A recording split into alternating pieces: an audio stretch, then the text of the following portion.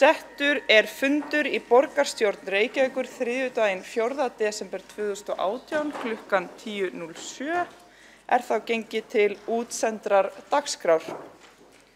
Á þessum fundi fer fram síðari umræða fjárhagsáætlun Reykjavíkurborgar fyrir árið 2019 og 5 ára áætlun Reykjavíkurborgar 2019 til 2023. Forseti hefur tekið ákvörðun að sameina umræður þessa 2 liði. Á fundi forsætisnefndar var sammælst eftirfarandi viðmið við síðari umræðu fjárhagsáætlun og 5 ára áætlun. Gert hefur verið ráð fyrir því að allir borgarfulltrúar taki til máls, en óski einhverjir borgarfulltrúar eftir því að vera fjarlægir af mælendaskrá það sjálfsagt mál. Þá látið þið mig vita. Í samræmi við ákvæði sveitarstjórnarlaga verður ræðutími óbundinn en náðst hefur samkomulag að miða ræðutíma í fyrstu ræðu við 40 mínútur.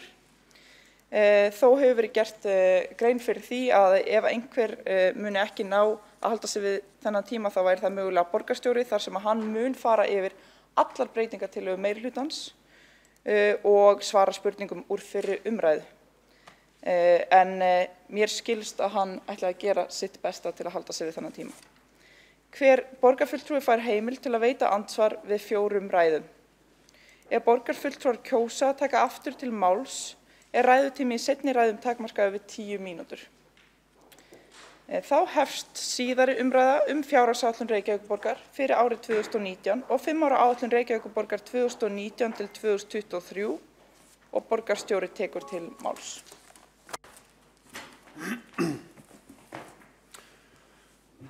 Forseti, ágæta borgarstjórn, það ánægjulegt að vera komin hér í síðari umræðu. Óska eftir því að tölvunni sé snúið að mér þannig ég sjá eitthvað. Því að þó tjaldið hér fyrir ofan mig sé stórt þá sé ég ekki á það.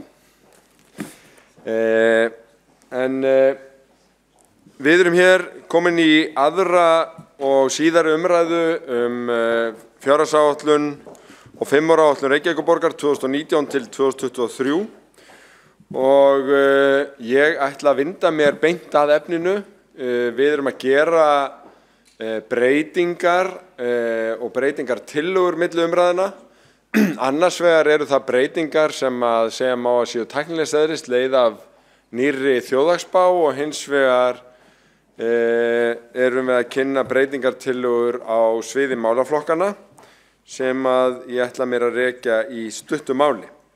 En föstudaginn 2. nóvember gaf Hagstofa Íslands út nýja þjóðhagsspá þar sem nokkra breytingar eru gerðar á þróun hagtalna frá forsendum Reykjavíkurborgar sem miðuðust við þjóðhagsspá frá 1. júní. Helstu breytingar eru þær að almennt gert ráð fyrir minni vexti en gert var ráð fyrir. Hagvöxtur 2,5% í stað 2,7% í fyrri spá. Verðbólga 3,6% í stað 2,9% í nýrri spá. Og það gert ráð fyrir meiri gengisveikingu á þessu ári eða 3,3% í stað 0,3%. Reiknaði með að verðbólga aukist sem sagt samfara gengisveikingu og hækkunar á verði olíu.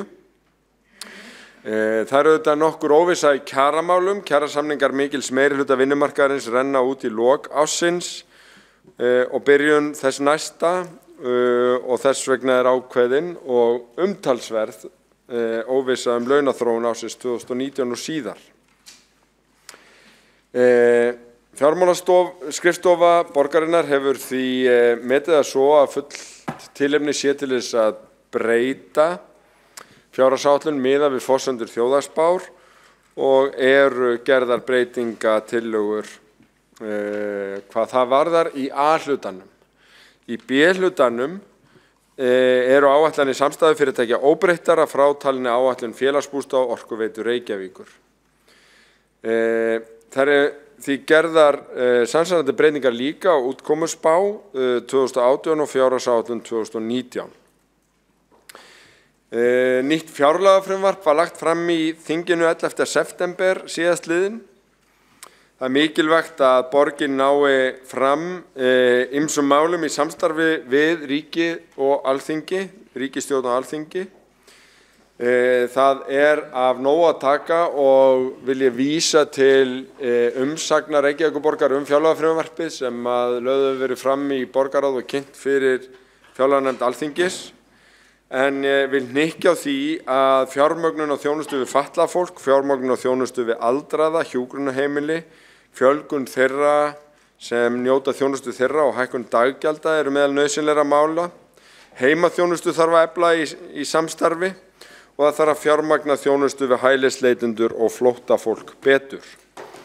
Þá þarf ríkið að koma meðferðarheimili fyrir börn með vímuefnavanda og brúa bilið milli fæðingarorlofs og leikskóla eins og við höfum fyrir okkar hatt gert hér í fjárhagsáætlun. Við þurfum líka að vita skýrar hvenær sveitarfélög fái gistináttagjaldi til sín og við verðum að gera þá kröfu að sveitarfélög fái hlutdeild í fjármagnstekjuskatti. Enda fjölmargt fólk og þeim fer fjölgandi sem nýta þjónustu sveitarfélaga en eru ekki með hefðbundnar launatekjur. Þá þarf að ræða aðferðafræði ríkisins við yfirfærslu verkefna, enda hefur það oft tamið sér að senda ófjármagnu verkefni á sveitarfélögum með setningu laga og reglugerða. Þetta gildir meðal annars en ekki síst varðandi rekstur leikskóla, félagsþjónustu en nú síðast frístundaþjónustu.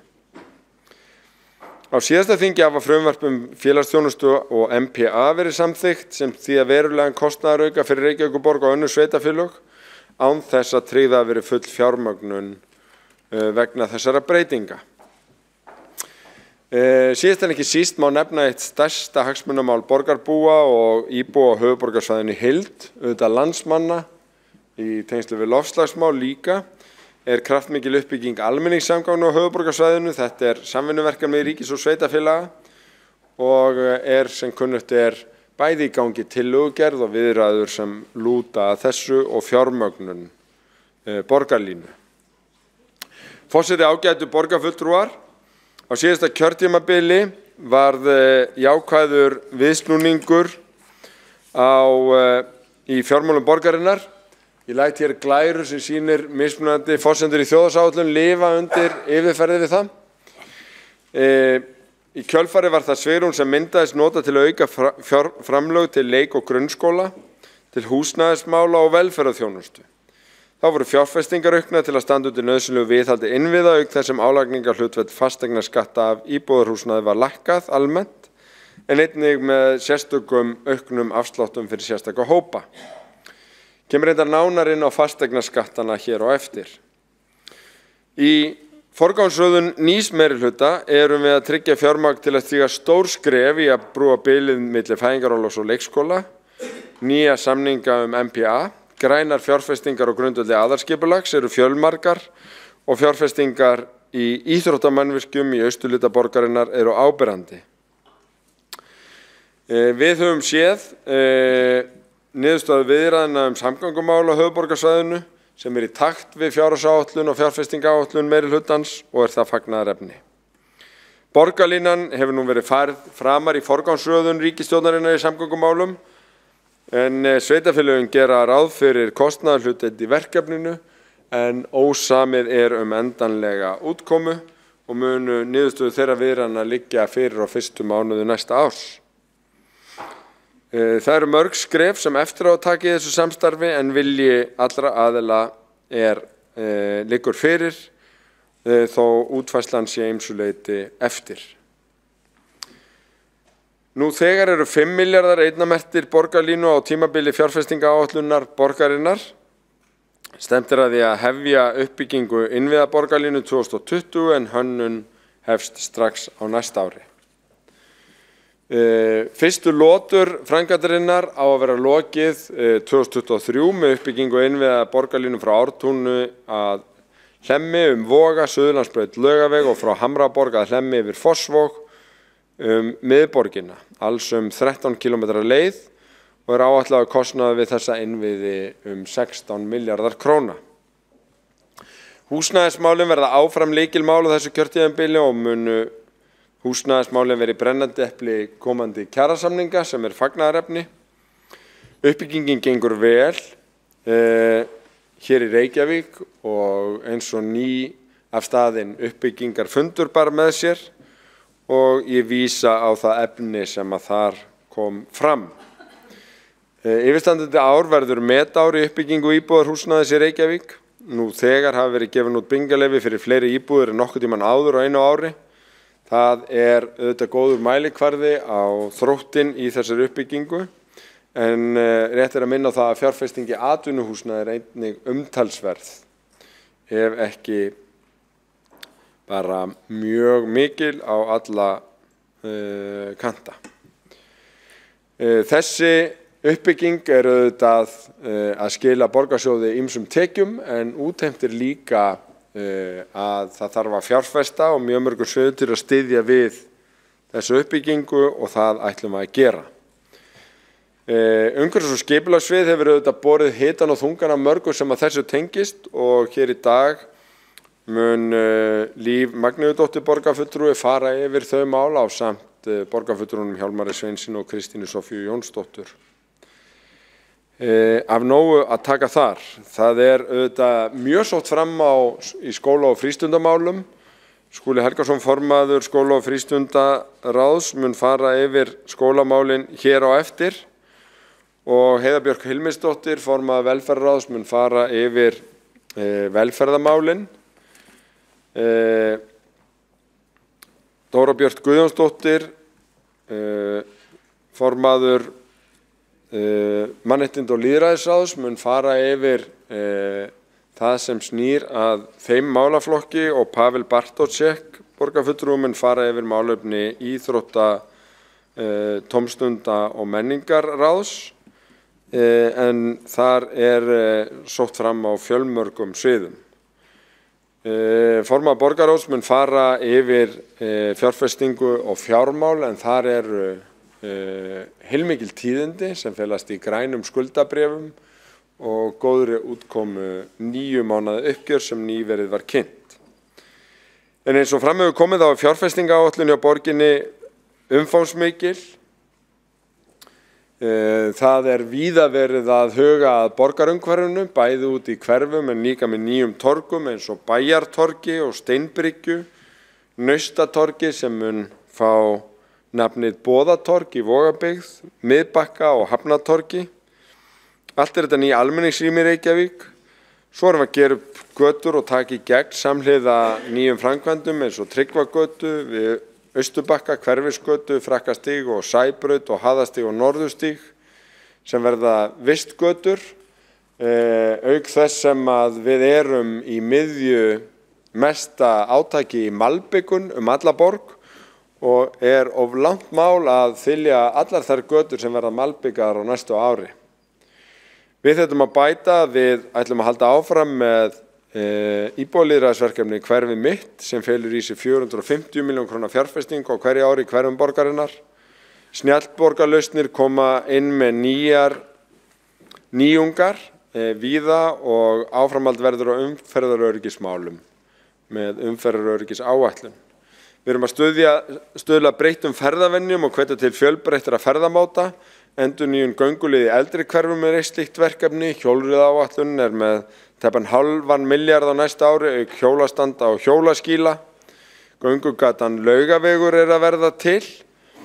Þar verður lokað varanlega fyrir bílaumferð á næsta ári. Gatan endurhönnuð. En við megum líka búist við því að fyrstu drög að endurbættu Hlemmtorgi fara að líta dagsins ljós í vetur. Vatnspóstarnir 9 eru komnir til landsins og munu dreifast borgarlandið, og raunar svo fyrsti komin upp á Bæjartorgi þar sem bæjarins bestu eru. Nýju strætóskýlin munu rísa á nýju ári, snjallskýli með rauntímaupplýsingum, og við erum að vinna þematengdum leiksvæðum svo lengi mætti telja. Við erum að upplifa endurreisn á mjög mörgum sviðum, hvort sem litið til borgarrýmanna, borgarlandsins, almenningssamgangna og lífsins á milli húsana, Hlemsvæðisins og fleiri svæða, en við erum líka að gera betur í þjónustu við fólk. Hvar sem við erum stödd í lífinu þá líklegt að við munum hafa snertiflöt við Reykjavíkurborg og þjónustu hennar, og það okkar að tryggja að þessi þjónusta sé góð, hún sé framsækin, en hún sé líka endurhugsuð í takt við tímann hverju sinni. Það ætlum við að gera á þessu kjörtímabili. Við viljum einfalda kerfið, við viljum fjölbreytt samfélag í heilbrigðu umhverfi, en eins og segir í leiðarljósi meirihlutasáttmálans, við ætlum að byggja upp öflugt og þétt borgarlíf fyrir okkur öll með nægu framboð af húsnæði, sjálfbærum hverfum, heilnæmu umhverfi, skilvirkum samgöngum, fjölbreyttu atvinnulífi og einfaldri, aðgengilegri og lýðræðislegri umsýslu. Við ætlum að auka lífsgæði fólks og búa til borg þar sem það gott að vera og gera. Við sem myndum meirihluta borgarstjórnar á kjörtímabilinu spönnum breytt pólitískt litróf, við höfum fjölbreytta sýn og ólíkar áherslur, en það sem sameinar okkur eru hagsmunir og lífsgæði borgarbúa og skynsamleg uppbygging Reykjavíkur til framtíðar. Að því marki stefnum við í þessum sáttmála. Forseti, ágætu borgarfulltrúar, ég mun nú mæla fyrir breytingatillögu meirihluta Samfylkingar, Viðreisnar, Pírata, Vinstri grænna við frumvarp að fjárhagsáætlun og með leyfi fundarins að þá ætla ég að fara afar hratt yfir sögu. Þessar tillögur hafa legið frammi frá því á fimmtudag, eru allmargar, suma tæknilegar, annað eru nýmæli, en ég mun styðjast við þessa ágætu skjámyndir, þannig að borgarfulltrúar og aðrir geti fylgst með, en vísa líka á gögn á netinu sem eru aðgengileg samhliða eða hægra megin við beina útsendingu frá borgarstjórn, þannig að við stöldrum ekki mikið við hverja mynd. Fyrst eru það breytingar á gjaldskrár vegna upplýsinga deildarinnar. Þær verða hækkaður 796 milljónir vegna endurskoðunar og fyrirkomulagi við gjaldskrár deildarinnar, fjármagnað með tilfærslu fjárheimilda af fagsviðum og af sameiginlegum kostnaði. Í öðru lagi eru breytingar á fjárheimildum fagsviða vegna verðbóta á samningsbundnar skuldbindingar leiðir af breyttri þjóðhagsspá. Í þriðja lagi er verið að breyta fjárheimildum fagsviða vegna innri leigu fasteigna og gatna, einnig vegna breyttra forsendna í þjóðhagsspá. Í fjórða lagi er verið að gera breytingar á fjármagnskostnaði A-hluta, einnig þessi breyting rakin til breytingar á þjóðhagsspá. Í fimmta lagi er verið að breyta gjaldfærslu lífeyrisskuldbindingar. Við höfum verið að greiða með skuldabréfi sem fékk sem greiðsla fyrir hlut okkar í Landsvirkjun og eftir því sem verðbólgan hækkar, þeim mun lækkar niðurgreiðslan. Þannig að sú niðurgreiðsla lækkar út af þessu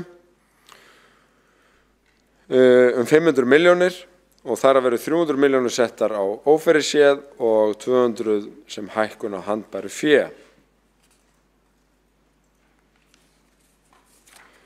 Í sjötta lagi eru breytingar á fjárheimildum fagsviða vegna persónuverndarmála, en ítarleg löggjöf persónuvernd hefur gengið í gildi og það þarf að styrkja lögfræðihliðina sem lýtur að persónuvernd og hér er verið að stíga fyrstu skrefin í því, alls 40 milljónir vegna innleiðingar á nýjum persónuverndarlögum.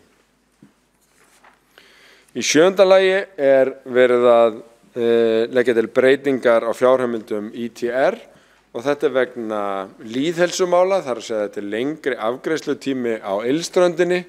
Við erum inn í forsendum fjárhagsáætlunar lengri afgreiðslutíma í Sundlaugunum nú þegar, líka tilraunaverkefnin í Breiðholti og Grafavogi og Árbæ sem var farið í á þessu ári, en hér bætist við opnun í hádeginu og kvöldin allan veturinn á Ylströndinni í Nauthólsvík. Í áttunda lagi er þetta breyting á fjárheimildum ITR vegna nýrra gervigrasvalla. Það lækka fjárheimildir vegna umhirðu á grasvöllum en bætist í vegna upphitunar á gervigrasvöllum. Þannig sem verið að skipta út grasvöllum fyrir gervigrasvelli. Og það eru vellirnir í Víkinni og Árbæ sem koma inn á næsta ári. Níunda tillagan er breytingar á fjárheimildum menningar- og ferðamálasviðs vegna matarhátíðar, en samningurum var samþykktur í borgarráði 20. september síðastliðinn. Í 10. lagi verið að setja inn í ramma menningar- og ferðamálasviðs fjárveitingar vegna bókmenntaverðlauna sem kenndir við Guðrúnu Helgadóttur. Þetta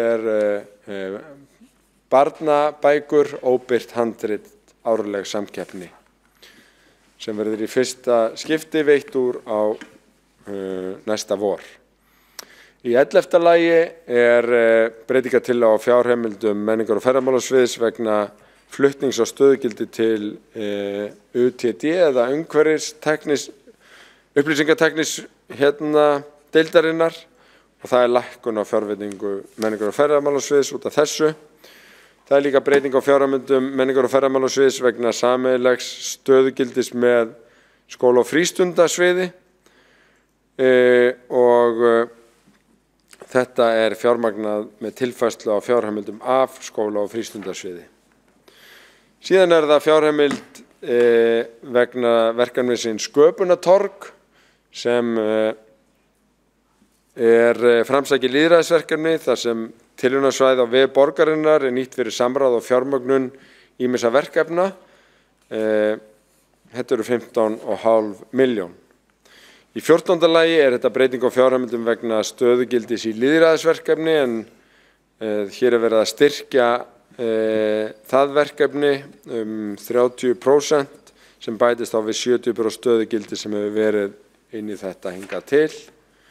Í 15. lagi verið að breyta fjárheimildum vegna forystunáms en þetta eitt af þeim verkefnum sem að greining á miðlægri stjórnsýslu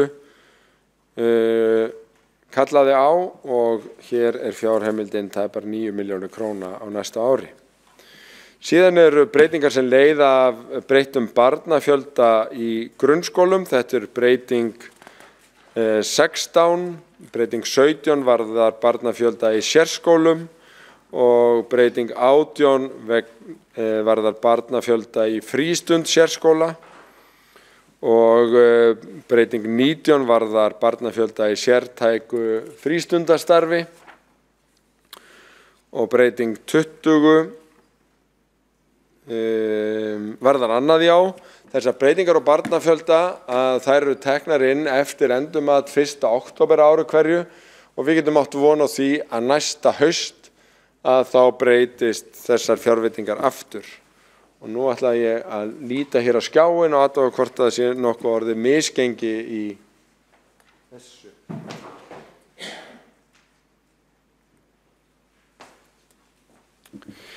Breyting 20 varðar það að við höfum verið að byggja Dalskóla og nú tímabært að setja upp félagsmiðstöð í Dalskóla eins og í öðrum unglingadeildum grunnskóla Reykjavíkur og það 11 milljónum ráðstafað til þess verkefnis en starfsemi hefst í september.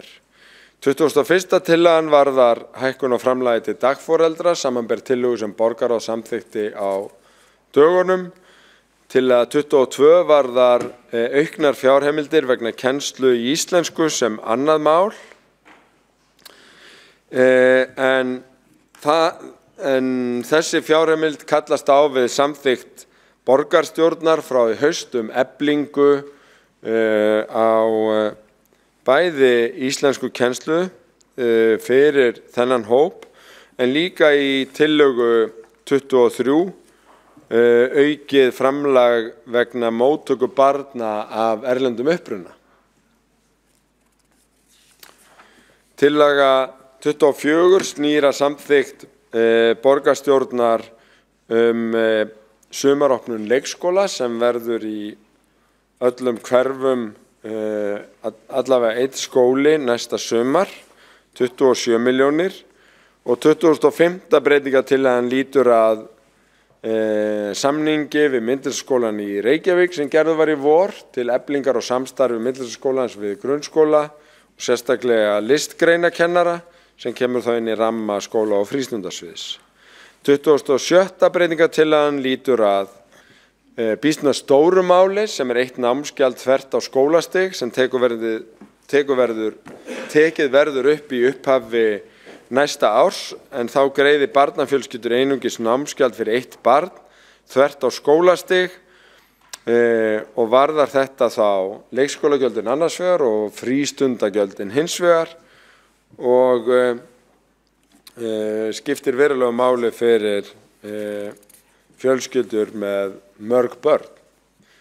Hingað til hefur Reykjavíkurborg verið með hæstu afsláttarflokkana en núna fer þetta þvert á skólastig. 27. tillaga útboð vegna gjaldfrjálsra námsgagna sem þá fest í sessi. 28. tillaga breytingar á gjaldskrá sorphirðu vegna endurvinnslu og grenndarstöðva. 29. tillaga breyting á fjárheimildum vegna skönnunar séruppdrátta. 30. tillaga breyting á fjárheimildum umhverfis- og skipulagssviðs vegna hreinsunar borgarlandsins. 31. tillaga breyting á fjárheimildum vegna Reykjanesfólkvangs. 32. tillaga breyting á fjárheimildum vegna innleiðingar á snjalltækni í samgöngum. 33. tillaga breyting á fjárheimildum vegna barnaverndar. 34. tillaga breyting á fjárheimildum vegna notendastýrðrar persónulegar aðstoðar sem auðvitað stórt mál. 35. tillaga breyting á fjárhæð framfærslustyrks en velferðarráð hefur verið með þetta til umfjöllunar og þarna verið að breyta miðað við launavísitölu um 6%. 37. tillaga breyting á fjárheimildum velferðarsviðs vegna framlags til félagsbústaða og með þessu 160 milljón króna framlagi að þá verða að koma í veg fyrir annars nauðsynlega hækkun á leigu til þeirra sem leigja hjá félagsbústöðum. 37. tillaga breyting á fjárfestingaáætlun A-hluta. Þetta eru fjölmörgar breytingar sem að lúta því að verkefni sem voru á áætlun þessa árs færast yfir til næsta árs. Það megin atriðið en svo eru nokkur verkefni sem bætast við. Austurbakki, Bryggjugata, Steinbryggjan og Síðumúli opið svæði þar sem dagvist fyrir eldri borgara. Fjárfestingaáætlun A-hluta Reykjavíkurborgar verður þá hækkuð milljarð út af þessu og breytingar á ýmsum liðum eins og fram kemur í meðfylgjandi töflu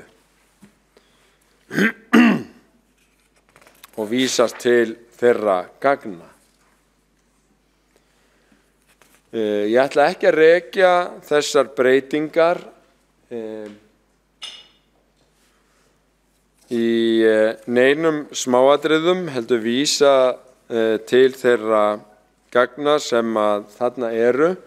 En 38. tillagan tillaga hlutafé og stofnframlög til félagsbústaða, sambærileg ákvörðun sem að borgarráð tók í september síðastliðinn sem lýtur að því að greiða hærri stofnframlög með hverri íbúð sem keypt og þannig að það leiði ekki til þrýstings og hækkun leigu á þeim sem leigja fyrir hjá félagsbústöðum.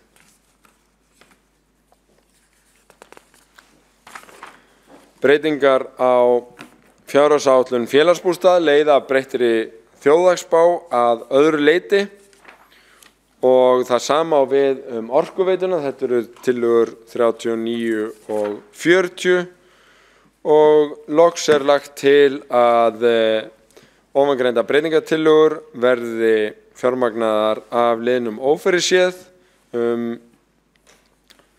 600 milljónir og með lækkun á handbæri fé 1400 milljónir. Þá eru breytingatillögur sem eru tæknilegs eðlis, breytingar á milliviðskiptum A-hluta og samstæðu. Þetta breytingartillaga 42 og breytingartillaga 43 lýtur að því að fjármálastjóra verði falið að útfæra ofangreinda breytingar á kostnaðarstaði í A-hluta eftir því sem við á í samráði við hlutaðeigandi svið. Forseti ágætu borgarfulltrúar, ég mun nú mæla fyrir breytingartillögum meirihlutans við 5 ára áætlun. Hún felst í breytingum á fasteignasköttum á atvinnuhúsnæði.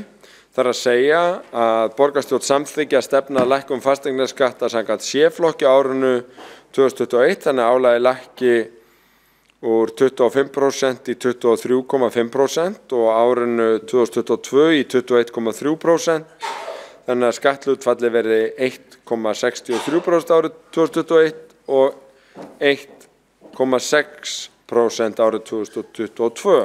Þetta er í samræmi við samstarfssáttmála meirihlutans. Í öðru lagi lagt til að breytingatillögur verði gerðar við félagsbústaði sem leiða af þjóðhagsspá og vísa til töflu í því skyni. Forseti, ágætu borgarfulltrúar, ég hef nú lokið við að fara yfir breytingatillögur meirihlutans en vil víkja að sömu því sem bara góma borgarfulltrúa hér í þessum sal í fyrri umræðu.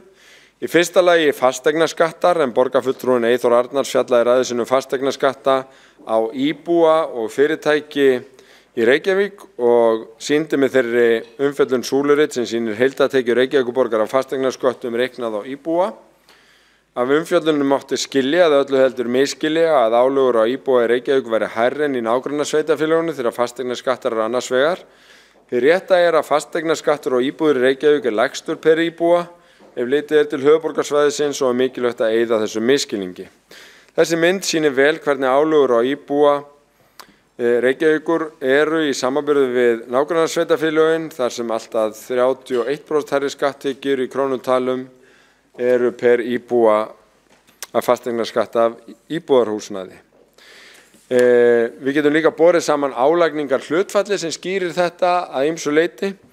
Reykjavík er lægst ásamt Seltjarnarnesi sem er örlítið lægri en munurinn á fyrri glærunni skýrist af því að það eru fleiri fermetrar per íbúa. Að reikna út fasteignaskatta per íbúa af atvinnuhúsnæði eins og borgarfulltrúinn gerði í umfjöllun sinni segir nákvæmlega ekki neitt til álögur á einstaka atvinnurekendur í viðkomandi sveitarfélögum heldur einfaldlega það að Reykjavík er í algerri forystu varðandi umfang atvinnustarfsemi í sveitarfélögunum enda verið það í sumum tilvikum að bera höfuðborgina saman við hálfgerða svefnbæi þar sem er nánast ekkert atvinnulíf.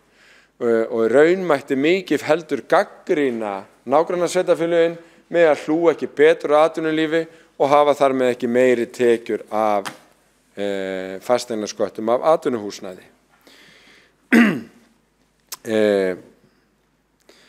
Fasteignaskattar af atvinnuhúsnæði, ef við berum þá saman, þá er svo samanburður eins og hér sést. Undanfarin misseri hafa nokkur sveitarfélög lækkað álagningar hlutfall á atvinnuhúsnæði lítillega og þeir sem eru nánast ekki með neitt atvinnuhúsnæði að þeir hafa lækkað álagningar hlutfallið heldur meira. Það er að segja Seltjarnarnes. Þessi mynd sýnir hvernig fasteignaskattur á atvinnuhúsnæði er hjá sveitarfélögum á höfuðborgarsvæðinu árið 2018. Garðabær og Mosfellsbær eru sem er sama álagningarhlutfall og Reykjavíkurborg, Kópavogur er með 1,6%, Hafnarfjörður með 1,57% og Seltjarnarnes með lægst eða 1,19%. Eins og áður sagði að þá er gert ráð fyrir lækkun á fasteignaskattum af atvinnuhúsnæði í Reykjavík síðar á kjörtímabilinu.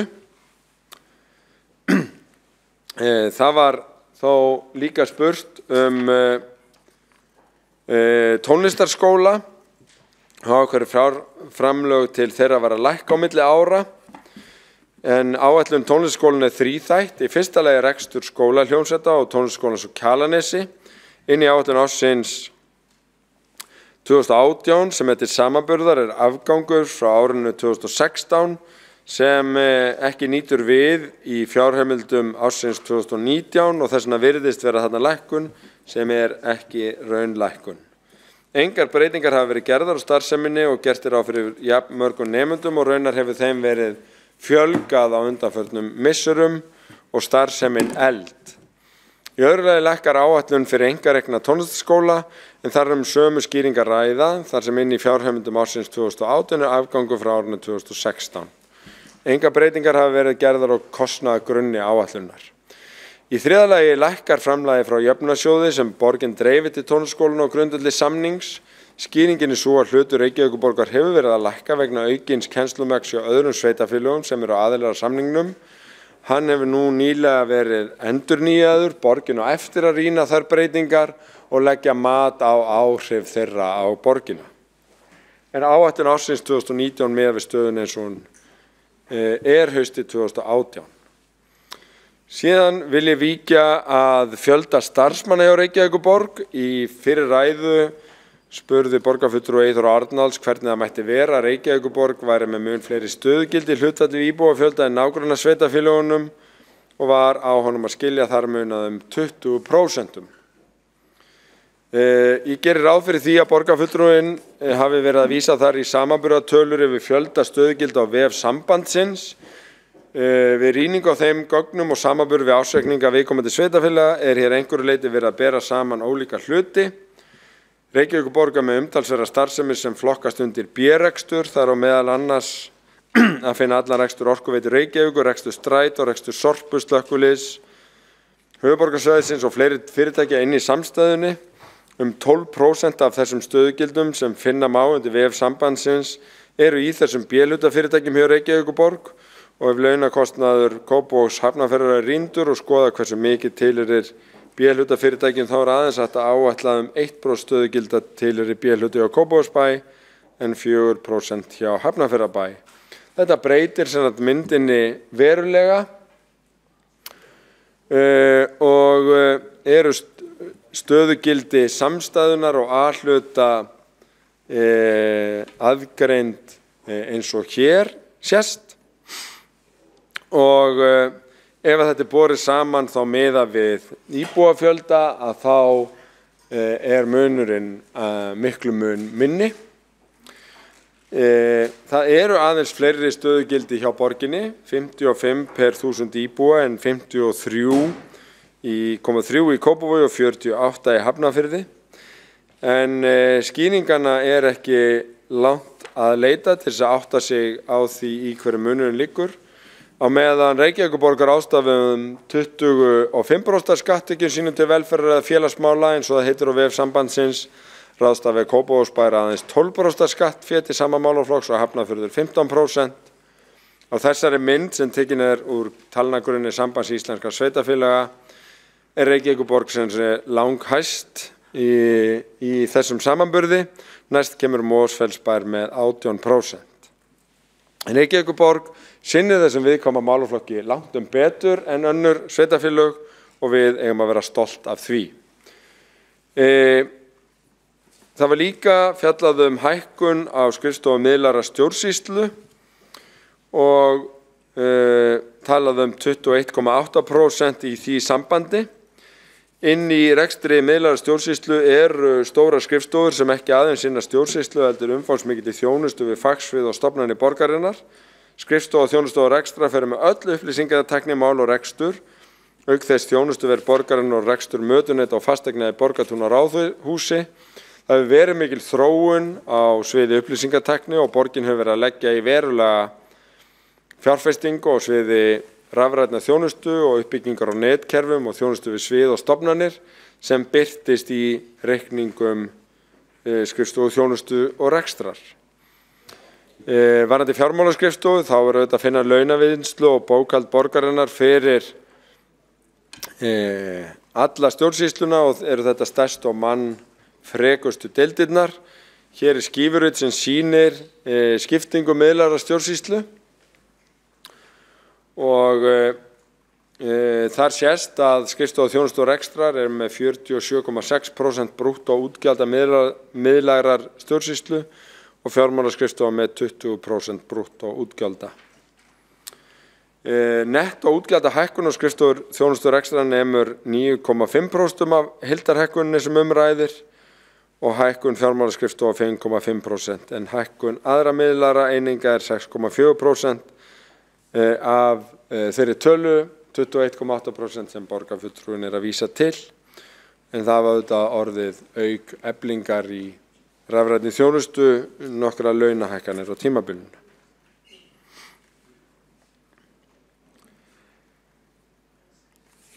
Ég get farið ítarlegar yfir tölur varðandi þessi mál ef óskað er eftir, en ég sé að tími minn að styttast. Ég hér með afar ítarlega skýringar á þessu.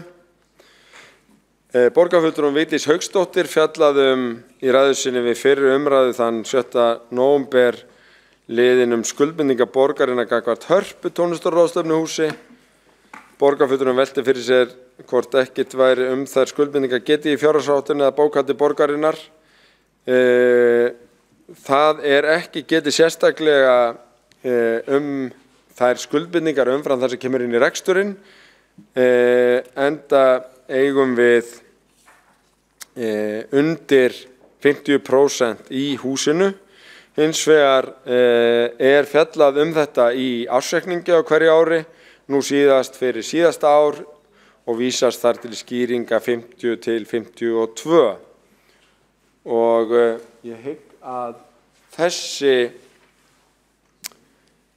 tabla sé með þeim skýringum og tilgreina skuldbindingar og ábyrgðar utan efnahags.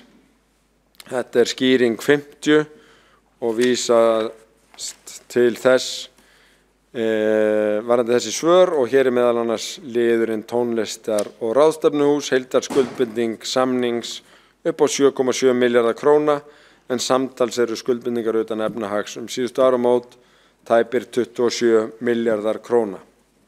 Þá spurði borgarfulltrúinn leigusamning borgarinnar vegna leigu á Borgartúni 12-14 og hvort það sama væri upp á tengnum og hvar upplýsingar það væri að finna. Því er til að svara í samræmi við reikningsskilareglu sveitarfélaga eru leiguskuldbindingar inn það hvort Reykjavíkurborg fengi meira greitt úr jöfnunarsjóði en í sjóðinn. Það er ástæða til að fara yfir þetta. Í greinargerð með frumvarpinu er nefnilega að finna sérstaka töflu sem skýrir ítarlega þessar færslur. Reykjavíkurborg greiðir 0,77% hlutfall af útsvarinu inn í sjóðinn, sem er svokallað grunnskólaframlag. Þetta eru 4,6 milljarðar króna sem útsvarsgreiðendur í Reykjavík greiða inn í sjóðinn.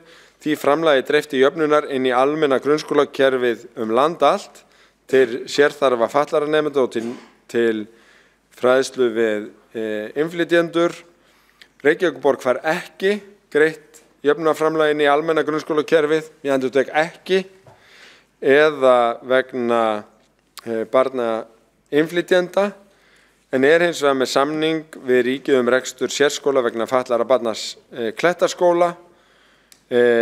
Borgin greiðir líka 0,99% af útsvari inn í sjóðinn vegna málefni fatlaðs fólks, eða sem nemur 5,9 milljörðum á næsta ári, og fær álíka framlag vegna málaflokks fatlaðs fólks á móti. Þannig að borgin er að greiða marga milljarða inn í jöfnunarsjóð umfram það sem að borgin fær úr jöfnunarsjóði. Forseti, ágætu borgarfulltrúar, fjármálastjórn borgarinnar einkennist af ráðdeild og skýrri forgangsröðun eins og uppgjör borgarinnar, ársreikningar og fjárhagsáætlun ber með sér.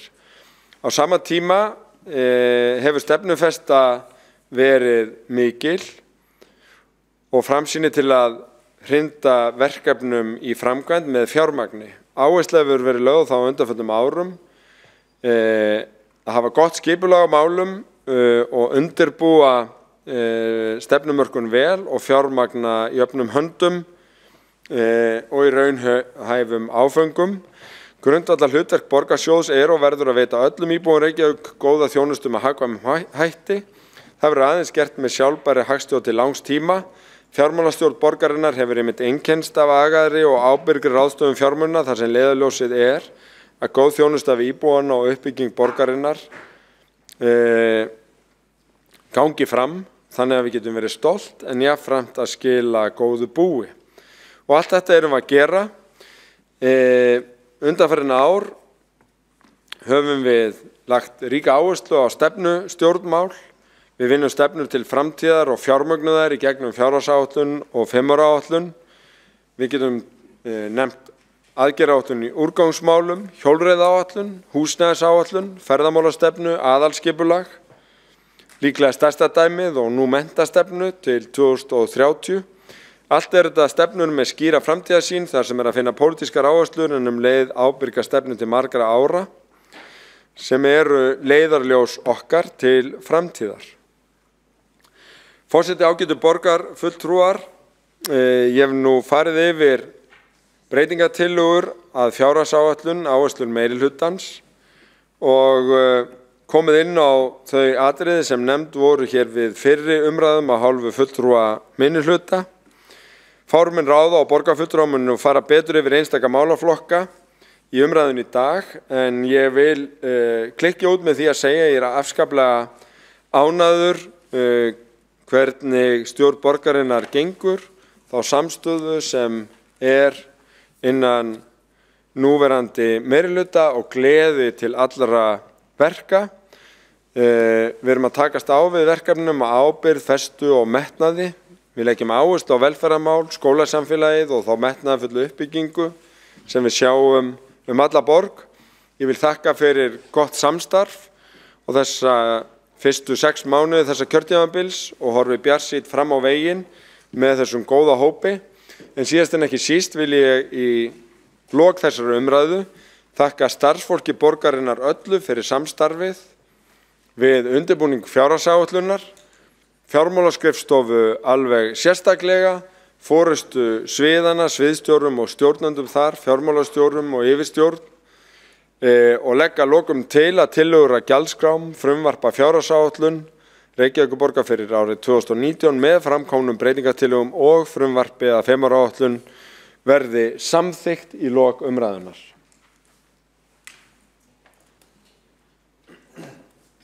Þá hefur borgarstjóri lokið máli sínu og hann var 45 mínútur sem mjög gott fordæmi. En því miður þá þarf forseti að gera fundarhlé í 5 mínútur vegna tæknilegra örðugleika í útsetningu. Við viljum hafa það allt í lagi. 5 mínútna hlé.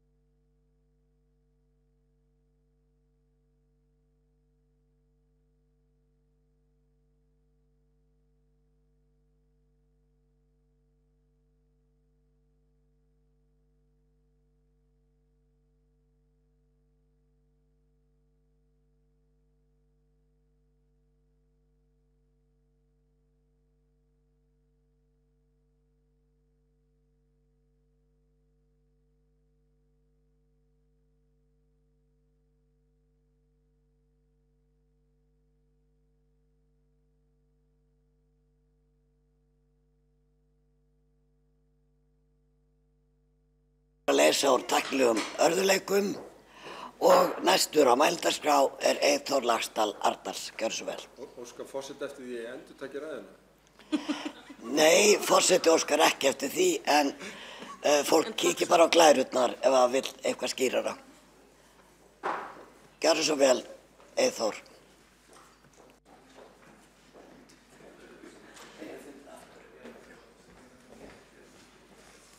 Forseti ágætu borgarfulltrúar og tileirendur.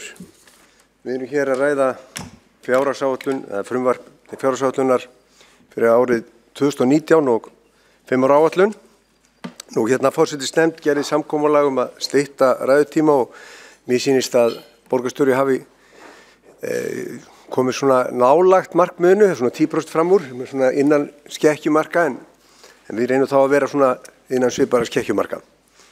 Nú hérna, það vakti nú athygli hérna að í þessum ræðutíma sem þó var ekki lengri heldur en 45 mínútur að þá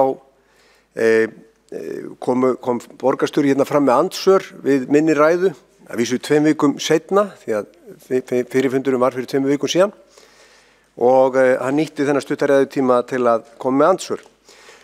Ekki var því mótmælt sem að var nú inntak einnar glærunar að fasteigna tekjur skili meiri tekjum til borgarinnar hér heldur en nokkuð staðar annar staðar. Það óhrekjanleg staðreynd. En hins vegar var verið að gefa því skóna að hér væri lægri gjöld á íbúðarhúsnæði vegna þess að það væri að bera það saman per íbúa. Það gleymist hins vegar að þetta fermetragjald og hér hærri gjöld per fermetr heldur en annars staðar. Hér nefnilega meira fjölbýli heldur en í til dæmis Garðabæ og Seltjarnarnesi og það verður líka að taka með í reikningin.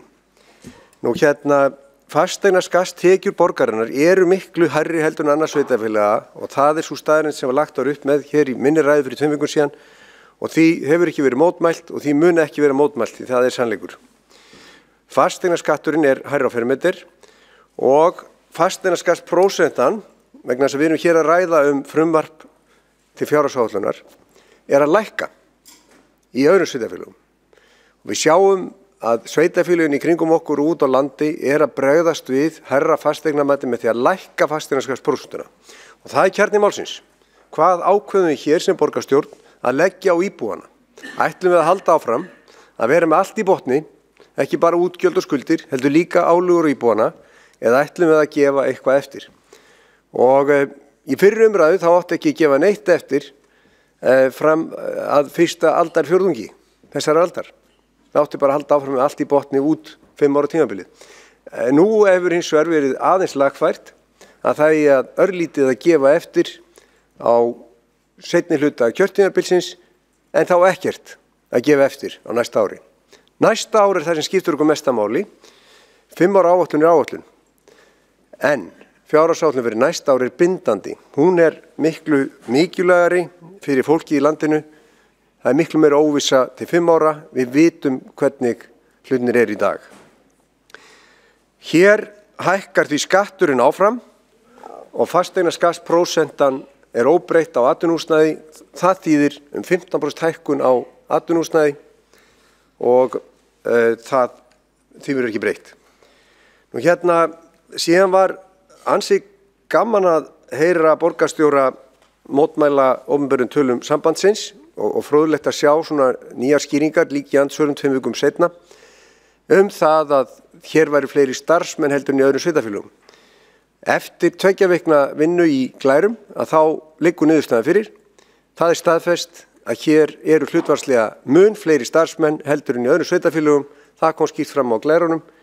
Munurinn þessi með við tölur sambandsins sem eru svona almennar tölur teknar af hlutlausum aðila, þá eru 20% fleiri hér en með við tölur borgarstjóra sem hann kom með þar sem hann valdi 2 sveitarfélög sérstaklega hérna í nágrenninu, þá munurinn 10%.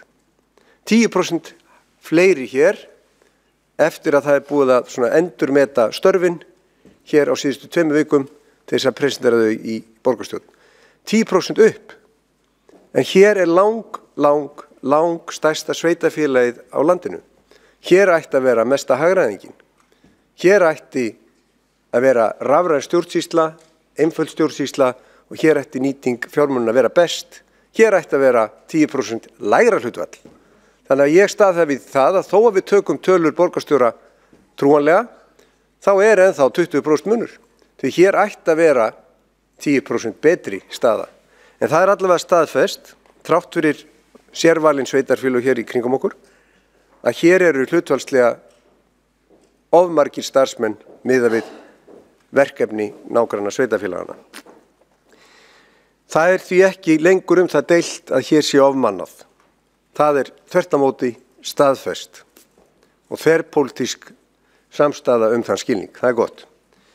Því heldur ekki mótmælt að miðlæg skrifstofa sé auka kostnað sinn. Það kom alveg skýrt fram hér áðan. Kostnaðaraukningin bara talsverð milli ára. Og hún var það líka milli síðustu 2 ára. Og 20% hækkun á 2 árum staðreynd. En það sem var komið með fram hér voru svona útskýringar á því, eða afsakanir. En ég held að flesti séu leiðir á útskýringum og afsökunum þessa dagana. Staðreyndir eru staðreyndir.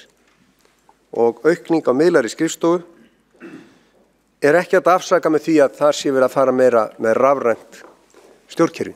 Rafrænt stjórnkerfi á að spara peninga. Það það sem bankarnir hafa verið að gera. Þeir hafa verið að spara rekstrakostnaðinn sinn með því að fara í rafræna þjónustu. Það það sem sveitarfélögin að gera meira, spara með því að vera í rafræna þjónustu. Ef að rekstrakostnaður vex svona hressilega við sjálfvirknina, þá eitthvað að. Nú hérna það hefur verið talað það að þetta sé metnaðarfull og umfangsmikil áætlun og það alveg rétt. Hún mjög metnaðarfull hvað varðar til dæmis aukningu skulda og hún mjög umfangsmikil hvað varðar álagningu gjalda. Skuldasöfnunin var áætluð að vera 38 milljörðum meiri fyrir 2 vikum heldur en fyrir ári síðan. Það að segja, áætlunin sem var lögð fyrir og samþykkt hér fyrir kosningar var 38 milljörðum hagfelldari hvað var það skuldsetningu fyrir íbúana heldur en svo sem var lögð fram hérna fyrir 2 vikum. Og nú myndum maður ætla að kannski myndi þetta eitthvað skána milli umræðina. En þá kemur raunveruleikinn því miður og nú stefnir í að þetta sé hátt í 2 milljörðum lakari staða hvað varðar nettóskuldir. Handbært fyrir 1600 milljónum lakara heldur en áætla var fyrir aðeins 2 vikum síðan. Það milljarður á viku. Það milljarður á viku. Maður hefur hort á að skuldir og skuldbindingar borgarna hafi verið aukast milljarð á mánuði en ekki virðist nú hraðinn vera minnka. Þannig að við þurfum að gera lítilega breyting á bókunum okkar til þess að það komi fram.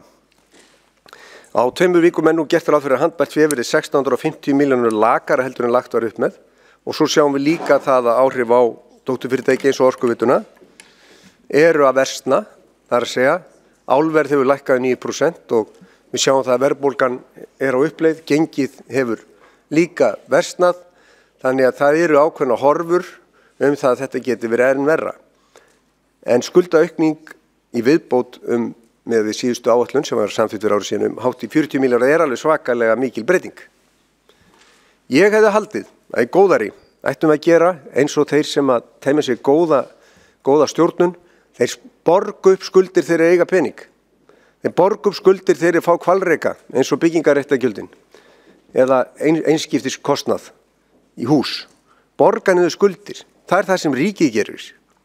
Íslenska ríkið hefur verið að borga niður skuldir. Fyrirtæki hafa verið að borga niður skuldir. Heimilin hafa verið að borga niður skuldir. Reykjavíkurborg gerir greinilega ráð fyrir því að góðærið halda áfram hér og hagvaxtarskeiðið slái Íslandsmet á ári hverju. Það ekki víst að það verði. Gjaldskrárnar hækka áfram og við sjáum það að Orkuveitan sem áður var með hagstæðustu gjöldin nú með hærri gjöld heldur en nágranna sveitarfélögin að fá sum eða samkeppnisaðilar veita. Nú síðan það boðað hér, bæði á blaðamannafundum og hér í borgarstjórn, að koma með nýja skatta. Skatta sem ekki heimilt fyrir. Að koma með skatta og biðja ríkið að fá að skattleggja íbúana. Skatta eins og innviðagjöld sem eiga að leggjast á nýtt húsnæði og þá verður ennþá dýrara að byggja fyrir ungt fólk eða fyrstu kaupendur. Ennþá dýrara fyrir þá sem vilja kaupa nýtt húsnæði og ennþá dýrara fyrir þá sem vilja búa í borginni. Innviðagjöld sem ekki löglegt að leggja á í dag, það beðið það að fá að leggja slíka skatta á borgarbúa. tafagjöld í umferð. Það á sem sagt ekki bara að tefja umferðina, þá líka að setja skatta á þá sem að tefjast. Ég get ekki skilið öðruvísi. Og þá á að nota þau gjöld til þess að fara út í nýjar fjárfestingar sem ekki eru fjármagnar í þessari fjárhagsáætlun. Það ekki til peningur fyrir þeim áætlunum í þessari fjárhagsáætlun. Jafnvel aðgangsgjöld að svæðum. Allt þetta nýjir skattar. Engin skattur á að lækka þessum áramót. Engin skattur. Gjöld hækka og beiðni nýjar álögur á íbúana. Það því alveg ljóst að þessi áætlun mjög metnaðarfull og umfangsmikil, því hennar umfang í raun og veru þannig að hún biður að fara út fyrir ramman, fá ný lög til þess að leggja á fólk, nýja skatta.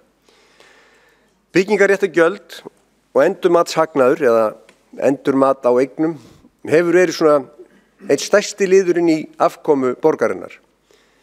Félagsbústaðir hafa endurmetið félagslegar íbúðir og bókfært hagnaði upp á 44 milljarða samkvæmt ársreikningi sínum. 44 milljarða í endurmat eigna.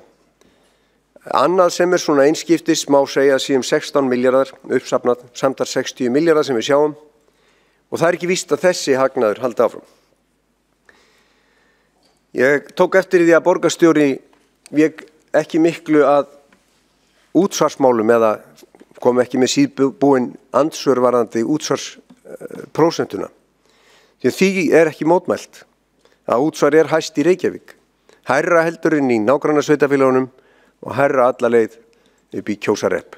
Það hærra hér heldurinn í Seltjarnarnesi, Garðabæ, Kópavogi, Mosfellsbæ og svo framvegis og því ekki mótmælt og því miður það þannig. Og það þannig að útsvarið eins og ég kom inn á í síðustu umræðu, það leggst á launafólk.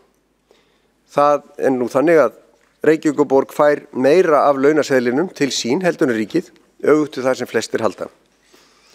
Nú það þannig að borgin tekur í raun og veru 25% meira en ríkið af launaseðlinum og því var ekki mótmælt. Þrátt fyrir 2 vikna yfirlegu með reiknivélum og glærum, þá það staðfest að þetta rétt.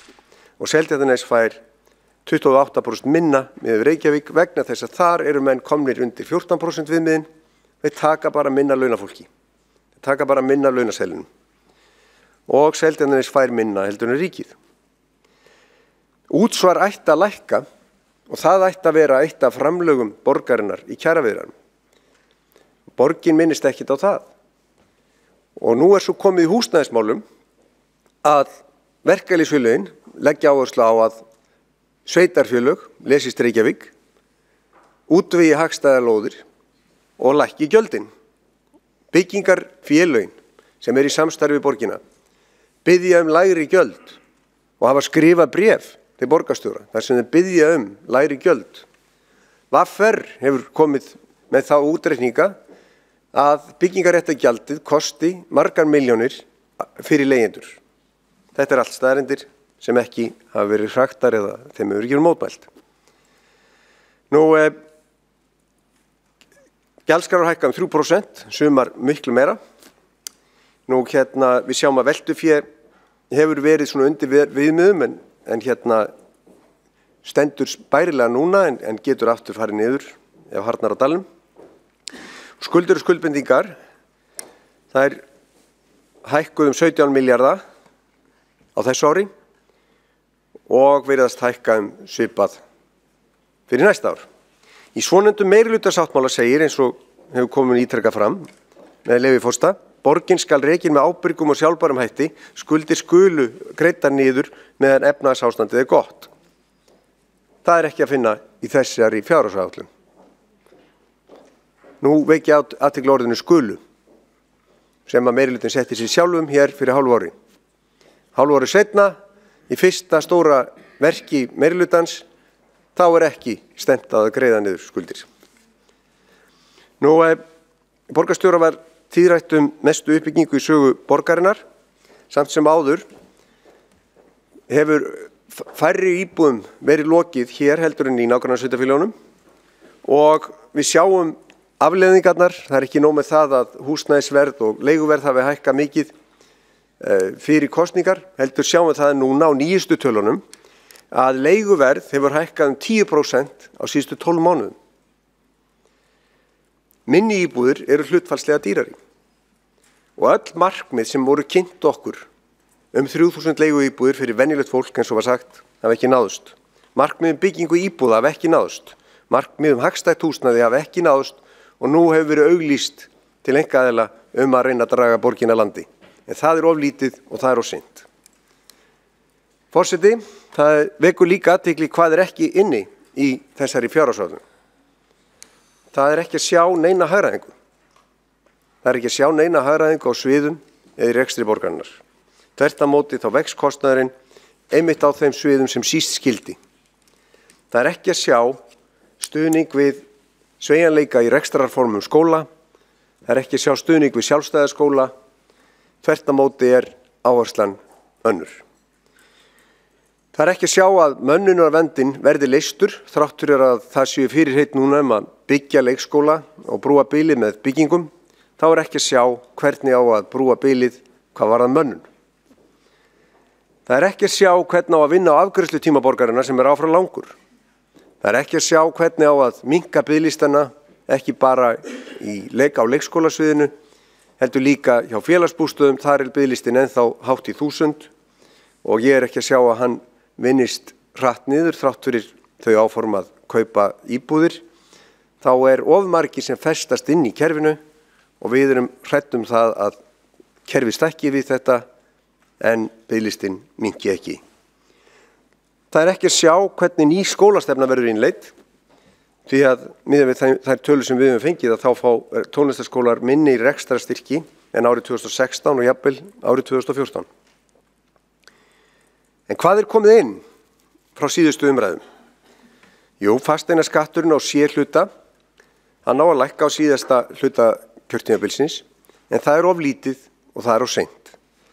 Með þessa fjárhagsáætlun þá munu fasteignaskattar hækka 15% á þá sem eru með húsnæði og heildartekjur borgarinnar vaxa 16,6% á þessum lið.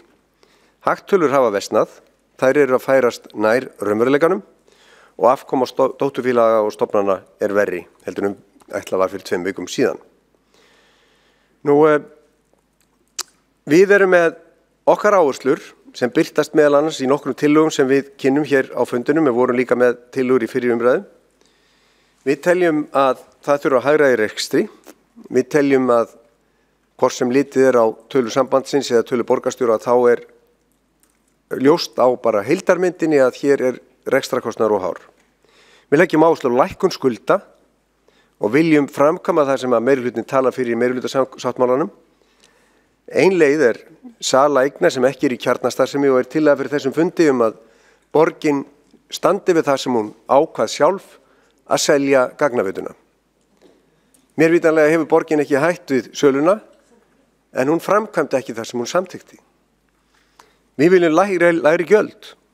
Við viljum lækka skatta og erum með tillögur þar að lúnda hérna á fundinum og við viljum aukið sjálfstæði skóla í starfi og rekstri. Við erum með bókun og við erum með tillögur og við munum fylgja eftir þessari umræðu hér með þeim 8 borgarfulltrúum sem hér er sæti í dag. Við erum stærsti flokkurinn í borgarstjórn, ekki bara stærsti flokkurinn í minnihluta eins og oft er sagt, heldur stærsti flokkurinn í borgarstjórn.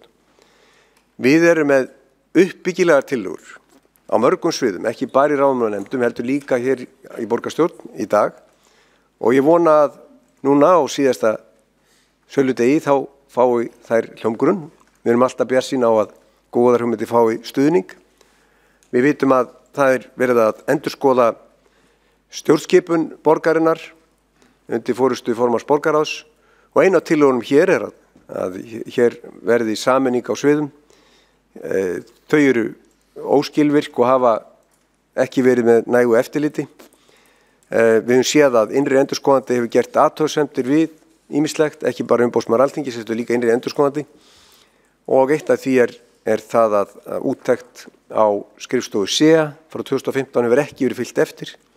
Þar voru 30 atriði ekki í lagi og núna 3 árum seinna er búið að laga 6, 24 er ólokið.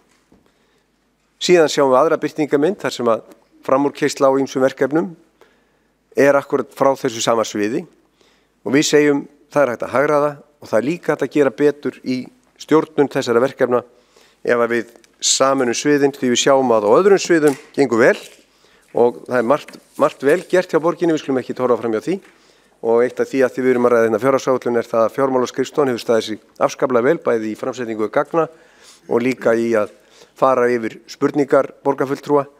Borgin að gera margt vel en hún gerir sumt ekki vel og þess vegna viljum við færa starfsemina þangað þar sem að vel gert og minnka þar sem ekki vel gert. Nú ég ætla að skauta yfir tillögur okkar og fá svo að lesa bókun að lokum en ég ætla að byrja á að lesa fyrstu tillögu okkar, hún varðar Gagnaveitu Reykjavíkur en það er ágætt að rifja það upp að það er 20 ár síðan að þetta verkefni hófst og við skulum rifja upp af hverju hófst þetta verkefni. Það hófst vegna þess að það var aflétt einokun hér fyrir 20 árum, það er bara 20 ár síðan að það mátti bara einn aðili selja tengingar og símtöl og annað, það var Landsím Íslands. Árið 1998 tóku gildi ný lög sem leyfðu samkeppni á þessu sviði sem okkur við sjálfsögðu í dag. En á þessu tíma þá var bara einn aðili sem hafði einkarétt á að selja símtöl og gagnaflutninga á Íslandi. Nú 98 byrjar samkeppnin, nýjir aðilar koma inn og Orkuveitan hafði áhuga að skoða það að tengja heimilin í gegnum rafmagnsinstungur þannig að það geti tengst internetinu í gegnum rafmagnsinstungur. Og þetta verkefni hét lína.net og er forveri Gagnaveitunar. Það var nú aldrei að því að almenningur notaði rafmagnsinstunguna fyrir internetið. En þar byrjaði verkefnið. Það byrjaði þegar að það var einokunarstarfsemi og þar kom hugmyndum að nýta innviði borgarinnar í instungunum en það varð ekki að veruleika. Í staðinn var farið í ljósleiðaruppbyggingu og það er grunnurinn að Gagnaveitunni. Og 20 árum er búið að setja núvirði 30 milljarða í þetta verkefni, annars vegar með hlutafé og svo hins vegar með lánsfé. Orkuveitan hefur lánað í verkefnið og bankar hafa lánað í verkefnið, en þessi fjárfesting hefur, þegar horft tilbaka, ekki skilað hagnaði hvað þá varði. En það er þó búið að byggja upp net og þjónustu og þess vegna veltum við því upp hér, ekki skynsamlegt á þessum tímapunkti að segja 20 ára nægu tími í þróun þessa verkefnis ef ekki að leysa landfestar og leyfa þessu flegi að sigla eðlilegan sjó á samkeppnismarkaði og þá geta aðrir aðilar keypta annarkvort sóló eins og það eða sameinað öðru rekstur og hagræðingu fram og Orkuveitan og íbúarnir fengi peningana sína tilbaka. Þetta eru miklu peningar. Ég held að þetta sé skynsamleg tillaga sem að myndi hjálpa meirihlutanum að standa við það sem þau hafa boðað að lækka skuldir í góðæri. Hérna er einföld tillaga að selja Gagnaveituna. Hún er vel rökstudd því að borgarstjórn hefur þegar samþykkt að selja Gagnaveituna. Hún bara framkvæmdi það ekki. Og ég skil ekki af hverju. Mér hefur ekki verið svarað hvers vegna það var ekki gert sem samþykkt var. Tillagan er svona, með leyfi forseta. Tillaga að Gagnaveita Reykjavíkur EHF verði seld. Lagt er til að Gagnaveita Reykjavíkur EHF verði seld. Sala á nettengingum er hvorki hluti af grunnrekstri Reykjavíkurborgar né hefðbundum grunnrekstri Orkuveitunar. Söluandvirðið verði nýtt til að lækka skuldir og fjármagnskostnað í samstæðu Reykjavíkurborgar. Og tillögunni fylgir greinargerð sem ég ætla að lesa með leyfi forseta. Miklir fjármunir liggja bundnir í dótturfélagi Orkuveitu Reykjavíkur Gagnaveitunni. Félagið hefur vaxið með hlutafjárframlögum Orkuveitunar og skuldsetningu og eru fjárfestingar frá upphafi verkefnisins yfir 30 milljarðar króna að núvirði. Uppsafnað hefur Gagnaveitan ekki skilað hagnaði en starfar á samkeppnismarkaði fjarskiptum. Borgarstjórn samþykkti þann 16. október 2012 að selja allt að 49% hlut í félaginu og var því haldið opnu að selja meira síðar.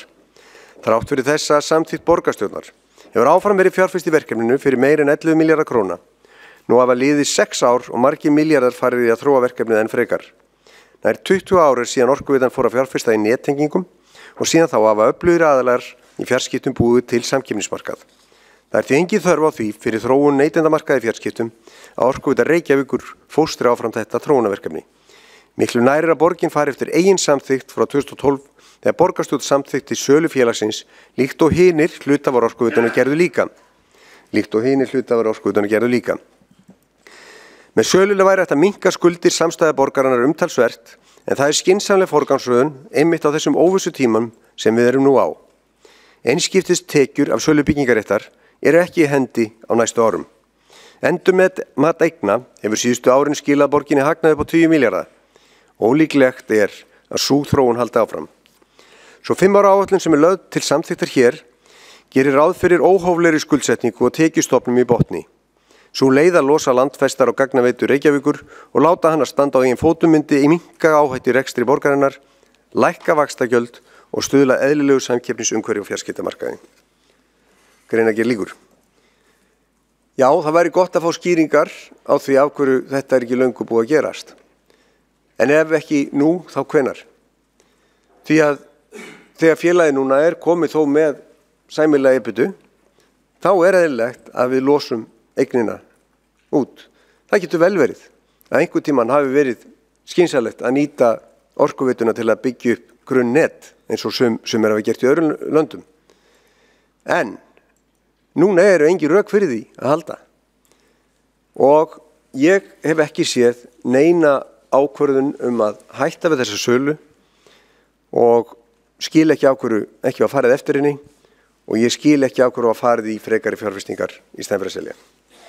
Nú við erum með aðra tillögur sem verða til umræðu hér frekar af kollegum mínum í borgarstjórn, en bara rétt til að gera grein fyrir nokkurinn þeirra þá tillaga að arðgreiðslum Orkuveitunnar verði ráðstafað til útsvarslækkana, vegna þess að við viljum að arðurinn fari til fólksins og skili sér ekki í einhverju nýjum verkefnum.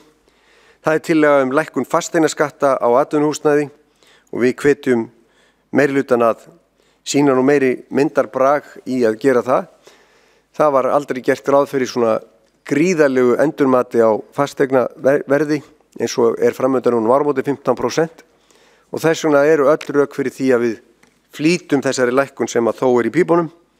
Þetta mun skila sér í betri samkeppnishæfni borgarinnar. Í þriðja lagi erum við með tillögum í fjórða lagi erum við með tillögum viðmunatekjur til lækkunar fasteignaskatts og frádrigjalds elli- og örorkulífeyrisþega. Við vorum með þetta mál á oddinum í kosningabaráttunni. Við lögðum þetta fram í fyrri umræðu og við erum að gera það aftur hér því að við teljum að þá séum að styrkja fólk til að búa heima, þeir sem geta og vilja. Það andstæðan við stofnanavæðingu og þannig erum við að hjálpa fólki sem sífellt verður bæði eldra og heilsuhraustara að búa ef það getur og eða vill. Nú síðan erum við með tillögu að skrifstofa eign- og atvinnuþróunar verði lögð niður og verkefnin verði færð yfir á umhverfis- og skipulagssvið og við sáum það í Morgunblaðinu í morgun að borgarstjóri var að finna þessari ágætu tillögu allt í foráttu og það verður ágætt að eiga umræðu það. Það bara heilbrigt að við tökumst á það málum. Ég var svolítið fljótur að skjóta hana niður með morgunkaffinu.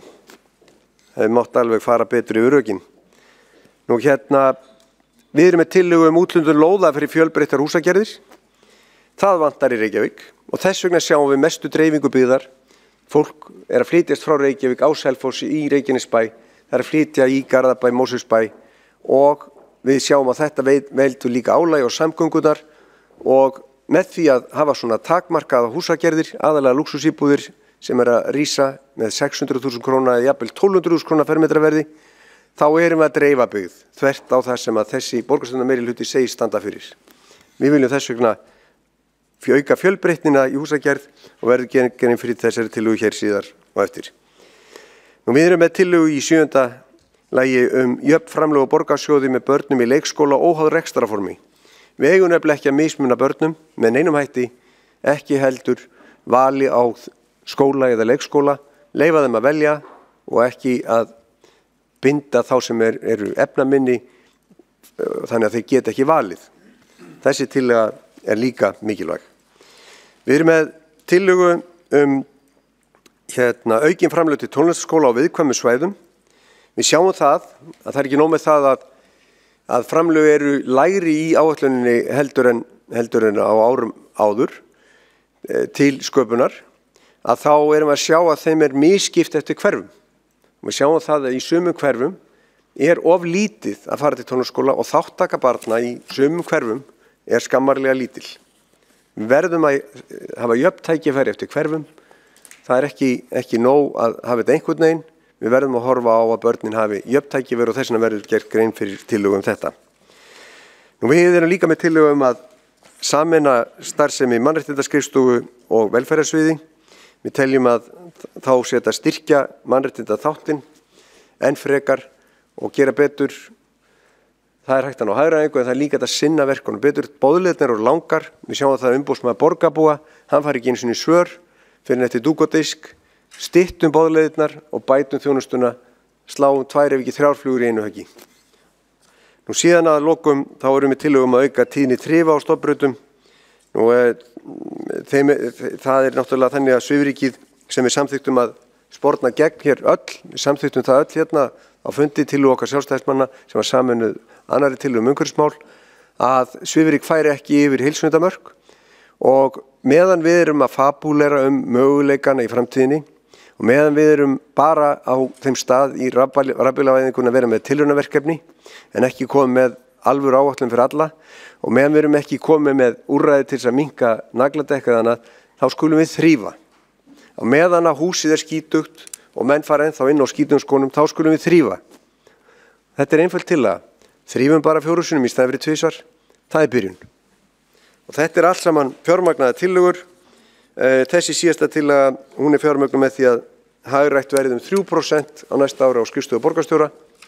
Þessi 3% eiga að dekka þrifin og þá erum við allavega að vinna í verki gegn svifryki en ekki bara með hugmyndir. Ég ætla að lesa að lokum drög að bókun Sjálfstæðisflokksins. Nú náttúrulega getur vel verið að eitthvað tillögunum okkur samþykkt og þá náttúrulega gerum við grein fyrir því í bókun.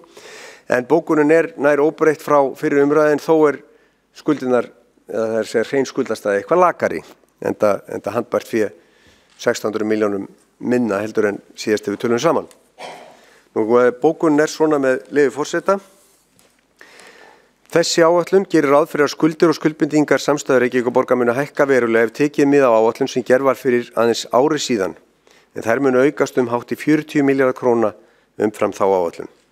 Hér umtalsverðar fjárhæðir að ræða sem sýnir að nýjum meirihluta hefur mistekist að efna kosningaloforðsikt lækkun skulda. Þá vekur athygli að fjárhagsáætlun fyrir árið 2019 gerir ráð fyrir 16 milljarða lakari rekstrarniðurstöðu en gert var fyrir aðeins ári síðan. Jafnframt verða viðbóta vaxtagjöld samkvæmt 5 ára áætlun 8 milljónum hærri en áður var ráðgert. Þetta þýðir að vaxtakostnaðar hækka frá síðustu áætlun heila 2 milljarða á ári. Fyrir þá upphaf væri hægt að byggja meira en 11 6-deilda leikskóla í hæsta geðaflokki A sem mundi í rúma 1400 börn. Það var hægt fyrir þennan mismun að létta skattbyrðin á borgarbúa 60.000 krónur á hvert heimili í borgin árlega. Ennfremur áhyggjuefni að útsvar verður áfram í hámarki og fasteignagjöld á atvinnu og húsnæði hækka 16% í krónum talið en seinni hluti spátímabilsins mjög háður hagsveiflunni sem nú hægist verulega á. Ekki nein hagræðing á rekstrakostnaði þvert á móti hækkunum fram verðlag. Ekki tekið því á strúktúrvandanum í góðæri. Þetta þýðir að það verður mun erfiðara að mæta áföllum. Rekstrarafgangur upp á 3,6 milljarðar ósjálfbær með þau ófyrirséðu og stóru verkefni sem blasa við á árinu 2019. Þetta bókun okkar og lokum bara þetta að þessir óvissu tímar sem við erum með, þeir eru bæði á heimsvísu og hérna heima. Við sjáum að það óvissa ennþá í ferðaþjónustu, það óvissa í sjávarútvegi, það óvissa í kjaramálum, það óvissa í samskiptum stórveldana, það óvissa í stöðu Evrópusambandsins og allt þetta hefur bein áhrif á afkomu Reykjavíkurborgar þegar að við lendum í áföllum.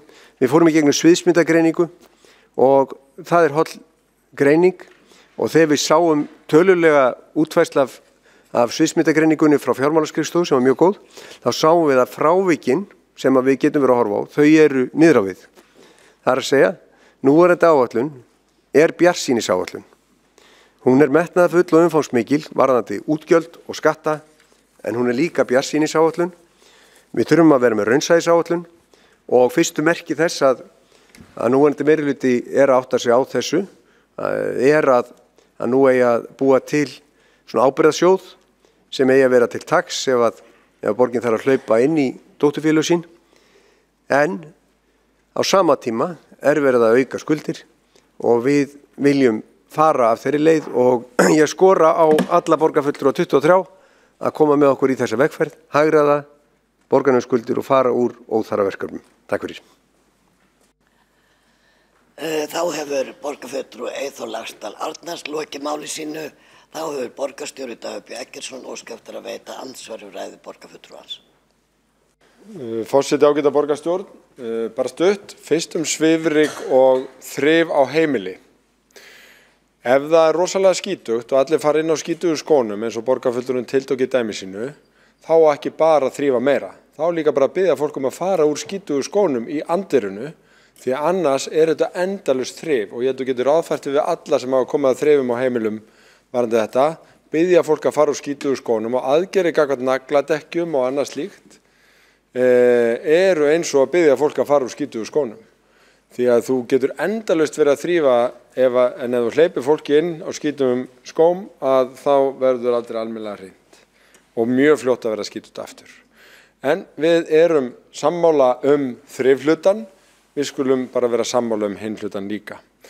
Númer 2, að þá saknaði borgarfulltrúinn þess að ég fjallaði ekki skattaumfjöllun hans úr fyrri umræðu í ræðunni og það er rétt, það var að stytta tímans vegna, en hún var svona.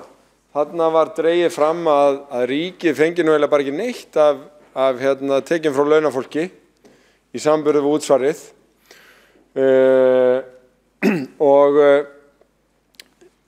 En borgarfulltrúinn gleymdi að geta þess að þegar þetta skoðað í heild með meðaltekjur þá nú ekkert mjög mikill munur en stóra myndin sú að þegar skoðaðir eru óbeinir skattar af launafólki miðað við bara meðalneyslu, þetta bara miðað við meðalmannin og meðalneyslu Hagstofunnar, að þá ríkið að fá til sín 75% af þessum svona hefðbundnu sköttum venjulegs fólks. Það dreifist aðeins mismunandi á eftir tekjum, þannig að sveitarfélögin fá hlutfallslega meira af þeim sem eru með lægri tekjur en ríkið meira af þeim sem eru með hærri tekjur og það raðast svona. Og hvaða tekjur og hvaða skattar hækki nú raðast í þenslu eins og undanfarin ár? Og sjálfsögðu virðisaukaskattur og neyslutengdir skattar. Þannig að þessum var nú sleppt tímans vegna þess að þetta voru nú engin geimvísindi og býsna villandi framsetning af borgarfulltrúans hálfu. Varðandi síðan skrifstofu eign og atvinnuþróunar að þá alveg rétt að ég kom ekki inn á það en svaraði Morgunblaðinu því að þetta væri greinilega vanhugsað að leggja þá skrifstofu niður eða selja hana, ég veit ekki hver hugmyndin eftir að hafa séð tillöguflutning Sjálfstæðisflokksins að þá finnst mér hann svara sér best sjálfur vegna þess í tillögu 5 þá dadadadam hugmyndum að leggja niður skrifstofu eign og atvinnuþróunar og í tillögu 6 dadadadam þá að auka tekjur borgarinnar með hverju? Með því að óska eftir við skrifstofu eign og atvinnuþróunar sem var lögð niður í tillögu 5 að úthluta fleiri lóðum. Borgarstjóri Dagur B. Eggertsson lokið að veita andsvar og þá mun Eyþór Laxdal Arnars svara andsvari, gjörðu svo vel.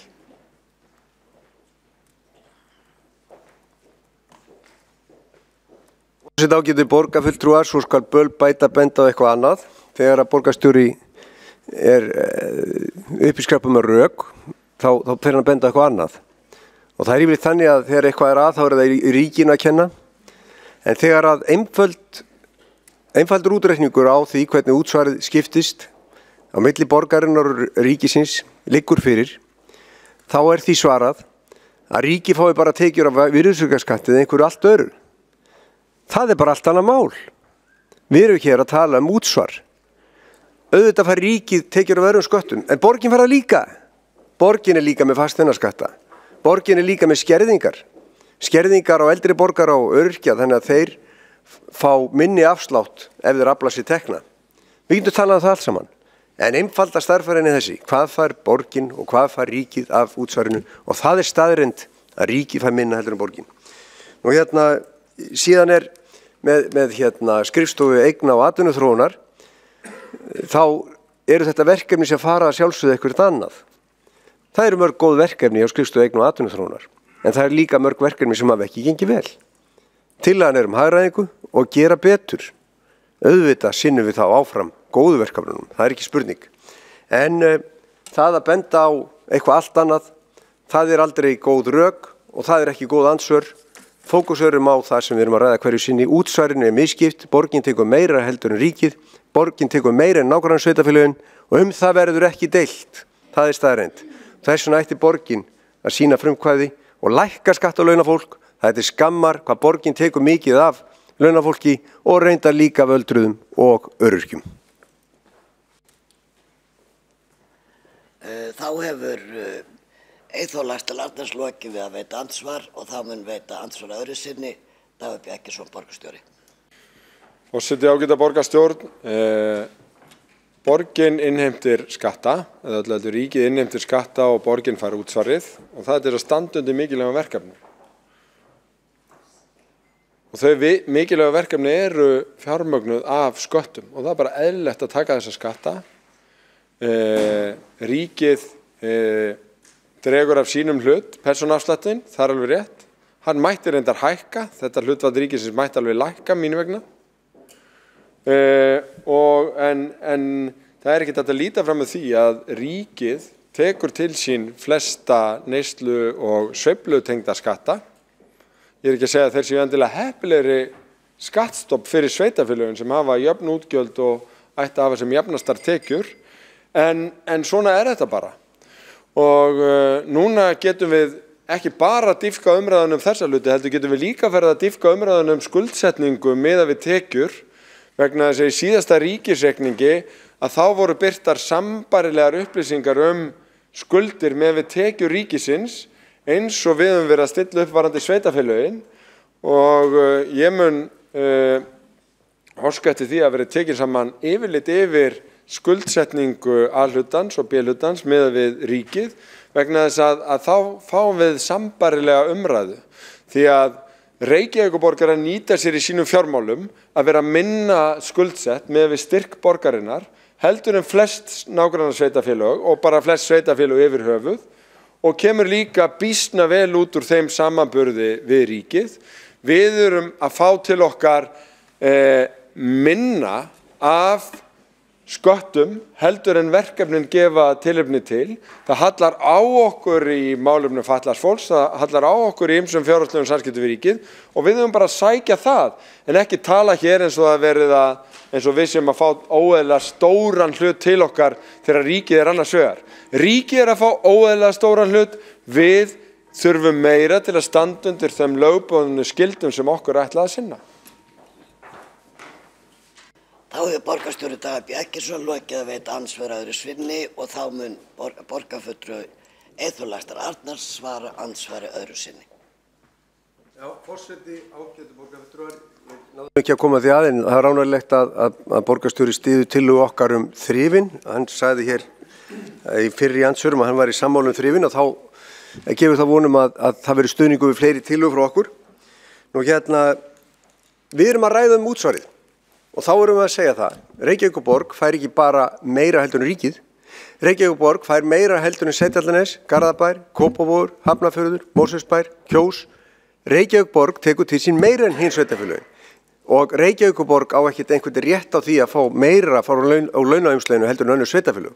Og svo er því haldið fram að hér séu mikilvægari verkefni heldur en ríkið er með. Ég ætla ekki að fara að rífast það.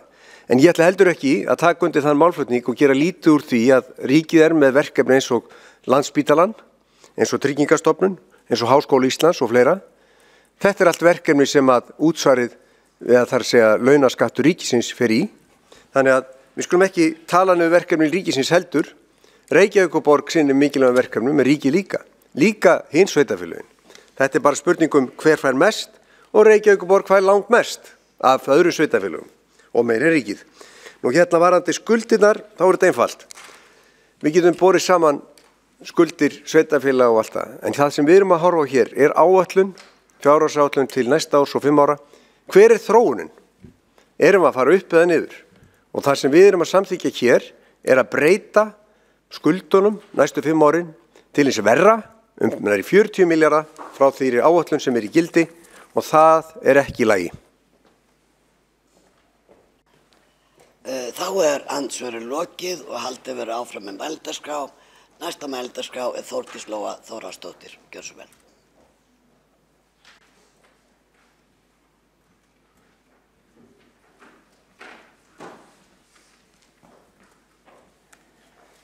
Jæja.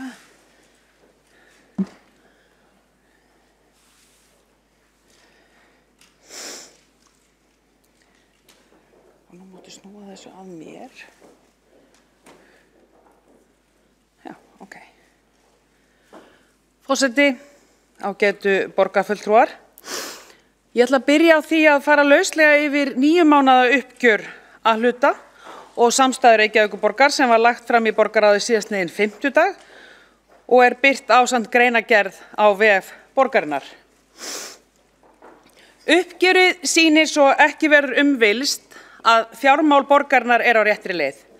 Rekstrar niðurstaða að hluta er jákvæð 8,2 milljarða eða 3,4 milljarða yfir áætlun. Helstu ástæður þessara hagfelldu niðurstöðu eru þær að rekstrartekjur eru 2,8 milljarða yfir áætlun. Einkum vegna sölu byggingarétta sem er 3,1 milljarða yfir áætlun enda mikil uppbygging í gangi í Reykjavík. Rekstrargjöldin eru einnig 0,5 milljarði innan fjárheimilda og gjaldfærsla lífeyrisskuldbindinga er í samræmi við áætlun. Segja má að reksturinn hafi þróast í takt við fjárhagsáætlun fyrstu 9 mánuði ársins ef hort er framhjá sölu byggingaréttar sem reyndist mun meiri en áætlað var. Veltufé frá rekstri er í hlutfall af tekjum er 12,4% sem er vel yfir því markmiði sem fjármálaskrifstofa hefur sett sér sem er upp á 10,2%. Þessi góða afkoma eykur einnig bjartsýni. 9 mánaða uppgjör samstæðunnar sýnir 15,2 milljarða jákvæða rekstrarniðurstöðu. Tekjur samstæðunnar hækka 10,3 milljarða, samanborið við sama tímabil í fyrra, en rekstrargjöldin hækka einungis 3,3 milljarða. Reiknaðir liðir eins og matsbreytingar á fasteignum félagsbústaða og innbyggðar álframleiðslur hafa ekki eins mikil áhrif og oft áður. Matsbreyting fasteigna félagsbústaða skilur 2 milljarða króna tekjufærslu en lækkandi álverð á tímabili leiðir til 4 milljarða gjaldfærslu. Grunnrekstur samstæðunnar eða EBITDA fyrir þessum reiknuðu liði er enga síður að styrkjast sem er ánægjulegt. Grunnrekstur samstæðunnar skilar 36,6 milljarða króna í afgang. Þetta er nú við.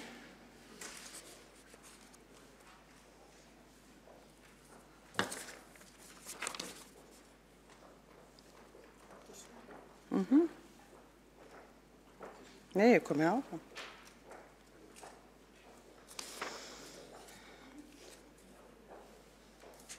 Veltufé frá rekstri í hlutfall af tekjum er sterkt eða 22% sem gefur skýrar vísbendingar að samstæða borgarinnar er á réttri leið. Samstæða fyrirgefiði. Öll gögn 9 mánaða uppgjör eru aðgengileg á vef borgarinnar sem kallast opin fjármál.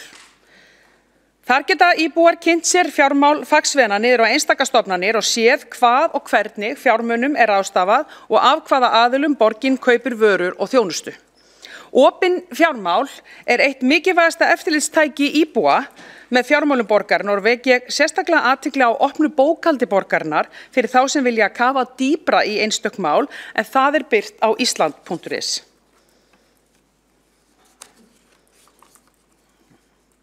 Ég ætla að leyfa mér að fara aðeins yfir skuldir og skuldbindingar og okkur hefur verið tíðrætt það hér í borgarstjórn. Það hafa gjarnan verið miklar umræður skuldirnar og í fyrri umræðu fjárhagsáætlun voru einnig miklar umræður skuldbindingar og skuldir. Á því engin breyting þetta árið. Sumir flokkar í minnihluta borgarstjórn sjá ekkert nema skuldaaukningu bæði í samstæðu og í A-hluta og neita bæði að horfast í augu við söguna sem birtist í uppgjörum borgarinnar, fjárhagsáætlun og 5 ára áætlun sem liggja til afgreiðslu. Ein helsta ástæða skuldaaukningar samstæðu borgarinnar gerðist einmitt á vakt Sjálfstæðis- og Framsóknarflokks á árunum 2008 til 2010. Þá jukust heildarskuldir samstæðu borgarinnar á milli áranna 2007 og 2008 úr 155 milljörðum í 272 milljarða og hreinar skuldir fóru úr 119 milljörðum í 243. Meginástæðan var fall íslensku krónunnar, en einnig lántökur vegna fjárfestinga í innviðum. Hrun íslensku krónunnar var ekki þessum meirihluta að kenna. En miklar lántökur Orkuveitunar í erlendum gjaldmiðlum á árunum 2006 og 2008 voru ábyrgð þáverandi meirihluta í borginni. Það að heimila Orkuveitu miklar lántökur í erlendum gjaldmiðlum langt umfram erlent tekjustreymi félagsins fól í sér áhættusækni. Þegar verst lét var skuldahlutfall samstæðunnar, það skuldir og skuldbindingar, sem hlutfall af tekjum 265%. Síðan þá hefur félagið og samstæðan hægt og bítandi verið að greiða niður skuldir, en hækkandi gengi árunum eftir hrun hafa líka sitt það að segja. Þegar litið til árana 2014 og 2017 þá hafa hreinar skuldir samstæðunar, það allar skuldir og skuldbindingar, aðrar langtímakröfur og langtímakröfur á eigin fyrirtæki og fyrirframgreidd gjöld og veltufjármunir lækkað sem hlutfall af tekjum úr 179% árið 2014 í 133% árið 2017. Og einnig í milljörðum talið á föstu verðlagi. Myndin sýnir einnig þróun vaxtaberandi skulda sem einnig hafa farið lækkandi á sama tíma sem hlutfall af tekjum. Hreinar skuldir í milljörðum króna í bláu súlunum á þessari mynd sem þið sjáið, en vaxtaberandi skuldir í gráu súlunum. Munurinn á þessum súlum á árinu 2015 sýnir til dæmis að á meðan hreinar vaxtaberandi skuldir hækka lífeyrisskuldbindingar og hreinar skuldir vegna nýrra forsenda vaxandi lífslíkur karla þegar horft til framtíðar. Einungis Reykjavíkurborg tekur tillit til þessara staðreynda, en hvorki ríkið né önnur sveitarfélög gera það. Þó það hljóti nú að styttast í að þau horfist í augu við þessar breyttu forsendur. Á árunum 2014 til 2017 jókst greiðslugeta samstæðunar mikið og undir lok tímabilsins var ekki hægt að draga lengur að fara í umtalsverðar fjárfestingar í innviðum, varalegum rekstrarfjármunum, fasteignum og samgöngumannvirkjum sem voru í miklu svelti eftir hrun. Öll fyrirtæki sem ætla að leggja grunn að vexti og viðgangi verða að fjárfesta í framleiðslutækjum og þróun þeirra. Borgarsamfélagið að þessu leyti alveg eins. Við þurfum á öflugum innviðum að halda, veita góða þjónustu til að fólk vilji búa í borginni. Fjárfestingar eru nauðsynlegar og við reynum hins vegar að takmarka lántökur og fjármagna sem mest úr eigin rekstri eða með sölu byggingaréttar. Greiðslugeta samstæðunar sýnir hversu reksturinn skilar til að standa undir afborgunum lána og framlagi vegna lífeyrisskuldbindinga. Við gerð fjárhagsáætlunar og 5 ára áætlunar setti meirihlutinn markmið fjárfestingar og skuldaþróun. Stefnt að lækkun hreinna skulda á áætlunartímabilinu 2019 og 2023 úr 135% af tekjum 2018 í 106% af tekjum 2023. Allar skuldafjárhæðir eru áætlaðu verðlagi hverju ári og sýna þannig ekki raunverulega magnbreytingu eða skuldaafstöðu á föstu verðlagi. Ef horft á skuldir samstæðu borgarinnar út frá skuldaviðmiðum sveitarstjórnarlaga, þá eru þau allan tíman langt innan marka sveitarstjórnarlaga. Það innan 150% reglunar.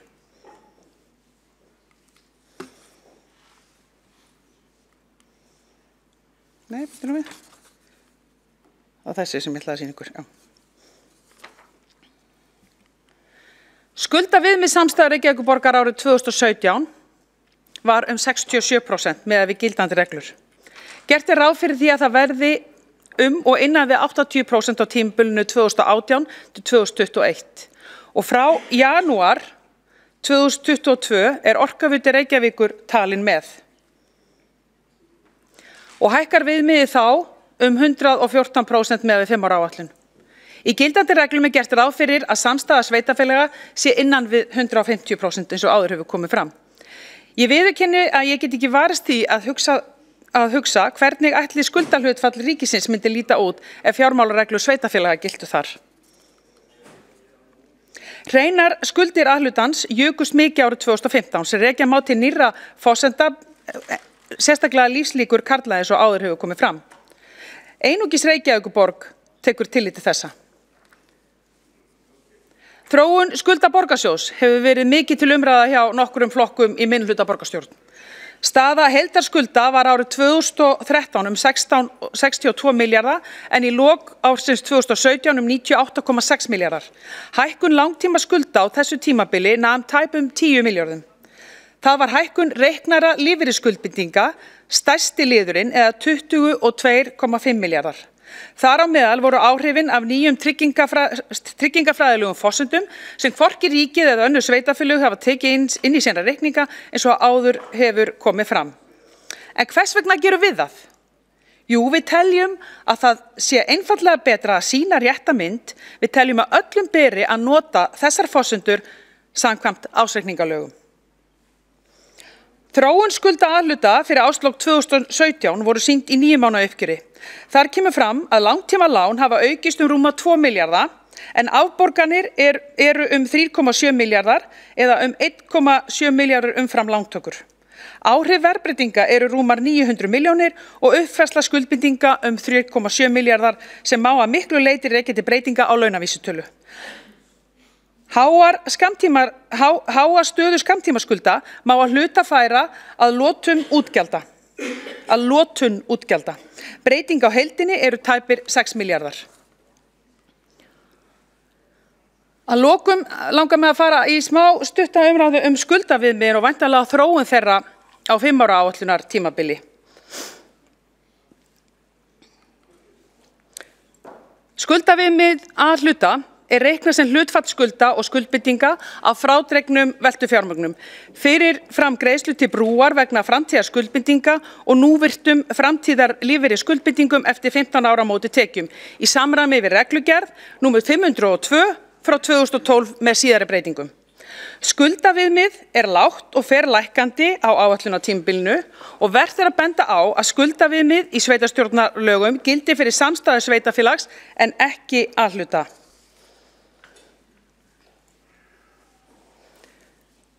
Mér langar að fara aðeins inn í framtíðina.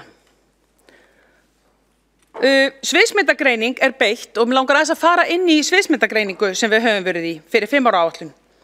Sviðsmyndagreiningu hefur verið beitt til að auka skilning á þróun sem getur átt sér stað í ytra umhverfi borgarinnar og afleiðingum hennar fyrir rekstur og efnahag borgarinnar og sveitarfélaga.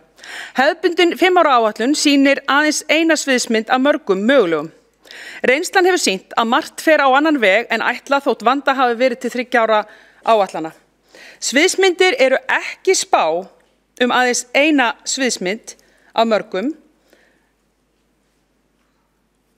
heldur mörgum mögulegum forsendum alþjóðlega þróun og þróun sveigjanleika innanlands sem borgaryfirvöld ráða engu Tilgangurinn er að koma af stað umræðu og undirbúningi varðandi viðbrögð og tímalega ákvörðunartöku til að bregðast við vísbendingum óhagstæða þróun með hag borgarbúa að leiðarljósi. Þannig má líta svo á að í sviðsmyndagreiningu sem taki í áhættustýringu það er tæki til að lýsa mögulegum ógnunum sem leið til annarra niðurstöðu en almennt er gert ráð fyrir í frumvarpi til 5 ára áætlun. Og nú liggur þessi sviðsmyndagreining frá KPMG fyrir sem unnin var upp úr gögnum úr 2 vinnustofum borgarfulltrúa og yfirstjórn borgarinnar sem og fjárhagslegri greiningu fjármálaskrifstofa á líklegum sviðsmyndum 2019-2023 þar sem sýndar eru mögulega sviðsmyndir af vegferð alla leið til 2035. Fjárhagsleg greining fjármálaskrifstofu varpar ljósi á þær mögulegu áskorunir sem við þurfum að horfast í augu við á næstu árum. Þið sjáu hér þessar 4 sviðsmyndir. Er að ræða Ísland eyland eða Reykjavík eyland. Við erum ekki tilbúin, við erum á eigin vegferð eða við erum í landi tækifæranna. Og við höfum unnið þetta aðeins lengra. Ef við förum inn í sviðsmyndina Ísland eyland, þá sjáum við hvaða áhrif þar verða á innlendri þróun, en við sjáum einnig hvaða áhrif það hefur á alþjóðlega þróun. Ef við gefum okkur, og ég ætla bara að leyfa mér að gera þetta með þessa sviðsmynd til skýringar, hér sjáum við að innlend þróun, það væru mikla launahækkanir í kjölfar kjarasamninga, laun hækka meira hjá borginni en á almennum vinnumarkaði, íbúafjöldi stendur í stað, vinnumagn minnkar, aukin þrýsting á velferðarkerfið, lækkandi fasteignamat, samdráttur í ferðaþjónustu, rekstrar erfiðleikar íslenskra flugfélaga sem nú afar current á þessum tíma sem við stöndum í dag, hér 4. desember, sala byggingaréttar í lágmarki og fjárfesting borgarinnar dragast saman. Þetta svo sviðsmynd sem við erum eyland. Í alþjóðlegu þróun væri þá samdráttur á alþjóðavísu, viðskiptastríð á alþjóðlegu mörkuðum, hátt olíuverð og samdráttur í ferðaþjónustu. Svona getum við farið í gegnum hverja einustu sviðsmynd, sett hana í tengsl við 5 ára áætlun og þann fjármálalega útreikning sem við höfum þar sem forsendur.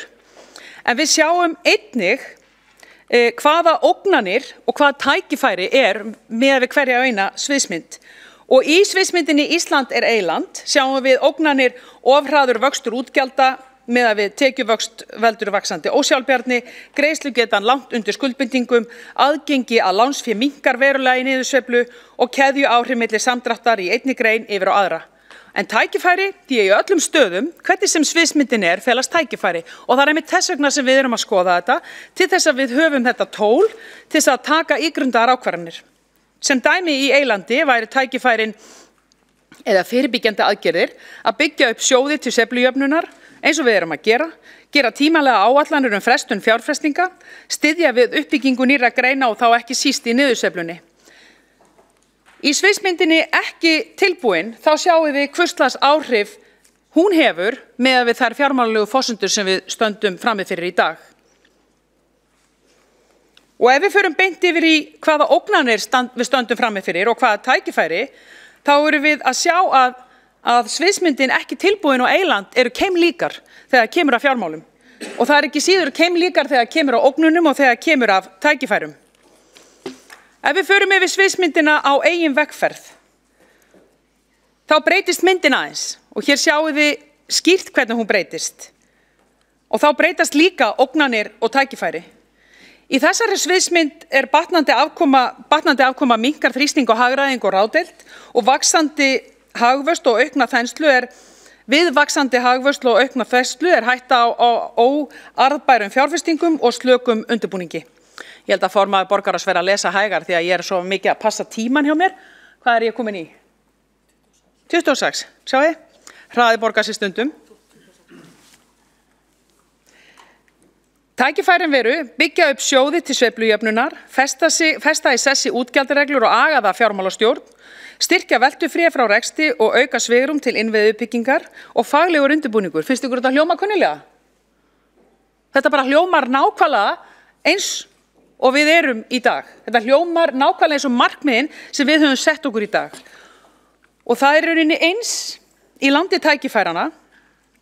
Þið sjáið að tölulega greiningin sýnir mun betri útkomu og þegar það kemur að ógnunum og tækifærum að þá þetta keimlíkt. Þetta tól höfum við núna, þessi borgarstjórn.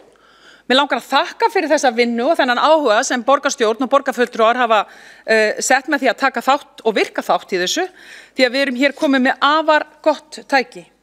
Að lokum langar mig að fara aðeins meira inn í framtíðina eða kannski inn í núið og framtíðina því að við höfum lagt mikla áherslu á umhverfismál. En hvernig tengjum við umhverfismál og fjármálum? Jú, við gerum það með útgáfu grænna skuldabréfa. Útgáfa Reykjavíkurborgar fyrsta útgáfa grænna skuldabréfa í íslenskum krónum. Útgáfan fylgir alþjóðlega Green Bond Principle staðlinum og hefur fengið second opinion frá Cicero sem leiðandi vottunaraðili grænna skuldabréfa í heiminum. Skuldabréfin eru óuppgreiðanleg verðtryggð greiðslubréf til 30 ára og verða skráð að Sustainable Bond lista Nasdaq Iceland. Með útgáfinni taka borgin og fjárfestar höndum saman fjármögnun og framkvæmd verkefna sem markvisst draga úr losun gróðurhúsalofttegunda. Við erum afar stolt af þessu framfaraskrefi sem við erum að taka hér í borgarstjórn og í borginni. En þið sjáið hér á myndinni að við tengjum þessi markmið við Social Development Goals eða heimsmarkmið Sameinuðu þjóðanna. Og Reykjavíkurborg hefur lengi haft samfélagslega ábyrgð í forgangi og þetta ekki síst til að bæta það. Stjórnarhættir borgarinnar eru ítarlega skilgreindir í öllu þessu ferli og ýmsum reglum og stefnum er unnið í samræmi við það. Mig langar að sýna ykkur Mér langar að sýna ykkur dæmi græn verkefni og hvernig við tengjum þessa flokka við heimsmarkmið Sameinuðu þjóðanna og millidálkinn sem þið sjáið hérna, sem númeraður, millidálkurinn við þessi heimsmarkmið sem hér eru á myndinni. Og þetta nú orðin aðferðafræði sem margir þekkja, en hér sjáum við að dæmi verkefni eru grænar byggingar, orkunýtni, grænar samgöngur, mengunarvarnir og sorphýða, sjálfbær landnotkun og aðlögunarhæfni.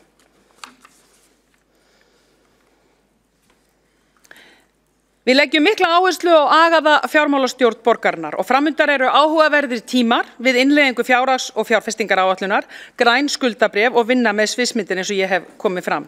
En sviðsmyndir munu einmitt styðja okkur til að taka yfirvegaðar og útreiknaðar ákvarðanir, borgarbúum öllum til heilla. Ég ánægð með hvernig hefur tiltekist að stjórna borginni af ábyrgð og festu og framsækni á þessum stutta tíma sem af þessu kjörtímabili. Og það má með sanni segja að hinn ágætu inngangsorð samstarfsyfirlýsingar hafa reynst okkur farsælt veganesti. Ég held við getum í miklu meira mæli sameinast þau.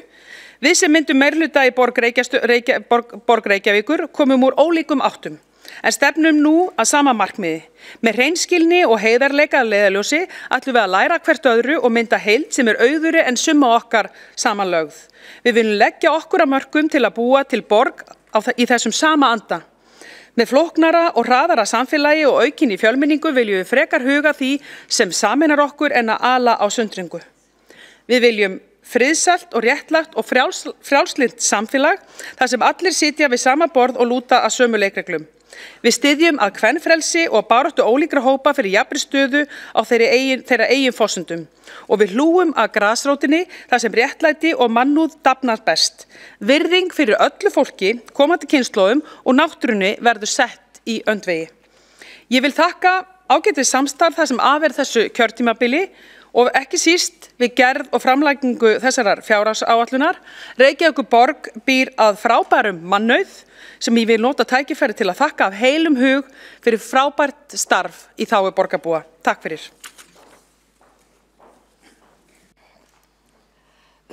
Borgarfulltrúi Þórdís Lóa Þórhallsdóttir hefur lokið máli sínu. Þá hefur Eyþór Laxdal Arnarst óskað eftir að veita andsvar við ræðu borgarfulltrúans.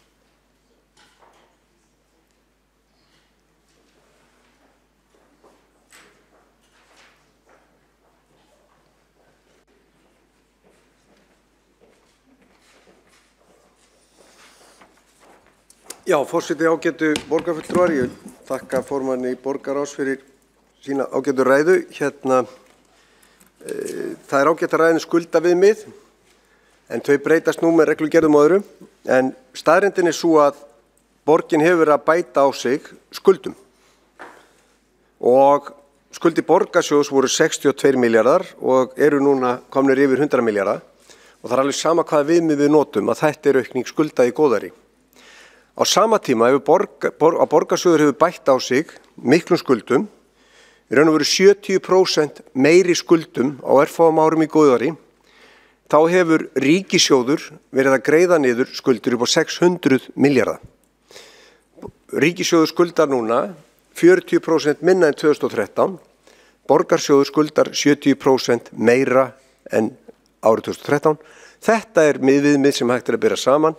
við getum alveg farið í reiknireglur og fundið afsakanur og ástæður og allt það, en ég hendi svona bara upp á einfalda gleru, sko. Ég er nú ekki búin að senda það hér til forseta eða skrifstofustjóra, en þetta er myndin, það er að segja, borgarsjóður hefur á þessum 4 árum, sko, það er það sem við vorum að horfa á, núna síðustu kjörtímabil, bætt við sig 70% meiri skuldum í borgarsjóð, auðvitað er eitthvað út af lífeyrisskuldum en annað er út af öðru, á sama tíma og ríkissjóður hefur verið að borga niður skuldir, þær fóru niður 40%, 600 milljarðar. Við erum í sama landinu og við skulum bara bera saman hvað ríkið er að gera í krónutalið og borgarsjóður er að gera í krónutalið.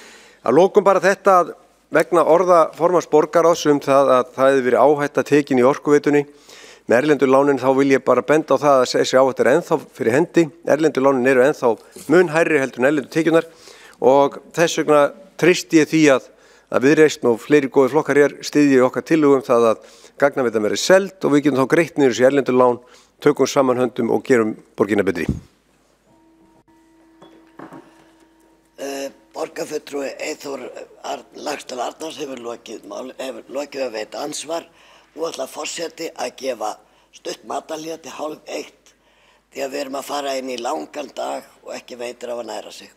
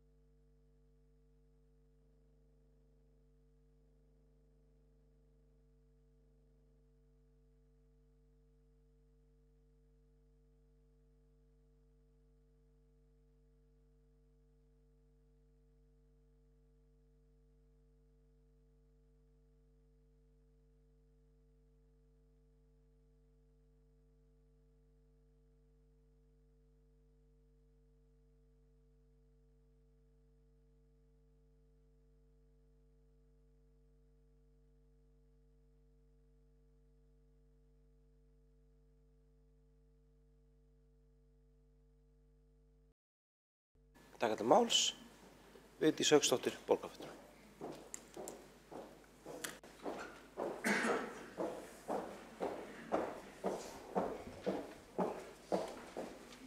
Forseti, ágætu borgarfulltrúar og tilheyrendur. Þetta búið að vera skemmtileg og lífleg umræða hér í morgun og margt verið sagt, fróðlegt og upplýsandi. Nú, hvað það varðar hér fyrst ætla ég að taka breytingar meirihlutas sem liggja nú fyrir þessu fundi sem að hafa tekið breytingu frá því að frumvarpið kom hér fyrst fram. Ég tel að þetta sé svona meira og minna eðlilega breytingar því það eru breytingar á þjóðhagsspá þannig að það eitthvað af þessum tillögum eru eðlileg uppfærsla og sem ég geri ekki athugasemdir við en það er verið að bæta þarna við líka hluti sem að ég er hlynnt eins og það að það sé þarna breytingartillögum að félagsbústaðir fái auknar 160 milljónir svo þurfi ekki að hækka leiguna hjá þeim sem að þar eru. En hins vegar held ég áfram að lýsa yfir áhyggjum mínum af félagsbústöðum almennt því að eins og hefur komið fram þá fjárhagsstaða félagsbústaða ekki góð og mér finnst svo sem ekkert verið engin teikn á lofti að það sé eitthvað á planinu eða dagskráni hér hjá meirihlutanum að gera eitthvað í því, allavega er það ekki sjáanlegt annað en þetta hér núna. Þannig að ég og við í minnihlutanum sem að höfum miklar áhyggjur af þessu bílhlutafyrirtæki borgarinnar höldum áfram að fylgjast með því og vakta það því eins og ég sagði hér í ræðu minni í fyrri umræðu að þá er félagið nánast tæknilega gjaldþrota. Það er ógjaldfært eins og staðan er núna. Það sem að líka ég kannski gagnrýni hér á milli umræðuna, það er það að liðurinn ófyrirséð útgjöld, hann hefur lækkað 600 milljónir, komin í frumvarpi sem 1,6 milljarður en eftir þær breytingartillögur sem nú liggja fyrir hér frá meirihlutanum þá hefur sá liður lækkað niður í 1 milljarð. Og þá komum við að því að ég tel að bæði rekstrarafgangur borgarinnar sem áætlað er að verði árið 2019 auk þess að liðurinn ófyrirséð útgjöld sé komin í 1 milljarð sé ekki nógu stabílt og ekki nógu mikill fyrir þá óvissutíma sem eru framundan í íslensku efnahagslífi og þá er ég að vísa í það að nánast allir kjarasamningar eru lausir. Ég hef alveg fullan skilning á því að það sé ekki verið að setja inn einhverjar ákveðnar upphæðir varðandi það að sé einhverjar væntingar varðandi kjarasamningana bæði hjá þeim sem að eiga að hljóta hækkun samkvæmt kjarasamningum og í samningunum sjálfum kjaraviðræðunum og svo annars vegar frá borginni að borginni veri ekki að gefa upp einhverja ákveðna væntinga upphæð þar en það gefur samt tilefni til þess sú óvissa sem er árinu 2019 að það yrði meiri afgangur til þess að borgin hefði upp á eitthvað að hlaupa. Þannig það er alveg fyrirséð að líklega mitt ár 2019 þá fáum við inn í borgarráð breytingartillögur, nýtt frumvarp eða sem sagt já að það verði bætt við eins og við höfum þurft að gera. Það voru nú umdeildar breytingar gerðar miðjan á bragginn og vitin og allt það kom inn og var óskað eftir auknum fjárheimildum. Það má líka þessu við fjáraukalögin á þingi sem að stóð nú til að afnema á sínu tíma með öllu þegar lögin opinber fjármál voru lögleidd. Til upplýsingar þá leiddi ég þá vinnu í fjárlaganefnd. Það tók 3 ár að komast ásættanlegri niðurstöðu hvernig þau lög ætti að líta út en það fékk þetta mikla vinnu og var legið mjög yfir þessu.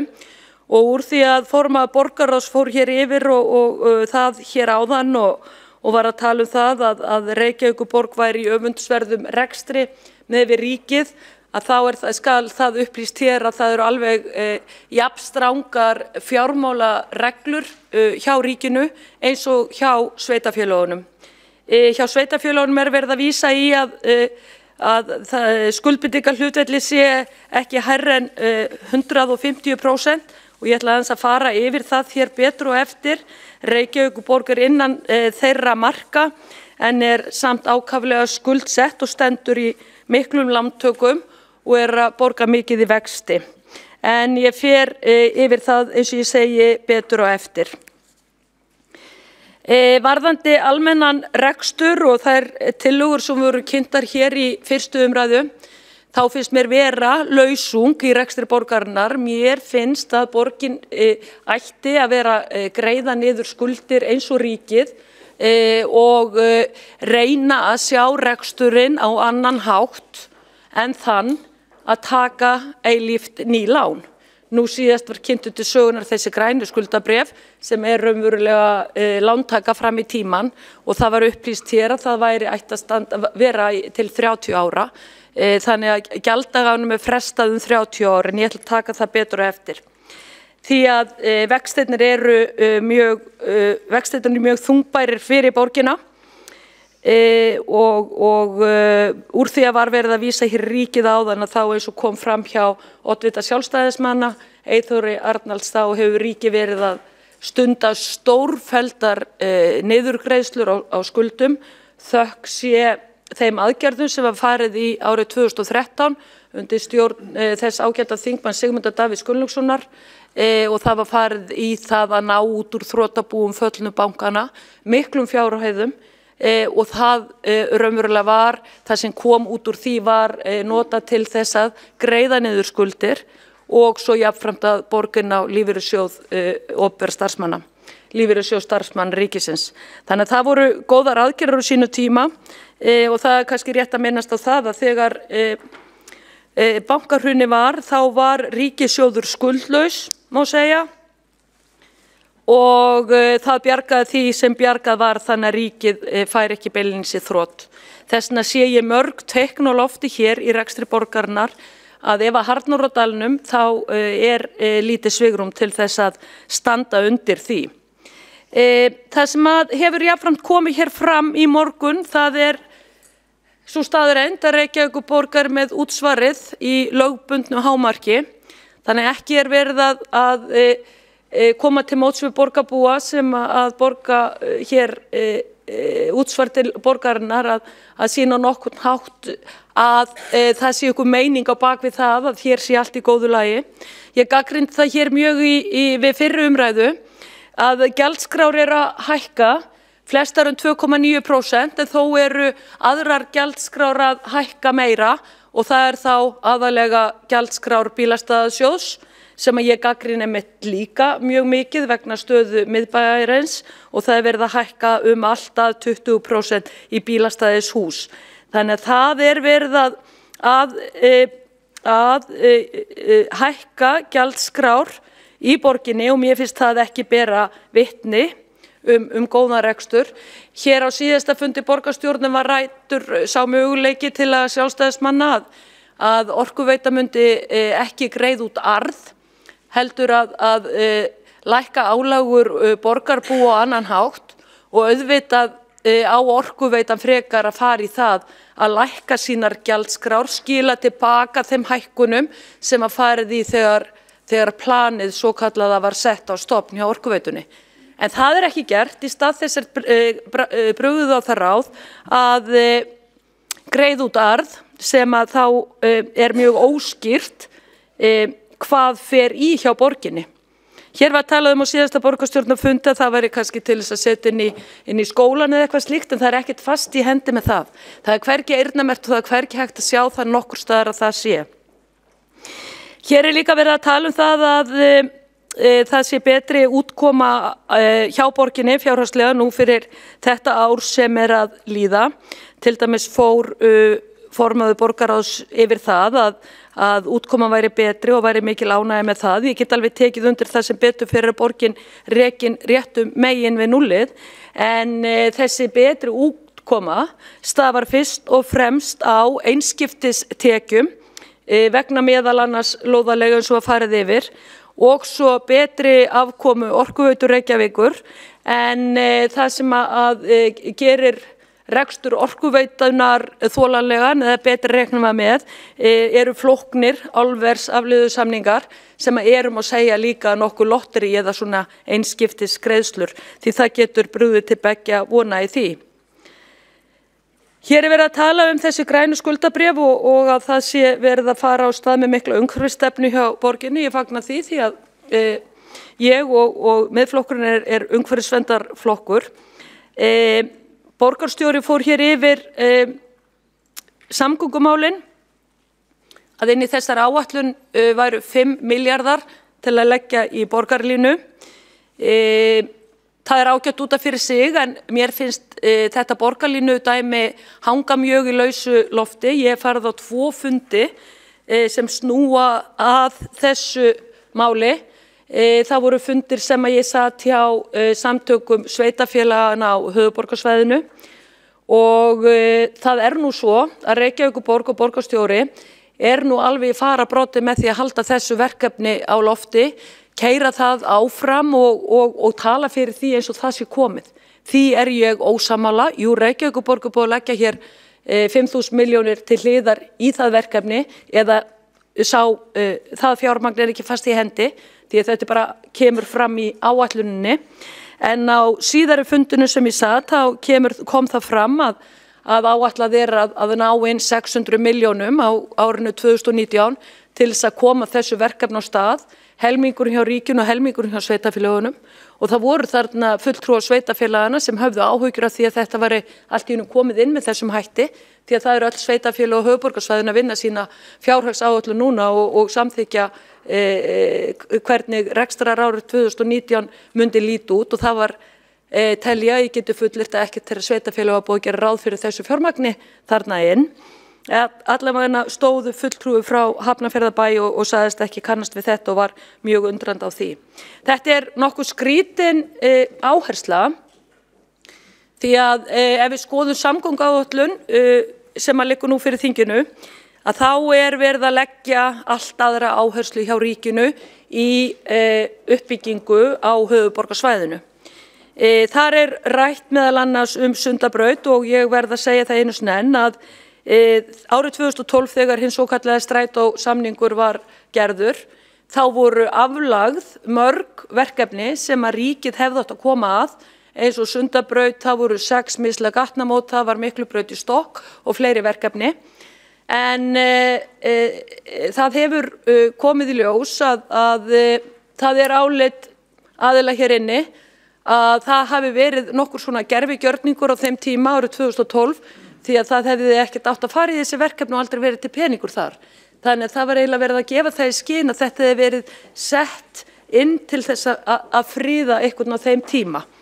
Þeir aðilar sem sátu í ríkisstjórn þá voru Vinstri grænir og Samfylking og þetta voru alveg nýjar upplýsingar fyrir mig því þessi orð og þessar tillögur voru eiginlega dæmdar dauðar og ómerkar á þeim tíma.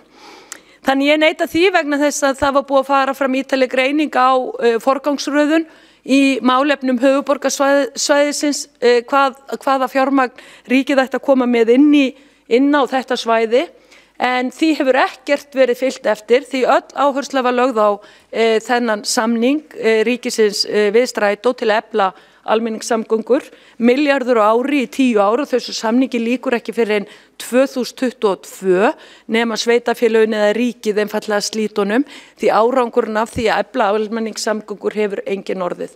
Og nú meira að segja verið að leggja til að afnema líka þessar næturferðir þannig að það heldur ekki neitt stabilitet í rekstrinum þannig að ég hef þungar áhyggjur af þessu. Nú má fólk ekki halda það að ég sé á móti almenningssamgöngum alls ekki. Ég vil bæta þær og það verður að gera það á skynsamlegan hátt. Meiri segja lögðu við til í miðflokknum að þær yrðu gerðar gjaldfrjálsar til að gá hvort það væri eitthvað möguleiki á því að ná aukningu í þessar samgöngur. Sú tillaga hefur ekki náð fram að ganga. En eins og staðan á þessu í dag, þá það nú svo að biðskýli eru oft á tíðum ekki með besta móti og þau eru illa upplýst og sumstaðar eru bara staurar og engin biðskýli. Þannig að eigum við ekki að laga það sem er fyrir framan okkur áður en farið í einhverja draumóra hugmyndir með annað.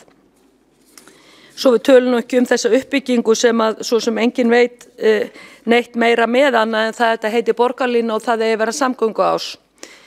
Það sem er líka svolítið merkilegt varðandi borgina og ég að tala hér þennan þessar einskiptistekjur sem er vísað til og þær eru sem sagt þannig úr garði gerðar að það meiri afgangur af borgarsjóði að þá var farið í það og það haldið áfram með það innviðagjaldið sem hefur nú komið hér fram að ólöglegt og að mínum að þetta stenst ekki lög vegna þess að sveitarfélag getur ekki allt í einu farið að taka upp ykkur gjöld því að munurinn á sköttum og gjöldum sá skattheimta hún bundin í stjórnarskráni að engan skatt má leggja á eða taka af nema með lögum og það alveg klárt að innviðagjaldið og önnur gjöld sem borgin að leggja á, það ekki skattur vegna þess að það ekki heimild frá ríkinu að leggja þann skatt á og þess vegna þetta kölluð gjöld. En munurinn á sköttum og gjöldum sá að þegar búið að leggja skatt á með lögum þá ræður viðkomandi stjórnvald hvernig þeim skatti ráðstafað til útgjalda. Ég hef talað mjög fyrir því að það sé lögbundið hlutverk Reykjavíkur sé skilgreint og að útsvarstekjum og öðrum tekjum sé forgangsraðað í þá veru að það sé fyrst farið í það að sinna lögbundnum verkefnum og grunnþjónustu. Restin eru gæluverkefni og ég hef verið mjög á móti þeim gæluverkefnum sem við höfum séð hér eftir að ný borgarstjórn tók til starfa. En gjöldin sem sífellt verið að leggja hér á í þessu sveitarfélagi eru þannig að þau eru notuð í annað heldur en meiningin að nota þau í. Dæmi, þegar gjöld eru lagð á þá þarf strax að koma þjónusta fyrir þessi gjöld. Tökum dæmi, sorphirðugjald, ruslið tekið heimi á fólki. Allt mjög eðlilegt, svona á þetta vera.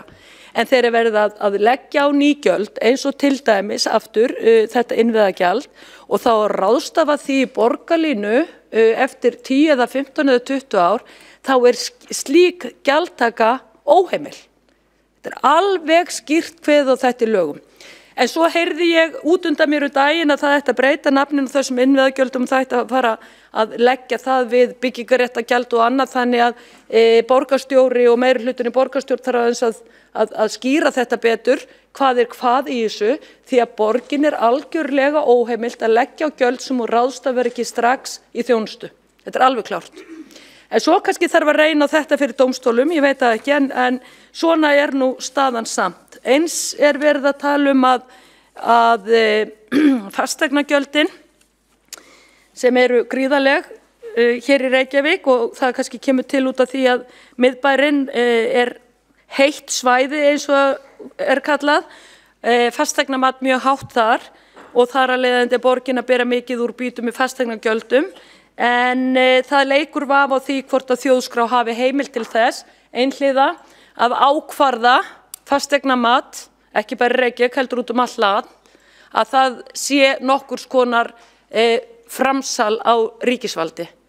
Þessna getur verið að það séu stórar upphæðir hér hjá Reykjavíkurborg sem búið að nota í hin og þessi verkefni að þegar verður látið reyna á þetta fyrir dómi að þá þurfi ykkur sveitarfélög að endurgreiða háar upphæðir í þessa veru. Ég ætla að hafa þetta hér svona sem varúðarfærslu hér inn í þessa umræðu því að varúðarsjóðurinn sem verið að tala að stofna, hann ekkert ekki stór en hann áætlaður til þess að mæta sveiflum og grípa inn í ef að fer að ganga illa eins og B-hlutafyrirtækjunum eins og við komum fram að varúðarsjóðurinn og afgangurinn og ófyrirséð útgjöld fyrir 2019 eru ekki nægilega mikil, ekki nægilega háar upphæðir miðað við það hvað veltan mikil. Þetta ekki nógu há prósental af heildardæminu með það sem að framundan hjá okkur. Það hér í greinargerð með þessu frumvarpi kafli á blaðsíðu 34 sem að heitir tillaga lántökur. Borgin ætlar að fara í lántökur og hér yfirlit yfir það á tafla. Það sem snýr að þessu lántökur sem eru skuldabréfaútboð þetta. Það verið að fara í skuldabréfaútboð og skrá bréf í Kauphöll og gjalddagarnir eru langt inn í framtíðinni. Þannig að Reykjavíkurborg að greiða mjög mikið í vexti af lántökunni og hlutfallslega að borga mjög lágar upphæðir tilbaka af lánunum og það kemur til vegna þess að gjalddagarnir á lánunum eru langt inn í framtíðinni. Borgin fjármagnar sig og rekur sig á hinu svokölluðu kúlulánum. Það muna allir eftir kúlulánunum hér fyrir hrun. Þannig að ég ætla að fara hér yfir það betur og eftir. En hér á blaðsíðu 34 þá kemur það fram að afborganir A-hluta og lántaka varðandi afborganir og bæði langtímalána og skammtímalána. Þá voru afborganirnar 1,6 milljarðar 2018, 2 milljarðar 2019 áætlað 2020 2,6 milljarðar, 4 milljarðar 2021 og 3 milljarðar 2022. Þannig að þetta sífellt hækkandi í spánni og áörugglega eftir að hækka meira. Varðandi þá vextina sem að ég fór yfir í ræðu minni hér líka í fyrstu umræðu, þá hef ég þungar áhyggjur af þeim því að samtals á spátímabilinu til 2023 borgin að greiða sem nemur heildartekjum á 6 ára fresti. Þannig í vexti þá heilt rekstrarár, heilt tekjuár borgarinnar að hverfa. Þannig að það skal enginn segja mig það eða halda þið fram að borgin sé ekki skuldsett. Svona miðað við önnur sveitarfélög, þá ég búin að skoða annað sveitarfélag sem skráð í Kauphöll, það Hafnarfjarðarbær. Eins og allir vita þá stóð reksturinn þar mjög tæft og það sveitarfélag lenti undir eftirlitsnefnd sveitarfélaga og til upplýsingar þá sú nefnd, hún grípur sveitarfélög þegar þau komin í þrot. Hjálpar sveitarfélögum að endursemja skuldir og finna út úr rekstrinum. Árið 2009 var skuldahlutfall Hafnarfjarðar 294%, en nú skuldaviðmiðið komið undir 150% og sveitarfélagið laust undan eftirlitsnefndinni. Þegar við skoðum skuldabréfaútboðin hjá Hafnarfjarðarbæ þá þeir skráðir fyrir 3 flokkum. Öll útboðin voru gerð 2004 og þar gjalddagi 2024, 2034 og 2044. Þannig að þarna var verið að gefa út skuldabréf sem að ná mjög langt inn í framtíðina. Skoðum við Reykjavík, þá hér verðtryggður skuldabréfaflokkur sem heitir RVFK 531. Útgáfudagur 2009, gjalddaginn 2053. 2053. Og á þessu tímabil, og þetta skuldabréfaútgáfu upp á rúman 22 milljarð og samkvæmt þessu þá Reykjavíkurborg að greiða í afborganir og vexti af þessu láni til 2053 þegar gjalddaginn Þannig að við erum að tala hér mjög háar upphæðir og ég, eins og ég segi, tala mjög fyrir því að greiða niður skuldir og ég get alveg skilið það Reykjavíkurborg þarf af og til að taka lán en Hafnarfjarðarbær eftir þetta aðhald sem að sveitarfélagið fékk í gegnum eftirlitsnefnd sveitarfélagana á þessu tímabili hafa þeir verið að standa í fjárfestingum til innviða meðal annars byggt heila leikskóla án þess að taka lán. Án þess að taka lán. Þess vegna hef ég lagt þunga áherslu á það að verði farið í hagræðingu og sparnað hjá borginni í stað þess að vera að taka lán til framtíðar og koma skuldum nútímans, koma skuldum dagsins í dag yfir á börnin okkar og miðað við þetta skuldabréfaútboð sem farið yfir áðan, þá eru þetta ekki einu sinni lengur börnin okkar, þetta eru barnabörnin okkar og eins og einhver 27 ára gamall maður sagði þegar þetta var ljóst, hann sagði ég meiri svo en ellilífeyrisþegi þegar þessu lýkur, þessu kúlulán hjá borginni. Þannig að ég vara við þessum langtíma skuldbindingum sem er velt yfir á börn og barnabörn því að á góðu máli heitir þetta svolítið að pissa í skóinn sinn. Sérstaklega þegar við vitum ekki hvernig efnahagslífið þróast, mikil óvissutíma framundan og annað. Þannig að ég gagnrýni þetta áður en ég fer yfir í tillögurnar mínar, þá ætla ég aðeins að koma hér yfir það sem að borgarstjóri fór yfir varðandi skuldbindingar og nefndi Hörpu að því ég talaði Hörpu hér í fyrri umræðu að borgin skuldaði mjög mikið í því húsi, 7,6 milljarða og greiðsla til Hörpu var 514 milljónir. Þannig að ég er ekki að gagnrýna húsið, það er komið til með að vera, en mér finnst óeðlilegt að þetta birtist ekki í spánni og ekki í einhverjum undirmálsgreinum í þessu frumvarpi vegna þess að þetta er sannarleg skuldbinding borgarinnar þó að við séum bara með eignarhlut og þetta kallast hlutdeildarfélag og eigum undir 50% í húsinu. Það sem kom jafnframt fram, sem ég var ekki búin að gera mér grein fyrir því að borgarstjóri vísaði hér í ársreikningin og fólk verður að lesa hann til þess að sjá þetta, að þá eru 27 milljarðar utan efnahagsreiknings og þetta eru engar smá upphæðir. Þetta eru engar smá upphæðir og þar af eru 9,2 milljarðar til greiðslu sem ekki kemur fram í þessu frumvarpi. Þannig að þegar við vorum með frumvarpið lögum opinber fjármál til umræðu, þá gekk öll vinnan út á það að gera fjármál opinberra aðila, ríkis og sveitarfélaga sem einföldust, sem gegnsæjust. Þannig úr garði gerðað fjárhagsáætlun og vinna væri auðlesanleg fyrir almenning, þannig að þetta er atriði sem að ég til að þurfi aðeins að gefa gaum.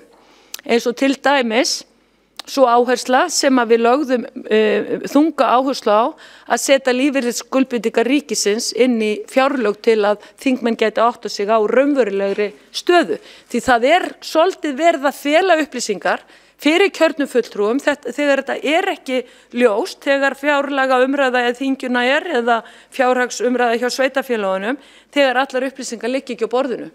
En það er litið svo að þetta séu svo rosalegar framtíða skuldbindingar að það er ekki ástæða til að kíkja á það eða benda á það. Það er einmitt ég er búin að fara hér yfir og bregðast aðeins við sem formaður borgarráðs, Þórdís Þórhallsdóttir fór yfir varðandi ríkið og borgina.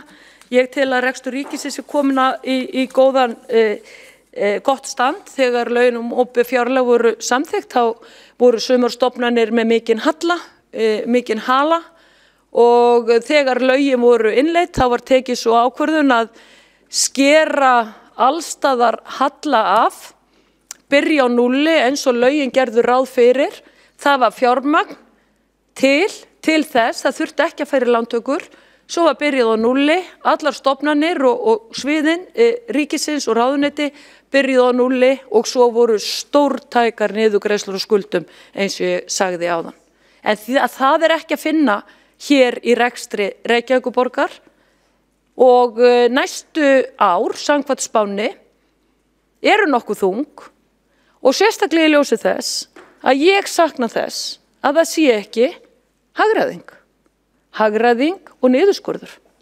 Niðurskurður og hagræðing. Vegna þess að eins og hefur birst Reykvíkingum og landsmönnum öllum, þá er verið að eyða hér ómældu fjármagni í gæluverkefni. Nefni dæmi, Bragginn, Mathöll Hemmi, Allianshúsið, núna síðast Gröndalshúsið og öll þessi verkefni sem eru stjórnlaus. Og þá ég að tala að það sé ákveðin skrifstofa hér í Ráðhúsinu sem sjálfstæðismenn gera núna tillögu að leggja niður og ég styð þá tillögu sem alveg stjórnlaus og lítur ekki neinu eftirliti og ég get ekki sagt það nógu oft og hvet ég nú meirihlutann til þess að þau seti skýrar línur á árinu 2019 að öll verk fari í útboð. Öll verk fari í útboð sem eru yfir þeim fjárhæðamörkum sem umræðir í lögum opinber innkaup.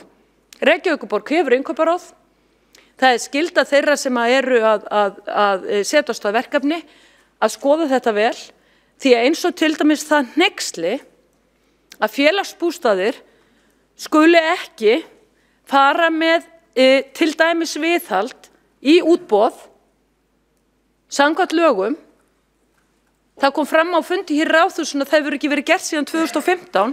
Það 2018 núna. Hvað gerðist? Eigum að ræða Írabakkann. Rúmlega 300 milljónir út úr gluggann og viðgerðin að mér sagt í skötulíki. Þetta ekki hægt að sólunda svona með opinbert fé. Meiri hlutin ber ábyrgð á B-hluta fyrirtækjunum. Þó að séu stjórnir yfir fyrirtækjunum og þó að séu samlagsfélag með sveitarfélögunum með höfuðborgarsvæðinu eins og Strætó, þá ber borgin gríðarlega fjárhagslega ábyrgð. Því að Reykjavíkurborg í meiri hluta í þessum félögum og náttúrulega eins og Orkuveitunni, Reykjavíkurborg á 94% af Orkuveitunni, félagsbústaðir eins og allir vita á borgin ein. Það verður að gera kröfu til þess árið 2018 að útboðsreglum laga sé fylgt hjá svo stóru sveitarfélagi. Að útboðsreglum sé fylgt. Í þeim verkefnum sem hafa komið upp á eins til mér núna síðast vitins við Sæbraut, þá var sagt að það var ekki farið í útboða því þetta var undir viðmiðunarreglum opinber innkaup og það bara ekki satt. Það verða slá ryki í augum Reykvíkinga með því að tala alltaf á þennan hátt. Þegar braggaskandallinn kom upp á 415 milljónir og honum ekki lokið því að Náðhúsið fokalt, þá var sagt já, bragginn féll ekki undir lög opinber innkaup á Evrópska efnahagssvæðinu. Þá sagði ég nú bara, býtu, verið að grínast hérna í okkur í borgarráði? Bara verið að grínast? Lög opinber innkaup og EES-svæðið á verkefni á einhverju hjalli sem var niður í Nauthólsvík. Svona verið að slá ryki í augu Reykvíkinga, kjósenda og kjörinna fulltrúa. En auðvitað hlustum við ekki á svona rugl því þetta tómur þvættingur og ég hlakka mjög til að sjá skýrsluna sem kemur hér frá innri endurskoðun og hvernig á að snúa sig út úr eins og til dæmis bragganum. Ég hef einungis eina útgjaldatillögu vegna þess að ég vil sjá aðhald og sparnaði í rekstri borgarinnar. En ég hér með 6 sparnaðatillögur, hagræðingatillögur og ætla ég að lesa þær hér með leyfi forseta. 1. Farið verði tafarlaust í að skilgreina lögbundið hlutverk Reykjavíkur og fjármagni forgangsraðað í lögbundna og grunnþjónustu. 2. Farið verði tafarlaust í kerfisbundið niðurskurð á skrifstofu borgarstjóra og í annarri stjórnsýslu borgarinnar. 3. Tekið verði tafarlaust upp ráðningarstopp í stjórnsýslu Reykjavíkur en lögbundinni þjónustu og grunnstoðum verður hlíft. 4. Dregið verður úr utanferðum kjörinna fulltrúa og embættismenna borgarinnar og skilagrein gerð fyrir hvers vegna fer var farin. Farið verði í bestun í öllum innkaupi borgarinnar og að minnstakosti 10% hagræðingu verði náð. Stofnað verði vinnuhópur allra flokki borgarstjórn sem hefur það hlutverk að fara í saumana á áætlanagerð borgarinn í verkum sem hafa farið fram úr áætlunum og gerðar verða tillögur nýtt verklag. Allar þessar aðgerðir nái fram að ganga fyrir 1. september 2019. Fengi verður óháður utanaðkomandi aðili til að gera úttekt á starfsemi æðstu stjórnar Reykjavíkur. Það örlítið greinargerð sem að fylgir með þessari tillögu og hún svohljóðandi með leyfi forseta. Farið verður yfir allan kostnað, verkaskipting og skilvirkni í ört vaxandi kostnaði, tíðra mistaka, dóma, kvartana og annarra athugasemda sem hafa komið upp undanfarna mánuði gegn borginni. Svo útgjaldatillagan, einungis ein, huga að börnunum í borginni, Börnin í Reykjavíkurborg eru tilvonandi og framtíðar útsvarsgreiðendur því að við skulum nú vona að Eyjólfur braggist og þetta verði nú komið hér bráðlega ný stjórn í borginni því sem betur fyrir kosningar á 4 ára fresti. Þannig að þau börn sem fæðast í Reykjavík vilji búa áfram í Reykjavík þrátt fyrir miklar álögur sem á Reykjavík eru settir og þá er þetta tillaga með að frístundakortið verði hækkað úr 50.000 krónum á hvert barn í 100.000 krónur frá og með 1. september 2019. Og hér er greinargerð með þessari tillögu. Meginmarkmið með frístundakortun er auka jöfnuð meðal barna og unglinga í Reykjavík hvað varðar þátttöku í skipulögðu félagsmenningar og íþróttastarfi. Lengi býr að fyrstu gerð. Frístundakortið dugar í dag hið mesta í það bil 50% hluta æfinga, gjalda íþrótta í tónlistarstarfi sem og annarra tómstunda. Með því að auka upphæð frístundakortsins úr 50.000 krónur á hvert barn upp í 100.000 krónur á ári er komið nær raunkostnaði dagsins. Mikilvægt er að tryggt verði að hvert og eitt barn í Reykjavík eigi auðvelt aðgengi að tómstundum óháð stétt eða stöðu foreldra. Vel er hægt að rökstyðja tómstundi barna á grunnskólaaldri séu hluti af menntun sem þau mega ekki vera án. Reykjavíkurborg á að vera í fararbroddi í þessum málum. Áætluðu kostnaðar við þetta er 350 milljónir því að ég áætla og verður vona það að þessi tillaga verði samþykkt hér í dag að þegar nýtt skólaár byrjar í haust að þá verður búið að ná fram þessu sparnaði sem ég fór hér yfir í útgjaldatillögunum og þá sé til fjármagn í þetta kort. Ef að meirihlutinn fellir sparnaðar og hagræðingartillögu mína hér á eftir, þá gerir ég þá kröfu að liðurinn ófyrirséð útgjöld verði lækkaður sem þessu nemur og standi þá í 750 milljónum. Það er til fjármagn fyrir þessu því eins og ég sagði, æskan og börnin okkar skipta mestu máli dagsins í dag.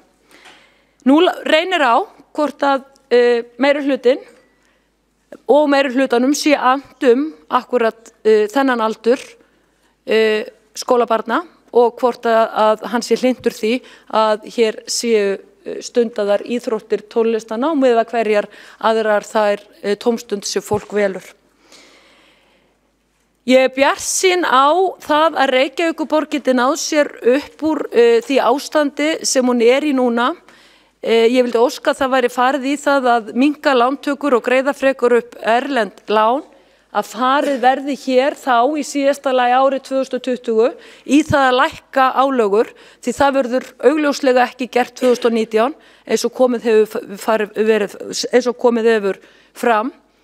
Því að ég held að borgarbúar, Reykvíkingar sjálfir, eigi það skilið að hér sé verið að hugsa hag borgarana en ekki ykkur gæluverkefni sem eiga ekkert lögbundið erindi og hlutverk eins og komið þau fram við borgarbúa.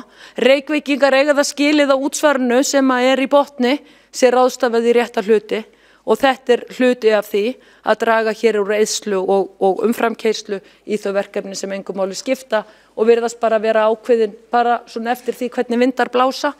Og ég ætla ekkert að fara yfir þá skandali sem hafa komið hér varðandi fjármálastjórn borgarinnar sem að ég hef séð og aðrir á þessum fáu mánuðum sem að borgarstjórn hefur starfað.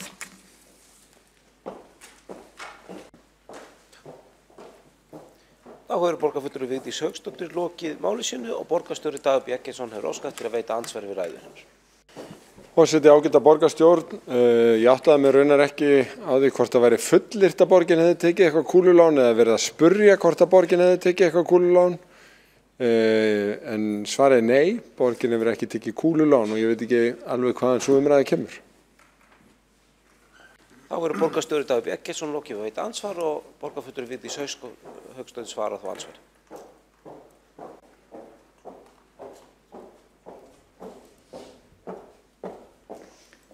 Forseti, ágæta borgarstjórn, þetta var skrítið ansvar, afskaplega skrítið ansvar, en ef að borgarstjóri myndi nú aðeins skoða lántökunar, þá eins og ég sagði, má líkja þeim við kúlulán og það vita allir hvernig kúlulán virka, vona ég. Þá hefur borgarfulltrúi Vigdís Hauksdóttir lokið við að svara andsvari og veitir andsvari sinni borgarstjóri Dagur B. Eggertsson. Forseti, ágæta borgarstjórn, já það má svo sem líkja ýmsu við ýmislegt. Til dæmis þetta líkja þessari umræðu við leik, barna og sumarkvöldi. Ég eins vegar ekkert viss að það sé lýsandi og það heldur ekkert lýsandi að líkja lántökum borgarinnar við kúlulán, vegna þess að kúlulán eitt tiltekið lánaform þar sem engar afborganir þangað til að allt láni gjaldfellur í restina og það á ekki við lántökur borgarinnar, þannig að líkingin á jafnvel við eins og einhverjar svona ævintýralega ljóðrænar líkingar þá umræðu sem hér fer fram. Borgarstjóri Dagur B. Eggertsson hefur þá lokið við að veita ansvar öðru sinni og svar þá ansvar öðru sinni Vigdís Hauksdóttir borgarfulltrúi.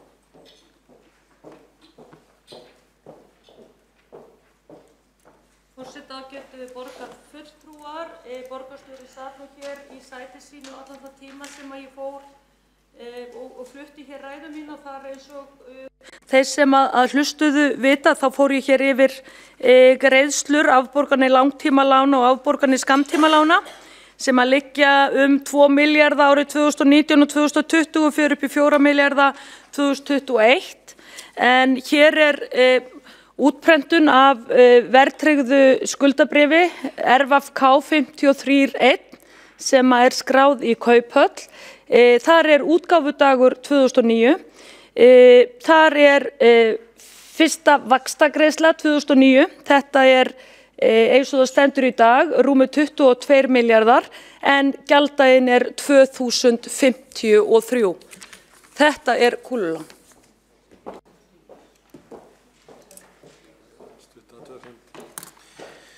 Þá hefur borgarfulltrúi Vigdís Hauksdóttir lokið við að svara andsvar öðru sinni og borgarstjóri Dagur B. Eggertsson hefur óskað eftir að gera stutta athugasemd.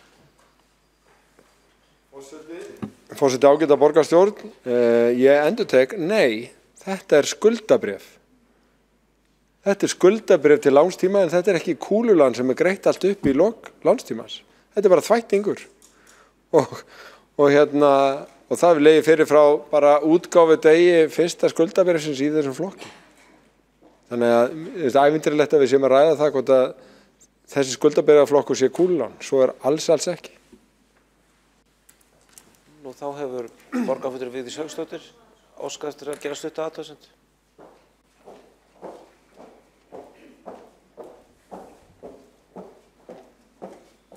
Forseti borgarstjórn, þetta hef ég akkúrat gagnrýnt.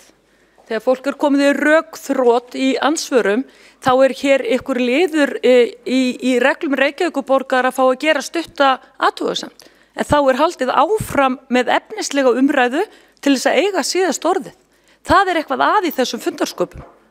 Ég stend við þá fullyrðingu mína að eins og ég sagði, þegar skuldabréfa útgáfa á sér stað 2009 og gjalddaginn 2053, þá ber sú skuldabréfa útgáfa öll einkenni kúluláns. Ég kalla þetta kúlulán því þetta ekkert annað. Þó skuldabréfa útgáfu sé að ræða. Ég fór yfir það hvað borgin væri að greiða lítið hér í afborganir í skammtímalánum og langtímalánum. Ég búin að fara yfir vaxtagreiðslurnar, þannig að ég stend hér yfir orð mín en þetta greinilega mjög viðkvæmt, enda upplýsingarnar sláandi.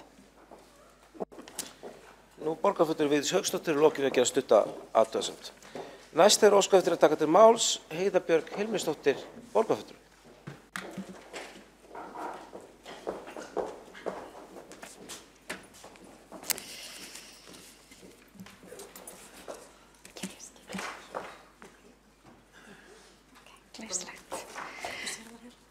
Já, einmitt. Forseti, kæru borgarfulltrúar, það mér heiður að fá að fara yfir, halda hér ræðu á þessum fína fundi, sem kannski minnir mig ekki endilega á leikskólabarna en skemmtilegu samt og sannarlega hátíðlegur þar sem við erum að afgreiða fjárhagsáætlun. Ég hef fengið það hlutverk núna að vera formaður velferðarráðs og það óneitanlega mikill heiður mikil ábyrgð og mjög skemmtilegt. Og ég ætla núna að fara svona yfir þann málaflokk sérstaklega og hlutverk félagsþjónustunnar og hlutverk velferðarsviðs. Mér langar að fá að byrja á því að bara minna á að auðvitað okkar hlutverk félagsþjónustu samkvæmt lögum að tryggja félagslegt og fjárhagslegt öryggi íbúa og við fjárfestum sannarlega, við Reykvíkingar gerum það úr okkar sameiginlega sjóði til þess að styrkja þá sem að þurfa og valdefla þá á forsendum hvers og eins með fagmennsku og virðingu og kærleika og þessi félagsauður, þessi auður sem við eigum í samfélaginu okkar svo ótrúlega mikilvægur og hann verður til meðal annars í tengslum á milli manna, hvernig traust byggist upp í samfélaginu og það kannski eitt af því sem að við tölum ekki svo mikið að hlutverk velferðarsviðs meðal annars í hverfunum. Við erum með fulltrúa félagsauðs og forvarna sem vinna ötulega þessu alla daga en allir starfsmenn velferðarsviðs og auðvitað Reykjavíkurborgar almennt í hverfunum að vinna því alla daga að vinna því að bæta samfélagið okkar og efla félagsauðin. Þegar við byggjum upp traust og eflum félagsauð þá verður samfélagið einfaldlega betra fyrir okkur öll, líka þá sem ekki eru í tengslum við aðra eða eru einhverja hluta vegna ekki þáttakendur í þeim verkefnum sem við erum að vinna. Þannig að félagslegur auður skiptir miklu máli fyrir samfélagið og í rauninni ákveðið svona forvarnastarf af því að staða hans í samfélagum gefur til kynna hvernig börnum og ungmennum mun farnast í leik og starfi þegar þau eldast og því meiri sem félagsauðurinn því betur gengur öllum að þroskast ná árangri, líka þeim börnum sem búa við bágar fjölskylduaðstöður eða eiga persónulega erfiðleikum eða fólk sem upplifir tímabundna erfiðleika eða lengri tíma erfiðleika, þeim farnast líka betur. Og fólk almennt upplifir meiri vellíðan og býr við betri heilsu í samfélagum þar sem að félagsauður dafnar. Þannig að það ekki bara peningar sem við ættum að tala hér í dag, því að við erum vissulega að fjárfesta í fólki og samfélagi. Ég segi ofta að velferðarþjónusta í víðum skilningi mannréttindaþjónusta. Við erum að tryggja mannréttindi fólks. Við erum fólk á samkvæmt lögum rétt á bestu mögulega heilsu, rétt á að geta tekið þátt í samfélaginu með þeim stuðningi sem það þarf og velur. Allir eiga rétt á húsaskjóli og fá fjárhagsaðstoð, hjálpartæki og læknisþjónustu eða fjárhagsstuðning. Allt þetta til þess að jafna stöðu á milli fólks og gera öllum kleift að taka þátt í samfélaginu. Og þetta auðvitað dýrmæt fjárfesting fyrir einstaklinga en líka fyrir okkur öll í heild. Af því að samfélag sem byggir á jöfnuð og þáttöku allra bara miklu betra samfélag fyrir okkur öll eins og ég rauninni talaði áðan þar sem félagsauðurinn sterkur. Þar fólk hamingjusamara, upplifir meiri vellíðan, betri heilsu. Þar eru færri glæpir, færri sjálfsvíg og svo framvegis. Og þó að Reykjavíkurborg beri ekki ábyrgð á öllum þessum þáttum og stóru fjárhagslegu jöfnunartækifærin á hendi ríkisins, þá finnst mér mikilvægt að við lyftum upp okkar mikilvæga þætti í þessu öllu saman. Því að okkar daglega líf mótast mjög mikið af þeirri þjónustu sem að Reykjavíkurborg veitir. Og fyrir marga sem þurfa að reiða sig á þjónustu borgarinnar á hverjum degi, þá vitum við að mjög litlu hluti geta skipt mjög miklu máli. Þannig að leið og við þróum þjónustun okkar að þjónustustefnu borgarinnar og gerum hana aðgengilegur og betri, þá munum við líka bæta ferla, meta árangur og vera í samstarfi við notendur þjónustunar til þess að vita hvort að við erum að þróast með réttum hætti, þannig að fólk upplifi virkilega betra líf, meiri vellíðan og meiri þáttöku í samfélaginu. Ef við horfum á fjárhagsáætlunina þá sjáum við það að þessi meirihluti sem hér starfar ætlar sannarlega að fjárfesta í velferð. Hann ætlar að fjárfesta í félagsauð og samfélaginu. Við erum að sjá miklar bætingar inn í mikilvæga þætti í velferðarþjónustu. Ég setti þetta sem sagt glæra sem sýnir hvernig staðan var á fjárhagsáætluninni. Ef ég bæti við því sem kom núna á milli umræðana þá sjáum við að viðbótin frá síðasta ári, eða það sem við í rauninni áætlum að verði niðurstaðan núna, Aukningin umtalsverð, 3 milljarðar sem við erum að setja aukalega inn í velferðarþjónustu vegna þess að þetta þjónusta sem skiptir okkur miklu máli. Hér getum við séð hvernig við skiptum útgjöldunum á milli þjónustuliða, annars vegar eftir starfseiningum og hins vegar eftir þjónustu þáttum. Þjónustu þættirnir eru auðvitað gríðarlega margir. Við komum að starfi og lífi fólks með margvíslegum hætti á hverjum degi og allt þetta fjármagn dreifist vel á mismunandi hópa samfélagsins. Ef við horfum á þróun ramma þá má sjá hann hér. Hér hef ég reyndar ekki bætt inn því sem að kemur nú vonandi inn með á milli umræðina en mér finnst þessi mynd sýna glöggt þá áherslu sem að meirihlutinn leggur á velferðarmál og ég stolt af því. Ekki það að það eigi að vera endilega markmið að auka fjármagn því það það alls ekki en ég mun fara aðeins betur í þá eftir hvaða fjölmörgu verkefni það eru sem við erum að bæta í. Nú og svo ykkur líka svolítið að fjölga sem betur fyrr. Ef við horfum á bundna liði þá það fjárhagsaðstoðin fyrst að nefna. Þar hefur verið mjög góð þróun undanfarin ár. Við höfum náð að styrkja fólk og valdefla til sjálfshjálpar sem að gríðarlega jákvætt. Núna í viðaukanum við fjárhagsáætlun meirihlutinn að leggja til að við hækkum fjárhagsaðstoð til framfærslu í samræmi við launavísitölu. Við höfum áður gert ráð fyrir 2,9% en erum að leggja til núna í viðauka að við hækkum 6% og förum þar með yfir 200.000 króna styrk á mánuði fyrir einstaklinga. Og mér finnst það mikilvægt. Þetta auðvitað tímabundin neyðaraðstoð en hún þarf líka að vera þannig að maður geti af henni lifað sómasamlega. Það auðvitað mikilvægt að ná þessari tölu niður, sérstaklega af því við viljum ekki að fólk sé á þessum stað í sínu lífi. En þegar fólk þar þá það að fá fumlausa þjónustu, örugga og góða. Og við erum einmitt að vinna að því að rafaða þennan feril og munum breyta henni nokkuð mikið núna í upphafi næsta árs með það markmið að gera fólki auðveldara fyrir að sækja þá þjónustu sem það þarf á að halda. Ef við horfum á bundna liðinn húsnæðisstuðning þá eru þar fækkun notenda sem að við höfum líka velt fyrir okkur. Sennilega það bætt efnahagsástand, hækkun launa og að færri þurfa þá mögulega á þessum stuðning að halda. En enga síður þá þarna fækkun notenda sem við munum áfram fylgjast vel með. Við höfum breytt þarna viðmiðum og komum til með að fylgjast með því áfram. Mér langar sérstaklega að skoða hér þróun málaflokks fatlaðra þar sem að þar mikil breyting. Við auðvitað tókum yfir þannan málaflokk fyrir nokkrum árum og fjármálaskrifstofa hefur haldið gríðarlega vel utan þann kostnað sem af því hefur hlotist og hvort að við séum að fá hann að fullu greiddan sem að reyndar ekki.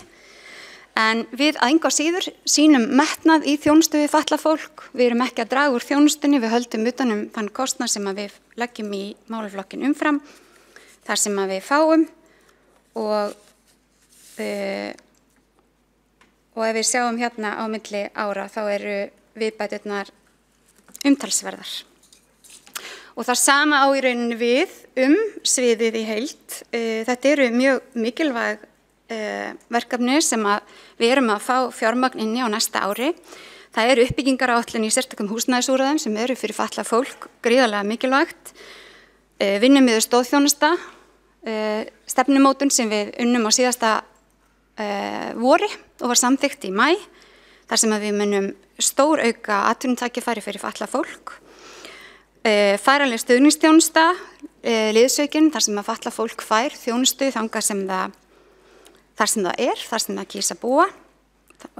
Skammtímadvöl, heimili fyrir börn, stefna í þjónustu við fatlað fólk á heimili sínum sjálfstætt líf sem við erum að innleiða. Við erum að leggja niður herbergjasambýlin í samráði við íbúa þar með virðingu og kærleika gagnvart þeim. Ferðaþjónusta fatlaðs fólks, þar erum við með viðbót vegna kostnaðarauka. Breytingar á heimili fyrir karlmenn í fíkni og geðvanda sem var orðið aðkallandi.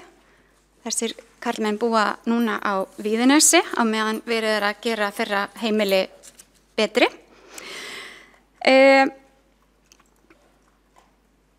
Úrræði fyrir konur með fíkni og geðvanda sína svo kölluðu tvígreindu konur. Þetta úrræði sem við hlökkum mikið til þess að sjá taka til starfa í Reykjavík og mikil eftirspurn eftir.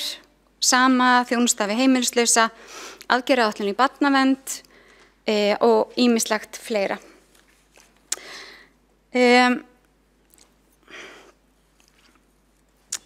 Ég held að eftir þessa yfirferð þá sé alveg ljóst að Reykjavíkurborg að veita fjölbreytta þjónustu. Ég ætla að fullyrða það að Reykjavík veiti góða þjónustu, ekki kannski fullkomna en góða þjónustu. Og við erum stöðugt að leita leiða til þess að gera betur og mér finnst það kannski mikilvægasta atriðið.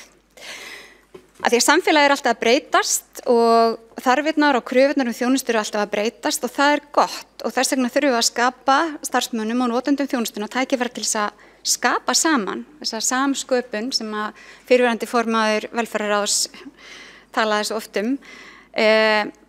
Þannig við séum alltaf að leita nýrra og betri lausna.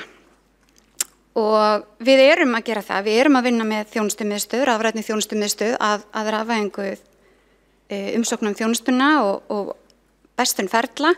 Við erum að innleiða velferðartækni með velferðartæknismiðju og við í sameiningu sem erum í velferðaráði ákvaðum að leggja áherslu á 8 þætti sem við viljum kynna á nýju ári. Þar ætlum við að setja ykkur markmið og þar ætlum við að setja ykkur árangursmælikvarða þar sem það hægt, þannig við getum virkilega fylgt því eftir hvort að við erum að þróast í þá átt sem að við viljum. En viðfangsefnin okkar eru auðvitað fjölmörg og kannski getum við ekki lagt áherslu á því öll ár, en ég ætla að fara stuttlega yfir þau áhersluatriði sem við ræddum saman á vinnudegi velferðarráðs að við vildum leggja sérstaklega áherslu á næsta ári. Fyrsta sem við nefndum var auðvitað þjónustan sem á að vera í fyrirrúmi, að við ætlum að fara í heildarendurskoðun á þjónustu velferðarsviðs og það í samræmi við það sem við segjum í meirihlutasáttmálanum. Þar tölum við heildarendurskoðun á þjónustu velferðarsviðs og ef ég les hérna upp stuttan bút með leyfi forseta, að hljóðar hann svo, við ætlum að fara í heildarendurskoðun á þjónustu velferðarsviðs og á þjónustumiðstöð með þarfir notenda að leiðarljósi. Við viljum rafvæða og einfalda umsóknarferla og endurskoða þjónustusvæði svo að þjónustaborgarum taki mið af þörfum notandans og sé valdeblandi. Og þetta kannski okkar svona leiðarljós í þessum kafla. Við erum auðvitað að innleiða þjónustustefnuna og munum leggja áherslu á það að við framkvæmd aðgerðaáætlana að þá séum við alltaf að horfa til þessara þátta. Við erum líka að horfa á hvernig við getum unnið okkur frá þeirri menningu kannski sem hefur tíðkast hjá okkur líkt og hjá öðrum í opinberri þjónustu að vera með biðlista. Nú akkurat nýútkomin reglugerð frá félagsmálaráðuneytinu sem að reglugerð biðlista og forgangsröðun og úrræði á biðtíma eftir þjónustu sem við munum auðvitað innleiða og þar félagsþjónustu gefnir 3 mánuðir til þess að veita þjónustu og eftir þann tíma skuli einstaklingur fara á biðlista og fá upplýsingar þá þjónustu sem að standi til boða og meðan beðið eftir þjónustu. Þetta eitthvað sem við eigum eftir að innleiða og mér finnst í rauninni bara spennandi. Og við viljum efla notendasamráð og notendastýringu á öllum þáttum þjónustunar. Húsnæðismálin, eðlilega einn af áherslu þáttum og hefur verið síðustu ár þar sem að við höfum staðið frammi fyrir vanda, ekki bara í Reykjavík heldur landa allt þar sem skort hefur húsnæði. Við erum auðvitað að greiða þannig sérstaka húsnæðisstuðning til allra óháð því hvort að þeir búa hjá félagsbústöðum eða hvort þeir búa einhvers staðar annars staðar. Og við töldum það mikilvægt að forgangsa því þannig og viljum stuðla með því að fólk greiði sem minnst hlutfall af sínum tekjum í húsnæðisstuðning. Fólk að meðaltali að eyða 40% af sínum tekjum í húsnæðiskostnað, ef ég man rétt, og það ansi mikið. Við að leggja fram hérna á milli umræðina tillögu að borga meira til félagsbústaða, þannig að þar þurfi ekki að hækka leigu, því þar býr okkar tekjulægsta fólk, og þó svo að það fengi þetta bætt í gegnum húsnæðisstuðning, þá langar okkur að leita þess að þurfi ekki að fara í þá leið. Við að búa til nýja reglur og að þróa nýja reglur félagslegt leiguhúsnæði sem að mun þá núna verða eina reglur 4 flokka sem að eru þá almennt félagslegt húsnæði, húsnæði fyrir fatlað fólk, þjónustuíbúðir fyrir aldraða og húsnæði fyrir heimilislausa. Þessar tillögur eru núna í samráðsferli en þær eiga að gefa borgarbúum betri eða svona auðveldara með að meta sína stöðu og sinn rétt á húsnæði út frá reglum borgarinnar og setja kannski alltaf verklag sem að við hafa haft inn í reglunar. Þannig að þetta verður stórt skref sem verður innleitt á næsta ári. Húsnæðisáætlun Reykjavíkurborgar auðvitað vel kynnt og var kynnt vel hér staðan á henni þeirri innleiðingu á opnum fundi borgarstjóra daginn. Hún byggir meðal annars á þarfagreiningu velferðarsviðs á þörfin á fjölgun félagslegs leiguhúsnæðis og sértækra búsetuúrræða og þjónustuíbúða og við að sjá það að við okkur sýnist að við séum að ná því markmiði á þessu ári að fjölga félagslegum íbúðum 100. Við vonum það, við að nálgast það. Síðasta kjörtímabili náðum við 300 og við með mun metnaðarfullri markmið fyrir þetta kjörtímabil. Því að það auðvitað réttur fólks að eiga heimili. Og það tökum við alvarlega. Ef við horfum á ráðgjöf og stuðning þá auðvitað ótrúlega margt sem að sett þar undir og margvíslegu stuðningur sem að Reykjavíkurborg að veita. Mér langar að nefna þar til dæmis félagsleg ráðgjöf bara almennt við íbúa borgarinnar. Hvernig getum við gert hann aðgengilegri og betri. Við að veita hælisleitendum og flóttafólki. Við að ganga frá nýjum samningi þar sem að við höfum verið að skoða hvort við getum ekki fengið að veita fleiri hælisleitendum þjónustu þar sem okkur finnst við gera það vel. Við heldum málþing þar daginn sem að var vel sótt og stolt af þeirri starfsemi sem að Reykjavíkurborg sinnir þar. Það þjónustumiðstöðin í Miðborg og Hlíða, Vesturbæ Miðborg og Hlíða sem svona þekkingarsetur þessa þjónustu og mun gera það áfram. Við höfum auðvitað að fjalla mjög mikið heimilislaust fólk sem hefur verið skilgreint utangarðs hingað til. Við breyttum á mörguleyti hugmyndafræðinni í þeirri stefnu sem að láti grundvallar á síðasta kjörtímabili og lögðum áherslu á svona þessa valdeflingu og skaðaminnkun. Núna eru 24 einstaklingar að fá þjónustu, svo kallar Housing First þjónustu sem við að þróa og vinna okkur betur að því að húsnæði bara einn hluti af því. Það stærsti hlutin af Housing First í reyndar þjónustan sem þú farið inn í húsnæði. Við fórum í fjölmörg verkefni á síðasta kjörtímabili. Mér langar að fá að nefna samningin við Barka-samtökin þar sem að með fjölda fólks sem að kom frá Pólandi og býr í Reykjavík sem að glímdi við heimilisleysi að í samstarfi Barka það hafa 22 einstaklingar snúið til Póllands og farið þangað og fengið í rauninni betri þjónustu fyrir sig á sínu móðurmáli. Gríðarlega mikilvægt og þakklátt verkefni sem Barka-samtökin hafa unnið í samstarfi við velferðarsvið.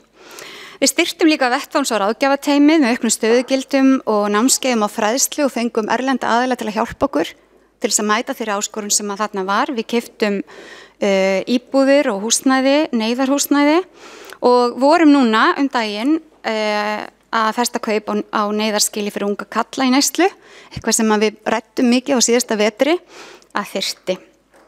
Og mér finnst það mikilvægur áfangi og eins og við þekkjum öll hér þá verið að endurskoða aðgerðaáætlun í málefnum heimilislausra. Hún verður tilbúin núna einhvern tímann í kringum áramót og þar margt á döfinni, meðal annars þessi 25 smáhýsi sem við ætlum að opna í byrjun, á fyrri hluta næsta árs vona ég. Það gengur aldrei nú hratt fyrir mig, sko, en ég sýni því skilning að þetta flókið. En þau verða staðsett í nokkrum þyrping vestan Elliðaár og þannig að við, og einsetta úrræði fyrir tvíkynda konur. Þannig ég held að við séum að þarna með þessari félagslegu ráðgjöf að sýna þessum hóp þá virðingu sem að hann á skilið. Við rekum auðvitað neyðarskýli fyrir konur og neyðarskýli fyrir karla, en við erum líka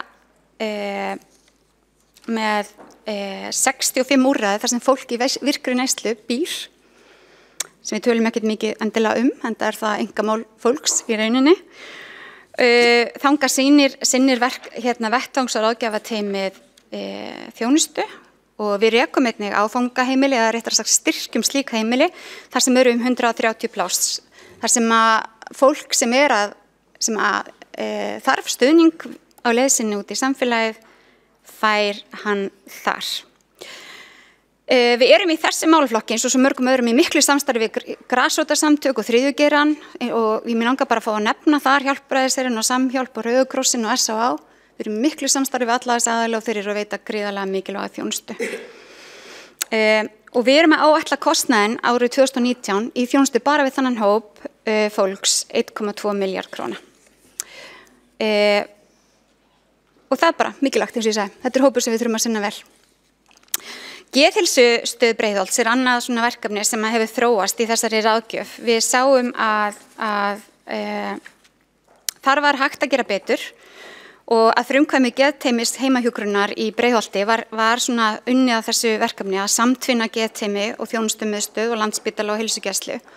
Og þetta verklag leiti til þess að það voru færri innlagnir og fólki leið betur og upplifði betri þjónustu og nú hefur verið opnað líka geðheilsumiðstöð Vestur. Það er heilsugæslan sem sér að því. Og mér langar líka að nefna að við tókum þátt í Bataskólanum að stofna hann sem fyrir fólk sem glímir við geðrænar áskoranir og hann fekk í gær verðlaun frá Öryrkjabandalagi Íslands, hvatningaverðlaun frá Öryrkjabandalagi Íslands og ég held að við getum óska okkur allir til hamingju með það. Það er verkefni sem við vinnum með geðhjálp og námsflokkunum. Við vinnum auðvitað alltaf gegn einangrun fólks og við höfum sett það í meirihlutasáttmálann að við viljum vinna gegn sárri fátækt með markvissum og valdeflandi hætti og við munum vinna aðgerðaráætlun þar og setja í forgang. Málefni barna og ungmenna hafa verið okkur mjög hugleikin og við höfum það verkefni bæði samkvæmt barnaverndarlögum og skólaþjónustuna og svo stuðningu við barnafjölskyldur og þetta verkefni hefur verið í miklum forgangi. Við höfum á síðustu árum, eins og við höfum margoft rætt í þessum sal, þróað Reykjavíkurlíkan í skólaþjónustu. Það er ennþá í þróun, byggir á snemmtækri íhlutun sem byggir á verklagi sem var þróað í Breiðholtinu og ásamt því besta í verklagi skólaþjónustu og öðrum hverfum. Þar sem áhersla lögð á að vinna með börnum í skólaumhverfinu í nánu samstarfi við starfsmenn í skólum og fjölskyldur þeirra.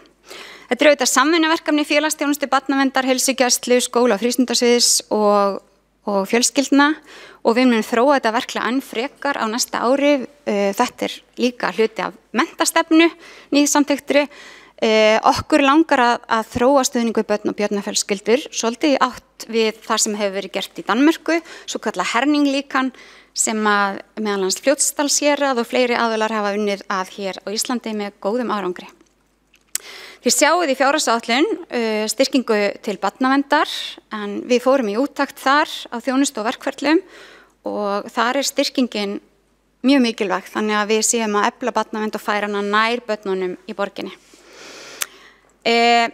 Í október síðastliðnum þá samþykkti borgarstjórn að fela velferðarsvið að hefja undirbúninga nýrri starfsemi þar sem verði haldið utan um stuðningsþjónustu á vegum sviðsins. Við tókum þar til alla stuðningsþjónustu en við höfum síðan ákveðið að kannski fókusera svolítið fyrst á stuðningsþjónustu við börn og fjölskyldur og hvernig við getum markvisst nýtt það fjármagn sem að við fáum í það til þess að veita þeim betri þjónustu og helst komið veg fyrir að það sé bið eftir þeirri þjónustu.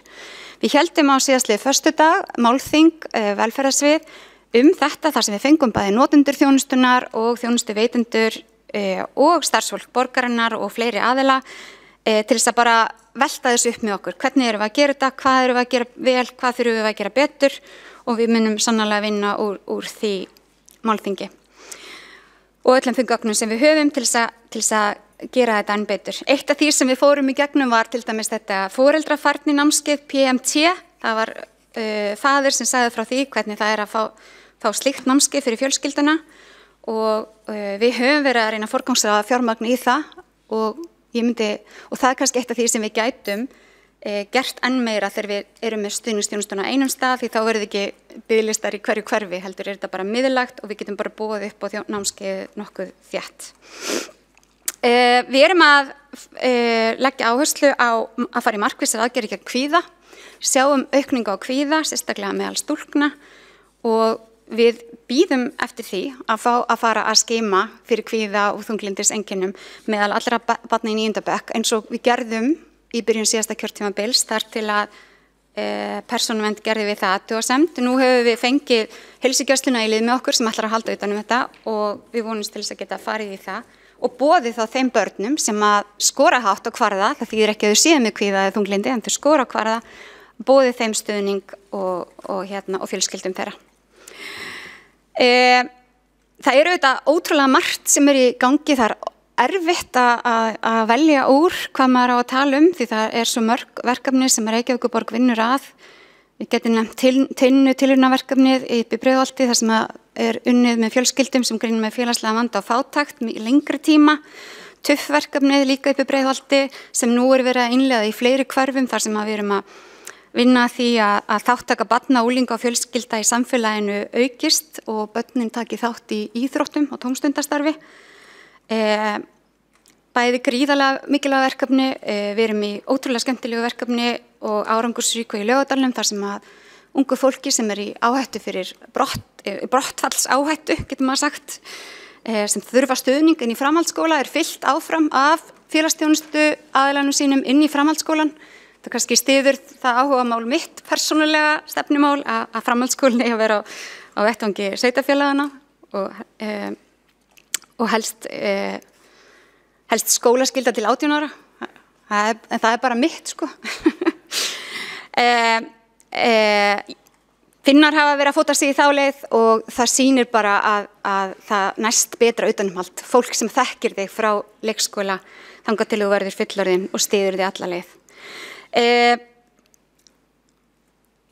Foreldraþorpið, fleira og fleira, alls konar og þessi áhersla á forvarnir og heilsueflingu sem við ákváðum svo ágætlega á síðasta kjörtímabili, forvarnir hvers konar sem við höfum unnið að áratugum saman, allt saman þetta að skila okkur betra samfélagi en mikilvægt líka að við séum ekki að sofna á verðinum.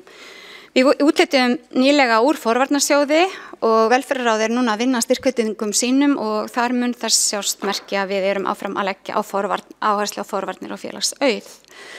Við erum auðvitað sérstaklega að horfa á hvernig við getum unnið með börnum sem umsækjendur alþjóðlega vernd og það mjög sérhæfð þjónusta og þar unnið eftir samþættu verklagi, mjög viðkvæmur hópur barna og mjög mikilvægt verkefni. Nú, þjónusta við börn með alvarlegar þroska- og geðraskanir vaxandi málaflokkur og eins og ég fór í gegnum áðan þá það gleðilegt að við erum að fara í að fjárfesta þar í að geta veitt þessum börnum betri þjónustu. Unglingasmiðjurnar sem að starfa með unglingum í félagslegum vanda. Á föstudaginn fengum við að heyra sögu ungra stúlku sem var í unglingasmiðju. Hún fékk stuðning þar í gegn í 2 ár, núna að klára stúdentspróf og lífið blasir við henni. Ótrúlega magnað að hlusta á ungt fólk sem hefur átt við gríðarlega erfiðleika að stríða. Hún lýsti því fátækt og félagslega einangrun og núna haldandi ræður fyrir 200 manns. Það bara það eitt okkur mikla gleði á þessum fundi fyrir utan allt hitt góða sem framkom. Nú, þjónusta við fatlað fólk, það kannski ekki þörf á að fara í gegnum það allt saman en við erum auðvitað bara að vinna á þessari grundvelli einstaklingsbundnu þjónustuáætlana. Við erum í fjölmörgum verkefnum og það væri mér gleði og ánægja að fara í gegnum það allt saman hérna með ykkur. Ég veit ekki hvort það myndi veikja ykkur sömu gleði og ánægju en þetta auðvitað bara stór málaflokkur og þar sem við reynum að mæta þörfum fólks með sem bestum hætti. Þessi nýju lög þjónustu við fatlað fólk með langvarandi stuðningsþarfir lögfestu loksins núna notendastýrða persónulega aðstoð og við munum leggja metnað í það að undirbúa með miklum sóma. Við höfum þegar fjölgað samningum á þessu ári og munum gera það áfram. Uppbyggingaráætlun á sérstökum búsætuúrræðum eða sérstökum húsnæði fyrir fatlað fólk er á dagskrá og svo margt fleira. Ég nefndi áðan atvinnumál fatlaðra. Þessi mál hafa verið mér mjög hugleikin. Ég fékk að stýra hóp sem að gerði þessa aðgerðaáætlun sem var samþykkt í vor og mun fylgja því eftir að það komist til framkvæmda. Þar erum við ekki síst að horfa á það að þau börn sem að samfélagið búið að fjárfesta í og búið að vinna með frá leikskóla og þau útskrifast úr framhaldsskóla að þau fái tækifæri í samfélaginu til þess að láta til sín taka. Það er þyngra en tárum taki að hitta ungmenni sem að útskrifast úr framhaldsskóla og það er einhvern veginn ekkert sem tekur við. Þetta auðvitað ekki bara á vettvangi Reykjavíkurborgar, þetta er verkefni ríkisins að stærstum hluta en við ætlum að gera okkar og sjáum þann hóp sem að tilheyrir okkur samkvæmt samkomulagi við Vinnumálastofnun sem gert var árið 2015. Samráð, það er kannski svolítið líka eitthvað sem mætti leggja áherslu varðandi fatlað fólk. Við erum að endurskoða samráð, við erum alltaf að endurskoða samráð og það verður gert núna í samstarfi við mannréttindaráð og kröfur í nýjum lögum það. Jafnvel verður þetta samráðsteymi saminað, þetta notendaráð saminað, ferlinefnd eða eitthvað slíkt og við erum opin fyrir allt því við viljum bara þetta, ekkert okkur án okkar, lifa eftir því og viljum sjá til þess að samráðsþátturinn sé viðhafður. Sérstaklega líka núna þegar við erum að fara að endurskoða þjónustulýsinguna ferðaþjónustu fatlaðs fólks. Þar í þeim þjónustukönnunum sem hafa verið gerðar meðal fatlaðra ferðaþjónustunar komu alltaf mjög góðar ábendingar. Það var alltaf pláss fyrir fólk til þess að senda inn ábendingar og það hefur komið mjög vel út. Nú ef ég bara nefni þá, enn einn punktinn sem við ætlum að leggja áherslu á þá er það þjónusta við aldraða. Við samþykktum í lok síðasta kjörtímabils heildarstefnumótun í málefnum eldri borgara. Erum að bíða eftir því aðgerðaáætlun líti dagsins ljós. Það verður einhvern tíma núna í kringum áramót eða upp af nýs árs og þar er svona rauði þráðurinn að Reykjavíkurborg vill vera aldursvæn borg. Við breyttum við á síðasta kjörtímabili þannig að nú fá 67 ára eldri frítt í sund og afslátta í strætó og söfn og alls konar og samþykktum sérstakar stefnu heilsueflingu eldri borgara og það er samstarf í íþróttafélögin það. En við erum líka að efla þjónustu við þá sem þurfa stuðning, efla samþættingu heimaþjónustu, efla endurhæfingu í heimahúsi, verkefni sem við innleitum á síðasta kjörtímabili, þar sem fólk getur fengið endurhæfingu þar sem það er statt. Við erum líka að byggja hjúkrunarrými, loksins, segja margir, því það er bið eftir hjúkrunarrýmum. Við getum auðvitað ekki byggt hjúkrunarrými nema í samstarfi við ríki þar sem að sá þjónustu þáttur á vettvangi ríkisins en þarna eru 99 rými sem munu verða tekin í notkun á næsta ári og það er gríðarlega mikilvægt fyrir þann hóp fólk sem á því þarf að halda. Við erum að vinna alls konar svona spennandi leiðum til þess að auka félagsauðinn líka meðal eldri borgara. Við erum ju alltaf eldri og eldri og það breytist hvernig við viljum nýta okkar tíma. Við erum, það er ekki allir sem vita það, en við erum með 17 samfélagshús, 17 staði í borgin þar sem við erum með félagsstarf fyrir eldri borgara og aðra og þar erum við að vinna því að breyta þessu meira yfir í samfélagshús þar sem að fleiri kynslóðir koma saman. Við prófuðum á síðasta kjörtímabili að leigja í 2 þjónustuíbúðir til ungra nema með það skilyrði að þeir kæmu að svona félagsstarfi á staðnum og það lukkaðist mjög vel og mér þætti spennandi að gera meira slíku. Síðan viljum við auðvitað leggja áherslu á fjármálin, sýna aga, verklagið, að vera stöðugt að koma í veg fyrir sóun, að vera stöðugt að gera betur, greina ferla og greina burt, taka burt allan óþarfa. Við leggjum mikla áherslu á mannauðinn. Það eru mörg störf erfið á velferðarsviði, þau eru krefjandi, en þau eru líka ótrúlega gefandi. Og ef við sköpum starfsfólkinu okkar tækifæri til þess að veita góða þjónustu, þá mun það skapa okkur ánægðara starfsfólk og heilbrigðara starfsfólk, því það er fátt sem að gerir starfsfólki betra heldur en að geta veitt góða þjónustu. Ef að notendur eru ánægðir, þá erum við ánægð. En við erum líka að vinna því að vera heilsueflandi vinnustaður og góður vinnustaður og mér finnst magnað að kynnast í hversu mikið af hæfu úrval starfsfólki vinnur hjá velferðarsviði.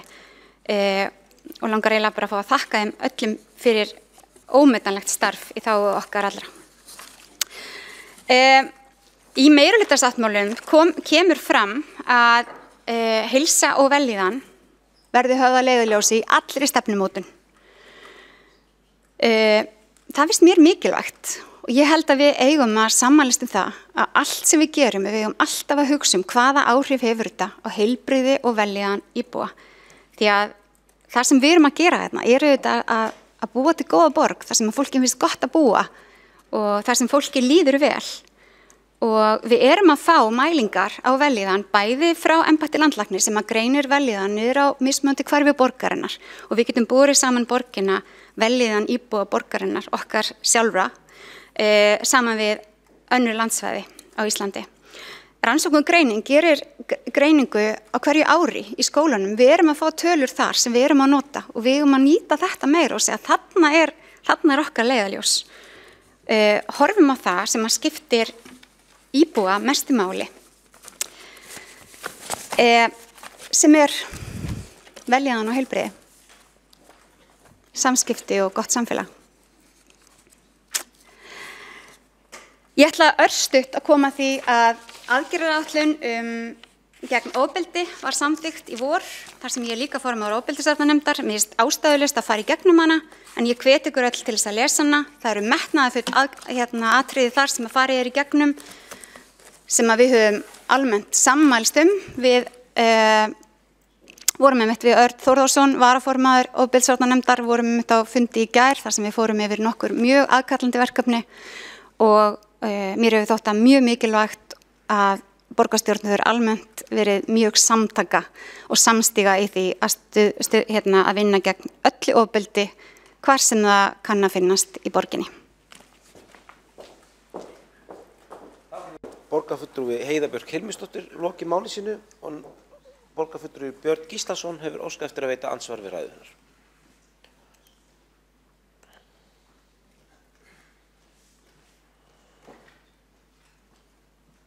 Forseti, ágætu borgarfulltrúar. Ég hjó eftir hjá borgarfulltrúa Heiðu Hilmisdóttur, langaði aðeins að fá skýringa við.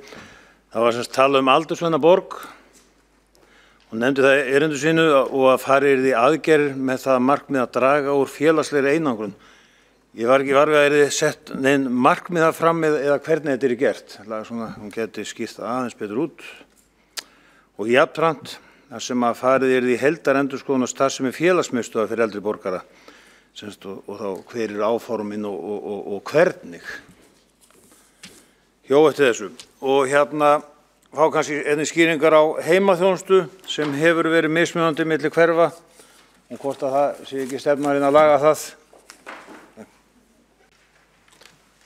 Borgarfulltrúi Björn Gíslason hefur lokið við að veita andsvar og þá svarar ansvari Heiða Björk Hilmisdóttir borgarfulltrúi. Forseti, kæru borgarfulltrúar, takk fyrir þessar spurningar. Það eru góðar.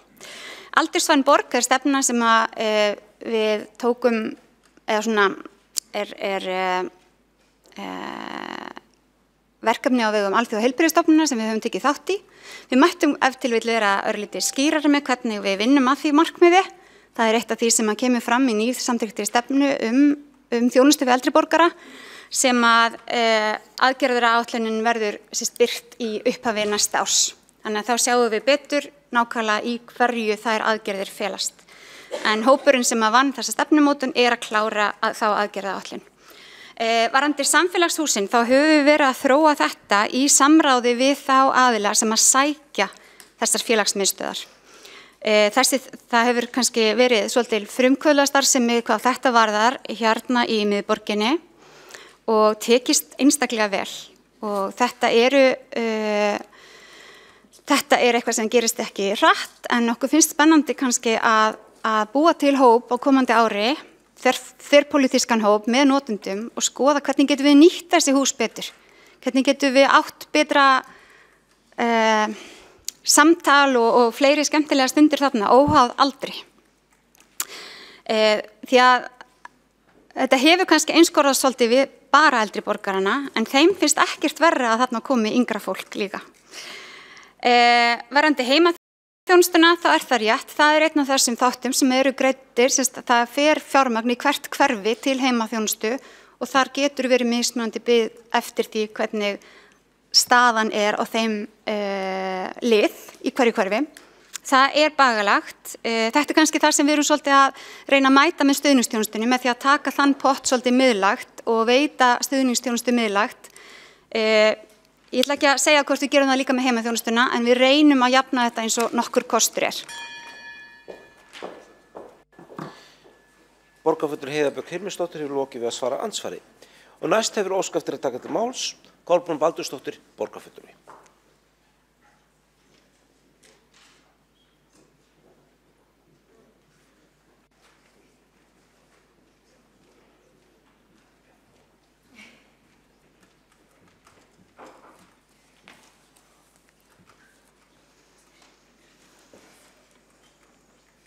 Forseti, kæra borgarstjórn, flokkur fólksins berst fyrir bættum kjörum, fátæksfólks, öryrkja og eldri borgara. Barnafólk hefur frá upphafi verið í forgangi hjá flokki fólksins. Kjörorð okkar fólkið fyrst. Allmargar tillögur hafa verið lagðar fram af flokki fólksins í þessu sambandi. Og má nefna að skólamáltíðir verði fríar og að frístundaheimili verði gjaldfrjáls fyrir börn fátækra foreldra, en fremur að fátæk börn verði ekki krafin aukagjöld í félagsmiðstöðvum. Tillögur varða fjölbreytt skólaúrræði hafa verið lagðar fram til að tryggja megi að þörfum allra barna verði mætt og fleiri tillögur af sama meiði hafa verið lagðar fram. Flestar þessara tillagna hafa nú þegar verið felldar og rök meirihlutans oftast þau að þetta kosti of mikið eða sé ekki á stefnuskrá meirihlutans. Það hefur verið markmið borgarfulltrúa sem hér stendur að reyna að finna fé til að tryggja og byggja undir tillögur flokks fólksins. Nokkrar sparnaðar og hagræðingartillögur hafa því verið lagðar fram. Stjórnsýslan bákn sem vel mætti byrja á að draga saman, sér í lagi og þá einungis þann hluta sem snýr ekki beint að þjónustu við fólkið. Þjónustu við fólkið má ekki skerða, enda víða ábótavant eins og staðan í dag. Í kerfinu eru hins vegar verkefni sem ýmist mætti hægja á, sameina eða jafnvel leggja af.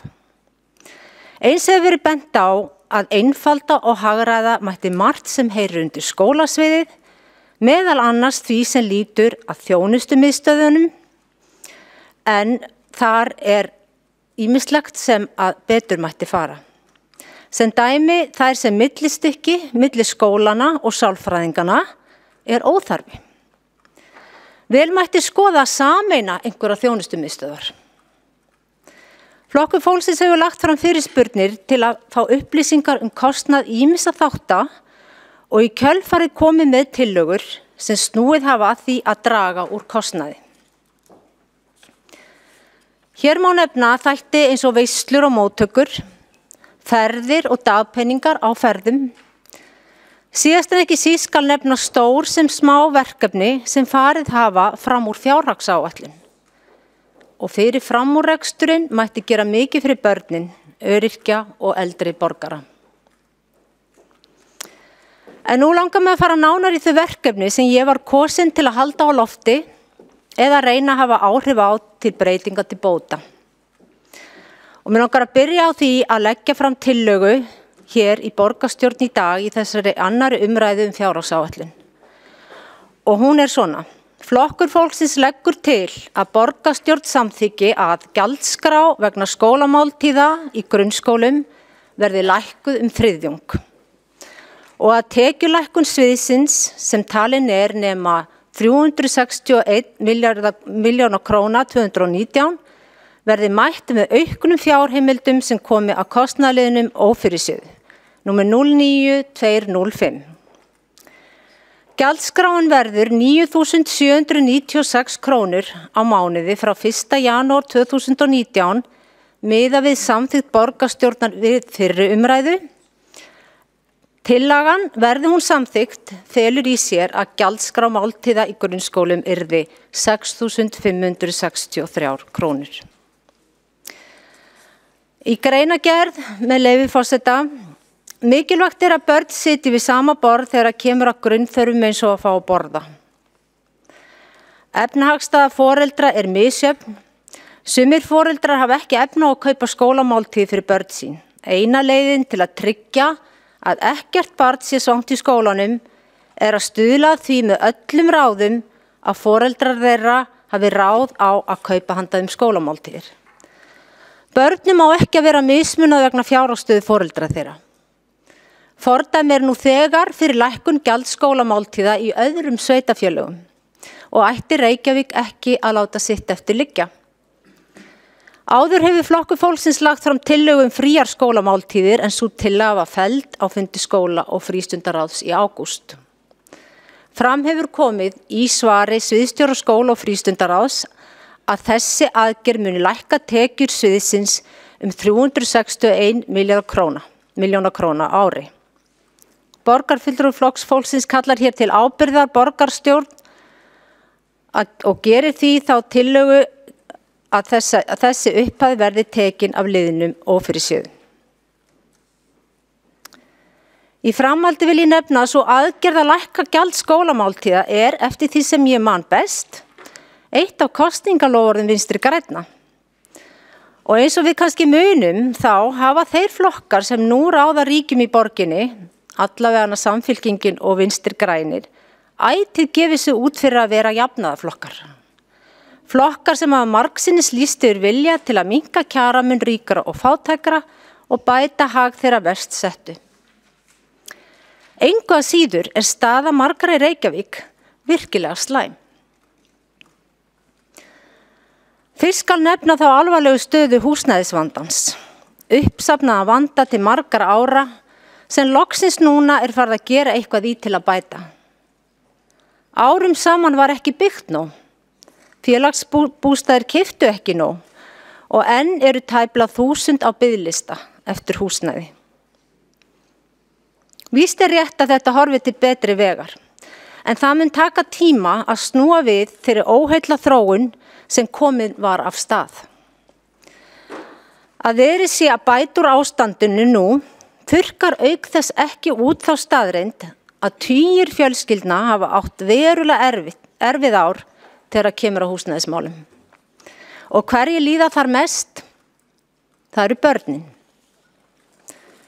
Áhrif húsnæðisvandan á börn mikill. Hópi barna hefur þurft að flytja margsinnis fyrstu 15 árin sín. Þvælst milli hverfa, landshluta og grunnskóla með tilheyrandi neikvæðum afleiðingum. Ég vil í þessari ræðu minni líka tala meira börnin og nú í tengslum við fátækt. Eins og áður segir var Flokkur fólksins stofnaður meðal annars til að standa vörð utan börn og berjast gegn fátækt. Fátækt meðal barna á Íslandi staðreynd og fátækt á sér margar birtingamyndir. Þegar hugtakið fátækt ber á góma dettur mörgum í hug svelti og jafnvel að viðkomandi búa á götunni. Hugtakið fátækt hefur hins vegar mun víðtækari merkingu en það. Í því felst meðal annars að hafa ekki ráð á að veita börnum sínum þau lífsgæði sem vilji stendur til eða eru talin almenn, jafnvel nauðsynleg.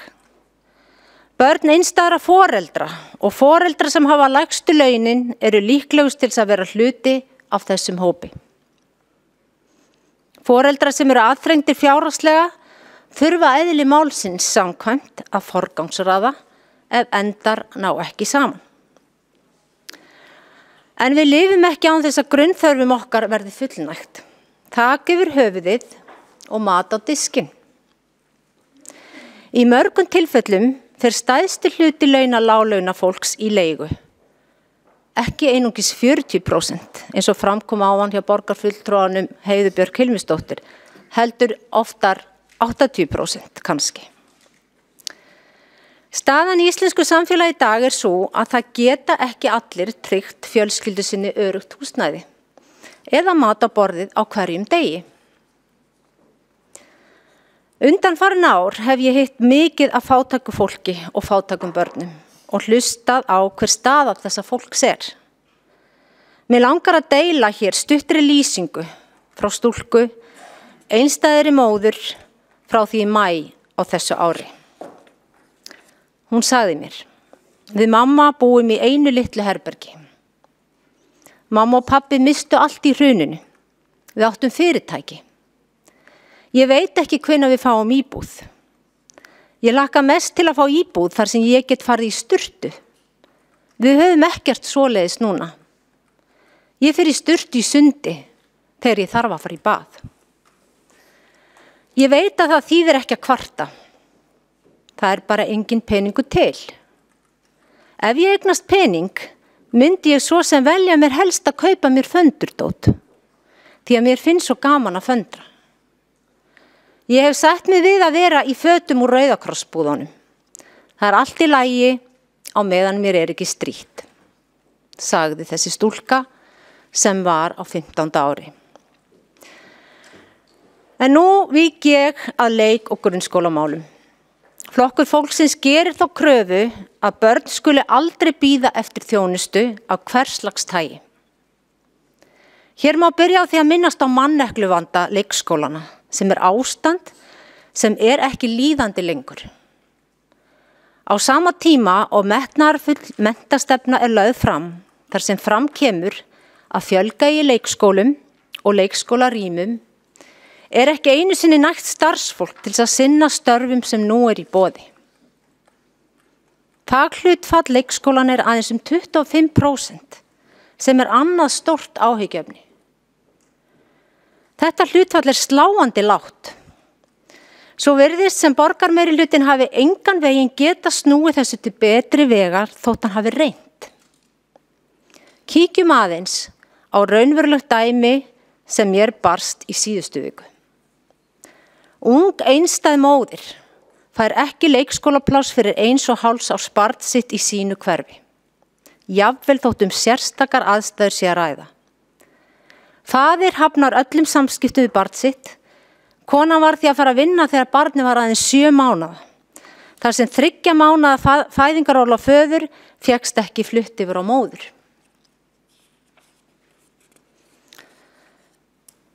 Þetta er staða ekki bara hjá einni einstæðri móður, heldur mörgum einstæðum foreldrum.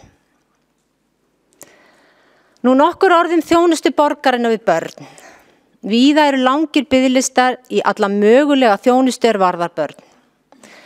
Ég þekki skólasálfræði þjónustuna vel og veit því hvernig hún á að virka. Eins og staðan í dag er aðgengi að skólasálfræðingum ekki nógu gott. Þótt eitthvað sé misjafnt eftir hverfum. Biðlistar eftir viðtölum eru jafnvel margir mánuðir. Sífellt er klifað á að draga á úr vægi greininga og leggja áherslu á snemmtæka íhlutun, eins og eitt útiloki annað. Biðlisti frumgreiningu á barni sem felur að öllu jafna í sér vitsmuna þroskamat og kvíða og ADHD-skimun, sem jafnvel allir eru sammála að þurfa að gera til að geta ákveðið hvaða námsefni hentar, er engu að síður á annað ár biðlisti. Finnst fólki þetta í lagi?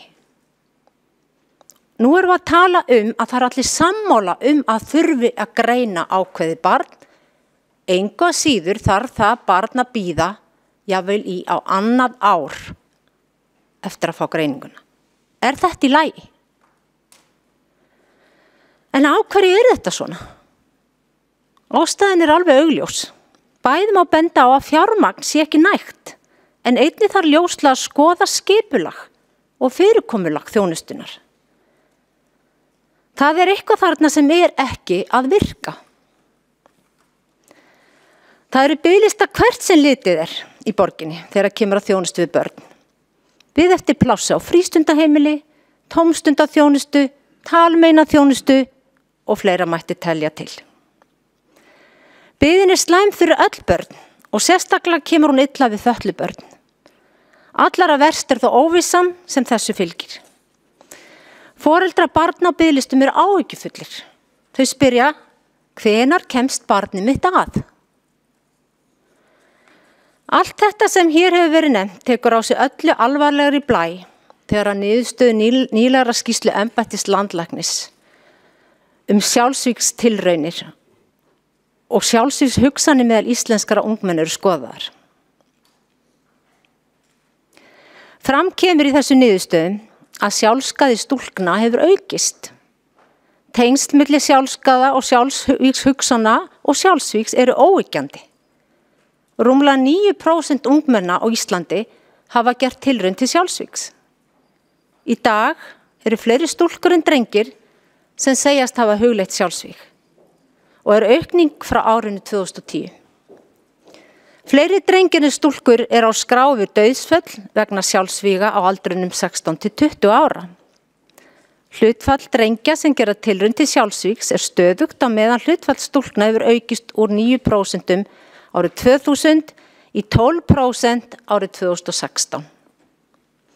Eins og fram kemur í ofanemndri skýrslu. Í ljósi þessara upplýsinga ljóst að staða margra barna ekki góð hvað varðar andlega líðan og námslega stöðu. Og vanlíðan og vandi þessara barna, þeirra barna sem vilja deyja, á sér langan aðdraganda. Það vitum við öll. En við skulum líka halda því góða til haga að það vissulega margt hér í borginni sem á réttri leið núna. Staða flestra barna góð, viðunandi í það minnsta. Það á okkur í samfélagi eins og þessu að þykja sjálfsagður hlutur. Því ekki skortir hér fé eða tækifæri. Íslenska þjóðin og Reykjavík ekki fátæk. Við teljumst til velmegandi þjóða.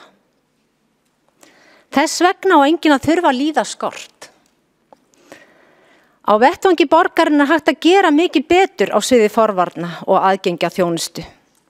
Við eigum að geta gert kröfum að börn hafi gott aðgengi að allri þjónustu borgarinnar og að foreldrar geti valið það skólaúrræði sem talið að hendi börnin þeirra best að mati foreldra og fagaðila. Krafan að hvert einasta barn fái þjónustu við hæfi, að hvert barn sé metið á einstaklingsgrunni. Barn sem þarf að bíða lengi eftir þjónustu fagaðila eða fær ekki aðstoð við hæfi í mun meiri áhættu með að grípa til örþrifa ráða eins og sjálfskaða og jafnvel sjálfsvígs tilraunar. Slakt aðgengi að fagþjónustu getur kostað líf. En lítum nú stuttlega til sérskólaúrræðanna. Hvar borgin stödd í þeim efnum? Svarið að hvað varðar skólaúrræði hafa sum börn verið sett í ólíðandi aðstæður. Börn sem þurfa á úrræði í sérskóla eru mörg í ólíðandi aðstæðum því að þau komast ekki í slíkt úrræði. Klettaskóli eitt slíkt úrræði og hann yfirsetinn. Í honum eru 130 nemendur en upplagið var að þar stunduðu nám vel innan við 100 nemendur. Kannski þess vegna hentar það svo vel að hafa inntökuskilyrðin ströng. Þá eru minni líkur á að langur biðlisti myndist enda státar borgin sig nú að því að það varla nokkur biðlisti að heiti geti í Klettaskóla. Foreldrar sem hafa óskað eftir vist fyrir barn sitt í sérskóla eins og Klettaskóla hafa orðið frá að hverfa ef fyrirsjáanlegt að barnið nær ekki inntökuviðmiðunum. Stundum munar naumlega. Á sama tíma barnið þeirra berjast í bökkum inn í almennum bekk, líður illa, jafnvel einangrað, enda kannski ekki þar meðal jafningja. Einn þátttökubekkur rekinn í tengslum við Klettaskóla og eru sömu inntökuskilyrðin í hann og í Klettaskóla. Nemendur með miðlungs- eða væga þroskahömlun stunda öllu jafna nám í almennum bekk, sum með sérstökum stuðningi og í sérkennslu. Hjá einhverjum þessara barna gengur blessunarlega vel, en hjá öðrum lífið ekki eins skemmtilegt. Foreldrar sumra þessara barna óska þess að börn þeirra fái að stunda nám í aðstæðum sem passa þeim betur, en eins og staðan nú það ekki í boði. Fyrir liggur tillaga frá Flokki fólksins að þátttökubekkjum verði fjölgað, en það aðeins einn slíkur rekinn núna. Allavega fjölga allavega einn og að rýmka skuli inntöku skilyrðin í bekkin. Þeirri tillögu hefur ekki enn verið svarað, enda þótt hún hafi verið lögð fram fyrir mörgum vikum. Í ljósi vaxandi vanlíðunar barna sem meðal annars hefur verið staðfest í áðurnefndri skýrslu landlæknis það háalvarlegt að borgarmeirihlutinn skuli engu að síður vilja þráast við að viðurkenna að þessi fallega hugmynd, skóli án aðgreininga, eins og hún útfærð í dag, ekki að virka fyrir öll börn. Og af hverju hún ekki að virka? Það ekkert að hugmyndafræðinni sem slíkari nema síður sé. Þetta drauma hugmynd allara, trúi ég. En ástæðan fyrir því að í Reykjavík þetta mestu fallegt orð á blaði sú að það fjármagn sem slíkt fyrirkomulag þarfnast hefur ekki fylgt hugmyndinni. Þannig að framkvæmdin ekki útfærð nema að hluta til. Ef skóla án aðgreiningar á að vera fyrir öll börn, þarf að fylgja honum fullnægjandi fjármagn til að hægt sé að bjóða öllum börnum og líka börnum með þroskahömlun þjónustu við hæfi. Að ræða þjónustu þroskaþjálfa, iðjuþjálfa, biðlistalaust aðgengja sálfræðingi og sérkennara sjálfsögðu, sjúkraþjálfara, hjúkrunarfræðingi og náms- og félagsráðgjafa.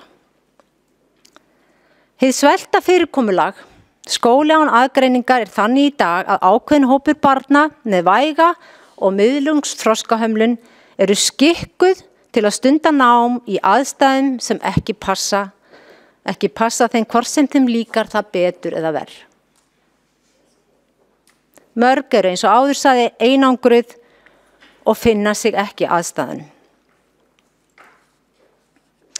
En halda fast í þessa stefnu þannig að skólinn geti mætt þörfum barna. Ef halda fast í þessa stefnu þannig að skólinn geti mætt þörfum barna með ólíka þarfir, þarf að endurskipuleggja kerfi frá grunni og veita fullnægjandi fé í það svo það verði raunverulegur kostur fyrir öll börn. Til að plástra skóla án aðgreiningar börn sem glíma við sértæka námserfileika eða vitsmunavanda send í sérkennslu. Samkvæmt svari sviðsstjóra skóla og frístundasviðs við fyrirspurn kostnað við sérkennslu í Reykjavík kemur fram að á leikskólastigi var þessi kostnaður tæp 1,5 milljarður árið 2017. Í svari gefin upp kostnaður beggja skólastiga leik- og grunnskóla vegna sérkennslu 2017 rúmlega 3,5 milljarður. Kostnaður vegna grunnskóla 2018 rúmlega 2,5 milljarður og þá ekki talin með kostnaður vegna kennslu á sjúkrahúsum eða í sérdeildum. Ætla má því kostnaður vegna sérkennslu beggja skólastiga allt 4,5 milljarðar árið 2018. Og þá ekki ljóst hvort það liggi áallt fyrir greiningar á sérkennsluþörf og vel ígrundar kennsluáætlanir áður en barnið fer í sérkennsluna. Ekki heldur vita nægilega árangur hvernig þetta nýtist börnunum. Samkvæmt tölum Hagstofunnar 30% nemenda í öllum 10. bekkjum grunnskólana í sérkennslu. og eins og allir vita núna sem eitthvað hafa hlustað á þessi mál, þá hefur menntamálaráðuneytið gefið út að 30% drengja og 12% stúlkna geta ekki lesið sér til gagns og gamans við lok grunnskóla. Þannig er ekki hægt að fullyrða að sérkennslan sé í raun sniðin í samræmi við einstaklingsþarfi barnsins. Hér er ekki sérkennurum frekar en öðrum kennurum eða starfsfólki að kenna. Þeir gera sitt besta í þessum aðstæðum. Heldur frekar fálmkenndum og ómarkvissum aðgerðum borgarmeirihlutans til margra ára sem ber á þessu ábyrgð og sem enn rígheldur í metnaðarfulla stefnu án þess að vilja setja í hana nauðsynlegt fjármagn. Börn með þroskahömlun og foreldrar þeirra eru viðkvæmur hópur. Þetta er ekki háværasti hópurinn í samfélaginu. En allir foreldrar vilja bara það besta fyrir börnin sín, að þau fá aðhlynningu og kennslu við hæfi, að námsefni sé við hæfi og að þau sé í aðstæðum þar sem þau geti notið sín í undirbúningi undir lífið. En hvað segja foreldrar barna með þroskahömlun? Ýmsar kannanir hafa verið gerðar varðar viðhorf til skóla hjá Reykjavíkurborg, en í engri þeirra kemur skýrt fram skoðanir foreldra þroskahamlaðra barna. Þeir hafa ekki verið spurðir sérstaklega. Í könnun sem þessum er talað sérþarfir sem er mjög vítt hugtak og getur vísað til alls mögulegs, svo sem lesblindu, málþroskaröskun, ADHD, en ekki endilega til þroskahamlana á borð við vitsmuna þroskaskerðingu. Borgarmeirihlutinn hefur staðfest að hvorki verði sett á laggirnar fleiri sérskólaúrræði né sérúrræði í skólum með því að fella allar tillögur þess efnis sem lagðar hafa verið fram af Flokki fólksins. Ekki er heldur séð að setja eigi nægjanlegt fjármagn í skóla án aðgreiningar til þess að hann gæti þá farið að virka eins og hugmyndafræðin segir til um. Þannig er staðan í dag. Margir foreldrar barna með þroskahömlun bera kvíðboga fyrir börnin sínu nú og til framtíðar og svíður að hafa ekkert val úrræði sem hentar þeim betur.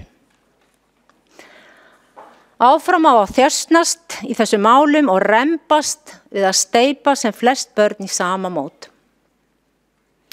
En það er réttur hvers barns að því sé sinnt á einstaklingsforsendum.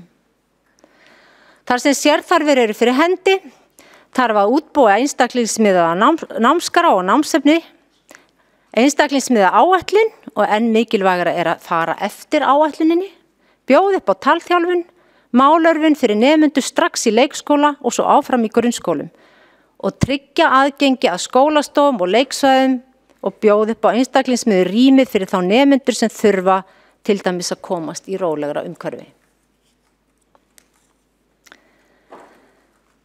Ef fatlaðir nemendur og nemendur með sérþarfir eiga að fá kennslu, stuðning og námsefni við hæfi og geta náð árangri í námi í umhverfi án aðgreiningar, verður borgin að auka fjármagn til leik- og grunnskóla verulega. Áður en ég segi skilið við þetta efni ræðunar, þá er það mat Flokks fólksins að gera þar eitthvað róttækt til þess að leysa mannekluhnútinn sérstaklega í leikskólum. Tvennt skiptir sköpum í þeim efnum og við vitum það öll að það eru launin, þau verða að vera mannsæmandi og síðan er það vinnuumhverfið, aðbúnaður og fyrirkomulag vinnunar. Ánægt starfsfólk skila betri vinnu sem jafna má við aukna gæða þjónustu fyrir öll börn og með því eru við að tryggja að allir nemendur fái þá þjónustu sem þeir eigi að fá. Í öllum skólum á að vera fagmenntaðir kennarar, þroskaþjálfar, iðjuþjálfarar, sérkennarar og talmeinafræðingar. Allt sem hér hefur verið rætt tengist einu ákveðnu plaggi sem okkur ber að fylgja í hvívetna. Og það er barnasáttmáli Sameinuðu þjóðanna. Eins og flestir vita höfum við lögfest barnasáttmála Sameinuðu þjóðanna. Til upprifjunar, sáttmálinn var undirritaður fyrir Íslands hönd árið 1990, fullgiltur árið 1992 og lögfestur í febrúar 2013. Samningurinn er einn útbreiddasti mannréttindasamningur heims og með lögfestingu hans höfum við skuldbundið okkur til að fylgja ákvæðum hans og hafa hann að leiðarljósi. Talsvert þó enn í land að hann hafi verið að fullu innleiddur hér. Það er mat borgarfulltrúa sem hér stendur að borgaryfirvöld og ríki hafi ekki tekið ákvæði hans nægjanlega alvarlega.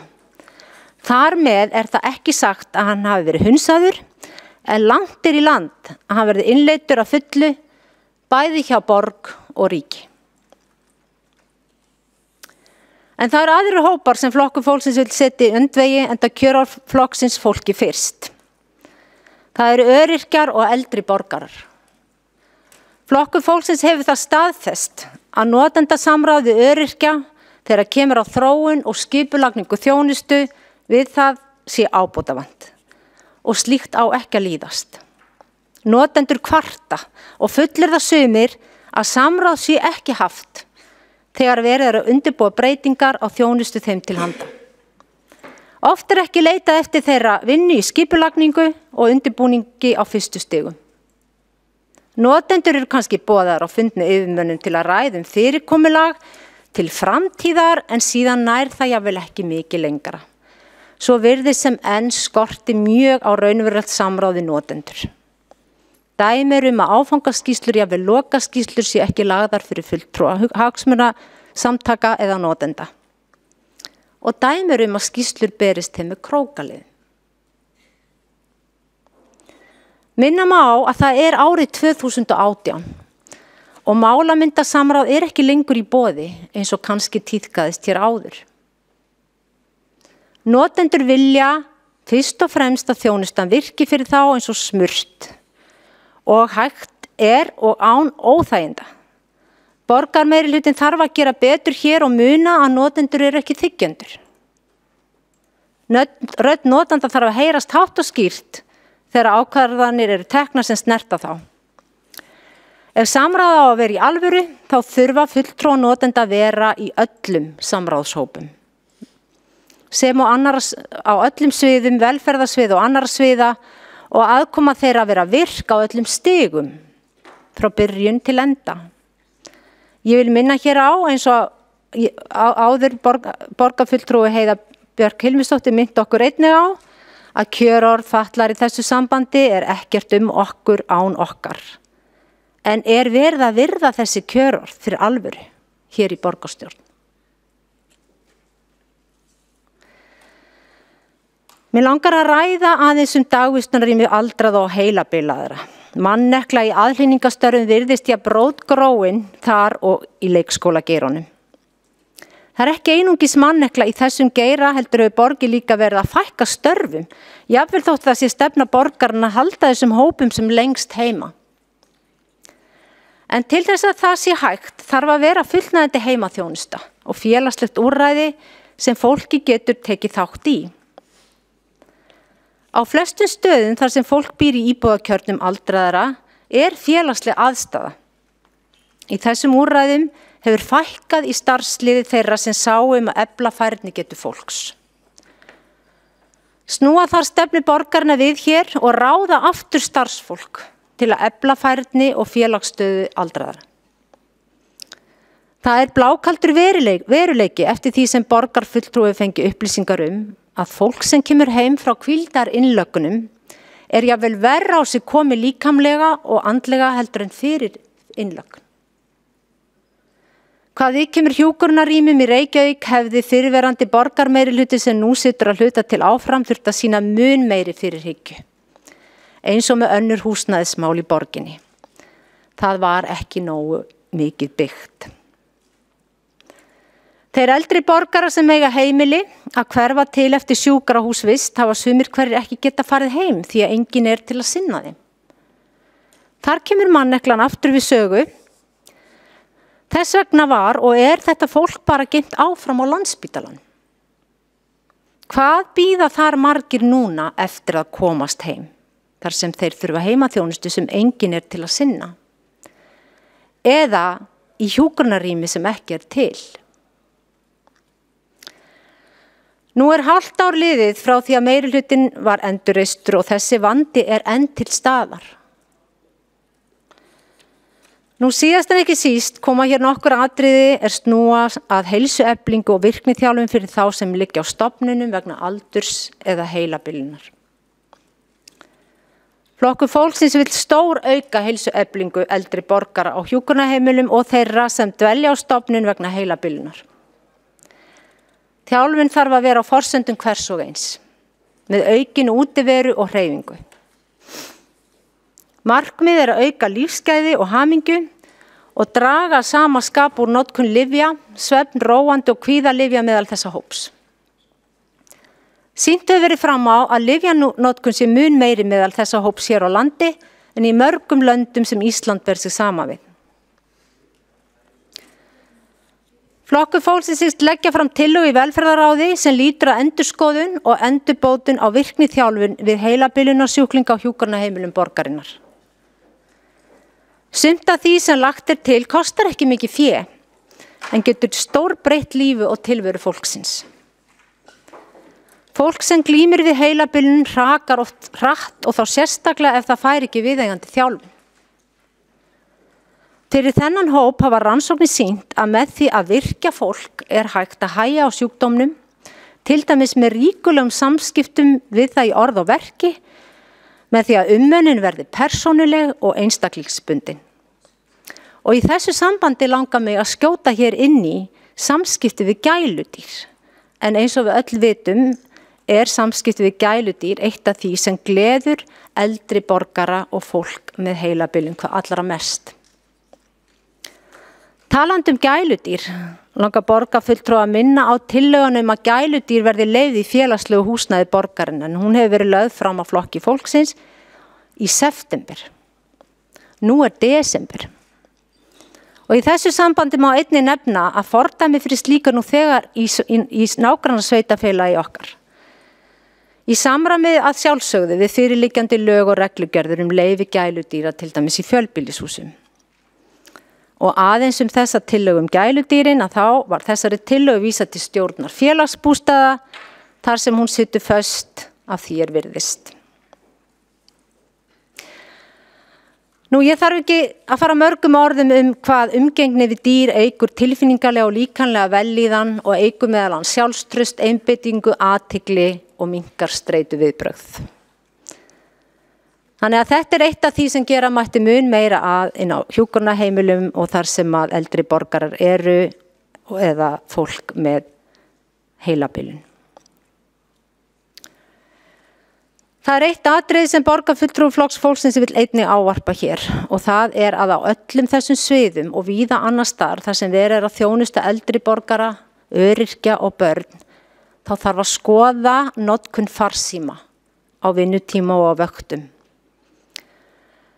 Það eru vinsamleg tilmæli Flokks fólksins sem vonast til þess að borgarstjórn öll vilji taka undir þau vinsamlegum tilmæli að þeir sem starfa við að sinna og hlúa að fólki að draga úr notkun farsíma meðan verið í beinum tengslum og samskiptum við þjónustuþegana. Öll þekkjum við vel hvað þessi tæki, símarnir draga eigendur sína að sér og stela athyglinni.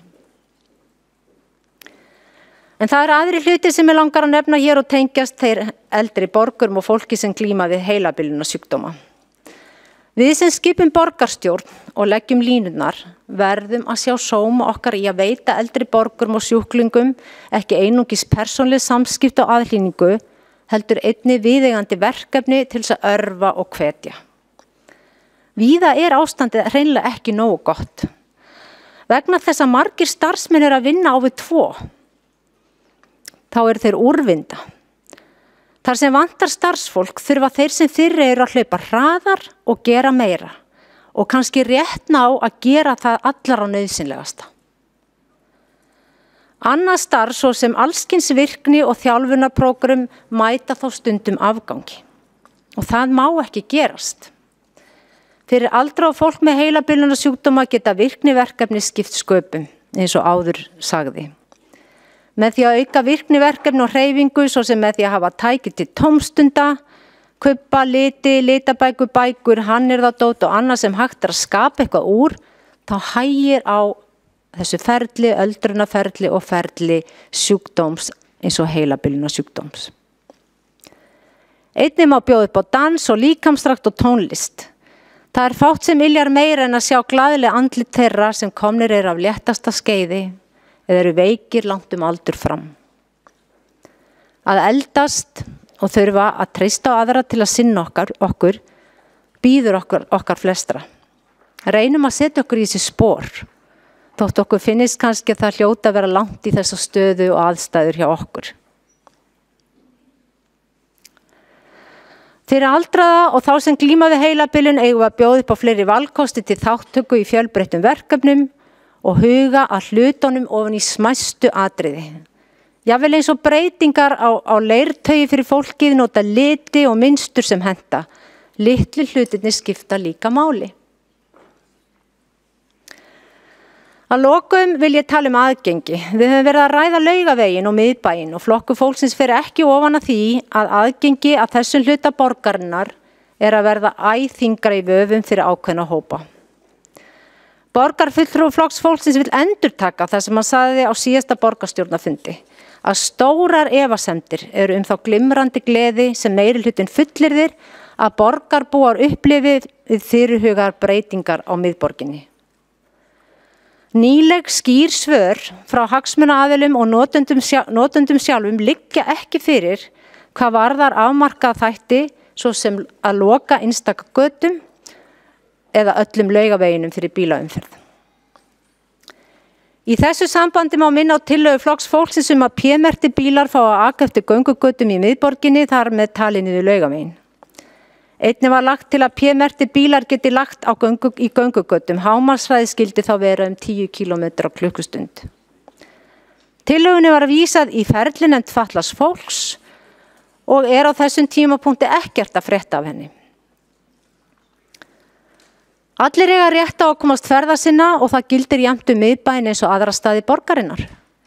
Gott aðgengi lykillinn að því að fatlað fólk geti verið fullgildir þátttakendur í samfélaginu.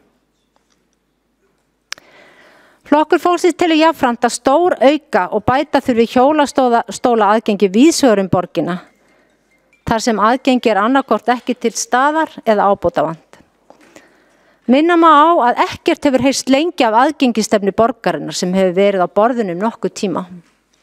Hana þarf að fullklára og fjármagna sjálfsögðu.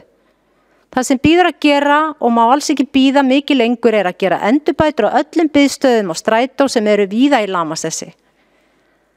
Að öll gönguljós verði með skynjunarbúnaði sem gefur frá sér hljóðmerki þegar fótgangandi nálgast og sem nema og laga sig að umhverfishljóðum. Að ferðaþjónusta fatlaðra miðist ekki aðeins við mörk sveitarfélaganna heldur sé gert ráð fyrir að notendur geti farið milli sveitarfélaga, þá gegn hærri greiðslu sem miðist við gjaldskrá og strætó. Og aðgengiseftirlit þarf að vera með öllum mannvirkjum. Þá þarf að huga húsnæðismálum fatlaðs fólks og öryrkja, framboði íbúða á viðráðanlegu verði og góðu aðgengi, en eins og áður hefur komið fram langt í land að húsnæðismarkaðurinn í Reykjavík komist í viðunandi horf. En hvernig samfélag viljum við vera? Ég hef í ræðu minni farið yfir nokkra þætti sem ég var kjörin til að beita mig fyrir hér í borgarstjórn. Eftir hálfsársetu í borgarstjórn hef ég lært svo mikið að þótt orðin verði mörg, rökin jafnvel skotheld, þá virkar stjórnkerfi borgarna þannig að tillögur minnihlutans fá hvorki hlustun hvað þá brautagengi. Það mín ósk að meirihlutin vilji gefa málum okkar hérna megin borðs sem snúa beinni þjónustu við borgarbúa meiri gaum. Á það skal bent að á bakvið hverja tillögu, hvert mál, eru óskir og vonir stórra hópa borgarbúa. Bakvið okkur í minnihlutunum meirihluti kjósenda. Yrði mér ósk minni myndi allt samstarf auk þess verða miklu skemmtilegra og árangursríkara. Ég biðla hér með til meirihlutans að bjóða okkur upp á raunverulegt samtal og samvinnu. Þið getið skoða þau mál sem hafa verið lögð fram með opnari huga og koma þá jafnvel með tillögu til breyting eftir atvikum. frekar en að ýmist vísa málum frá eða fella með eins manns meirihluta atkvæði. Borgarfulltrúi Flokks fólksins vill vera bjartsýnn og að slíkt samstarf og samvinna geti orðið næstu 3 árin. Ef það er vilji, þá er vegur. Takk. Þá er borgarfulltrúi Kolbrún Baldursdóttir lokið máli sínu og næst er óskað eftir að taka til máls Sanna Magdalena Mörtudóttir, borgarfulltrúi.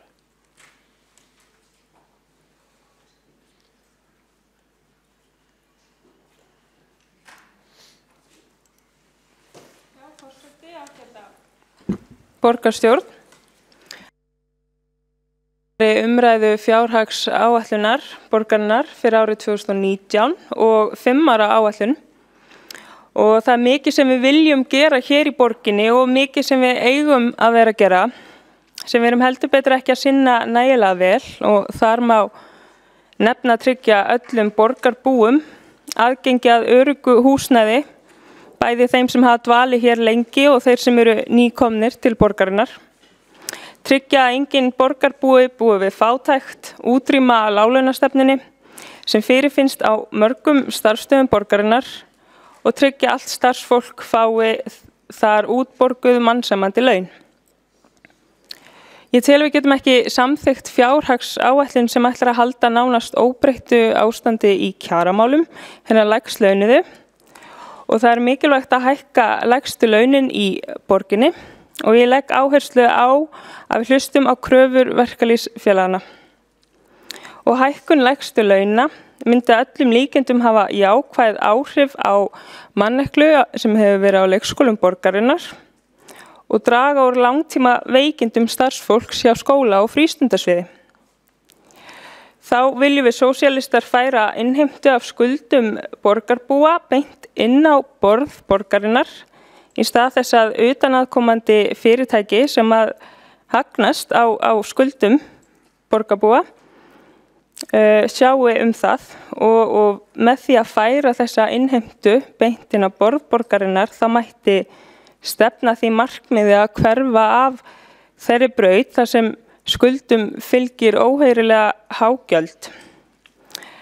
Tillaga þess efnis var lögð fram í borgarráði en því miður felld.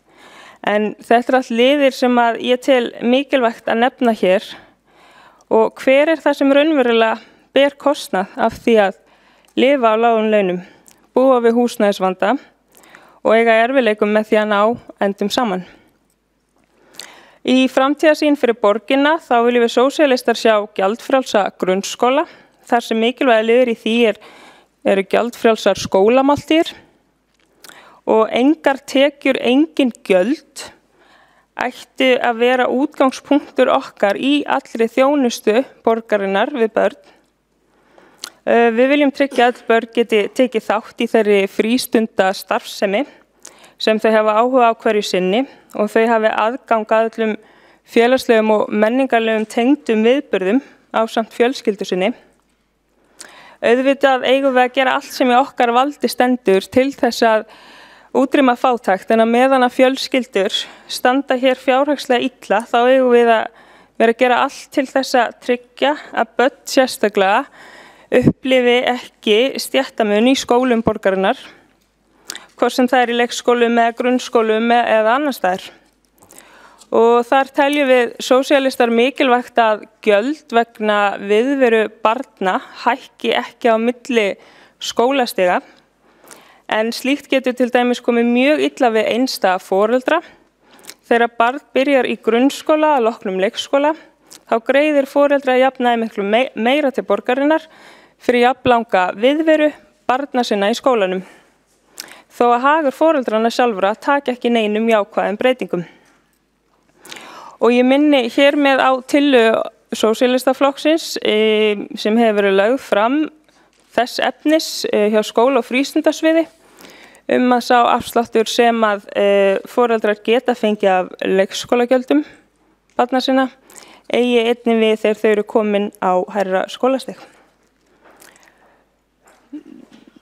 hvað varðar launamálin þá borgin gríðarlega stór vinnustaður og við sósíalistar höfum komið með tillögu þess efnis að skoða það álag sem að kjörnir fulltrúar fá greitt fyrir setu í nefndum og stjórnum þegar að undirbúningur og seta fer fram á svokölluðum svona hefðbundnum vinnutíma og að það verði lagt niður sérstaklega í ljósi þess að mikill launamunur á milli hæstlaunaðra og lægslaunaðra sem starfa innan Reykjavíkurborgar og við hefðum viljað sjá fjárhagsaðstoð til framfærslu hækka meir, sem sagt hækka í takt við raunverulegan kostnað sem það kostar að lifa út mánuðinn.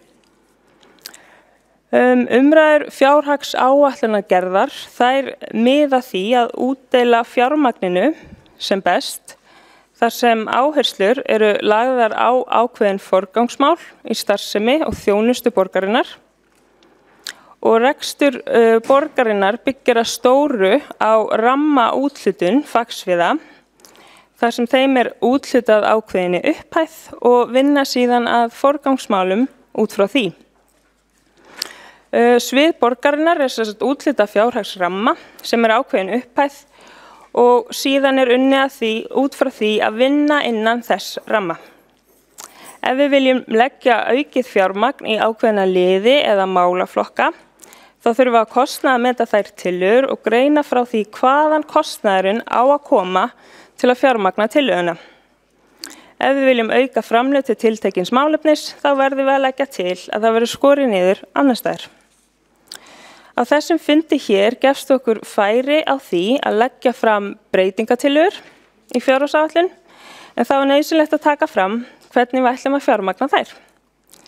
Við þurfum því að gera einu verkefni hátt undir höfði á kostnað annars verkefnis eins og ég sé það. Ef við viljum auka fjármagn í einn lið, þá verður fjármagnið að koma annars staðar frá. Út frá þeim forsendum sem við vinnum nú við, þarf að aðlaga tillögur að römmum ólíkra sviða borgarinnar eða heildarrammanum sem til umræða.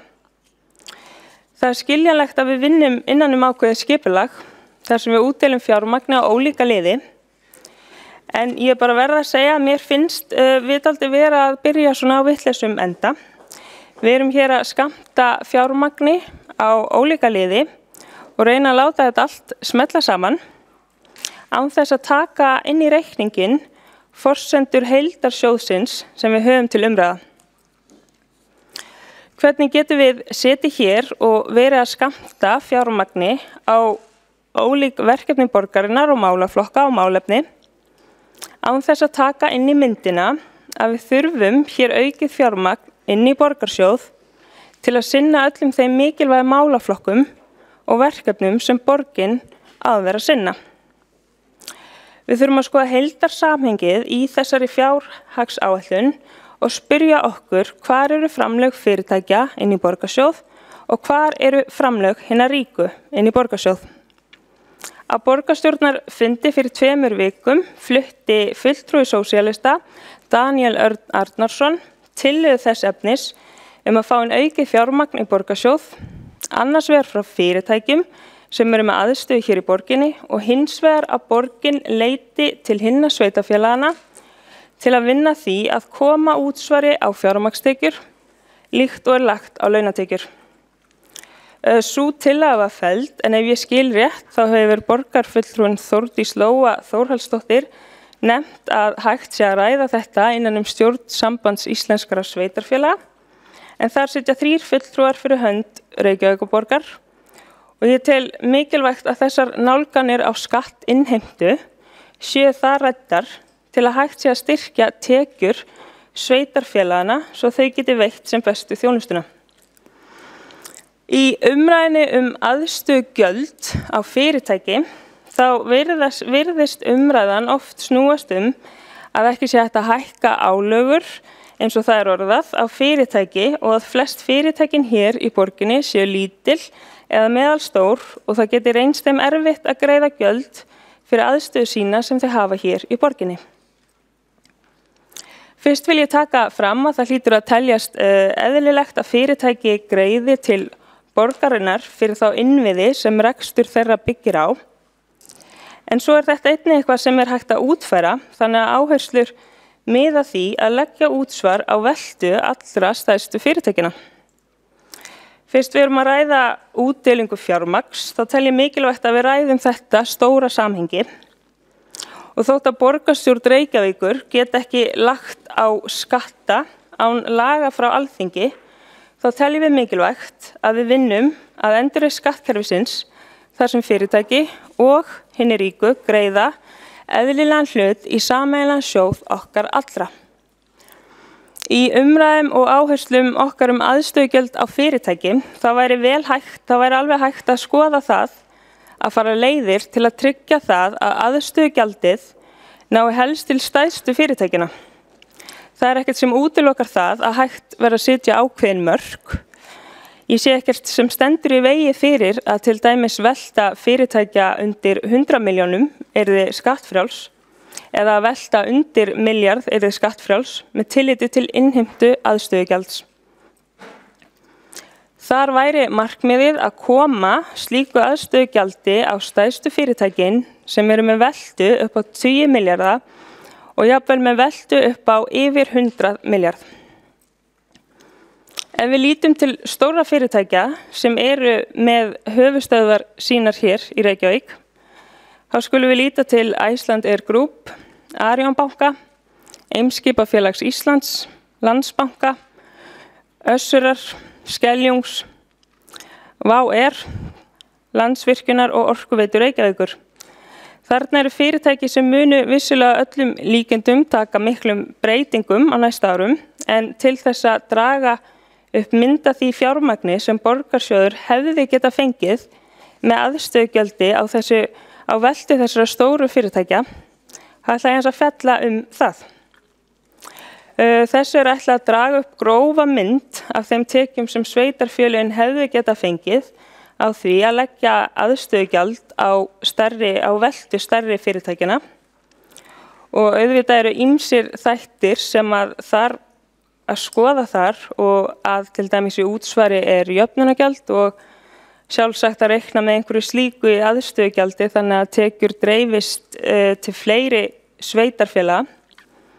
En ef við miðum hér við að aðstöðugjald renni að stærstum hluta til þess sveitarfélag sem fyrirtæki með aðsetur í, þá koma fram stórar fjárhæðir.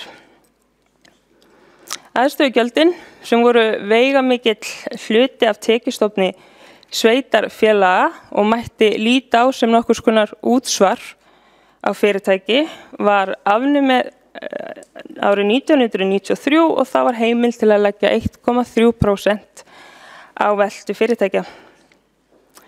Ef við innheimtum það í dag og lítum til veltu stærstu fyrirtækja með aðsetur hér í borginni árið 2017, höfuðstöðvar sínar, þá hefði Arion banki greitt 1.236 milljónir í aðstöðugjald og í þessari umræðu þessi gjöld þá virðist hún oft snúast að lítil og meðalstór fyrirtæki séu hér.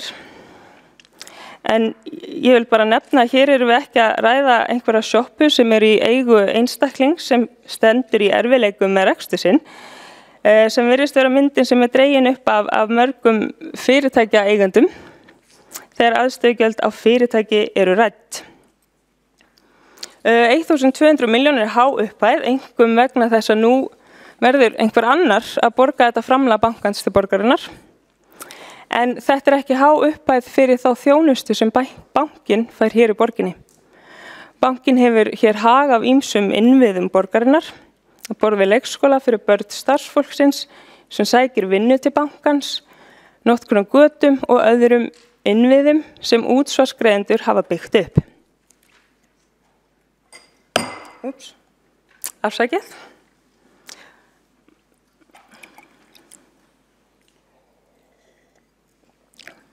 Nú ef við lítum til fleiri stóra fyrirtækja, þá hefði 1,3% aðstöðugjald á veltu Eimskipa, einnig gefið borgarsjóði rúmar 1.000 milljónir í borgarsjóð.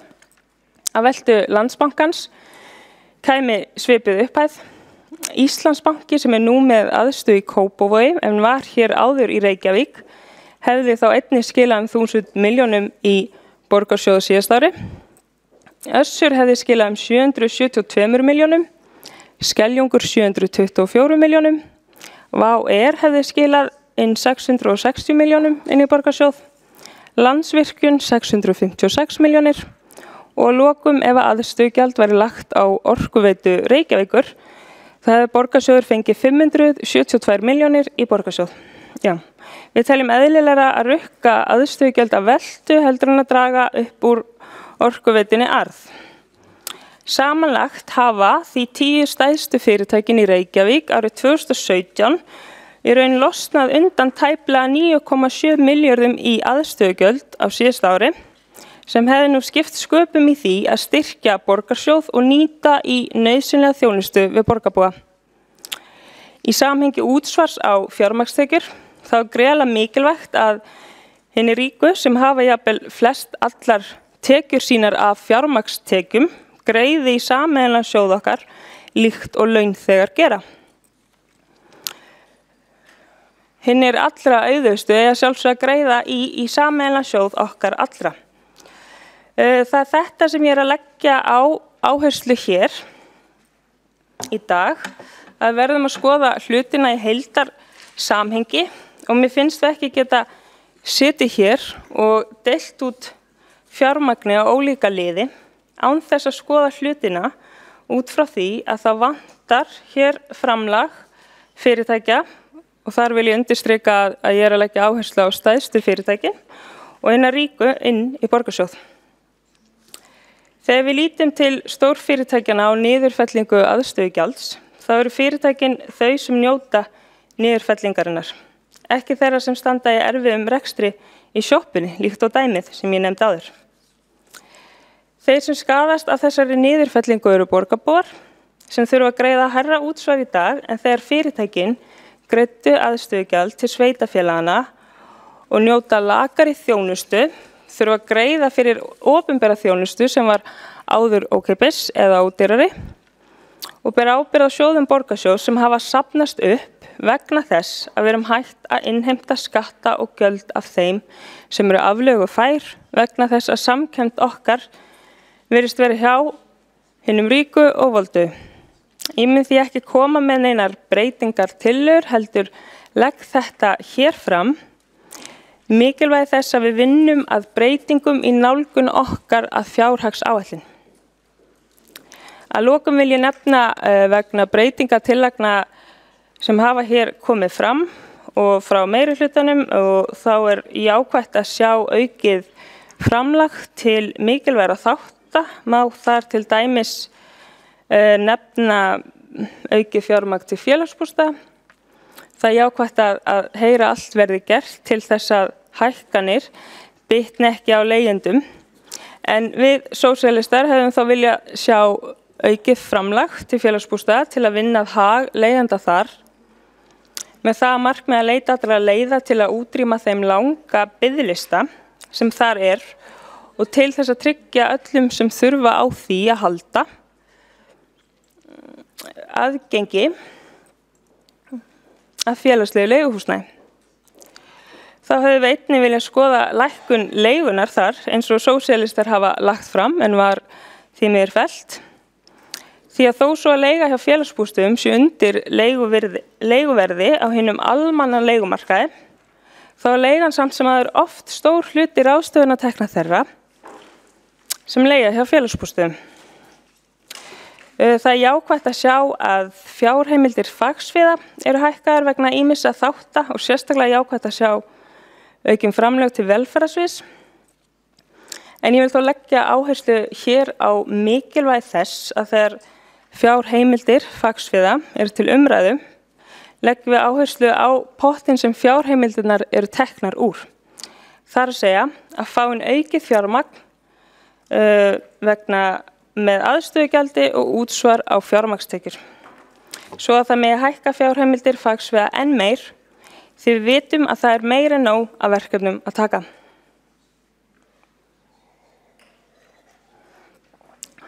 Það er jákvætt að sjá allar þær tillögur sem leggja til aukið fjármagn í mikilvægi liði í þjónustu við borgarbúa. En hér legg ég áherslu á að það mikilvægt að styrkja borgarsjóð til að styrkja enn frekar við þau verkefni sem borgin á að sinna. Afstaða okkar sósíalista til fjárhagsáætlunar snýr að þessari heildarmynd að við séum ekki að skammta fjármagni á ólíka liði borgarinnar án þess að ræða hér vantar framlag frá fyrirtækjum með áherslu á stórfyrirtæki og þeim allra best settu, þar að segja hinum ríkustu sem fá fjármagnstekjur og þessir aðilar nýta þjónustu borgarinnar til jafns á við launþega en greiða ekki hlutfallslega jafn mikið og þeir í sameiginlegan sjóð okkar allra. Það er ekki endilega margir aðilar sem að myndu greiða útsvar af fjármagnstekjum en það er vissulega baki greiðalegt fjármagn. Ég mun því ekki koma með breytingartillögur, heldur legg til almennt að við breytum kerfinu, að við vinnum að því að breyta forsendum kerfisins sem fjárhagsáætlun vinnur út frá. Takk. Þá hefur borgarfulltrúi Sanna Magdalena Mörtudóttir lokið máli sínu og forseti biðja fundarmenn að gefa gott hljóð á meðan að ræðumenn eru í pontu. Næst hefur áskriftardagað máls Dóra Björk Guðjónsdóttir borgarfulltrúi.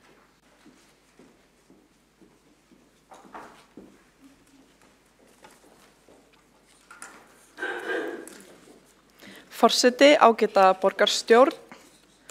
Mikið ánægjulegt að taka hér í fyrsta sinn til máls undir annarri umræðu fjárhagsáætlun og nú fyrir árið 2019.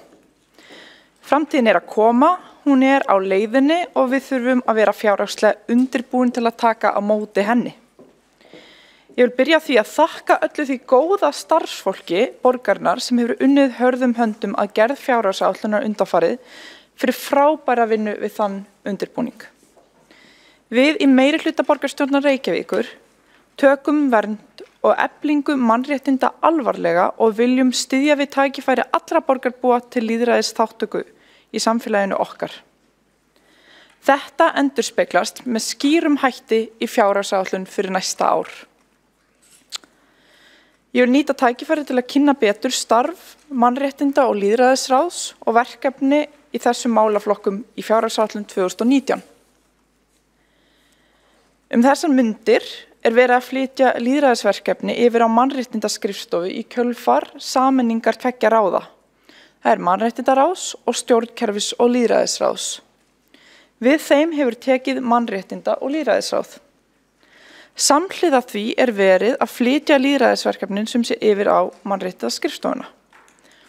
Það endurspeglar að okkar mati þá hugmynd að lýðræði og mannréttindi séu tvær hliðar á sama peningi og að á milli þeirra séu mikil samlegðar áhrif. Markmið ráðsins vernd mannréttinda og borgararéttinda í kerfinu en líka efling tækifæri borgara til þátttöku í lýðræðinu. Mannréttindi snúast jöfn tækifæri allra til þátttöku í samfélaginu, þá hugsjón að öll stöndum við jöfn frammi fyrir lögum, sú kjarni réttaríkisins. Borgararéttindi snúa að réttindum okkar til þátttöku í lýðræðinu og aðgengi að lýðræðislegum ferlum og því augljóslega borgararéttindi. Aðgengi að þessum borgararéttindum og þess lýðræðis því skýrt mannréttindamál, ekkert síður en aðgengi að öðrum þáttum samfélagsins. En áður en ég nefni verkefni sem lögð áhersla á í breytingum á fjárhagsáætlun, sem varða lýðræði, mannréttindi og þjónustu, vil ég byrja því að útskýra tengslin þarna á milli og fara yfir nokkrar ástæður fyrir því að sú tenging skiptir máli.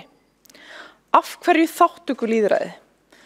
Af hverju skiptir máli að auka tækifæri borgarbúa til þátttöku í ákvarðanatöku? Af hverju ég sem með lýðræði og mannréttindi á heilanum alltaf að tala þjónustu? Ef þarfir fólks þekktar og nýttar til að taka ákvarðanir við að útfæra þjónustu, vörur og upplifun, þá aukast verulega líkur að því að það verði hægt að draga úr sóun.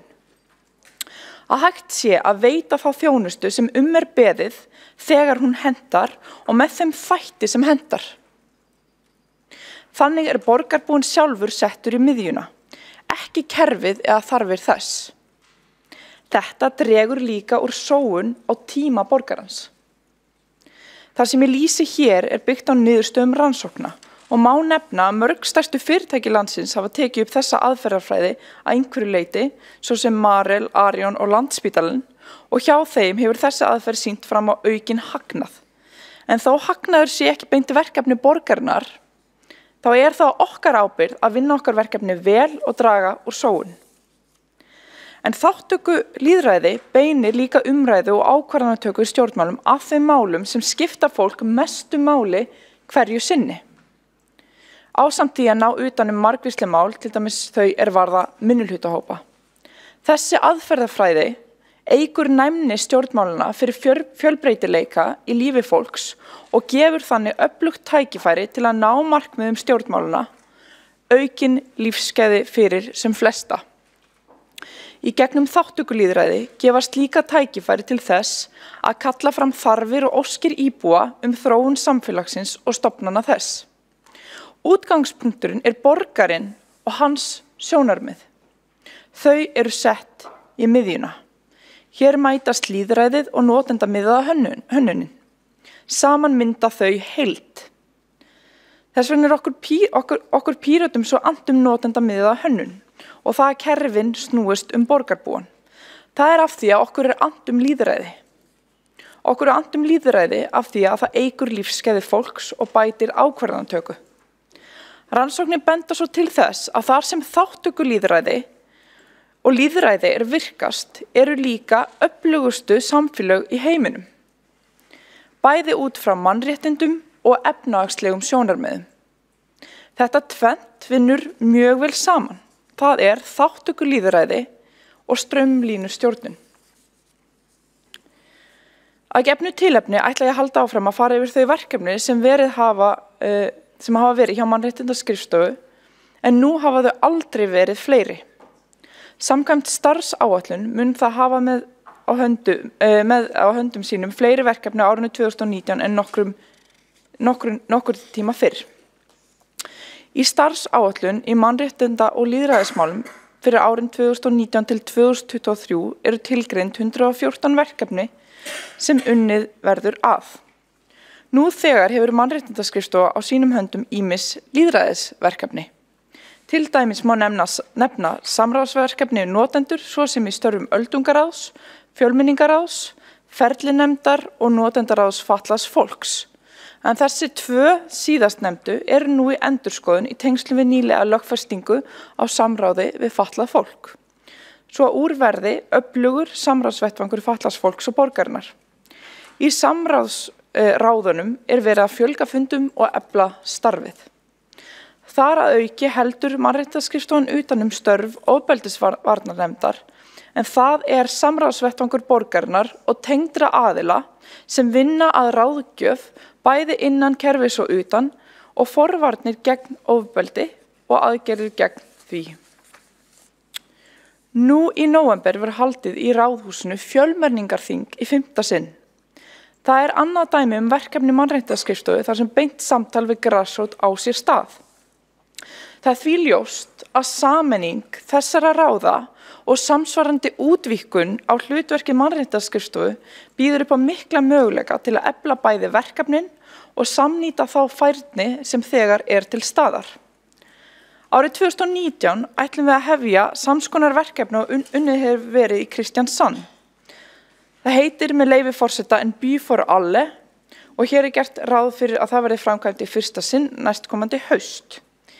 Í því verkefni gert ráð fyrir að haldnir verði viðburðir í öllum hverfum borgarinnar sem sýni margbreytileika hennar. Það verður unnið í samstarfi við grasrót og íbúa þvert á öll svið borgarinnar. Til að aðstoða við þetta fáum við í janúar góðan gest frá Kristiansand til að nýta okkur þá reynslu sem þar hefur skapast. Þetta verkefni tekur það við hlutverki sem fjölmenningardagurinn hafði. En með þessu móti munum við tengja fleiri hópa en frekar inn til að kynna fjölbreytileikann í borginni. Mannréttindaskrifstofa sinnir einnig fræðslu til starfsmanna borgarinnar.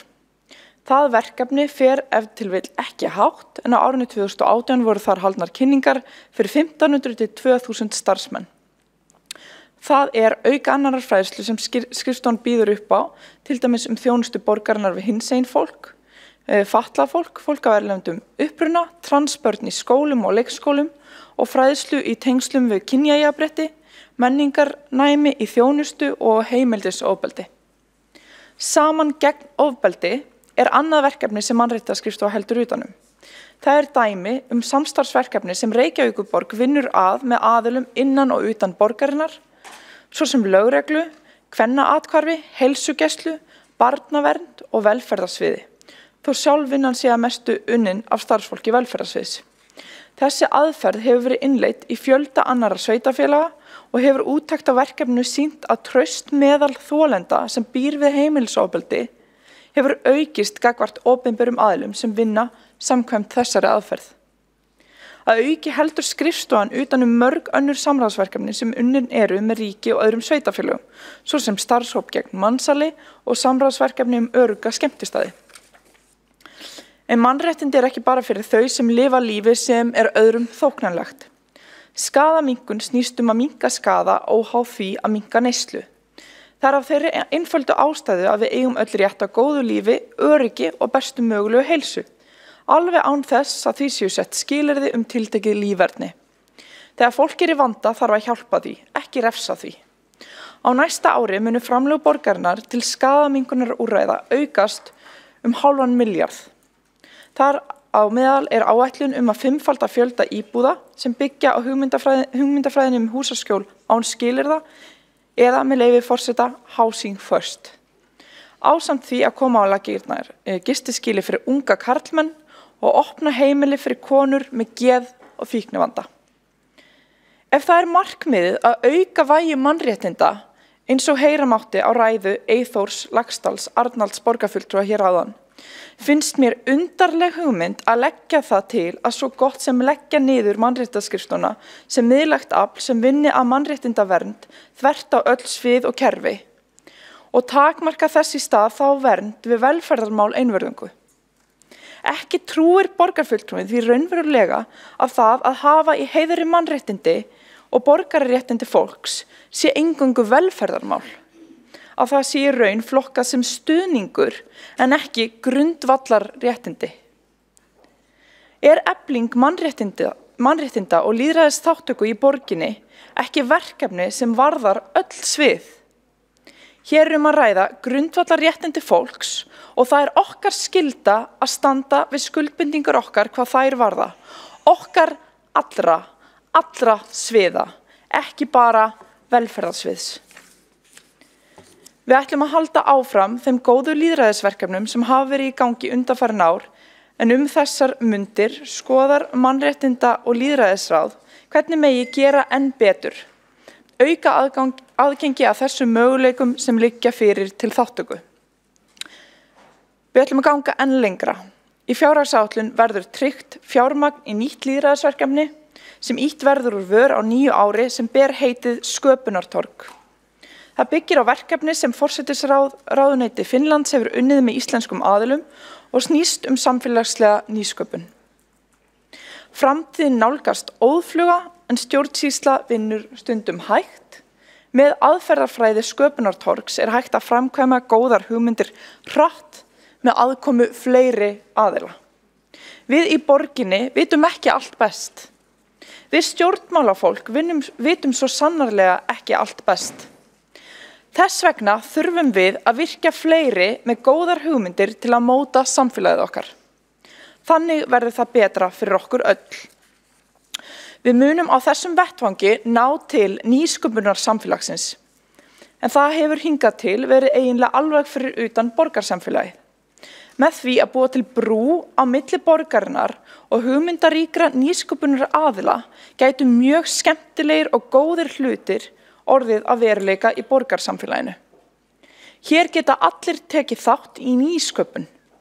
Ekki bara einstaklingar, heldur líka fyrirtæki, samtök, opinberir aðilar og í raun allir sem sitja á góðri hugmynd. Hér vinnum við saman og deilum ólíkum styrkleikum hvert með öðru.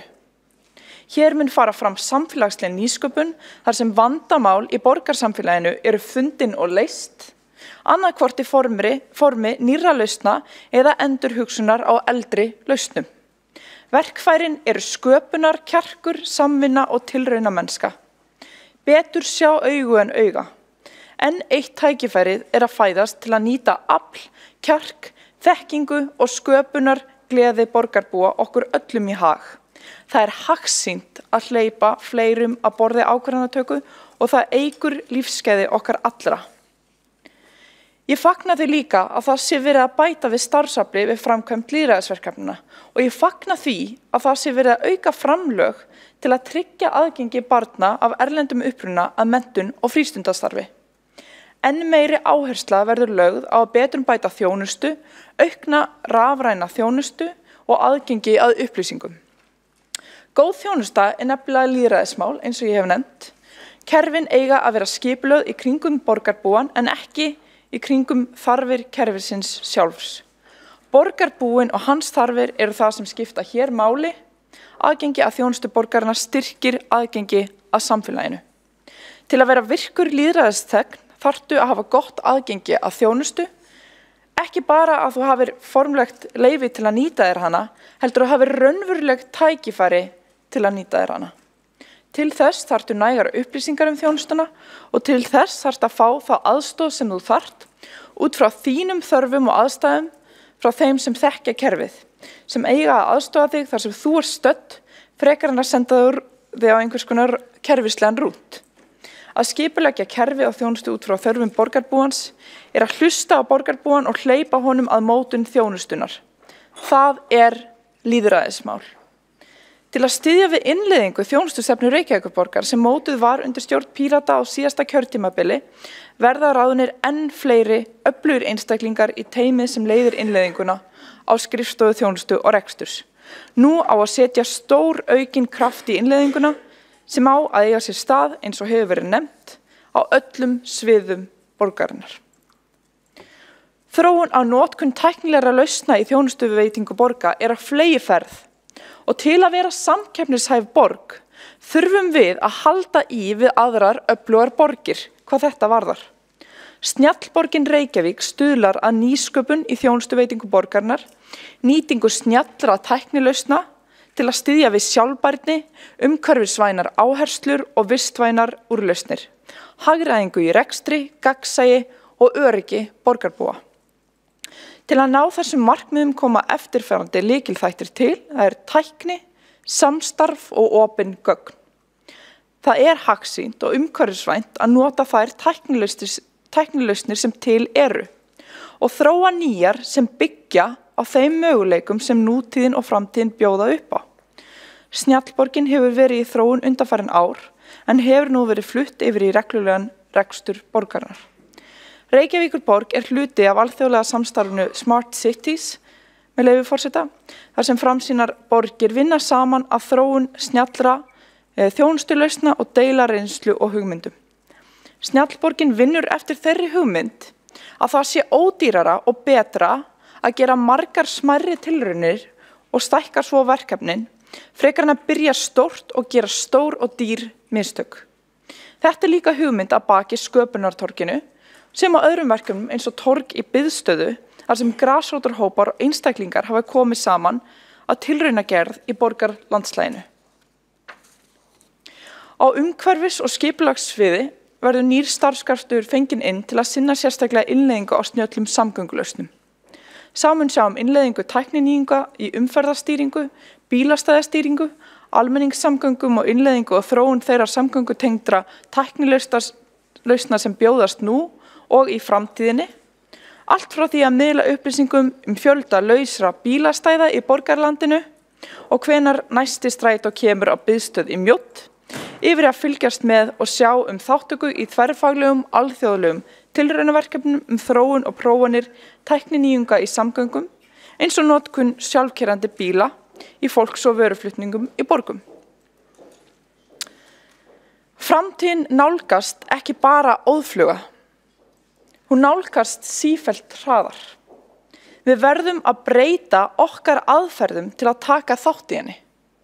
Ef stjórnkerfi nútímans vilja verða stjórnkerfi framtíðarinnar, þurfa þau að byrja á því að nútímavæðast, rafvæðast og opna sig.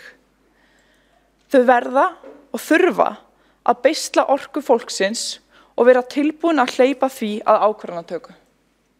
Við megum engan tíma missa, við megum ekki útiloka fólk. Veitum því frekar vængi.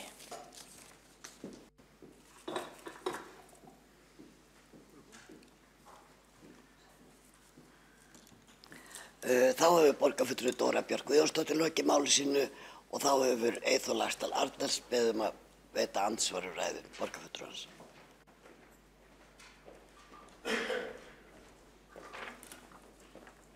Forseti, ágætu borgarbúar, ég vil þakka borgarfulltrúa Dóru Björk Guðjónsdóttur fyrir hennar ræðu en það var svona, hún notaði svolítið af sínum ræðutíma til þess að vera í andsvörum við framsögu mína. Það er alltaf betra að fá svona andsvör svona á réttum stað og réttum tíma en bara ef við tölum breytingar þá hefum við ekki verið hræddu þar. Við hefum ekki verið hræddu breytingar. Við sjáum það að þessi meirihluti hann steig skref í þá átt að sameina ráð. Við tökum dæmi til þess menningamálin og íþróttamál voru sameinuð í MIT og þar var meirihlutin ekki hræddur að sameina málaflokka. Skipulags- og samgöngumál voru sameinuð í skipulags- og samgönguráð og ekki var meirihlutin hræddur við það. Ferðamálin voru sameinuð borgarráði og ekki var meirihlutin hræddur við það að ferðamálin týndust þar. Og það er nú þannig að sú aðferð að mynda alltaf nýjan og nýjan stýrihóp, mörg hundruð stýrihópa, hún skilar ekki árangri. Sú aðferð, hún skilar töfum. Og þegar við sjáum það að umboðsmaður borgarbúa sem ætti að vera í algjörum forgangi með að fá svör, að meðaltali að fá svör eftir 80 daga til þess varðandi skipulagsmálin, þá sjáum við það að stjórnkerfið ekki að virka. Við segjum styttum boðleiðir, bætum kerfið, það verður þungt þegar það er svona margir aðilar. Það er nógu þungt að vera 23 borgarfulltrúa, mörg hundruð stýrihópa, en einmitt með því að stíga þau skref í vor af þessum meirihluta, að þau eru skref í áttina að einfaldara stjórnkerfið, þau voru bara lítil, allt og lítil. Og við viljum ná meiri árangri. Stýrihóparnir hafa ekki skilað árangri. Algeng niðurstaða á stýrihópi er að mynda annan stýrihóp. Niðurstaða í hverfisráðanum er enn ólokið eftir 4 ár og eftir hálft ár á 9 kjörtímabili. Ég segi styðjum einmitt málaflokkana með því að gera þá skilvirkari, með því að gera þeim hærra undir höfði. Það er okkar vilji og engin ástæða til þess að leggja aðra merkingu í það. Eyþór Laxdal Arnalds hefur lokið við andsvar og þá svarar andsvari Dóra Björk Guðjónsdóttir. Ég er hjartanlega sammála því að skilvirkni og einföldun kerfa sé mikilvægt verkefni.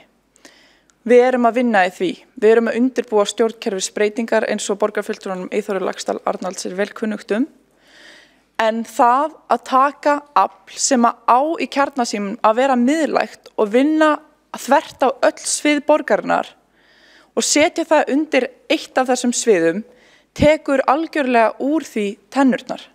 Og það er vegna þess að mannréttindamál og lýðræðismál eru ekki bara velferðarmál, þau eru líka skólamál eins og ég hef nefnt í ræðu minni málefni til dæmis transbarna í leikskólum og grunnskólum borgarinnar. Þau eru líka íþrótta- og tómstundamál eins og ég hef verið að ræða í fjölmiðlum undanfari aðgengi að sundlaugum borgarinnar. Þau eru líka umhverfis- og skipulagsmál að þegar vorum að tala þjónustu og aðgengi að upplýsingum og rafræna þjónustu og tengsl þess við lýðræðismálin. Allt þetta hangir saman, allt þetta tengist öllum fagsviðum borgarinnar. Þess vegna gengur ekki að takmarka þetta við velferðarsvið. Takk. Dóra Björk Guðjónsdóttir lokið veita andsvar, þá mun Eyþór Laxdal Arnalds veita andsvar öðru sinni.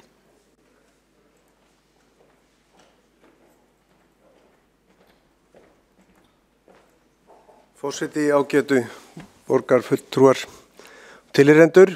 Það er nú misskilningur að við séum að segja að mannréttindaráð eigi að fara undir velferðarráð. Við vorum að tala um að sameina og það er enginn að segja að annar málflokkur eigi að fara undir hinn. Þvert á móti þá hefur velferðarráð verið einmitt eitt stærsti málaflokkurinn og með því að setja mannréttindin þar við kannski ekki síður að lyfta þeim upp. Það hefur oft verið þannig að velferðarráð hefur verið metið hærra í punktum og öðru og hefur fengið mikla vigt með því og það ekki verið að setja mannréttindi undir velferð, þvert á móti að stytta boðleiðirnar á milli því að þegar það er nefnt með skólamálin að þar eru mannréttindamál vissulega var mjög mörg og mikilvæg og við höfum lagt áherslu á það eins og þess börn innflytjenda þar sem að í raun og veru borgin hefur brotið á börnum innflytjenda og við bentum á þau í kosningabaráttunni og nú loksins í þessari fjárhagsáætlun verið að bæta úr því að þá erum við einmitt að segja við ætlum að taka á þessum mannréttindamálum því að þetta varðar velferð barnanna. Það varðar nefnilega velferð barnanna og það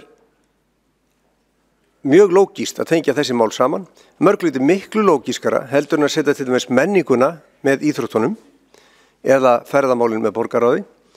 Þannig að styttum boðleiðir, við erum sammála það, þannig verður meira afl og við getum næstum dæmi að Örgjörvi, hann vinnur hraðar ef hann með stutta boðleiðir og þannig þarf Reykjavík og borg að vera. Hættum að vera með 100 stýrihópum, fáar öfluganemndir, þá gefum við mannréttindamálum alvöru vigt.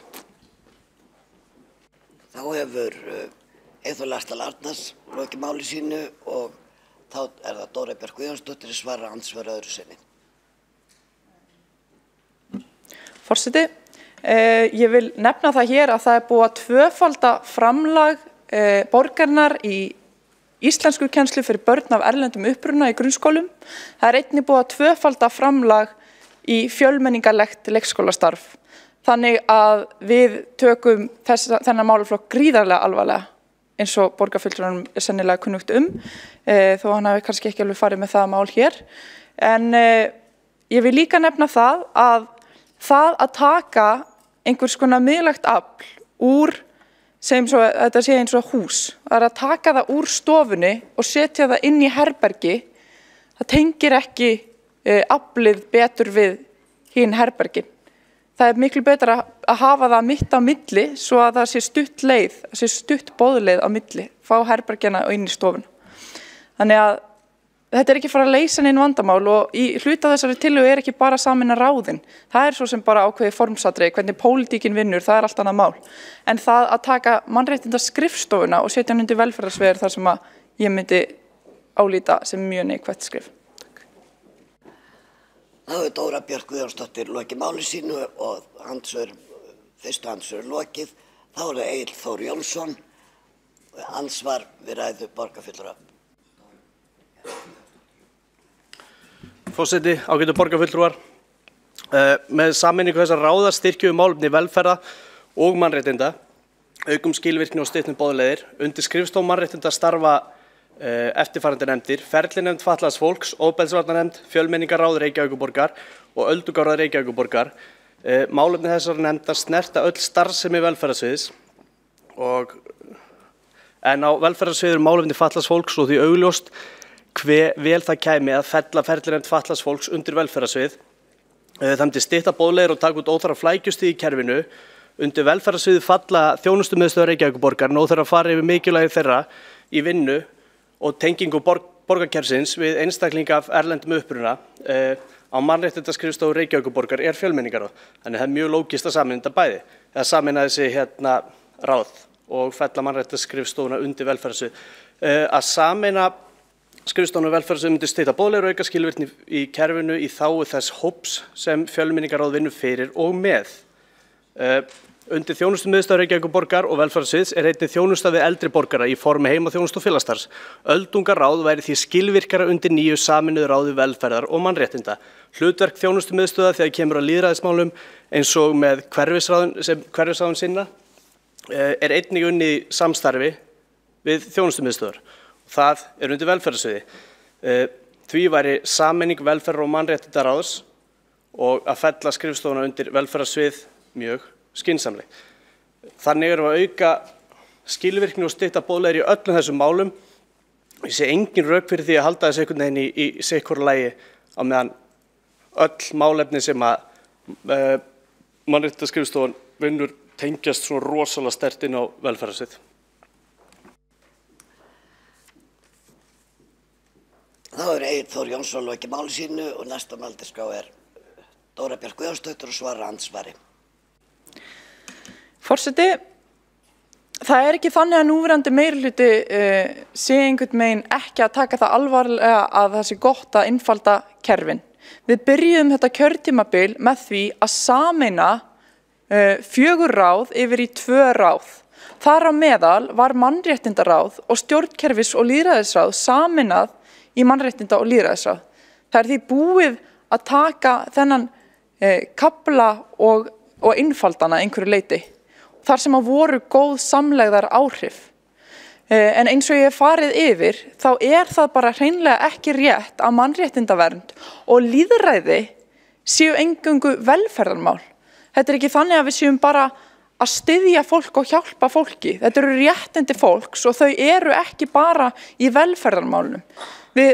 Mannréttindaskrifstofan vinnur gríðarlega mikið með skólamál til dæmis og svona hvernig aðstæður eru í skólum, hvernig aðstæður eru í leikskólum fyrir transfólk. Núna erum við mest að hugsa málefni sundlaugana.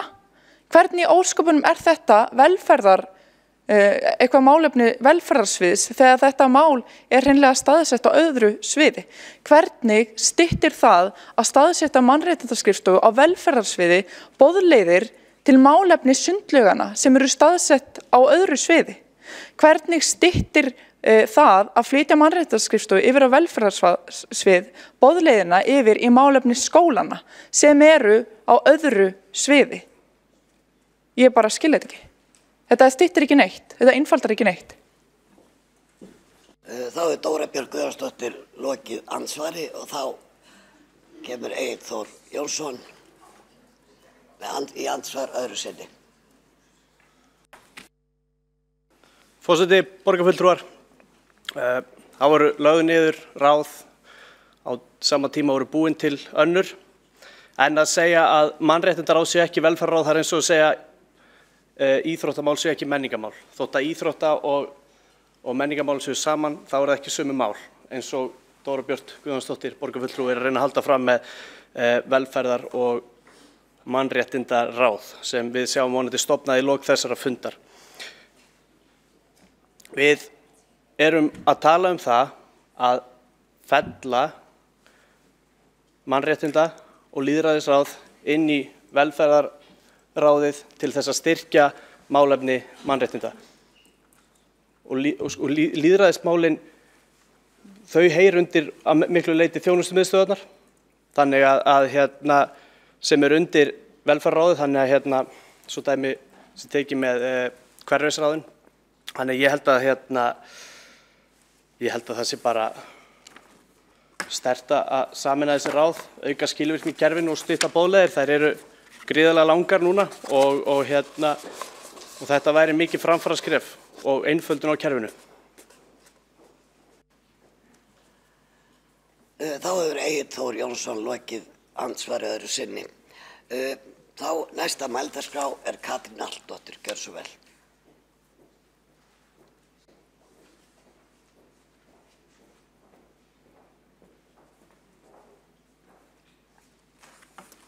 Forseti, ágæta borgarstjórn. Ég brenn fyrir frelsi til að allir njóti jafnra tækifæra, mannréttindum og jafnræði, að borgarbúar fái notið sín og borgin veiti þeim rými til að finna frumkvæði og framkvæmdaþrótti farveg, jafnt í sínum störfum sem frítíma. Að ungt fólk hafi frelsi til að mennta sig óháð aðstæðum, að allir foreldrar hafi frelsi til að taka jafnan þátt á vinnumarkaði og hafi jafnan aðgang að dagvistun. Án þess að lenda í vandræðum með að brúa bili milli fæðingarorlofs og leikskóla. Grundvöllur jafnréttis fjárhagslegt sjálfstæði, því ógnað þegar annað foreldri þarf að minnka þátttöku á vinnumarkaði. Ég trúi ekki að setja of miklar skorður og íbúa á fyrirtæki, ekki að setja reglur að allt sé bannað nema að sé sérstaklega leyft. Að sýna ráðdeild í rekstri borgarinnar og leggja ekki óhóflegar álögur á borgarbúa. Að berjast fyrir atvinnufrelsi og frelsi einstaklingsins, afnámi hafta, samvinnu og framfaramálum. Allt þetta reyni ég að hafa leiðarljósi í mínum störfum.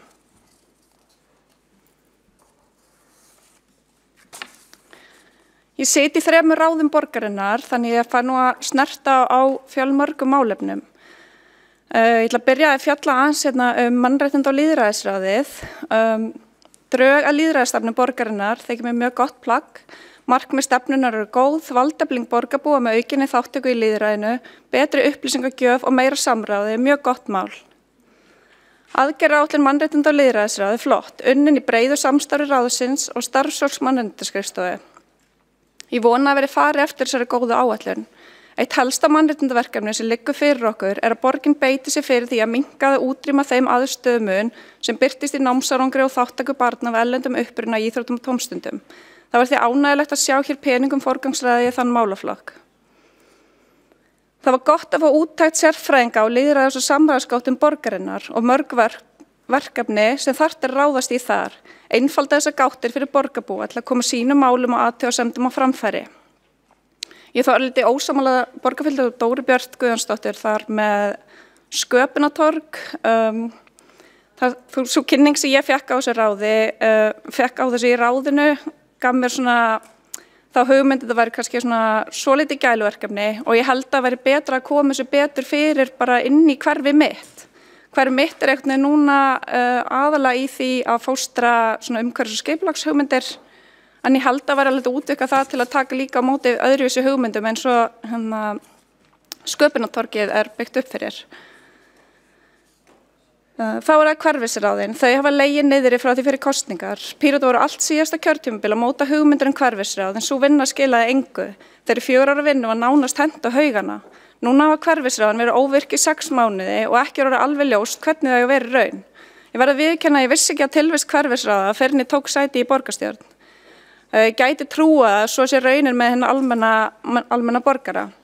En eftir að fara að kynna mér betur, ræða við fólk sem hafa setið í þeim, þá fannst mér heyra sama frá flestum að öll vinna í ráðunum sjálfum hafi verið þverpólitísk og góð en ekki skila sér niður í ráðhús. Gæti verið að það væri freka vandamáli sem hefði átt að reyna að leysa, að valdefla hverfisráðin en ekki eyða öllu púðurinni í hvernig á að skipa þau. Stýrihópurinn virðist hafa verið uppteknar á umbúðunum starfsemi hverfisráðina en innihaldið, hvernig valið er í þau. Þegar mestu skiptir hvað þeim sé ætlað að gera og hvernig. Færum valdi í hverfin. Ég siti í skóla og frístundaráði. Borgarfulltrúi Valgerður Sigurðardóttir minn var okkar en fjallamanns meira leikskóla og dagvistunarmál, þannig að ég ætla svona að segja eitthvað frá mínum hugmyndum grunnskólana. Það er margt gott þar í gangi. Ný samþykkt menntastefnandi 2030 er mörguleiti falleg og yfirskriftin láta draumina rætast er göfugt markmið. Það var líka gott að ráðið samþykkti innleiðingarstefnu til að auka vægi list- og verkræn grunnskóla, en þeir hafa ekki verið að uppfylla gildandi viðmið aðalnámskrár. Samkvæmt rannsóknum hérlendis fer áhugasvið og námsval nemenda ofta ekki saman. Þetta birtist í því að nemendur hafi ekki endilega nám sem hentar þeim og þeim er ekki beint í það. Í dag geta börn einungis nefnt 4 til 6 námsleiðir á meðaltali þegar spurt um aðra leiðir í námi en hefðbundið nám til stúdentspróf. Í boði 100 leiðir. Það blasir við að börnum ekki kynntir nægilega vel þeir möguleikar sem í boði. Því mikilvægt að tryggja skólastjórnendum allt sem til þarf til að uppfylla þessi viðmið aðalnámskrár, aðstöðu og hæft starfsfólk. Aðeins 16% nýnema á framhaldsskólastigi skrá sig í iðngreinar á sama tíma og mikill skortur og iðnmenntuðu vinnuafli. Þessi skekkja milli menntunar og eftirspurnar eftir vinnuafli er þegar mikil og mun trúlega verða enn meiri. 30% drengja geta ekki lesið sér til gagns við lok 10. bekkar og rúmlega þriðjungi þeirra sem skrá sig í háskólanám eru strákar. Við verðum að bregðast við sem fyrst. Með 4. iðnbyltingunni mun líka störfum þessar drengja fækka og eftir 10 til 15 ár verður okkur tölur vandi á höndum ef ekkert er að gert. Ég tel að með aukinni áherslu og list- og verkgreinar getum við að einhver leyti hjálpa þessum strákum að finna sér farveg í lífinu. Einnig hefur verið gaman svo minnst á forritin í menntastefnunni. Þetta er margs skort á framsýni eða tilfinningu fyrir hvernig samfélag er að þróast, að svo sé ekki. Það er ábyrgðarhluti þeirra sem hafa með mótun menntakerfisins að gera að búa þannig að börnin okkar séu vel í stakk búin til að takast á við lífið þegar skólagöngu þeirra lýkur. Það er mörgum stjórnmálamönnum tamt að tala að það þurfa að fjármagna skattalagnir.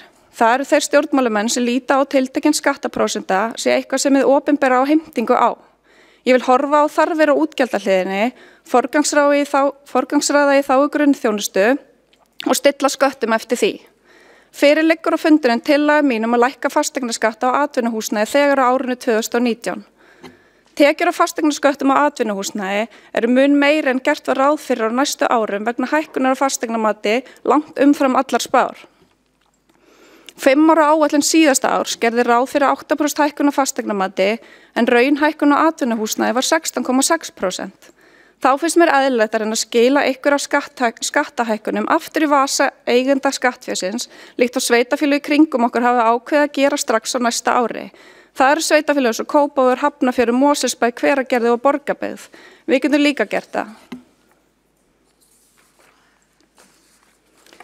Á síðustu árum hafa skuldir borgarinnar vaxið mikið þrátt fyrir hraustlegan tekjuvöxt. Lengsta hagvaxtarskeið Íslandssögunnar er að líða undir lok en fjármál borgarinnar bera þess ekki merki að verið sé að búa í haginn fyrir erfiðari tíma. Þaðan af síður að borgin sé að létta undir með íbúum sínum.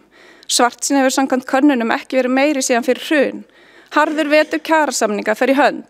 Ef borgin myndi sína ráðdeild, lækka útgjöld svo unnt væri að lækka skatta borgarbúa, væri það mesta kjarabót sem mögulega er fyrir íbúa hennar.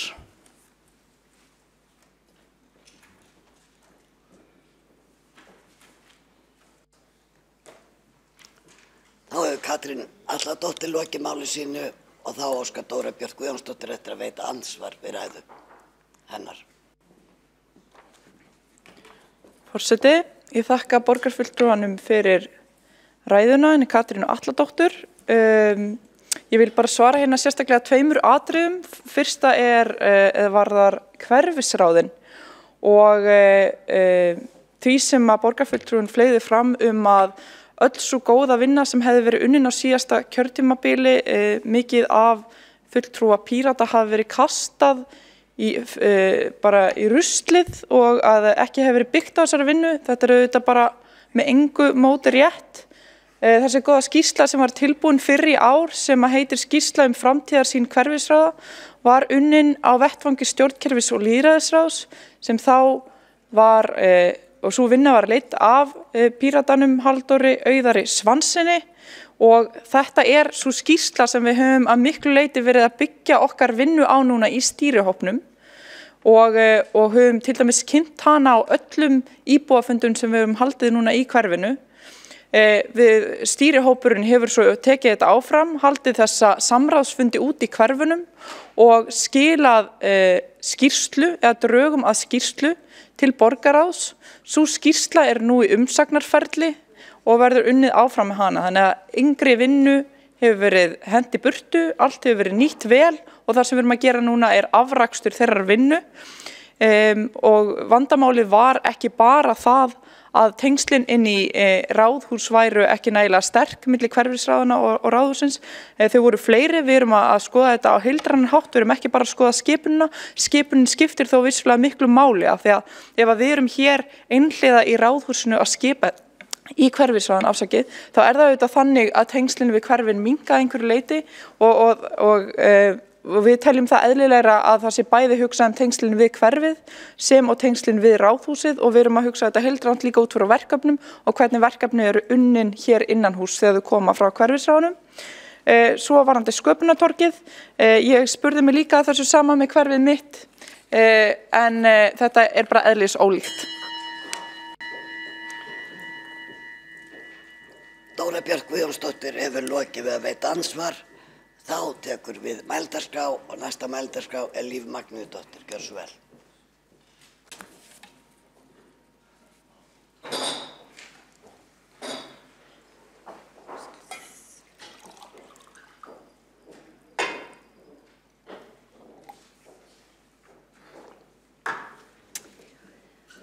Ágæti forseti, borgarfulltrúar og ágætu Reykvíkingar.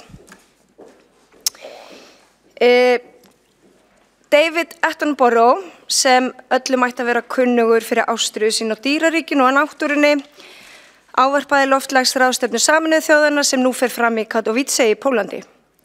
Þar sagði hann með leyfi forseta: Við stöndum frammi fyrir hnattrænum manngerðum hörmungum. Við stöndum frammi fyrir stærstu ógn sem mannkynið hefur þurft að glíma við á síðustu 1000 árum.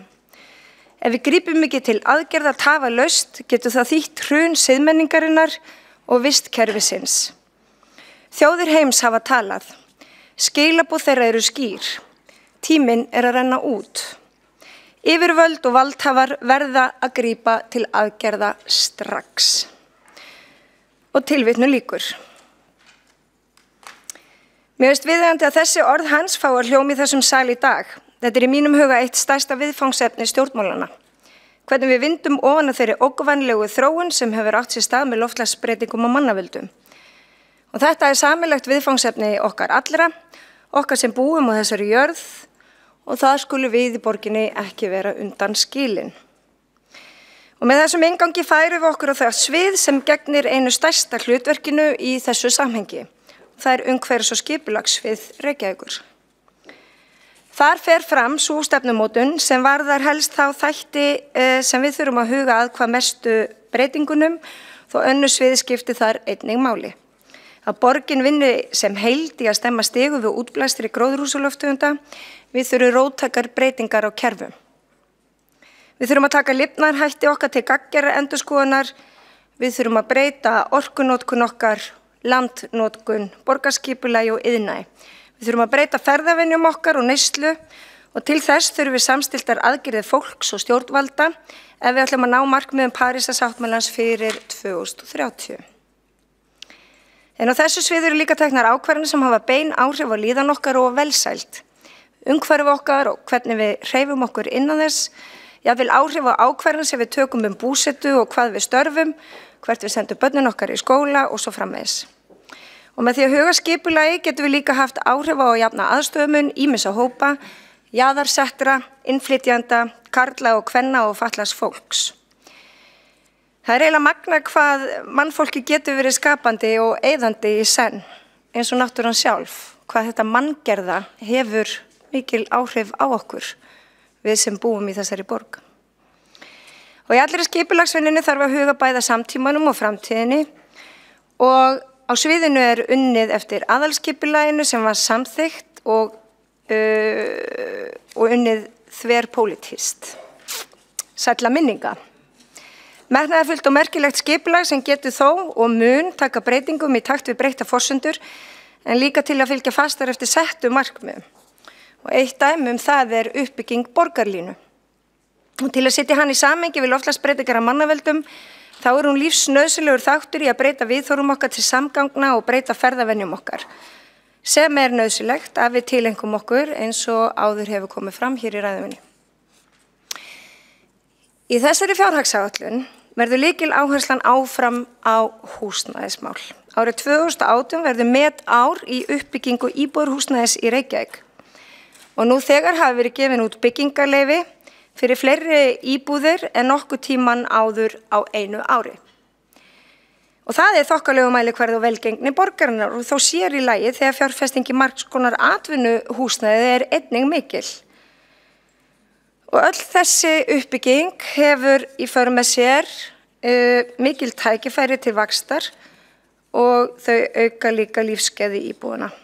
Hún eykur líka lífsgæði íbúana.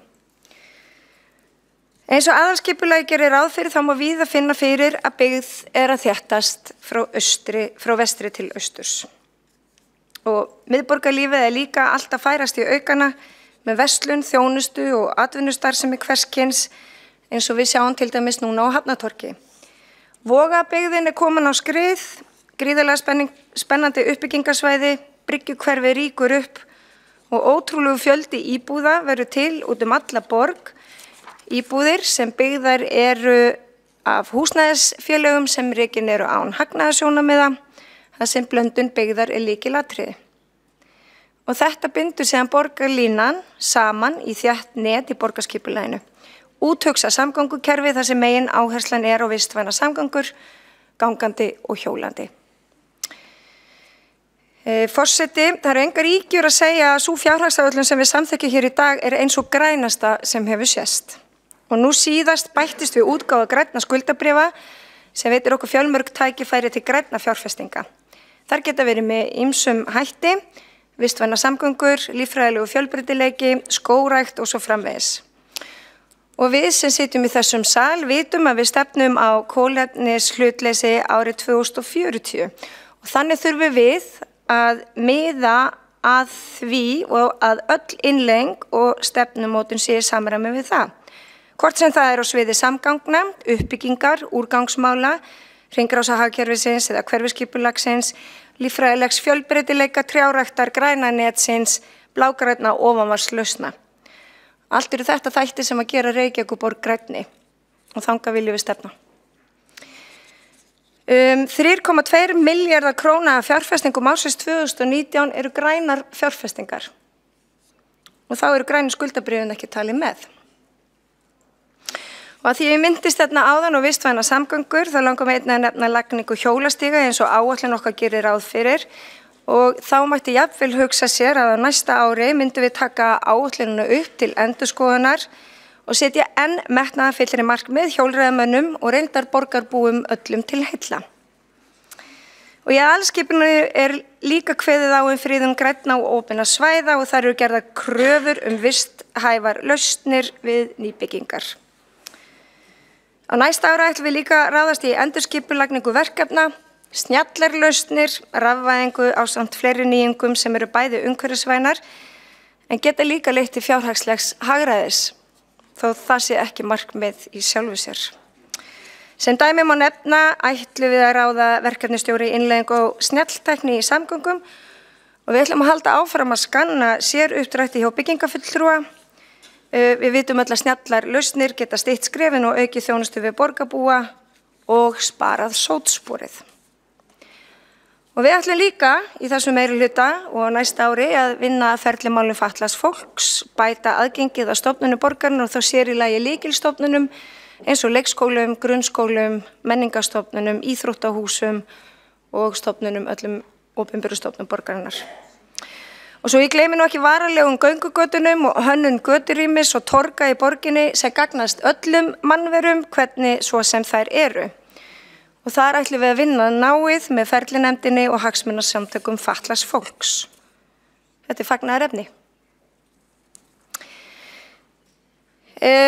Ágæti forseti, til að draga þetta saman þá er ekstra rammi umhverfis- og skipulagssviðs að hækka 808 milljónir króna. Útskýrist meðal annars af viðbóta fjármagni í viðhaldi fasteigna og kostnaðarauka vegna kjarasamninga, en þá er líka sett viðbót í hreinsun borgarlandsins og vegna vinnuskólans, allar 30 milljónir þar, til þess að bjóða 8. bekk sumastörf og fræðslu. Í frumvarpinu sem hér liggur til samþykktar er gert ráð fyrir að heildarfjárfestingar í A-hluta nemi 18,8 milljörðum króna, en þær hækka síðan 1,1 milljarð í samræmi við breytingatillögur sem við samþykktum í borgarráði nú daginn og verða því samanlagt 19,9 milljarðar. Árið 2019 er gert ráð fyrir að verja 7,7 milljónir króna vegna fasteigna og stofnbúnaðar og 2 milljörðum vegna annarra fjárfestinga og 9,1 milljarður króna vegna gatna og umhverfisframkvæmda þar sem framkvæmdir í miðborginni vega þungt og framkvæmdir sem lúta að umhverfis- og aðgengismálum auk gatnagerðar á þéttingarreitum svo sem við bústaðaveg og við Vesturbyggð. Og mér langar að halda því til haga að þetta eru mjög háar fjárhæðir sem ræðir og það er mikilvægt að verja þeim eins best við kunnum og getum og það þýðir að við þurfum að skoða bæði stórar og litlar framkvæmdir og raunar öll fjárútlát með tilliti til sjálfbærni, umhverfis og kynjajafnréttis. Skulum ekki gleyma því.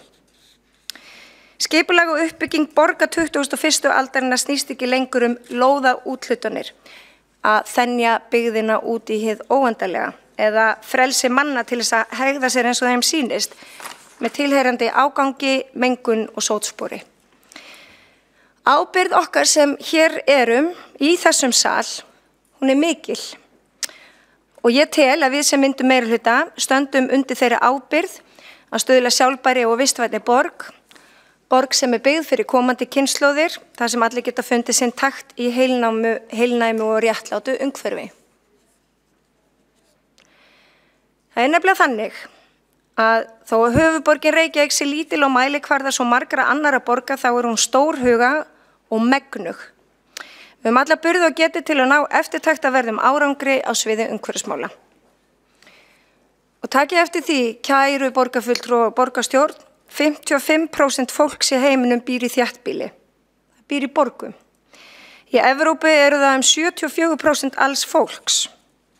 Og ef að við Ætlum að ná heimsmarkmiðum okkar sjálfbæra þróun í öllu tilliti, þá þurfum við að opna augun. Við þurfum að viðurkenna vandann og við þurfum að grípa til aðgerða. Við þurfum að breyta kerfum, við þurfum að breyta umgjörðinni, við þurfum að fjárfesta í andrúmsloftinu og náttúrunni og fjárfesta í sjálfbæru skipulagi. Vöxtur borgar nátengdur 3 víddum sjálfbærar þróunar, efnahag, samfélagi og umhverfi.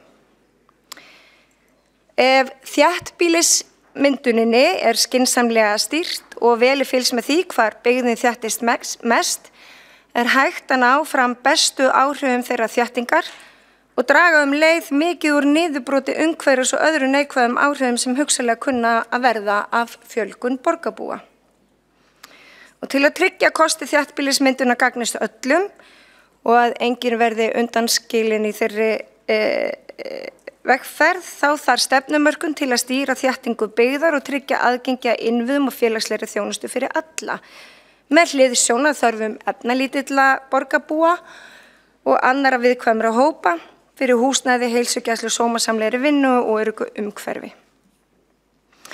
Og talandi heimsmarkmiðin, þá langar mig að ljúka þessari yfirferð á þeim, því þau eiga jafnvel við í Reykjavík og annars staðar, þó þau séu frekar hugsuð fyrir þjóðir og lönd, þá eiga þau jafnvel við á sveitarstjórnarstiginu og hjá ríkinu. Og ef við gerum okkar best í að fara eftir þeim og uppfylla heimsmarkmiðin, þá megum við sátt við una. Og borgarfulltrúar geta vitaskuld kynnt sér heimsmarkmiðin sjálfir, þau eru mjög aðgengileg á veraldarvefnum, en mig langar samt að lesa þau hér upp. Þau eru 17 talsins og ég held að sé hollt og gott fyrir okkur að spegla alla okkar stefnumörkun og vettvangi borgarinnar í þessum markmiðum. Og það skiptir auðvitað skipulag gríðarmiklu í því tilliti. Heimsmarkmiðin eru að útrýma fátækt í allri sinni mynd allstaðar. Það eru að útrýma hungri, tryggja fæðuöryggi og bæta næringu og stuðla sjálfbærum landbúnaði. Stuðla heilbrigðu lífverðni og veljaðan fyrir alla frá vöggu til grafar, tryggja öllum jafnan aðgang að góðri menntun og tækifæri til náms alla ævi. Jafnrétti kynjanna verði tryggt og staða allra kvenna og stúlkna styrkt. Tryggja aðgengi allra hreinu vatni og sjálfbæra nýtingu þess svo og hreinlætis aðstöðu. Tryggja öllum aðganga öruggri og sjálfbæri orku á viðráðanlegu verði. Stuðla viðvarandi sjálfbærum hagvexti og arðbærum og mannsamandi atvinnutækifærum fyrir alla. Byggja upp trausta innviði, stuðla sjálfbæri iðnvæðingu og hlúa nýsköpun. Draga úr ójöfnuði í heiminum, gera borgir og íbúðasvæði örugg, sjálfbær og öllum aðgengileg, tryggja sjálfbær neyslu og framleiðslumynstur, bráða aðgerðir gegn loftslagsbreytingum og áhrifum þeirra. Og undir þetta geti til dæmis fallið tafagjöldin undir. Vernda og nýta hafið og auðlindu þess á sjálfbæran hátt, vernda og endurheimta vistkerfi á landi og stuðla að sjálfbæri nýtingu þeirra, vinna sjálfbæri stjórn skóga, berjast við eyðimerkurmyndun, stöðva jarðvegseyðingu, endurheimta landgæði og sporna við hnignun líffræðilegrar fjölbreytni, stuðla að friðsælum og sjálfbærum samfélögum fyrir alla jarðarbúa, tryggja öllum jafnan aðgangar réttarkerfi og byggja upp skilvirkar og ábyrga stofnanir á öllum sviðum, og blása lífi í alþjóðlegt samstarf sjálfbæra þróun og grípa til aðgerða. Og þetta eru markmið sem við höfum í ýmsu tilliti tileinka okkur í stefnumörkun og vettvangi borgarinnar. Og hér má jafnvel para saman og undir hverjum og einum lið þá stefnumörkun sem við samþykjum hér í dag. Ekki bara hér í dag, heldur alla daga og líka í ráðum og nefndum. Og ég til rétt og skynsamlegt að borgarfulltrúi hafi þetta til hliðsjónar, vegna þess að þó að hið hversdagslega amstur geti oft farið í taugunar okkur, að þá þurfum við að sópa meira, að þá megum við heldur ekki gleyma uppruna þess mein sem að þarf að uppræta hér á vettvangi borgarinnar. Að lokum þá langar mig að þakka sviðunum og sviðstjórunum fyrir ötula og góða vinnu við gerð þessara fjárhagsáætlunar. Það ekki seinna vænna en þegar við höfum samþykkt þessa fjárhagsáætlun sem liggur fyrir hér í dag að hefjast handa við gerð nýrrar fjárhagsáætlunar. Þetta svona hringrás borgarfulltrúans leið og eitthvað búið, þá tekur annað við. Það er í fjárhagsáætlunargerð og að því sögðu þá vil ég minna á kynjaða fjárhagsáætlun sem að við skulum einnig hafa til hliðsjónar í næstu fjárhagsáætlunargerð vegna þess að jöfnuður er að fara sælast fyrir okkur sem að búum hér, störfum og lifum í borginni.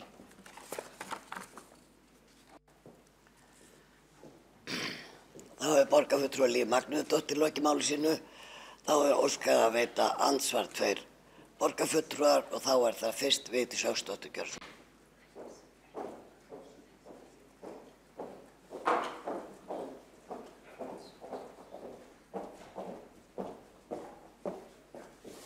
Forseta ágætu borgarfulltrúar, þakka borgarfulltrúan Líf Magnúsdóttir fyrir þessa ræðu. Hafa farið víða völl og kannski lítið rætt fjármál borgarinnar heldur umhverfismál og þá kannski nú ansvarið akkurat á því sviði því að á síðasta fundi umhverfisnefndar þá komu aðilar frá verkfræðistofunni Vatnaskilum að beiðni borgarfulltrúa Miðflokksins og Sjálfstæðisflokksins þar sem farið var yfir kynningu á vatnsbúskap í Vatnsmýrinni.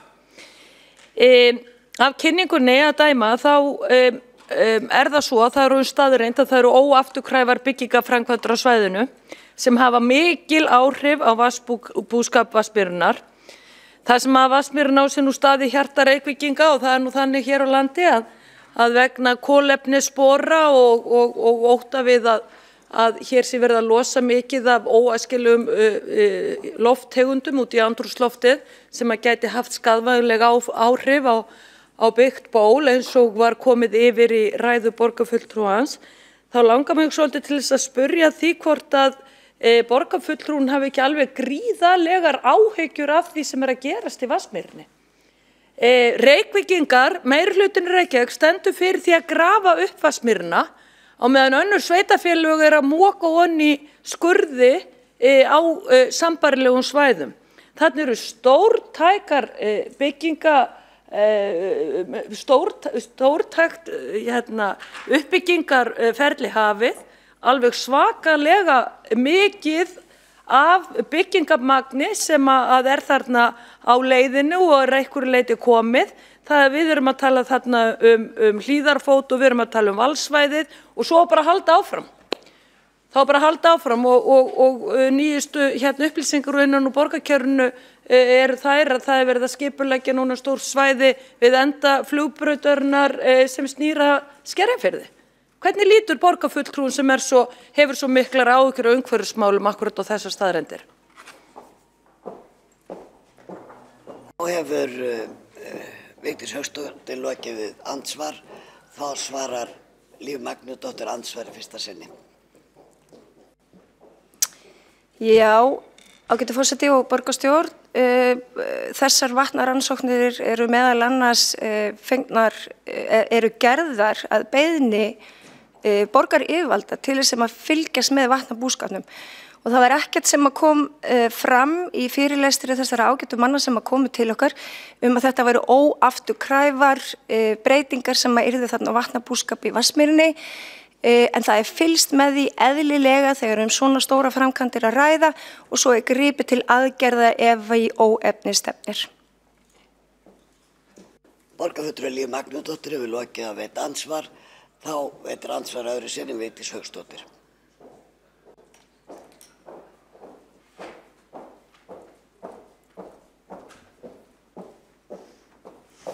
Forseta ágætu borgarfulltrúar.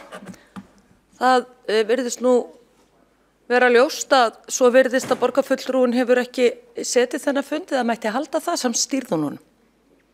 Það er bara eitthvað annað sem að borgarfulltrúi Líf Magnúsdóttir meðtók heldur en ég sem satt þennan fund og skrifaði þessa bókun eða ég var að lesa hér upp úr bókun sem að lögð var fram þarna á fundinum. Þetta var alveg klár sem kom þarna fram. Nú þegar er þetta farið að hafa mikil áhrif. Það þýðir ekki fyrir borgarfulltrúin að hrista hausinn. Það var þannig og þessi kynning liggur á netinu undir þessu fund og fólk getur kynnt sér það. En það er svolítið skrítið að það er betra að tala heldur en gera og hér talað mikið mikilvægi þess að Reykjavíkurborg sé í fararbroddi í bæði loftslagsmálum og umhverfismálum, en því miður er Reykjavíkurborg búin að tapa því forystuhlutverki eins og dæmi sanna niður í Vatnsmýri. Og það þannig að það var gert áform það þegar var farið á stað með að byggja upp þarna þessu svæði að það ætti að mæla og fylgjast með hvernig þetta hefði áhrif á vatnsbúskap Vatnsmýrinnar og komið upp mælum. Það til dæmis búið að fækka mælum. Þeir hafa þurft að víkja vegna uppbyggingar í Vatnsmýrinni og þarna þessar nýju byggingar í þessum háskólavísindagörðum. Hér bara verið með framíköll, virðulegi forseti. Það bara verið með framíköll. Samt bara kom það skýrt fram á fundinum að það bara væri hreinlega búið að fækka þó nokkuð marga mæla.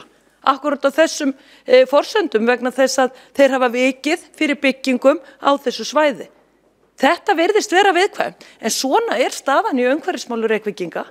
Svona staðan. Það verið að moka upp Vatnsmýrina og tala svo að borgin sé í einhverju fararbroddi í umhverfismálum. Það hljóta allir að sjá þessa hræsni og það þýðir ekki fyrir þá aðila sem sátu hér þennan fund, hrista hausinn, fnussa og frussa yfir því sem ég hér að segja, því það var akkurat nákvæmlega það sem kom fram á fundinum og endur sagt hér fyrir opnum tjöldum. Þá hefur Vigdís Hauksdóttir lokið andsvörum, þá kemur hér Líf Magnúsdóttir í andsvar öðru sinni. Ágæti forseti og borgarstjórn, ég held að ég leggist ekki svo lágt að fara í mannin og ekki boltan, heldur ég ætla að svara þessu eftir bestu getu. Kynningin liggur auðvitað frammi, öllum sér til glöggunar, það sem kemur fram að borgarfulltrúin viðhefur rangfærslur í þessum sal. Þá hefur Líf Magnúsdóttir lokið andsvari. Þá óskað að veita andsvari ræðu Líf Magnúsdóttir, Marta Guðjónsdóttir.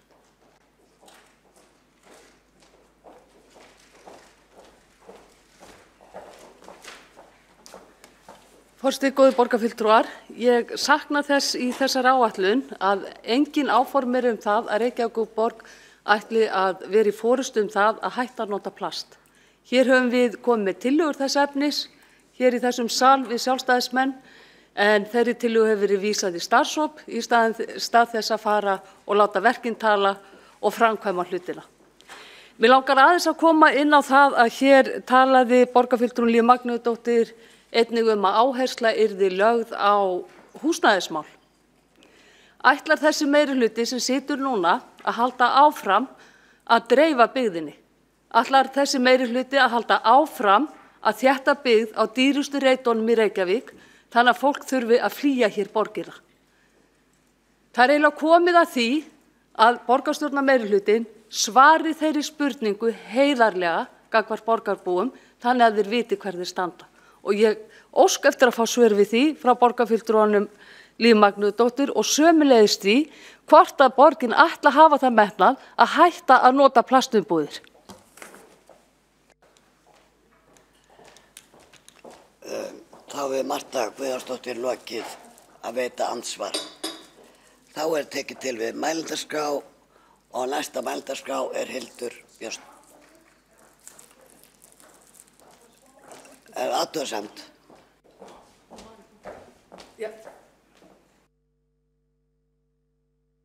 Forseti, góðir borgarfulltrúar, ég var að heyra það hérna í þessum sal að það væri búið að taka út kynninguna á því hvað framkvæmdirnar á Hlíðarenda og í Vatnsmýrinni hafa haft á vatnsbúskapinn þar og við viljum fá svör við því. Forseti mun finna út úr því hér. En næstur á mælendaskrá borgarfulltrúi Hildur Björnsdóttir.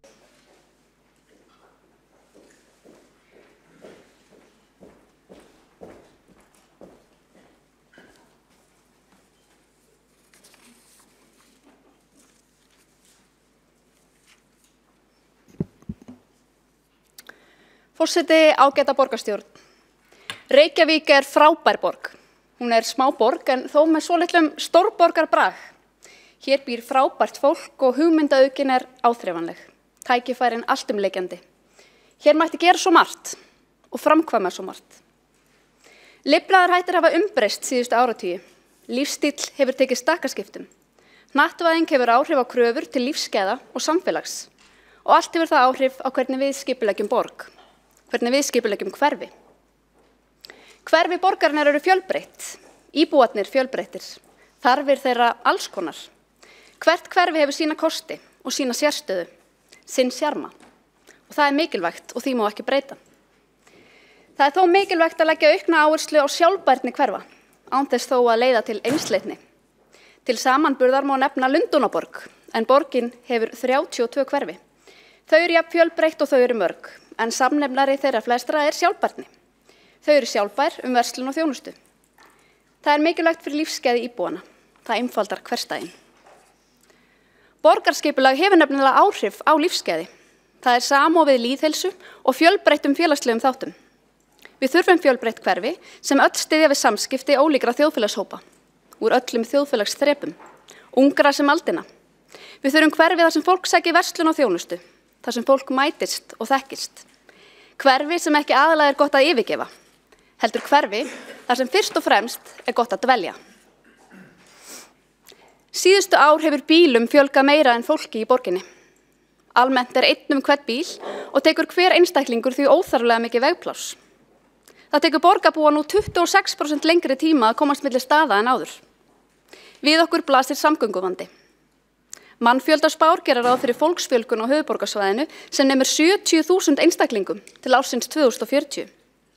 Ef samgöngumynstur breytast ekki, munu tugþúsundir nýrra bifreiða birtast samhliða. Við óbreytt ástand mun vandinn eingöngu aukast. Það er nauðsynlegt að leysa þennan samgönguvanda og verða stórbættar almenningssamgöngur mikilvægur liður á þeirri vegferð.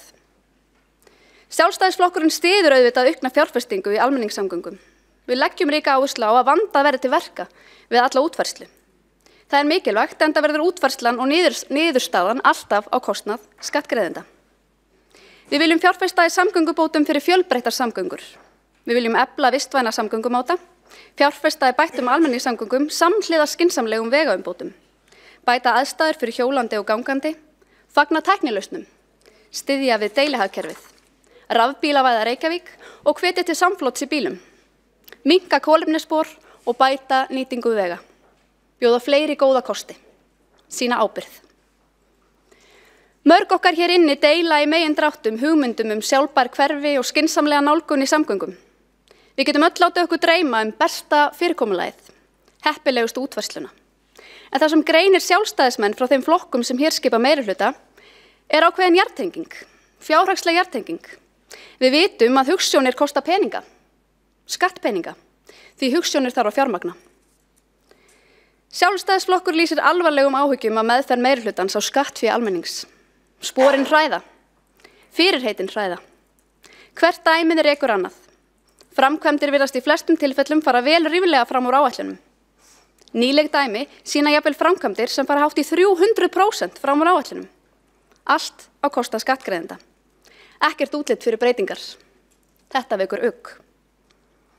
Sjálfstæðisflokkur mun ekki falla fyrir óábyrgum loforðum sem verða ekki fjármögnuð án frekari skuldaklafa á herðum næstu kynslóða. Þegar ráðist í framkvæmdir af einhverri stærðargráðu, þegar hugsjónir verða að veruleika, þarf að vanda til verka. Sýna það ráðdeild þegar sýslað er með almannafé. Grunnforsenda þess að hugsjónir skipulag og samgöngur raungerist er traustur fjárhagur, ábyrg fjármálastjórn, ráðdeild í rekstri, en því er varla fyrir að fara. Risavaxin loforð Samfylkingar í aðdraganda kosninga voru ófjármögnuð. Markaðsefni framleitt í massavís löngu áður en hugleitt var hvernig framkvæmdir skyldu fjármagnaðar. Við stuttlega skoðun á fjármálum borgarinnar sést glöggt að reksturinn stendur ekki undir framkvæmdum af þeim toga sem lofað er. Ársreikningur borgarinnar fyrir árið 2017 sýnir glöggt að engin afgangur var af venjubundum rekstri borgarinnar sem staðið gæti undir slíkum framkvæmdum. Ekki nema gripið yrði til frekari eignasölu eða ráðist í stórkostlega og óráðlega skuldsetningu. Skuldir borgarinnar jukust nærri helming á síðasta kjörtímabili, þrátt fyrir 30 milljarða aukningu á skatttekjum árlega. Langtímaskuldir jukust fjórðung. Eitt fyrsta verk nýs meirihluta var svo enn frekari skuldsetning. Vart er hægt að komast að annarri niðurstöðu en að rekstur Reykjavíkurborgar standi ekki undir frekari skuldsetningu. Borgarstjóri hefur verið tvísaga, þrísaga, jafnvel margsaga aðkomu ríkisins að samgöngubótum höfuðborgarinnar. Ekkert útlit fyrir veglega aðkomu ríkis og annarra sveitarfélaga að draumsýn borgarstjóra. Hversu jákvæð og spennandi sem áformin kunna að vera, standa loforðin enn ófjármögnuð. Á meðan engin áform standa til umfangsmikillar hagræðingar í rekstri borgarinnar, byggjast fyrirætlanir meirihlutans því miður á fjárhagslegum sjónhverfingum. Stóru útgjaldaloforðin verða ekki að veruleika fyrr en borgarkerfið hefur undirgengist tiltekt.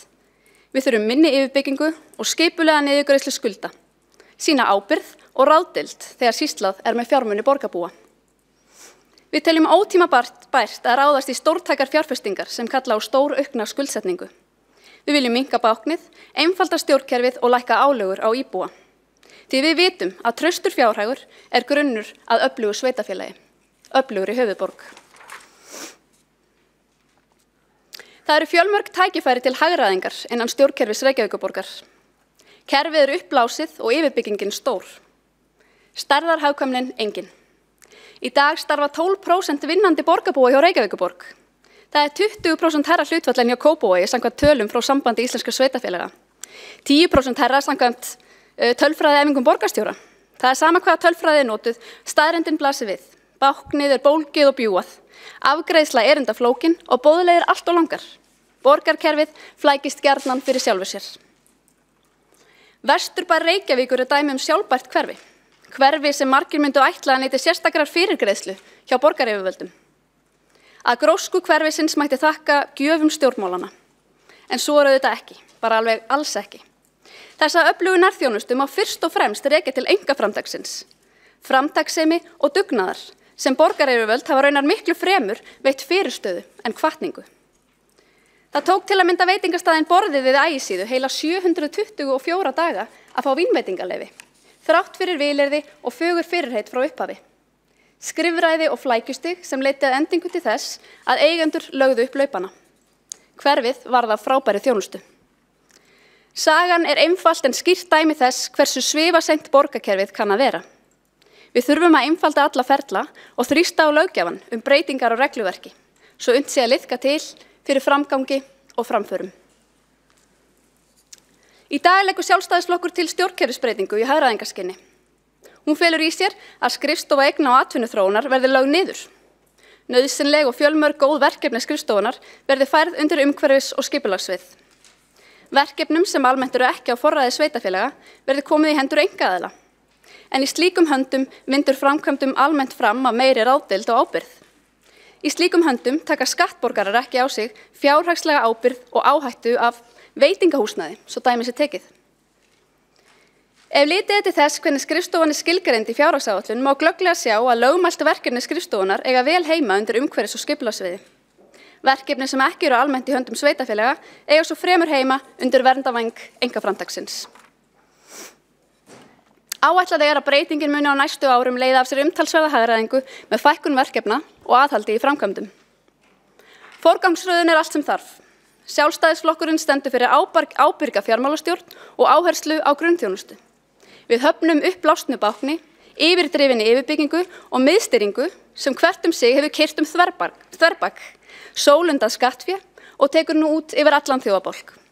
Við höfnum því að sveitarfélag vasist í verkefnum sem betur færu í höndum einkaaðila og verða ekki flokkuð sem grunnþjónusta við íbúa. Höfuðborgin þarf að kjarna sig. Í dag innheimtir Reykjavíkurborg hæsta lögleyfða útsvar. Fasteignaskattar og atvinnuhúsnæði eru í hámarki og krónutala fasteignagjalda fer hækkandi árlega, samhliða hækkandi fasteignamati. Samanburðurinn við nágrannasveitarfélög erfiður. Þau innheimta lægra útsvar, þau bjóða betri grunnþjónustu. Höfuðborgin ekki eingöngu í samkeppni við erlendar borgir fólk og atgervi, hún í samkeppni við önnur innlend sveitarfélög. Fólk flyst þangað sem lífskjör mælast betri. Lækkun útsvars hagsmunamál fyrir alla þjóðfélagshópa. Skattastefna sveitarfélaga hefur meiri áhrif á launafólk en álagning ríkisins á tekjuskatti. Útsvarsprósentan skiptir láglaunafólk miklu máli. Einstaklingur með lágmarkslaun greiðir talsvert hærri fjárhæð í útsvar til sveitarfélags en í tekjuskatt til ríkisins. Lækkun útsvars mikilvægt innlegg í komandi kjaraviðræður. í komandi viðræður lágmarkslaun. Lækkaðar álögur skipta borgarbúa máli. Þeir tekjustofnar sveitarfélagsins sem lög gera ráð fyrir eru nær fullnýttir. Þeir tekjustofnar sem löggjafinn áætlar að staðið geti undir grunnþjónustu sveitafélags eru nær fullnýttir. Samt sem áður hefur Reykjavíkurborg ákveðið að seilast enn frekar í vasa borgarbúa með arðgreiðslukröfum á orkuveituna, sem auðvitað leiða til óþarflega hárra þjónustugjalda á íbúa. Óþarflega háar gjaldskrár sem leiða til arðgreiðslna í hendur stjórnmálamanna eru ekkert annað en dulbúin skattheimta. Það er ekki lögmál að skattar og gjöld geti eingöngu hækkað en aldrei lækkað. Á síðasta borgarstjórnarfundi var tillögu minni hafnað, en þar var lagt til að horfið yrði frá arðgreiðslukröfum í eigendastefnu orkuveitunar og gjaldskrár lækkaðar til samræmis. Tillagan byggði á því sanngirnissjónarmiði að skila rekstrarárangri orkuveitunar aftur í vasa borgarbúa. Að grunnþjónustu eigi ekki að reka í hagnaðarskyni. Hún byggði á þeirri einföldu pólitík að lækka skatta og álögur á íbúa.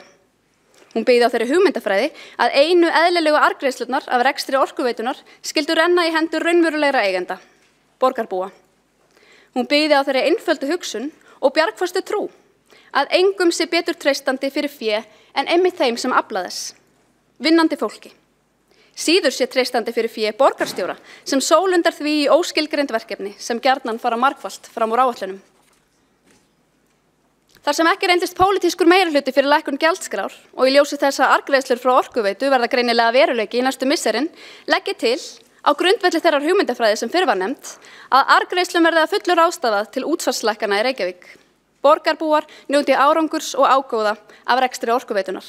Fjármagnið fari beint aftur til heimilana. Reykjavík er borg fjölmargra tækifæra.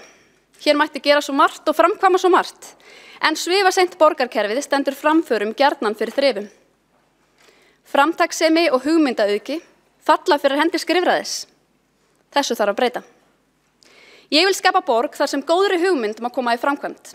Borg sem ryður veginn fyrir þá sem vilja sækja fram. Borg sem skapar frjóan jarðveg fyrir sókn og framfarir. Borg sem fagnar hennu sjálfsbrotna, sem umvefur góðar hugmyndir, sama hvaðan þær spretta. Dæmi góðar hugmyndir, sjálfsbrotnar hugmyndir, mikilvægt einkaframtak eru sjálfstæðir skólar. Í borginni eru starfandi 6 sjálfstæðir grunnskólar. Þeir eru litrík viðbót við skólaflóruna og hafa gjarnan kynnt til leiks nýstarlega hugmyndafræði og nýjar framsæknar skólastefnur.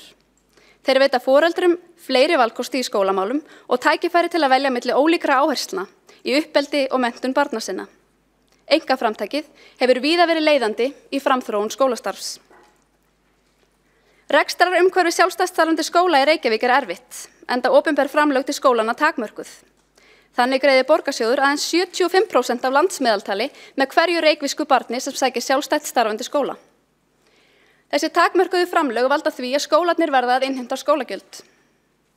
Það er réttlætismál að tryggja jöfn opinber framlög með hverju grunnskólabarni. Framlögin eru réttur barnanna og fjármagnið ætti réttilega að fylgja þeim inn í skólakerfið.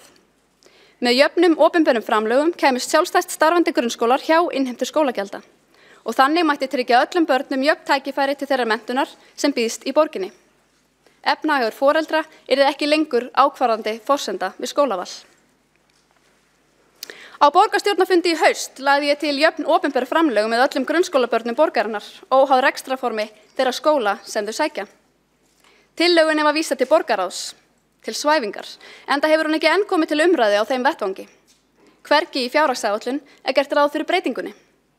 Það er miður og styður raunar þann skilning okkar sjálfstæðismanna að góður hugur hafi aldrei staðið að baki þeirri málsmeðferð að vísa málinu til borgarráðs. Borgarráð hafi verið réttnefnd svæfingadeild þegar sjálfstæðir skólar voru annars vegar. Það er mikilvægt að tryggja frelsi og val í skólamálum. Lykilforsenda valfrelsis er fjölbreyttara rekstrarform. Menntakerfi sem stuðlar að nýsköpun og veitir kennurum aukið sjálfstæði, skila gjarnan betur undirbúnum nemendum. Við þurfum aukið valfrelsi foreldra og tryggari starfsgrundvöll fyrir einkarekna skóla. Fjölbreytni og framþróun er öllum til heilla. Jöfn tækifæri eru öllum til heilla. Í dag berum við tillöguna upp öðru sinni. Megi meirihlutaflokkarnir hafa kjark til að samþykkja hana, en vísa ekki aftur til svæfingar.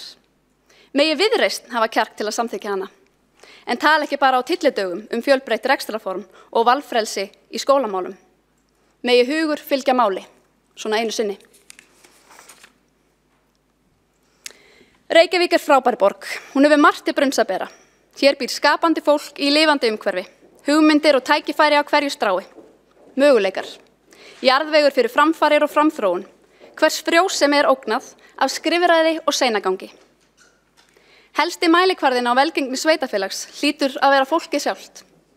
Lífið sjálft. Hvernig gengur íbúum að draga fram lífið? Gott að vera barn í borginni? Gott að vera ungur í borginni? Fjölskylda í borginni? Aldraður í borginni? Eru tækifæri til framfara? Mögulegt að sækja hér fram? Stenst borgin alþjóðlegan samanburð? Höfuðborgin í forystu? Þessum mælikvörðum margt ábótavant. Lífsgæði mælast betri og ánægja meiri í nágrannasveitarfélögum. Hér ekki að fullu forgangsraðað í þágu grunnþjónustu. Umframfé sólundað í verkefni sem falla ekki undir lögbundið hlutverk sveitarfélags. Grunnþjónusta situr gjarnan á hakanum. Mikilvægasta verkefnið framundan, leiðarljósið framundan, ný forgangsröðun sem leiðir til bættra lífsskilyrða og lífskjara fyrir fólkið í borginni. Sjálfstæðisflokkurinn stendur fyrir frelsi og val, einstaklingsfrelsi og atvinnufrelsi. Jöfn tækifæri. Það okkar leiðarljós, okkar áttaviti. Við viljum fjölbreytta borg fyrir fjölbreytt fólk, sjálfbær hverfi með öflugri nærþjónustu, frjálslynda höfuðborg sem skapar frjóan jarðveg fyrir sókn og framfarir, borg sem heldur sköttum og álögum í lágmarki, höfuðborg þar sem þú getur gert meira og farið lengra, Reykjavík sem setur fólk og fjölskyldur í forgang, Reykjavík sem vinnur fyrir þig.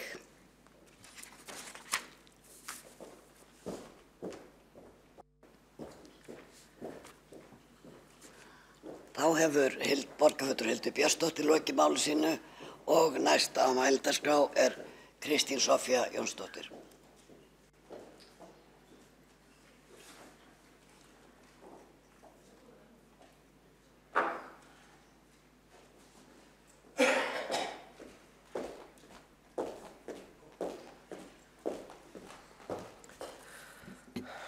Hvernig lækka ég þetta? Forseti, borgarstjórn, kæru borgarbúar.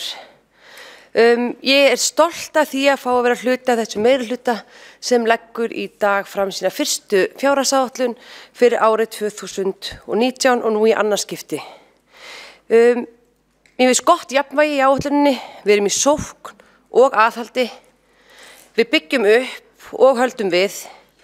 Hér skýr áhersla á velferð, skólamál, mannréttindi og aukna sjálfbærni borgarinnar. Það verið að bæta þjónustu, efla innviði og draga úr kostnaði. Og það kannski stóra málið. Við erum að treysta innviði borgarinnar. Hér í Reykjavík sjáum við afraksturs góðsraksturs á góðæristímum. Hér í Reykjavík sjáum við hvernig það hægt að verja fjármunum þannig að þeir nýtist öllum. Við sjáum það á nýjum sundlaugum og endurgerðum eldri sundlauga, nýjum íþróttasvæðum, fjölda hjólastíga, endurgerð torga og gatna alla borg, almenningsgarða, endurnýjun skóla og skólalóða, áætlanir nýbygginga bæði skóla og leikskóla, metár í malbikun ítrekkað og núna sjáum við líka fjármagnaða borgarlínu. Okkur sagt að líta til ríkisins af því að ríkið hafi gert svo vel í því að greiða niður skuldir. Fyrir mér ríkið bara engin fyrirmynd, ekki nokkur. Fyrir mér það hvernig ríkið hefur hagað sér á góðæristímum fordæmi til þess að varast. Eftir eitt lengsta hagvaxtarskeið sögunar erum við ennþá innviðalaus með ferðamenn sem kúk út á túni, milli þess sem deyja og illa hirtu vegakerfi, með Landspítala sem ekki komin af stað, stærsta heilbrigðiskerfið okkar, megna heilbrigðiskerfið okkar í mygluðu húsnæði, fjársvelt heilsugæsla, framhaldsskólar og háskólar hafa líka mistað þessu góðæri. Ég fagna því að þessi verið að benda á ríkið af því þar sjáum við nákvæmlega hvað gerist ef það ekki fjárfest, ef er ekki gert neitt annað heldur en lækka álögur og borga niður skuldir. Voilà, við sjáum nákvæmlega hvað gerist þegar allt er látið drabbast niður. Og hvað á að gera núna? Jú, þá að hægja á byggingu nýs Landspítala af því að það á að fara að draga úr vexti. Hér í Reykjavík getum við litið stolt yfir borgina. Við getum litið stolt yfir borgina og séð nákvæmlega hvert peningarnir okkar hafa farið og hvað verður eftir. Hér hefur verið fjárfest í innviðum og það verður áfram. Og ekki nóg með það er heildarhugsun í því sem við erum að gera. Borgin er á fullri ferð í átt að meiri sjálfbærni og það þessi skiptir máli, ekki bara hér heldur í heildarhagsmunum allra. Borgarfulltrúi Marta Guðjónsdóttir kom upp áður og fannst það eitthvað óljóst hvort við stemdum að því að þétta byggð. Það er mjög auðvelt að vísa í aðalskipulag Reykjavíkur, það gildir til 2030. Já, við hyggjumst halda áfram að vinna eftir aðalskipulagi Reykjavíkurborgar. Ég stóðst ekki máti til að koma svona aðeins almennt inn á fjárhagsáætlunina en ég hérna fyrst og fremst komin til þess að fara yfir fyrirtæki okkar, Faxaflóa Hafnir sem við eigum að stæðstum hluta. Í stóru myndinni er það þannig að Faxaflóa Hafnir standa vel, ekkert og gert hefur ráð fyrir og við gerum ráð fyrir að svo verði áfram. Byggt er á sambærilegu umfangi rekstrar líkt og hefur verið síðustu ár. Rekstur ársins 2018 er almennt í samræmi við fjárhagsáætlun ársins. Á árinu 2019 er gert ráð fyrir hækkun tekna og auknum útgjöldum vegna launa og sérgreindra viðhaldsverkefna.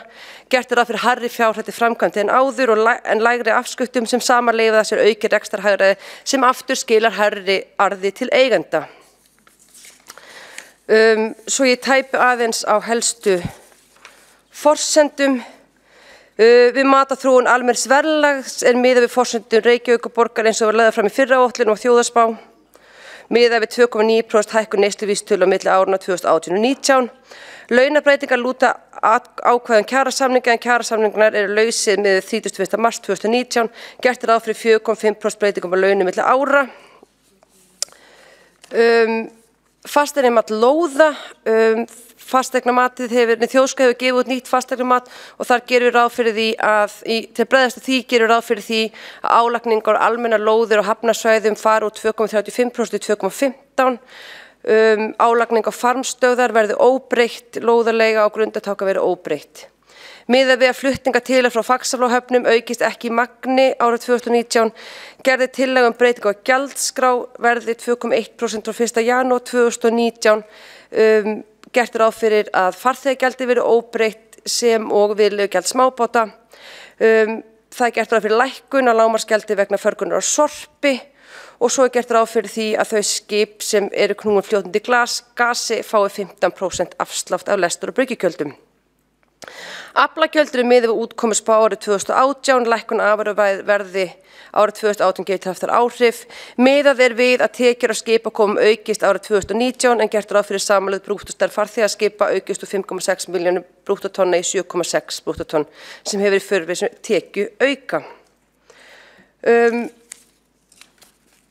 Staða Hafnarsjóðs er traust sem er mikilvægt því það eru áfram stórverkefni framundan, sem dæmi má nefna framkvæmdir við stærri og öflugri landtengingar skipa, þróulands í Vatnagörðum og lengingu Skarfabakka í Kleppsbakka, kaup á nýjum dráttarbát og endurnýjun og lengingu aðalhafnargarðs á Akranesi. Gott er líka að hafa í huga að framundan á árinu 2019 er innleiðing reglugerðar ESB 2017/352 og er óvíst hversu mikil áhrif hún mun hafa á það þjónustu sem hafnum er skylt að veita og hvort mun leið af sér aukin verkefni og kostnað. Fjárhagsáætlun 2019 gerir áfram ráð fyrir því að fjárhagslegur styrkur fyrirtækisins sé mikil og þannig forsenda þeirra framkvæmda og verkefna sem eru framundan. Takk fyrir.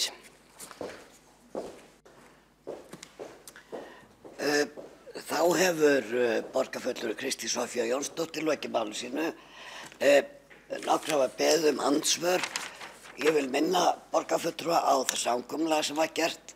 Það er kannski aðalega bara fyrir ykkur gert, þess að upplýsa ykkur andsvör við 4 ræðum. Að þá eru Eyþór kominn með andsvari núna sem hann skrá sig með 3. ræðu. Og Vigdís með aðra og Marta með aðra. Þannig að allir séu meðvitaðir á hvaða blaðsíðu við erum á þessum góða fundi. Þá hefur óskað að veita andsvar Vigdís Hauksdóttir. Gjörðu svo vel.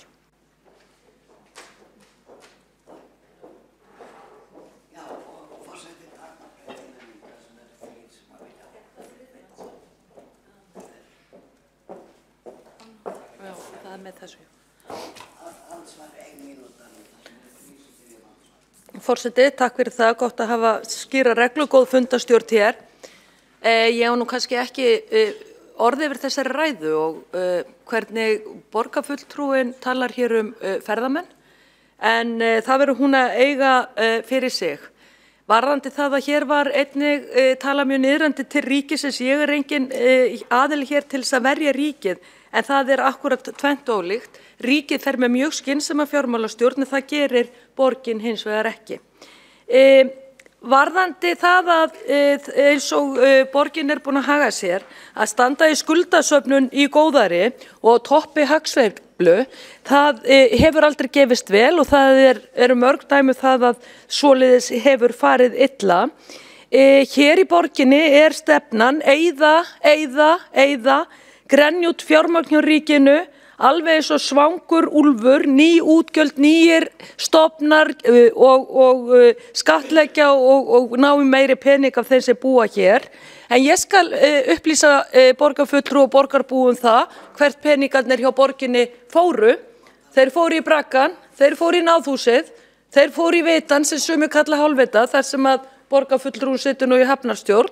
Allianshúsið, Mathöll og Hlemmi, get lengi talið. Svona nú fjármálastjórnin og svo ríkið gagnrýnt fyrir það að borga niður skuldir þegar góðæristímabil og hagvöxtur mikill.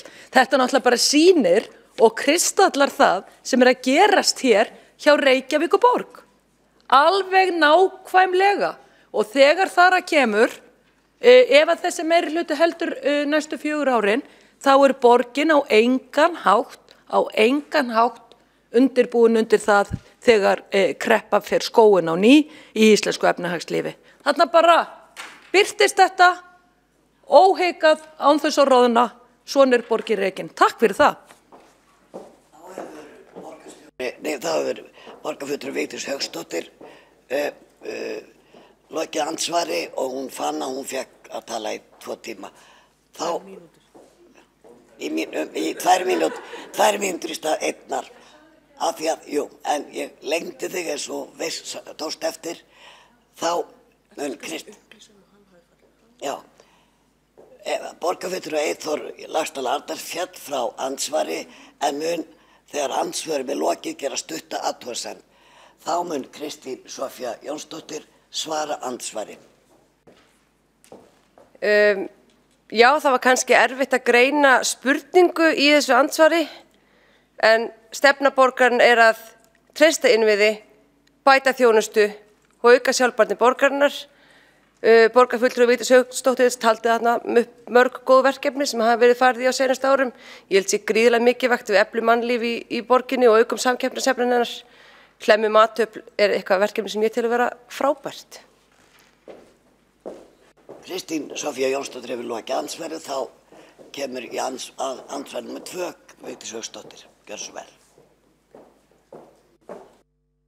Forseti, það gerðist bara hér í beinni útsendingu að þú gafst mér mínútu viðbót að því einn borgarfulltrúi féll frá orðinu. Þannig að ég talaði svolítið hratt að því ég held ég hefði bara 1 mínútu. Borgarfulltrúin kvartar yfir því að ég sé ekki með spurningu til hennar, en það var vegna þess að ég taldi þetta væri bara 1 mínúta. En ég var vís með spurningu, hvert fóru peningarnir, hvert eru peningarnir að fara. Ég taldi hér upp hvert ég hef séð á fara.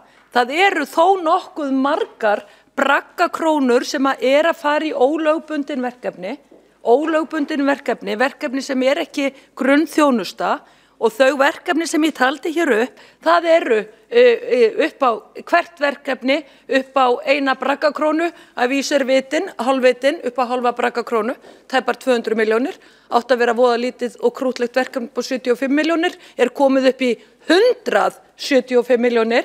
Þannig að borgarfulltrúin lýsti því hér yfir og hún væri afar stolt af þessari innviða uppbyggingu sem að ég hef farið hér yfir og peningarnir fóru í. En úr því að borgarfulltrúin tala með þeim hætti, Hún stoltust af mathöllinni út á Granda, minni mig hún hafi sagt frekar en Hlemmi, en hvaða verkefni önnur eru það sem að borgarfulltrúinn stoltur yfir að hafa spanderað útsvarsgreiðslum Reykvíkinga í? Þá Vigdís Hauksdóttir lokið andsvari öðru sinni og þá tekur máls Kristín Soffía Jónsdóttir og svarar andsvari öðru sinni. Það bara, eins og ég segi, yndislega gaman að fá að tala hvað mér finnst mikilvægt. Það náttúrulega 70% af fjármögnun borgarinnar sem fara í velferðar og skólamál. Þannig að sama hvað við segjum braggi oft, þá þetta aldrei stór partur af fjárhagsáætlun borgarinnar eða fjármálum borgarinnar. Hvað finnst mér mikilvægt? Mér þykir gríðarlega mikilvægt að við höfum verið að taka gegn margar skólalóðir og það heldur áfram. Strax á næsta ári gerir ráð fyrir 200 milljónum í endurnýjun á skólalóðum. Mér finnst frábært að sjá nýja íþróttasvæðið fram í Úlfarsárdal vera að rísa ásamt nýrri sundlaug. Mér fannst löngu tímabært að miðborgin fengi almennilega útilaug og mér finnst sundhöllin frábært verkefni. Þeir 10 kílómetra hjólastíðin sem hafa verið lagður á seinustu árum hafa skilað okkur næstu tíföldinni í hjólandi í Reykjavík, þannig að mér finnst það frábært mál. Það svo margt, samstarf okkar við óhagnaðardrifin húsnæðisfélög, annað, tvöföldin í fjármagni til barna með annað tungumál en íslensku í grunnskólum, frábært mál og ég get lengi talið. Ætlum við að láta fjárhagsáætlun Reykjavíkurborgar snúast framúrkeyrslu við eitt hús? Þurfum við 23 manneskjur í borgarstjórn til að ræða það? Nei. Snúast fjármál Reykjavíkurborgar eitthvað meira en braggann? Já. Það óbúslega þægilegt að tala eitthvað pínu lítið sem auðvelt að skilja, en fjármál Reykjavíkurborgar bara svo miklu stærri en þessi eini braggi.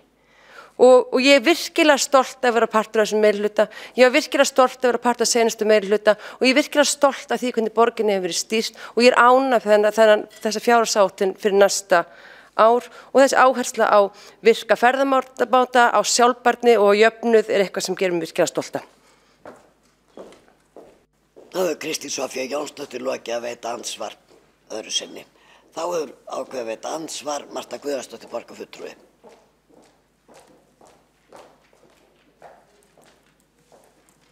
Góð borgarfulltrúar, já, borgarfulltrúin Kristín Soffía Jónsdóttir talaði að hún gæti litið stolt yfir borgina. Litið stolt yfir það að fleiri 100 milljónir fuku út gluggann með bragganum og með fleiri framkvæmdum hér sem fóru fram úr öllum kostnaðaráætlunum á sama tíma og viðhald var í lágmarki hér á leikskólum, skólalóðum og skólabyggingum sem voru í svo slæmu ástandi að starfsmenn þurftu að hætta og húsnæðið voru heilsuspillandi fyrir börnin. Ég velti líka fyrir mig hvort að borgarfulltrúinn sé stoltur yfir umhirðu í borginni. Borgin hefur drabbast niður. Hér veggjakrót út alla borg sem ekki bara bundið við miðborgina, heldur líka við úthverfin. Hér höfum við flutt tillögur það. Þeirri tillögu sem ég flutti þess efnis hér í fyrra var vísað til skipulagssviðsins og ekkert gert með hana. Þeirri tillögu sem ég flutti umhverfisráði daginn var vísað í seinni umræðu við fjárhagsáætlun. Ég sé hann ekki þar. Þið ætlið að halda áfram þéttingarstefnunni, þið ætlið að halda áfram að dreifa byggðinni.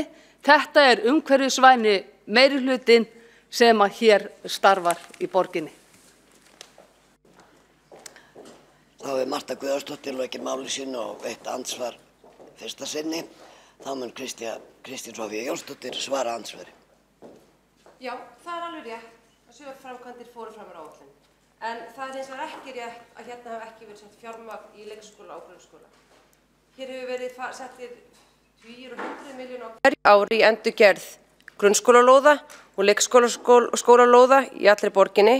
Það hefur verið metár í malbyggu núna ár eftir ár og borgin alls ekki að drabbast niður. Það þarf ekki annað en að vera partur af þessari borg. Það þarf ekki annað en að lifa í þessari borg og ferðast hana til þess að sjá það og finna á eigin skinni að borgin í uppbyggingu hún langt í frá að drabbast niður. Við getum tekið alla almenningsgarðana, fjölskylduhússtæðargarðinn, Laugadalinn, Hljómskálagarðinn, Klambratúnið ef við viljum svo uppbyggingi almenningsgörðum. Við getum tekið Breiðagerðisskóla, Breiðholtsskóla, Vesturbæjarskóla, ef við viljum skoða hvernig við erum að vinna til að mynda með grunnskólan og þar mætti lengi telja. Á næstu árum gert ráð fyrir að byggja nýja leikskóla í öllu nýju hverfunum og fjölga líka leikskólum. Þannig að nei, borgin ekki að drabbast niður. Finnst mér miður að framkvæmdir við Braggann hafi farið fram á áætlun? Já, vissulega. Teljum við ættum að læra því? Já. Finnst mér að það eigi alltaf að vera aðal fókusin og allir umræðum fjárhagsáætlun Reykjavíkurborg? Nei, mér finnst það ekki. Mér finnst það smætta umræðuna yfir í eitthvað óásættanlegt. Af því að fjárhagsáætlun er svo miklu meira og miklu mikilvægara heldur framúrskeisla sem nú þegar orðin. Hér sjáum við gríðarlega mikla áherslu á velferð, á skólamál, á sjálfbærni og það er það sem mér finnst skiptir máli. Þá hefur Kristín Soffía Jónsdóttir lokið að veita ansvar. Þá veitir ansvar Marta Guðjónsdóttir öðru sinni og ég vil minna borgarfulltrúa á hvernig ávarpað í pontu. Forseti góðir borgarfulltrúar, já það er alveg greinilegt, það á sópa vandamálunum undir teppi. Það má ekki ræða framúrkeyrslur, það má ekki ræða Braggann, það má ekki ræða mathöllina. Þetta eru skilaboðin til okkar í minnihlutanum hér í þessari umræðu. Varðandi viðhaldsverkefni, þá sýnist mér í þessari fjárhagsáætlun að sá liður verði lækkaður.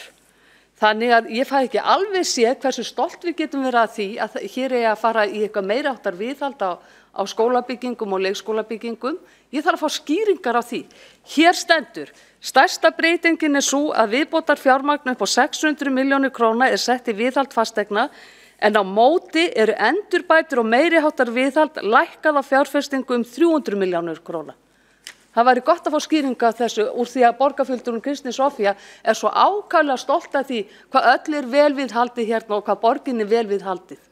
Og svona kannski í lokin, þá saknaði þessi ræðu hennar og hún kom ekkert inn á umhverfisstefnu Faxaflóahafna. Mætti kannski aðeins minnast á hana vegna þess að það stendur til að fara í mikla flutninga með jarðefni frá Landspítalanum hér inn að Klettagörðum og hvaða áhrif það mun hafa á umhverfið.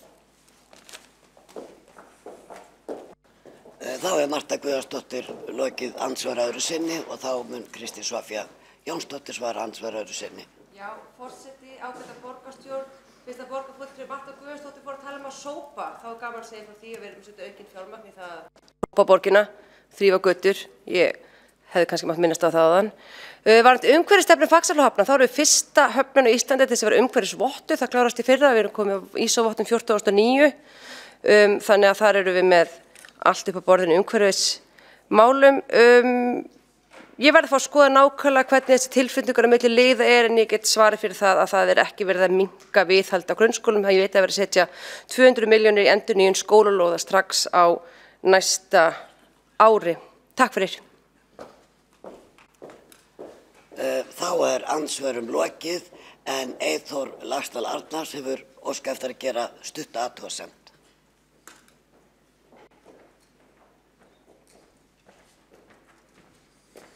Forseti, ágætu borgarfulltrúar og tilheyrendur, Kristín Soffía Jónsdóttir var hér að ræða ýmis mál og ég ætlaði ekki að fara í andsvör út af því en ég vildi bara beina því til borgarfulltrúans og annarra að tala ekki niður þar sem hefur verið vel gert. Við erum hérna að reyna að vera málefnileg hérna í dag og ég veit að okkar fólk er að því virkilega. En að tala niður þá atvinnugrein sem hefur bjargað borginni hérna síðustu árin með þeim hætti sem var gert hérna í pontu og tala það að þetta séu ferðamenn sem bara kúk út á túni, finnst mér bara ekki við hæfi. Það var gert.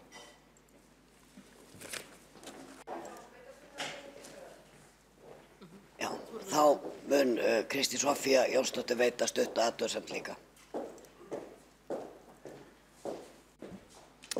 Já, það er mjög mikilvægt að við séum ekki að tala niður það sem vel er gert. Og það er mjög leiðilegt líka þegar að tölu niður fjárhagsáætlun sem er mjög vel gerð. Og láta gert að því skóna hér sé allt í rjúkandi rúst og allir hér sé að vera gjaldþrota í grafandi sig í skuldafén. Hér er verið að gera mjög margt gott, þessi fjárhagsáætlun er mjög góð og ég er mjög þakklát fyrir fjármálaskrifstofuna. Þegar ég sagði að ferðamenn var að kúka út á túnni þá er það bara þannig að það hefur ekki verið farið þá innviðauppbyggingu samhliða auknum ferðamannastraumi. Það er bara staðreynd. Þetta er engin myndlíking og þetta er engin dónaskapur, þetta var einfaldlega lýsing á staðreyndum.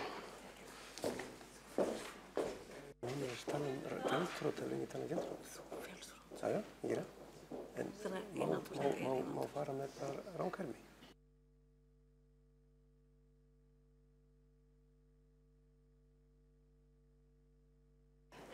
Þá er þessu lokið hér í bili og næsta mælendaskrá er Marta Guðjónsdóttir. Gjörðu svo vel.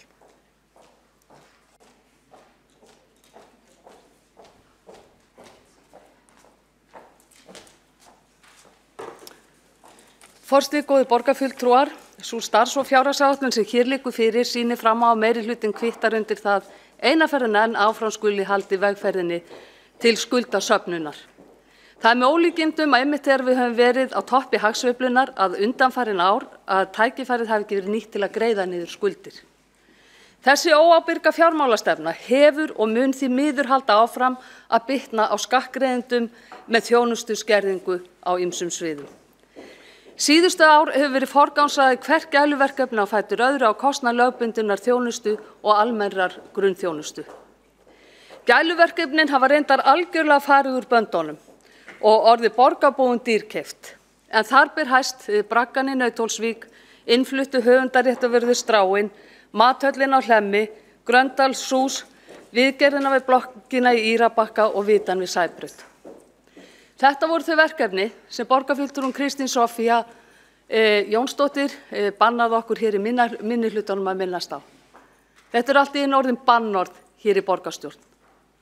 Af hverju skyldi það vera? Skyldi það vera vegna þess að þeim finnst að þau ættu að axla ábyrgðina á þessum verkefnum? Ég vona að svo sé að þau muni axla ábyrgðina fyrir þessi verkefni. Því þau hafa orðið borgarbúum ansi dýrkeypt. Og það sem er ámælisvert við allar þessar framúrkeyslur er að ýmist var ekki farið að innkaupareglum Reykjavíkurborgar eða ekki afla heimilda fyrir framúrkeyslunni. Það er orðið tímabært að borgin einbeiti sér að þeim verkefnum sem henni ber að sinna, bæði lögbundinni þjónustu og grunnþjónustu, í stað þess að forgangsraða í hvert gæluverkefnið á fætur öðru.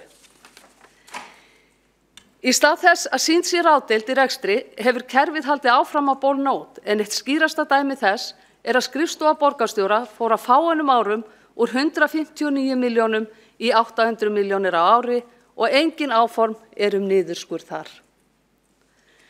Á sama tíma með að borgarbúar búa við það að hér er útsvar í toppi og gjaldskrár hækka. Við sjálfstæðismenn leggjum hins vegar til að létta byrðina á borgarbúa í stað þess að auka hana eins og meiri hlutaflokkarnir gera.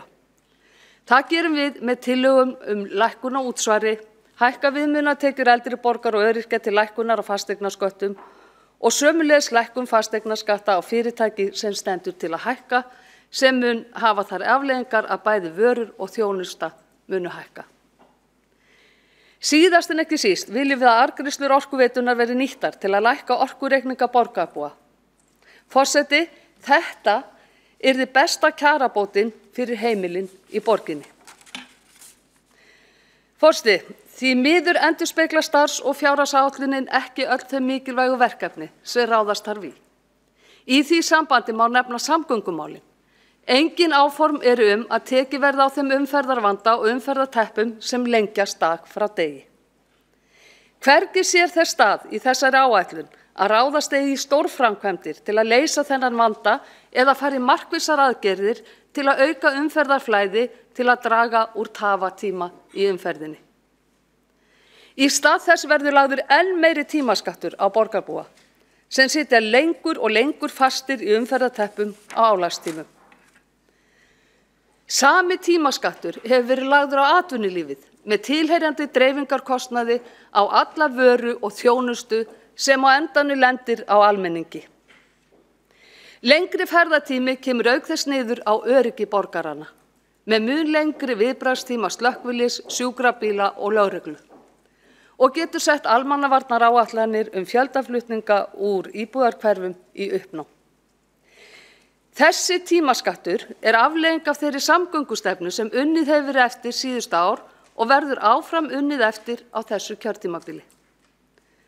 Og enn stendur til að auka skattheimtu á borgarbúa með auknum gjöldum til að fjármagna framkvæmdir innviða fyrir borgarlínu, með innviðagjöldum, auknum gatnagerðargjöldum, hækkun á kolefnisgjaldi og sérstökum veggjöldum fyrir borgarlínuna í stað þess að fara í raunhæfar og hagkvæmari lausnir til að leysa umferðarvandann. Þá hefur umferðarmengun aukist í réttu hlutfalli við umferðarteppunar og lengingu ferðatímans. Það staðreynd að bílar sem standa í lausagangi menga meira. Mengunarvaldur ökutækja felst nefnilega fyrst og fremst í hröðun þeirra. Staðreyndin sú að ökutæki menga miklu meira ef þau eru stöðugt að hægja á sér, bremsa og stoppa og taka síðan að stað aftur og auka hraðan, heldur en ökutæki sem aka á jöfnum hraða.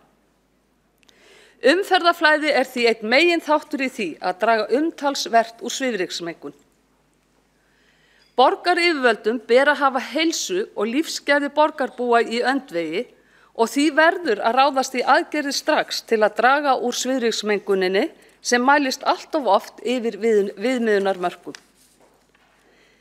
Það verður best gert með því að auka flæði umferðar og auka tíðni þrifa á stofnbrautum borgarinnar.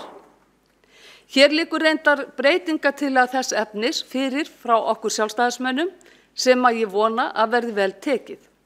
Tillagan gengur út á að stofnbrautir verði þrifnar jafn oft og vegagerðin þrífur þjóðvegi innan borgarlandsins. Kostnaður vegna þessa áætlaður 26 milljónir króna.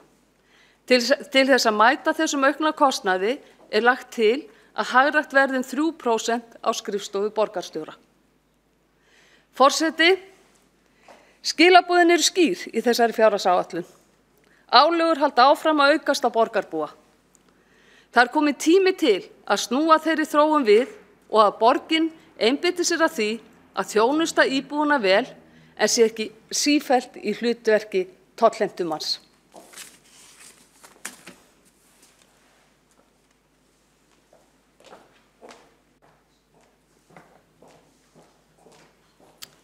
Þá hefur Marta Guðjónsdóttir borgarfulltrúi lokið máli sínu og næstur á mælendaskrá Hjálmar Sveinsson borgarfulltrúi.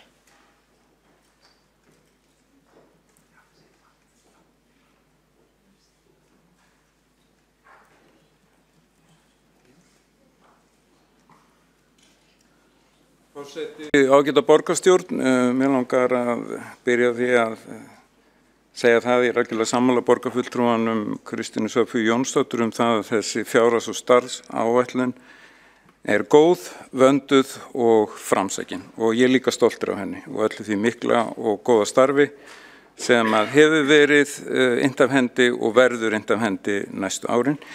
Ég líka sammála og var ánægður að heyra það hjá borgarfulltrúanum Hildi Björnsdóttur að þegar hún sagði að Reykjavík væri frábær og ég algjörlega sammála því Reykjavíkurborg frábær og mér finnst stundum í þessum borgarstjórnarsali við alveg eins og að ansi margir einum að uppteknir að því að mála allt mjög tökum litum og tala eingöngu á mjög neikvæðan hátt þessa borg okkar sem við eigum öll hvar í flokki sem við erum. Og ég ætla aðeins að því að búið að tala mikið fjárhagsáætlun, borgarfulltrúi Líf Magnúsdóttir fyrir ágætlega yfir fjárhagsáætlun sviðsins, ég ætla ekki að endurtaka það, heldur vera hér meira með svolítið almenna hugleiðingu, nota tækifæri til þess borgarþróunina og ég tel að borgin hafi sjaldan verið jafn falleg og núna á aðvendinu 2018. Það eru fallegar og smekklegar jólaskreytingar, það prýða æ fleiri götur og í æ fleiri hverfum. Meira svo Grænsásveginum, þar sem áður var eingöngu hraðbrautarlýsing og 4 hraðbrautir, 4 akreinar og umferðarhraðinn eftir því, hann mældist iðulega yfir 70 kilometrar. Nú þetta orðið allt miklu betra og fallegra með fallegri lýsingu eins og eðlilegt í íbúðahverfi. Og það var ansi sláandi daginn þegar við fengum kynningu í skipulags- og samgönguráði og drögum að umferðar öryggisáætlun. Þar kom því miður fram að það gengur ekkit sérstaklega vel að koma í veg fyrir alvarlegu umferðarslys og banaslys. Það var margt gengið ágætlega en þessi þáttur slysana hefur ekki gengið nógu vel og það er mjög sorglegt og það var alveg alveg ljóst á þessari skýrslu að það sem að veldur alvarlegu slysunum er hraðinn. Það er hraðinn á bílunum. Þetta sagði umferðarráð í gamla daga í auglýsingum, hraðinn drepur. Það er því lífsnauðsynlegt að minnka hraðan á götum Reykjavíkur. Það munu allir komast á leiðarenda þrátt fyrir það að þeir fara örlítið hægar. En meira það sem að skemmtilegt er, þið hafið auðvitað öll heyrt jólaköttinn, ekki satt? Þessi jól mætur okkur risastór jólaköttur niður á Lækjartorgi með rauðar glyrnur og beittar klær. Það er sagt að hann hefði étið börnin í gamla daga sem að fengu enga flíkum jólin. Þau fóru þá í jólaköttinn. Það var sem sagt ekki nóg að gefa börnunum kerti og spil. Það var nauðsynlegt að gefa þeim líka einhverja spjör, skó eða sokka eða eitthvað slíkt, leppa. Eða eins og segir í kvæði Jóhannes úr Kötlum jólaköttinn með leyfi forseta. Því var það að konurnar keftust við kamba og vefstól og rokk og prjónuðu lítinn lepp og litvaran sokk. Því kisa mátti engan eta sem einhverja flíkina hlaut, hún hvæsti þá heldur ljót og hljóp á braut. Sem sagt, jólakötturinn minnur okkur á að sinna hinum fátækustu, hann er tákn fyrir samfélagsábyrgð. Þó að þessi ófrýnlegur og sagan mann dálítið ljót. En þetta er augljóst í þessu kvæði og ég held að það hafi, ímyndað mér að það hafi líka verið upphæflega meiningin með sköpun þessara hugmyndir jólaköttin, að enginn færi í jólaköttin, að allir fengju einhverja spjör á sig. En þessi köttur á Lækjartorgi er gott dæmi hugmyndaauðgi okkar góða starfsfólks á umhverfis- og skipulagssviði, samgöngu- og skipulagssviði ætla ég að segja. Það er náðan tiltekið deild borgarhönnunar sem á heiðurinn að kettunum, takk fyrir það kærlega. Sú deild hefur unnið mjög gott starf undanfari misseri, hún sinnir svæðunum á milli húsanna í borginni, aðallega á miðborgarsvæðunum, það sem að langt flestir eru á ferli. Nýverið var hluti Hafnarstrætis tekin í gegn, þar er að verða til fallegasta gata borgarinnar, það eru nánast allir sammála. Segja má að fegurðun götunnar hafi hafist á tímum R-listans þegar Hafnarstræti 16 var gert, alveg sérstaklega fallega, eitthvað hefur það nú kostað, ég veit ekki til þess að það hefur kallað gæluverkefni sínum tíma. En það er nú samband íslenskra myndlistamanna eða sím til húsa og er það ansið gott fyrirkomulag. Á síðasta ári var svo gamla Thomsen-húsið Hafnarstræti 17 sem var hluti af verslunarmiðstöðvarklasa í byrjun síðustu aldar í miðborginni, gert upp með miklum myndarbrag, þetta voru síðasta kjörtímabili, og sömuleiðis gamla rammagerðarhúsið Hafnarstræti 19 og nú er verið að taka gamla timburhúsið Hafnarstræti 18 niður í þessum töluðu orðum einmitt. Elsti hluti þess var fluttur frá Keflavík 1750. Þetta merka hús verður endurreist á 9 ári og væntanlega tekið í notkun næsta haust og að því verður svo sannarlega mikil prýði. Á þessu svæði mætist og fléttað saman gamalt og nýtt eins og á að vera í borgum á mjög smekklegan og góðan hátt og mér sýnist að allir borgarbúar kunni, eða flestir, skulum við segja, kunni afskaplega vel að meta það og talandi verslunarkjarna, við minnst áður, það er rísin verslunarkjarni, miðborgar verslunarkjarni, þarna við hliðina svokölluðu Hafnartorgi, frægar fataverslanir komnar þangað og í vor mun meðal annars vera von á frægri verslun sem heitir Kos og ég veit að margir munum fagna því. Þetta gerist ekki sjálfu sér, það tók langan tíma, mörg ár, en allir með ekki segja að svo ákvörðun að reisa tónlistarhúsi við höfnina, en ekki til dæmis inn í Laugardal og skipulagssamkeppnin sem var haldin árið 2002 að undirlagi borgarstjórans Ingibjargar Sólrúnar Gísladóttir hafi skipt afar miklu máli í þessu sambandi. Í raun gerist það sama hér og í mjög mörgum öðrum borgum austanhafs og vestan síðastliðin 10 til 20 ár. og það hefur verið kallað endurreisn borgarinnar eða endurreisn borganna. Þegar leið á 10. áratug síðustu aldar fóru borgir að heilla bæði fólk og fyrirtæki enn meir en áður hafi verið. Þær beinlínis drógu til sín fólk og fyrirtæki, þéttar, iðandi, lifandi, fjölbreytilegar borgir bjóðu upp á fleiri atvinnumöguleika, fjölbreyttari menntun, fleiri leikhús, fleiri bíó, veitingahús, fleiri kaffihús og verslanir, fleira fólk sem sett meira stuð. Í Englandi kom fram fyrir 20 árum fræg skýrsla undir ritstjórn Sir Richard Rogers, arkitekt, Towards an Urban Renaissance í átt að endurreisn borgarinnar sem var eins konar biblía hinnar nýju borgarstefnu. Vel skipulegar borgir með fjölbreytilegu mannlífi og menningarlífi, öflugum vistvænum samgöngum, góðum möguleikum til útivistar og hreyfingar, góðu hjólastígakerfi, góðum skólum og góðu heilbrigðiskerfi, hafi í dag ótrúlega mikið aðdráttaröfl einmitt fyrir þetta sem nefndi áðan fólk og fyrirtæki. Á hverju ári birta ráðgjafafyrirtæki og lífstílsblöð lista yfir lífvænlegustu borgir í heiminum. Síðastliðin 10 ár hafa borgir í Norður- og Mið-Evrópu ásamt nokkurum borgum í Kanada og Ástralíu verið efstar á þessum listum.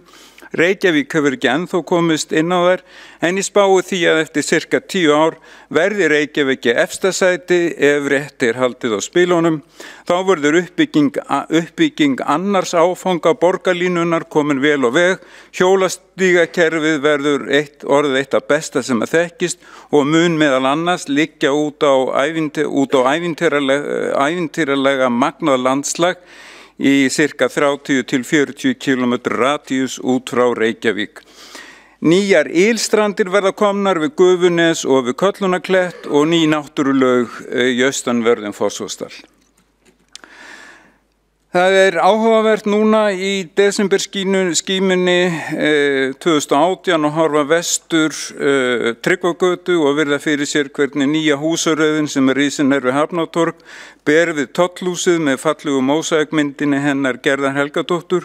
Ekki sakar heil röð að reynitrjám sem hefur skotið rótum meðfram nýbyggingunum. Þarna er komin skýr heild, gylt og bronslituð með opnum jarðhæðum þar sem áður var grá bílastæðaauðn. Þarna er komin falleg og mannvæn borgargötumynd. Aðeins vestar á Tryggvagötunni er verið að nýta bæjartorg, verða til nýtt bæjartorg með bæjarins bestu. Það er nú risin rauð súla og stendur á pilsa öðrum megin Vissulóni sem mun vera akureyríska en hinum megin pulsa. En það er auðvitað hrein ræktuð reykvíska, pilsa og pulsa, þetta skiptir máli. Eins og borgarfulltrúa, gamla steinbryggjan sem var lág frá Pósthússtræti niður í Höfn, hún verður hluti torgsins og enn vestar á móti Tryggvagötu og Geirsgötu hefur gamla fiskhöllin með sinn fallega turn verið endurbyggð. Einnig Exeterhúsið, þar er líka verið til torg fyrir fólk, það á heita Boðatorg eins og kom fram í máli borgarstjóra hérna fyrr í dag. Já, það er að verða til mannvænar og fallegar borgargötur og torg, ekki bara í miðborginni, heldur líka víðar í hverfunum. Það var svo sannarlega magnað fyrir þá sem voru svo heppnir að komast til að hlusta og horfa á danska arkitektin Jan Gehl í Gamla bíóum daginn. Þar var verið að kynna íslenska þýðingu á henni frægu bók hans Lífet mellem húsarne eða Mannlíf á milli húsana, eins og hún heitir á íslensku. Hún kom út held ég fyrir 50 árum. Gehl sem er alveg örugglega áhrifamesti borgarrýmishönnuður heimsins hefur fjallað mjög mikið það hve mikilvægt það er að gera borgirnar mannvænar. Gagnrýni hans hefur snúist að því undanfarna áratugi á nánast öll áhersla stjórnmálamanna, arkitekta, skipulagsfræðinga og verkfræðinga hafa snúist það að gera borgirnar bílvænar með óheyrilegum afleiðingum. Og það er ótt að segja það að rannsóknur og niðurstöður Jan Gehls eru rauður og grænn þráður í aðalskipulagi Reykjavíkur 2010 til 2030. Boðatorg, Steinbryggja, Kolatorg og ef við höldum út úr miðborginni, Hallgerðargata, Smyrilshlíð, Fálkahlíð. Þetta eru götur í nýju borgarhverfunum okkar, Hafnatorgi, Landspítalalóð, Hlíðarenda, Vogahverfi, Esjumelum. Þarna er að vera til nýjar götur og hafa fengið skemmtileg nöfn, Skektuvogur, Arkarvogur, Bátavogur, Trilluvógur, Drómundavogur og ný torg sem heita eftir veiðarfærum, vörputorg og sökkutorg og ekki má gleyma Svarthöfða upp á Ártúnsvöða. Uppáhaldsgötunefnin mín eru eftir sækonungsheitum úr Snorra-Eddu, í Bryggjakverfi vestur, Beimabryggja, Buðlabryggja, Endilsbryggja, Gjúkabryggja og Leifnisbryggja.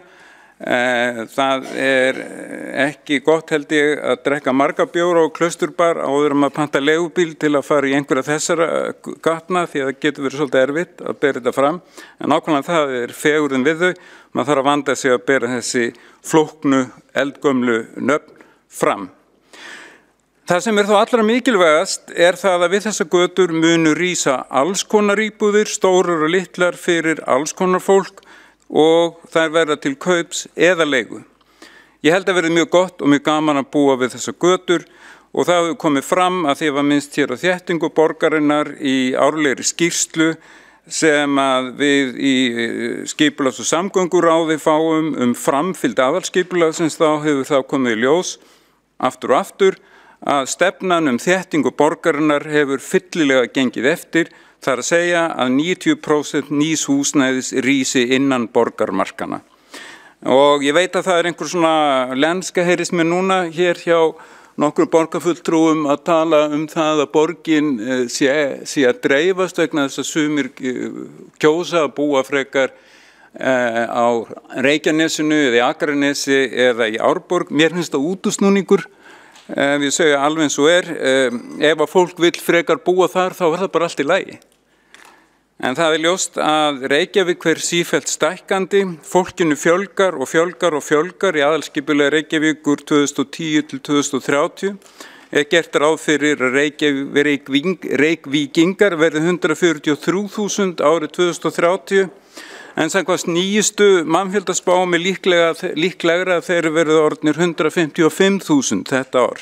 Það auðvitað fagnaðarefni og það eins gott að hér sé nú hafið mesta uppbyggingarskeið sögunar eins og komið fram og það auðvitað líka gríðarlega mikilvægt að koma hér á miklu öflugri og skilvirkari vistvænum samgöngum, almenningssamgöngum. Ef að þessi mikla mannfjölgun á eftir að ganga eftir því að annars fer hér allt í hnút og í klessu og í þessu tilefni langar mig að bara rifja aðeins upp hér samning meirihlutans í borgarstjórninni, þar eru nokkur atriði nefnd.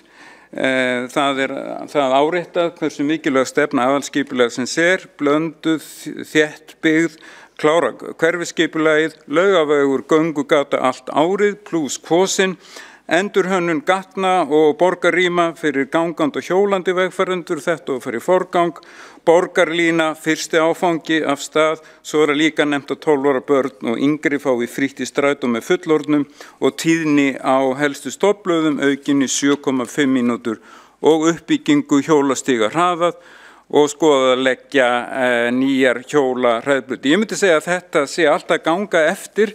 Við fengum frábæra fréttir það daginn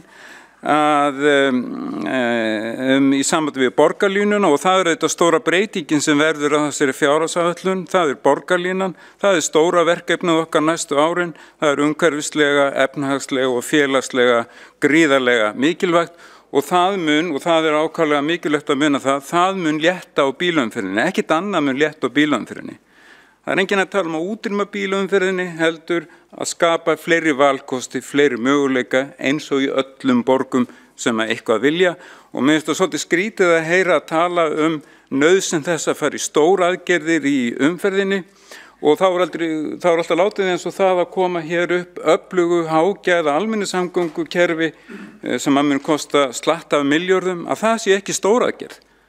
Eru bara að tala stóraðgerðir bílaumferðum í umferðarmálum með það snýr að bílaumferð. Mér finnst það sérkennilegt.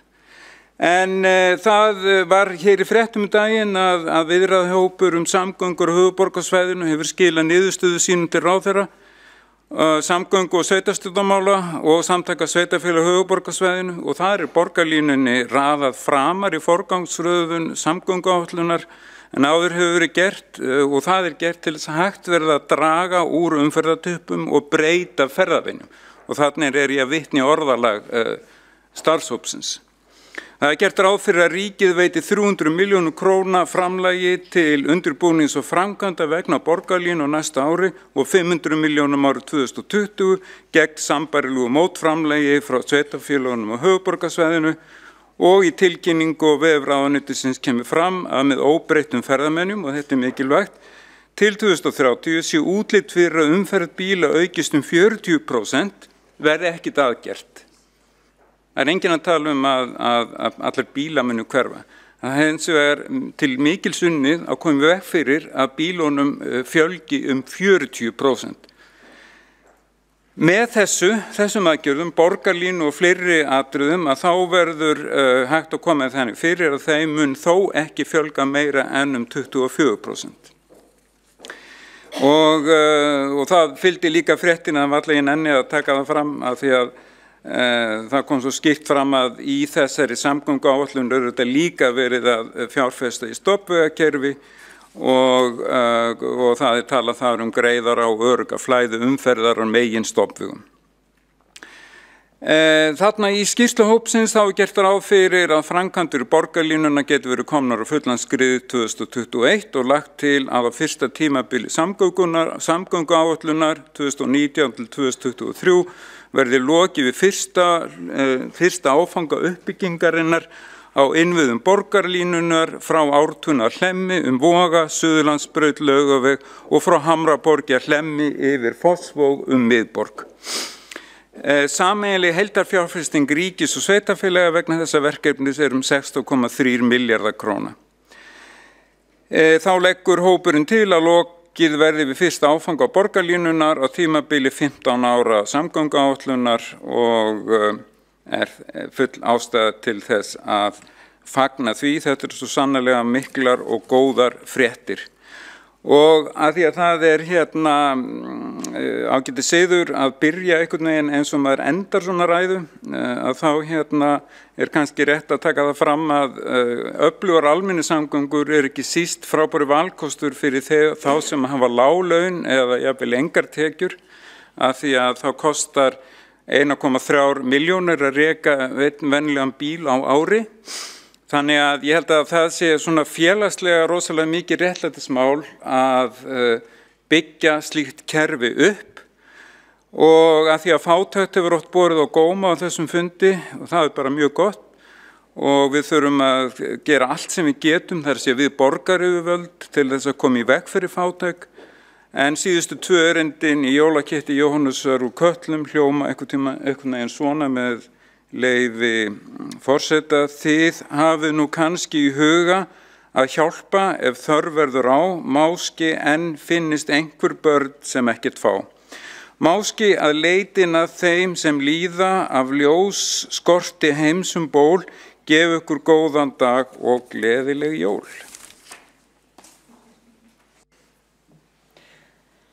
Þá hefur Hjálmar Sveinsson borgarfulltrúi lokið máli sínu og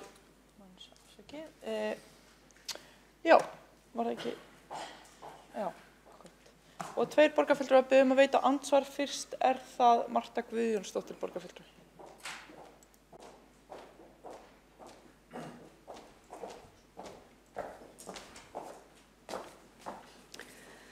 Forseti, góðir borgarfulltrúar.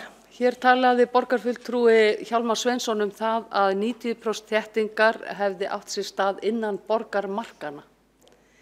Við vitum það öll að þéttingin hefur átt sér stað miðsvæðis í borginni. Telur borgarfulltrúin þá að úthverfin í borginni séu ekki innan borgarmarkanna?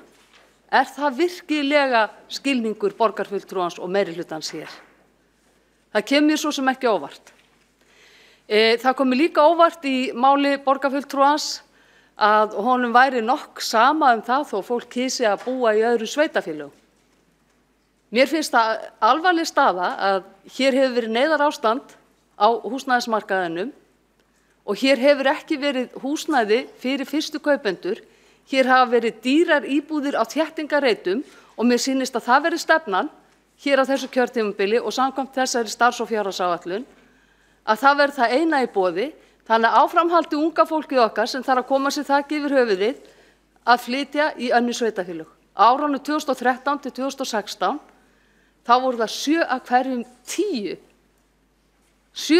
10 sem settust að annar staðar en í Reykjavík. Mér finnst það alvarleg staða. Ég vil fjölga hér útsvarsgreiðendum. Ég vil fjölga hér borgarbúum. En það gerum við bara með nýjum hverfum, með því að byggja á hagkvæmum svæðum og með því að Reykjavíkurborg fari að úthluta sínu eigin landi þar sem hún getur ráðið hvert lóðaverðið er.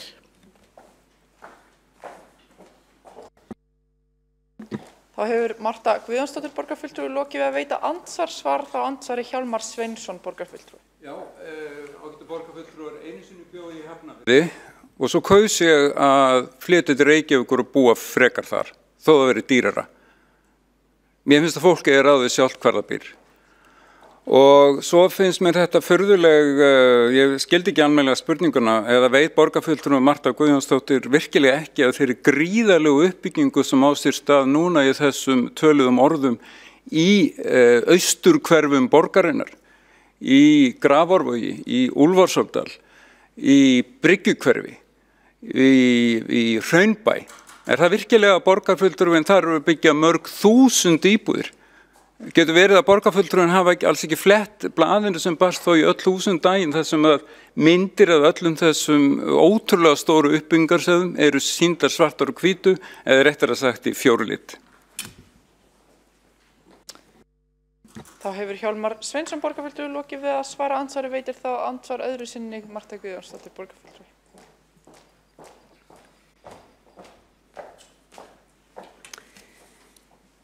Forseti góðu borgarfulltrúar, hér hefur oft verið vitnað í aðalskipulagið.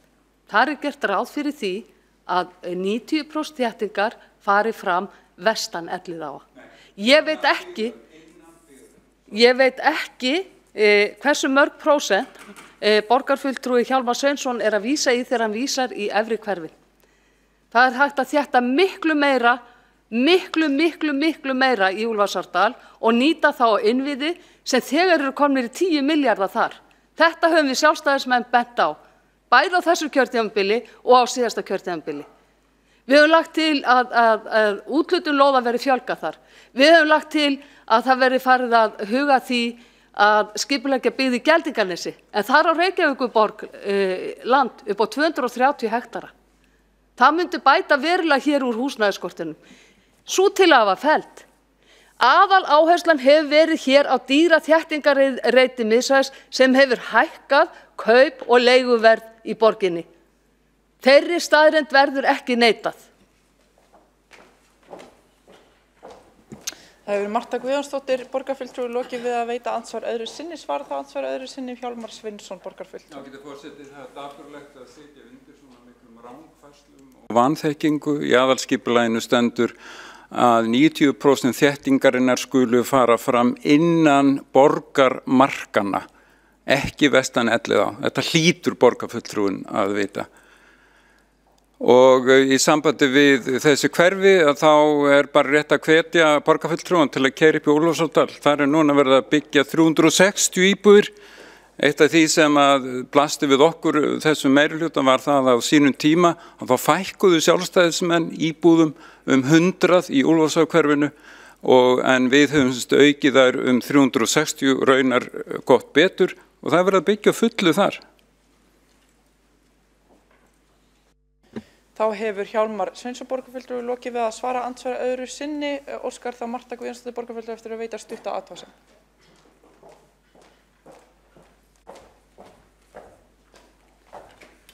Forseti góðu borgarfulltrúar, nei, minn málflutningur er ekki byggður á vanþekkingu. Minn málflutningur er byggður á staðreyndum.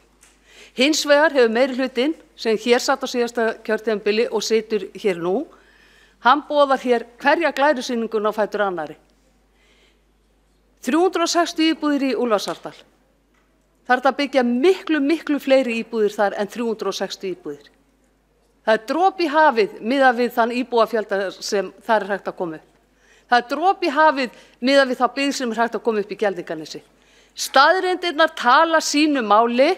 Hér hefur öll uppbygging farið fram á dýrum þéttingarreitum miðsvæðis. Dýrum þéttingarreitum sem að meðallauna fólk og fyrstu kaupendur hafa ekki ráð á að kaupa. Það er staðreynd málsins. Þá hefur Marta Guðjónsdóttir borgarfulltrúi lokið við að veita stutta athugasemd. Óskar borgarfulltrúin eftir því? Já, Hjálmar Sveinsson borgarfulltrúi hefur óskað eftir að veita stutta athugasemd.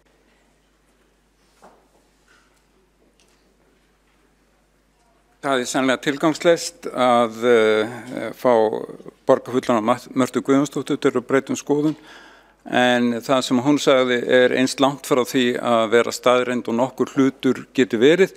Og svo vil ég benda borgarfulltrúanum á það að það var ekki fallið. Sjálfstæðismenn féllust ekki á þráhyggjulega tillögu hennar það að byggja upp í Geldinganesi. Ég man allavega ekki eftir því að það væri á stefnuskrá Sjálfstæðisflokksins í kosningunum í vor. Hafi svo verið, þá var allavega fallið frá því í málflutningi þeirra þegar fóru að líða á árið. Ég hef ekki teyrt þetta nema frá þessum eina borgarfulltrúa. Þá hefur Hjálmar Sveinsson borgarfulltrúi lokið við að veita stutta athugasemd. Næstur á mælendas, afsakið, það var annar borgarfulltrúi búin að óska eftir því að veita andsvar og næst er það Kolbrún Baldursdóttir borgarfulltrúi.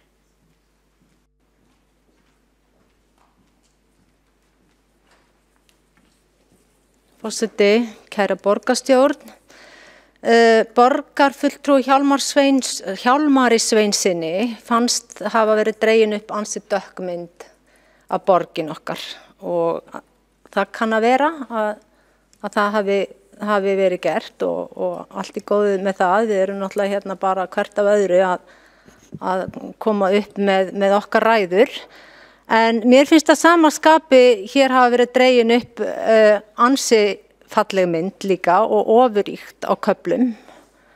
Og hérna, ég held að við þurfum bara að vera raunsæ.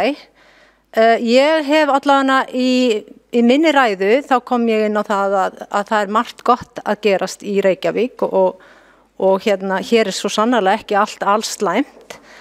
En engu að síður að þó að mörgum blessunarlega og vonandi flestum líði vel og hafi það gott, að þá er engu að síður hópur í borgin okkar sem hefur það ekki eins gott. Og mér finnst mikilvægt að við og þið í meirihlutanum gleymið því ekki og komið ekki bara endalaust upp hérna í einhverja svona halelúja ræður hvað allt sé nú dásamlegt og fallegt og stórkostleg fjárhagsáætlun og guð má vita. Það er nú alveg takmörk. Ég er ný hérna, búin að vera í hálft ár en hef hins vegar varið mínum síðustu 25 árum meðal fólks og hérna sé tímana tvenna í því.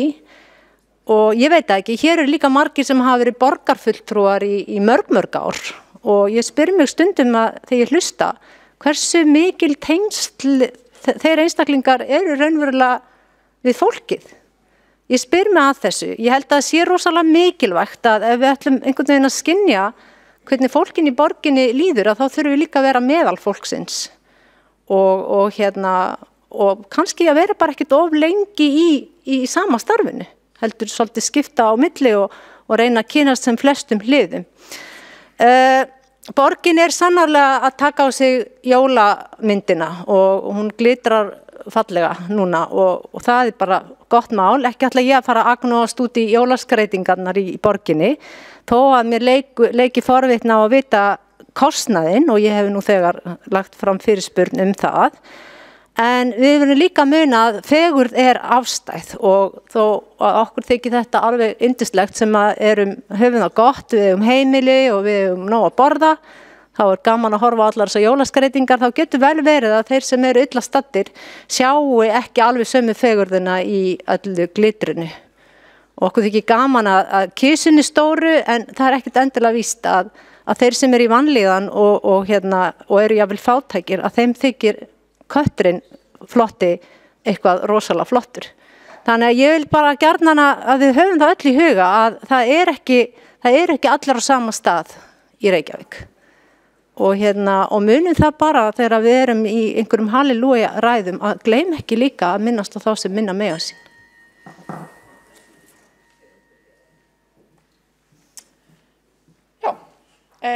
Næstur á mælendaskrá þá Björn Gíslason, borgarfulltrúi.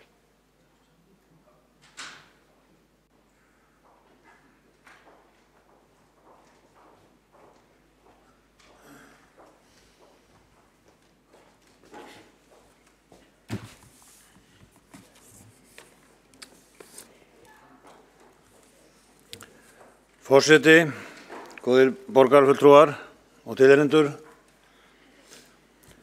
Nú þess fjárhagsáætlun fyrir árið 2019 liggur fyrir og það náttúrulega í raun með ólíkindum að enn skuli haldið áfram á vegferð til skuldasöfnunar. Og eins og komið við fram, við erum búin að vera hér á toppi hagsveiflunar undanfarið í landinu og því það með náttúrulega með ólíkindum að við höfum ekki verið að greiða niður skuldir, heldur við erum enn og aftur að bæta í skuldirnar. Undanfarið misseri höfum við séð hversu mikið lausung hjá borginni í ýmsum málum, svo sem svo kallaða braggamál sem nú kom fram hér áðan, mathöllin á Hlemmi og fleira vita málið, svo eitthvað sé nefnt, en í öllum þessum tilfellum fór kostnaður langt fram úr áætlun. Og því miður hefur maður, eða setur að manni gruna margt fleira gæti miður æskilegt átt eftir að koma fram. Og þessi óábyrga fjármálastefna Reykjavíkurborgar sem viðgengis hefur undanfarin ár og einnig á næsta ári kemur til með að bitna á skattgreiðendum hér í borginni fyrir það síðar og börnin okkar súpa sig í þessu. Nú ég ætla hér aðeins að byrja á að fjalla starfs- og fjárhagsáætlun menningar, íþrótta og tómstundaráðs. En frítíminn hjá okkur skipar stóran hluta líf okkar allra. Því mikilvægt að hann sé skipulagður og til að mynda við hvetjum börn og unglinga til að nýta frítímann á jákvæðan og uppbyggilegan hátt sem hefur þá bæði áhrif á þroska þeirra og líðan. Nú forvarnagildi íþrótta og æskulýðsstarfs ótvírætt.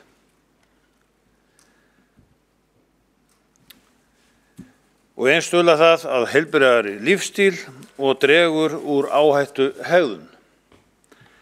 Þess vegna mikilvægt að efla samstarf skóla, íþróttafélaga og þeirra aðila sem sjá æskulýðsstarf til að ýta undir enn frekari þátttöku barna í tómstunda- og íþróttastarfi. Þar gegnir frístundakortið veigamiklu atriði og kynningar á starfinu gegna lykilhlutverki til að vekja áhuga barna á að taka þátt í íþrótta- og tómstundastarfi.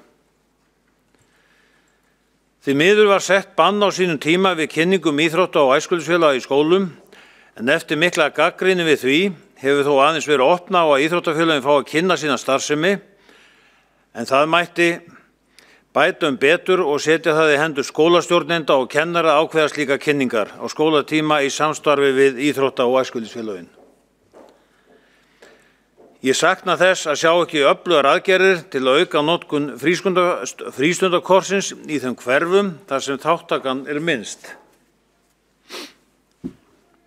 Reyndar hefur verið gert átak í þessu, en það ljóst að börn innflytjenda nýta sér frístundakortið mun síður og fara þar við sérstak átak til að kynna það fyrir þessum hópi, alveg sérstaklega.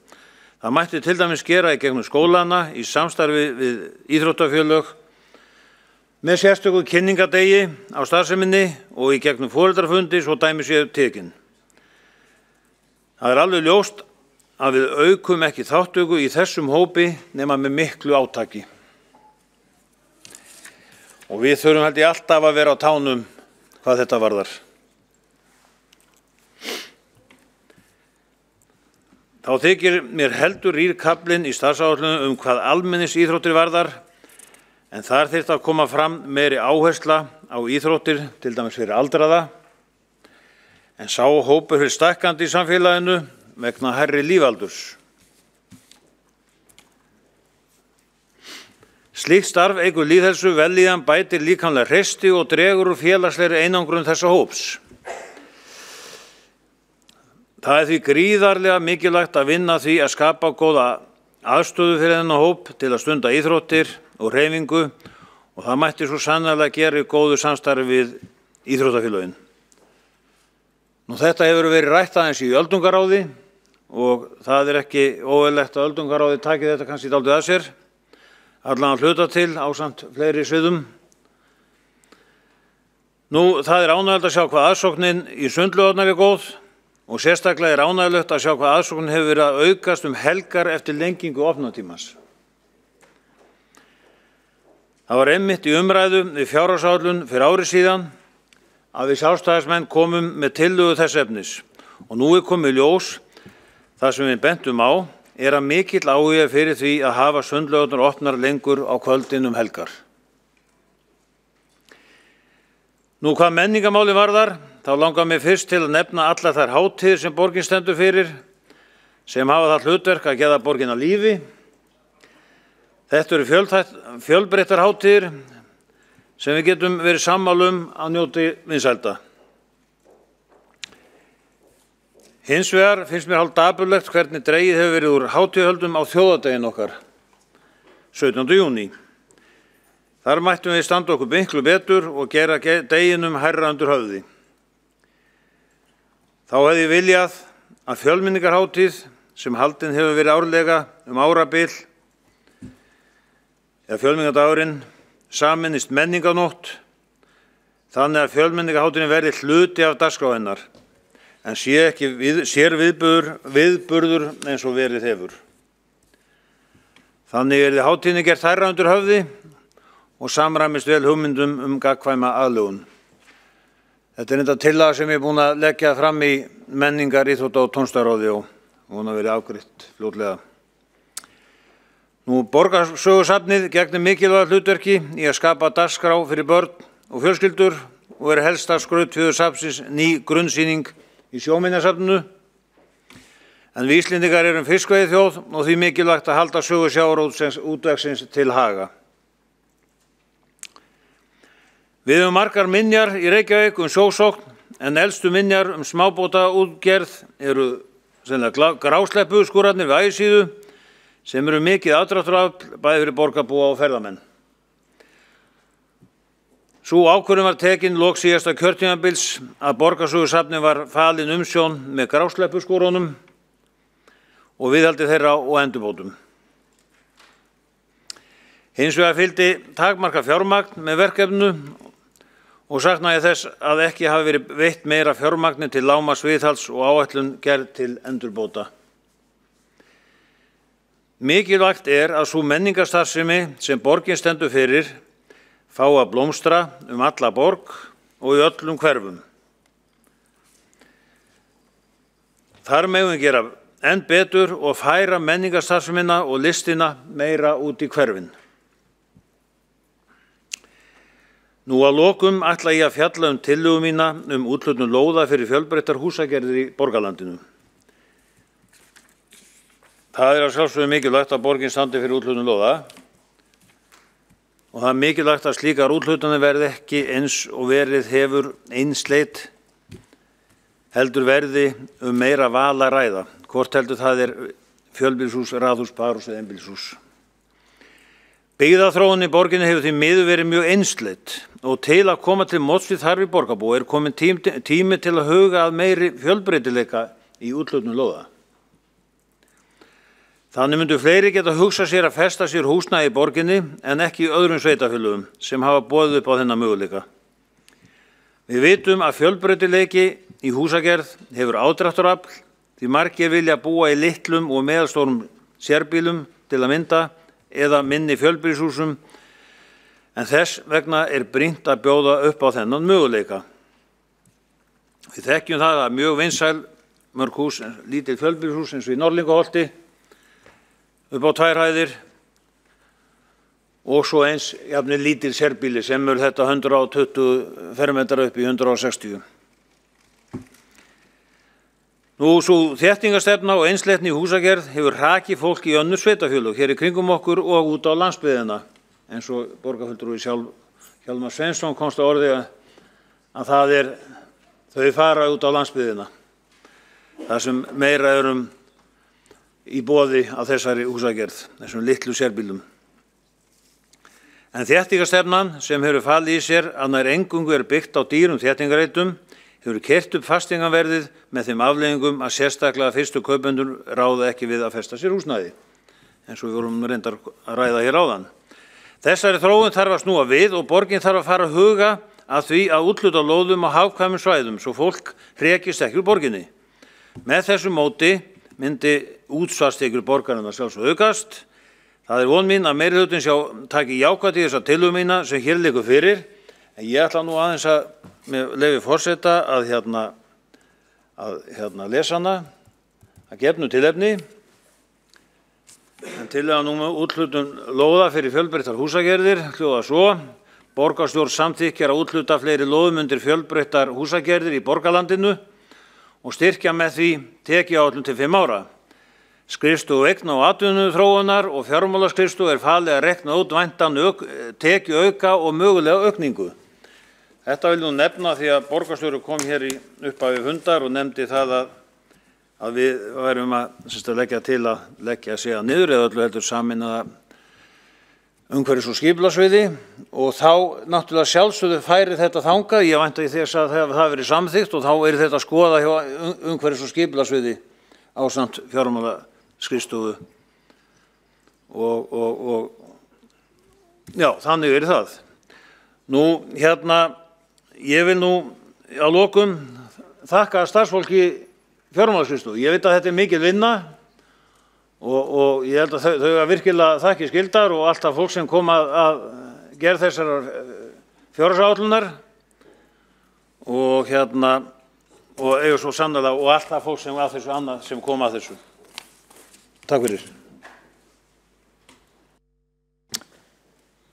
Þá hefur Björn Gíslason borgarfulltrúi lokið máli sínu, en næstur tekur þá til máls Skúli Helgason borgarfulltrúi.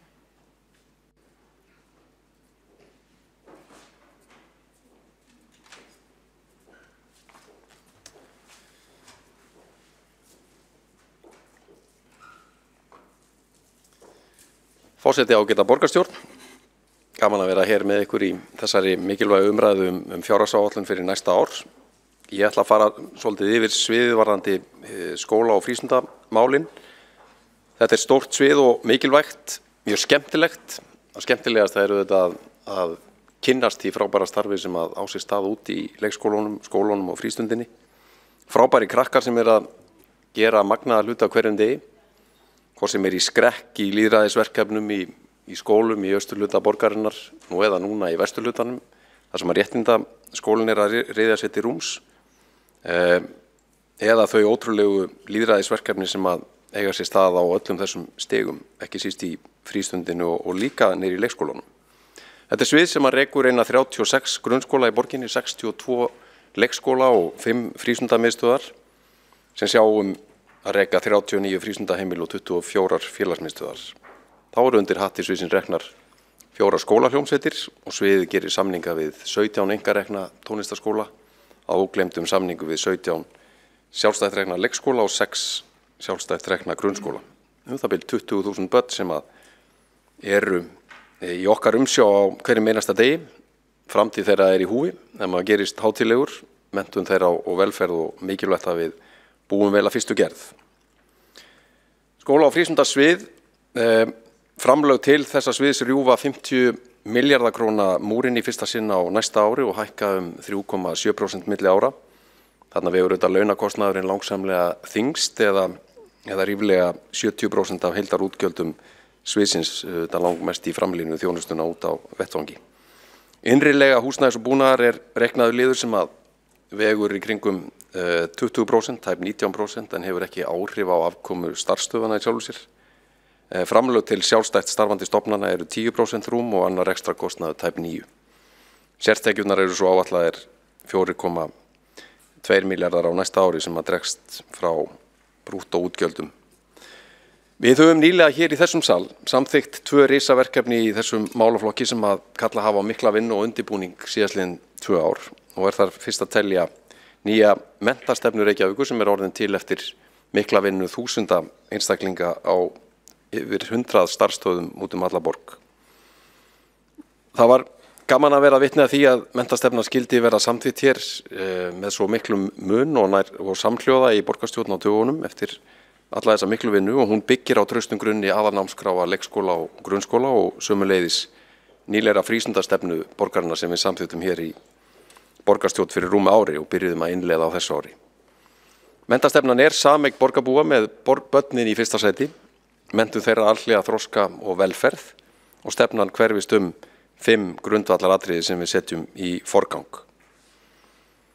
Þetta eru hæfniþættir svokallaðir sem að markmiðið að efla sérstaklega og styrkja á komandi árum og það var magnað að sjá það að það var gríðarlegur samhljómur á milli leikskóla fólks, starfsfólks, hvort sem við lítum til barnanna, þeirra foreldra, kennara, skólastjórnenda eða annara starfsmanna það að þetta væru þeirra þættir sem við þyrftum að efla sérstaklega, lyfta undir og styrkja á komandi árum. Auðvitað ekki tæmandi listi yfir allt það sem mikilvægt en þetta eru þau atriði sem voru þarna efst á blaði.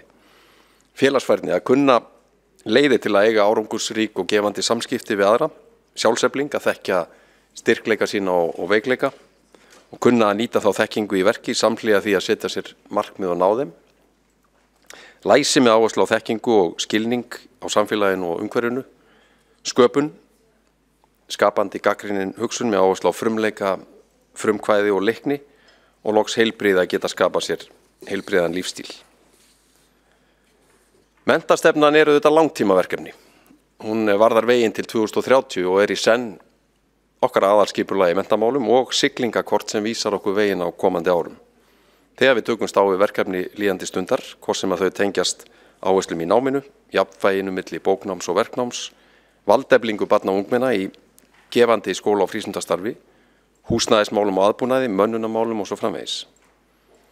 En stefnan ekki bara framtíðamúsík, hún vel grundvölluð í verkefnum líðandi stundar sem að endurspeglast kannski best í 10 almennum aðgerðum sem að fylgja stefnunni og verða okkar lykilverkefni á komandi árum, sérstaklega næstu 3 árin.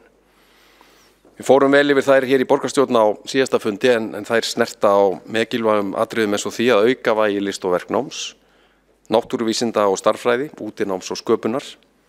Með öðrum orðum sýna í verki að við viðurkennum að hæfileikar og áhugasvið barna og ungmenna eru mjög fjölbreytileg og mismunandi. Og það á að birtast með skýrum hætti í því sem að þau fást við á degi hverjum. Og við viljum að skóla- og frístundastarfi taki meira með af þeim atriðum sem vekja áhuga og virka hæfileika barnanna. Það getur oft við hluti eins og forritun, smíði, hagnýta starffræði, verklega tilraunir, fjölbreytt útinám við náttúrurannsóknir, kynningar á ólíkum störfum og svo framvegis. Eitt mikilvægasta verkefni undanfarinna missera og komandi ára verður að fjölga fagfólki í leikskólum, grunnskólum og frístundastarfinu, hvetja til eflingar á faglegu samstarfi þeirra og veita starfsfólki rík tækifæri til starfsþróunar. Þarna höfum við stigið mikilvæg skref undanfarin 2 ár við að bæta vinnu umhverju okkar starfsfólks og það hefur örugglega haft sitt að segja að betur hefur gengið á þessu hausti við að manna lausa stöður, sérstaklega í leikskólum og frístund heldur en bæði í fyrra og árið þar á undan. Manneklan sem gerði okkur erfitt fyrir á síðasta ári og þar síðasta hefur ekki verið sambærilegt vandamál á þessu hausti og stöður sem þurft að fylla í upphafi skólaárs voru helmingi færri heldur en í fyrra, svo dæmi sé tekið. Nú vantar að meðaltali hálft stöðugildi í hvern leikskóla sem að auðvitað ekki mannekla heldur miklu nærði að vera hefðbundin starfsmannavelta. Og þetta staðreynd þrátt fyrir að við höfum fjölga stöðugildum í ár, bæði með því að fjölga undirbúningstímum og með því að fjölga starfsfólki á elstu deildum á þessu ári. Fjölgun fagfólks og verður mikilvægt forgangsverkefni áfram og það verður að segjast eins og kennaraskortur var einmitt ein mikilvægast að kveikja þess að við fórum í þessi verkefni hausti 2016 að rýna hvað við getum gert til þess að mæta fyrirsjáanlegum kennaraskorti og út úr því komu mjög miklar tillögur og góðar í samvinnu við kennaraforystuna, samtök skólastjóra, stjórnendur á vettvangi og svo framvegis. Fjölgun fagfólks langtímaverkefni sem að krefst góðra samvinnu við ríkið og háskólana. Við rekum ekki kennaraháskóla sjálf hérna í borginni, þó þeirri hugmynd hafi reynda verið hreyft við okkur af erlendum aðilum á undanförnum misserum, En við höfum lagt áherslu á að leggja gott af mörkum til að gera skólana meira aðlaðandi með því að bæta vinnuaðstæður starfsfólks og þannig vonandi stuðla óbeint að því að fleiri velji að leggja stund á kennaranám. Og það eru jákvæða fréttir, aðsóknin að glæðast, sérstaklega undanfarin 2 ár í kennaranámið eftir mögur ár þar á undan. Rúmlega 80% fjölgun nýnema núna síðastliðin 2 ár í kennaranámið. Menntastefnan til 12 ára, en við byrjum innleiðinguna af krafti strax á næsta ári með verulega auknu framlagi í skólaþróun. Nýr þróunarsjóður verður settur á laggirnar og hefur 200 milljónir króna til ráðstöfunar og það fjármagn rennur allt beint út á vettvanginn til sjálfsprottinna þróunarverkefna í leikskólum, grunnskólum og frístund. Sem að kennarar, stjórnendur og annað starfsfólk mun móta og mun gagnast börnum og ungmennum beint alla borg. Loks vil ég nefna að við viljum tryggja að menntastefna verði innleidd á markvissan hátt í þéttu samstarfi við okkar fagfólk. Og þar eru kannski vítin til að varastu. Það alltaf algengt að stefnumótun þessu telnum ekki þegar hún tekur mörg ár. Að hún dægi upp í hillum og menn missi áhugan eða úthaldið og snúi sér að öðrum verkum. Þess vegna skiptir svo miklu máli að vera með þéttan bakstuðning, miðlægt við starfsstöðvarnar okkar.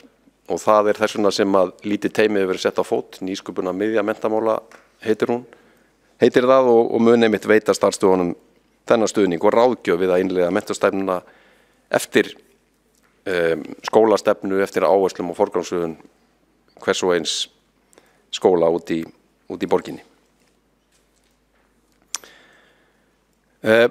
Menntastefna snýst í mínum huga kannski fyrst og fremst valdeflingu barnanna og markmið okkar að þau geti nýtt sína styrkleika, fái tækifæri til að láta drauma sína rætast sem yfirskrift menntastefnunar. Ég skal alveg játa það að ég hef stundum haft efasemdir þá yfirskrift. Hún svona fyrir miðaldra efasemdamann eins og mig, dálítið væmin jafnvel og hátimbruð.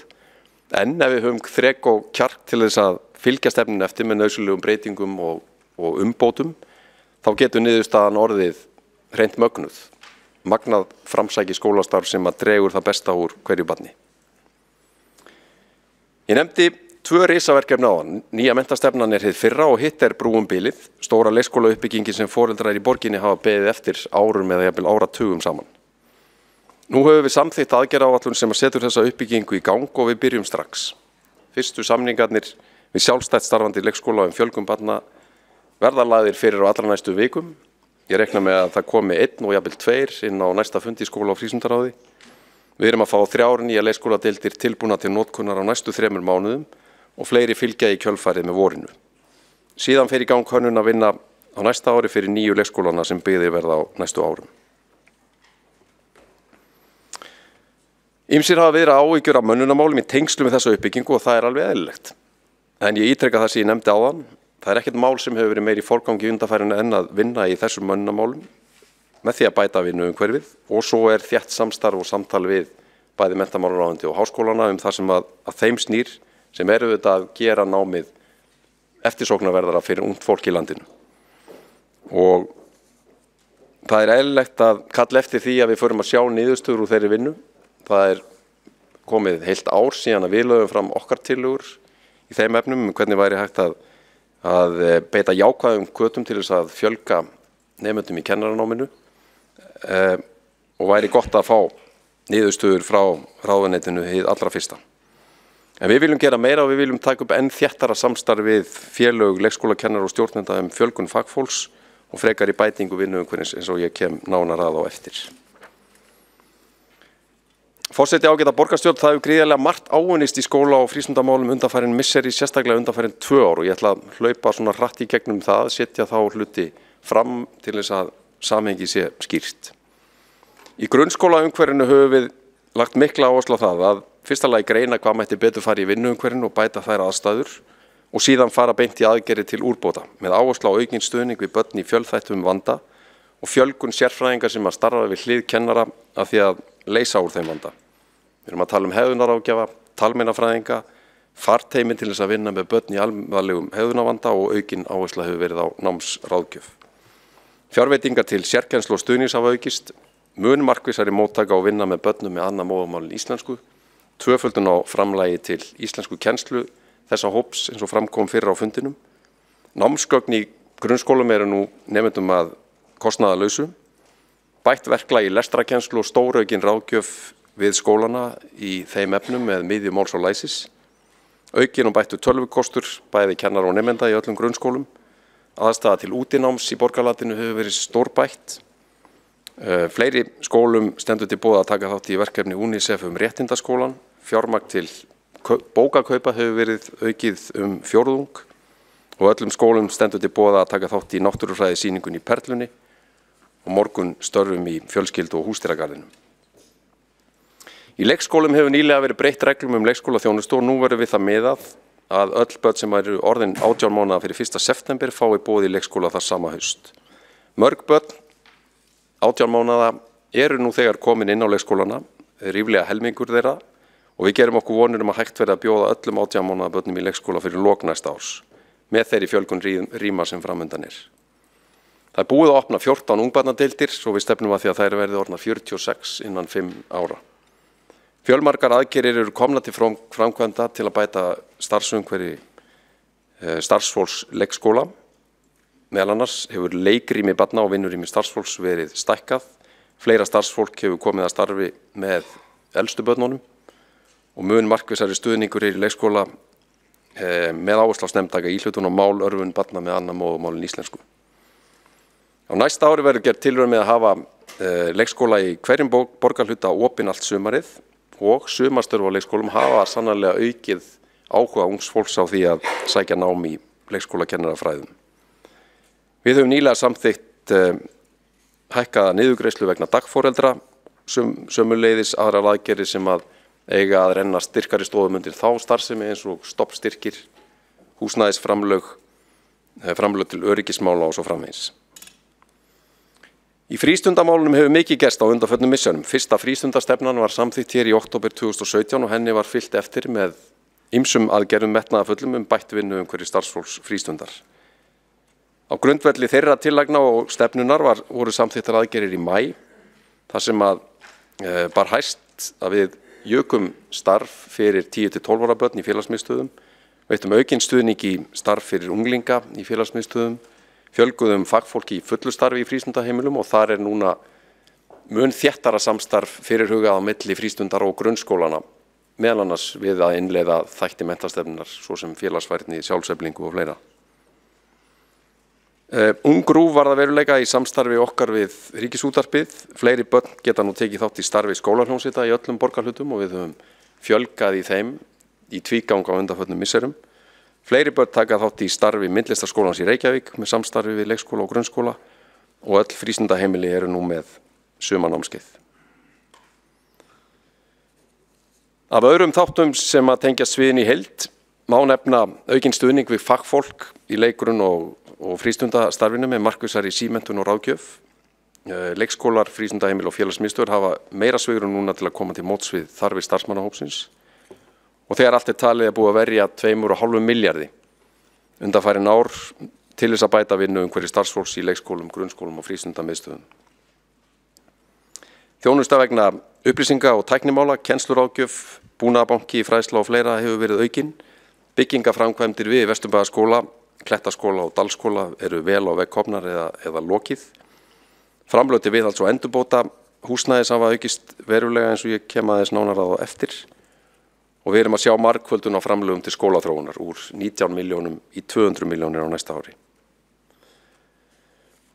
Borgarstjóri fór vel yfir þær breytingatillögur sem að liggja fyrir, sýni þær sem að tengja skóla- og frístundasviði hér, þær helstu í ný verkefni og fjármagn. Það sem að miklu máli skiptir þarna er að við erum að stofna þá félagsmiðstöð í nýjum Dalskóla, rétt eins og öðrum grunnskólum í borginni á næsta hausti. Það er hækkun á framlagi til dagforeldra, það er hækkun á framlögum til barna með annað móðurmál en íslensku, bæði í móttöku þeirra, utanumhald og íslensku kennsluna sjálfa.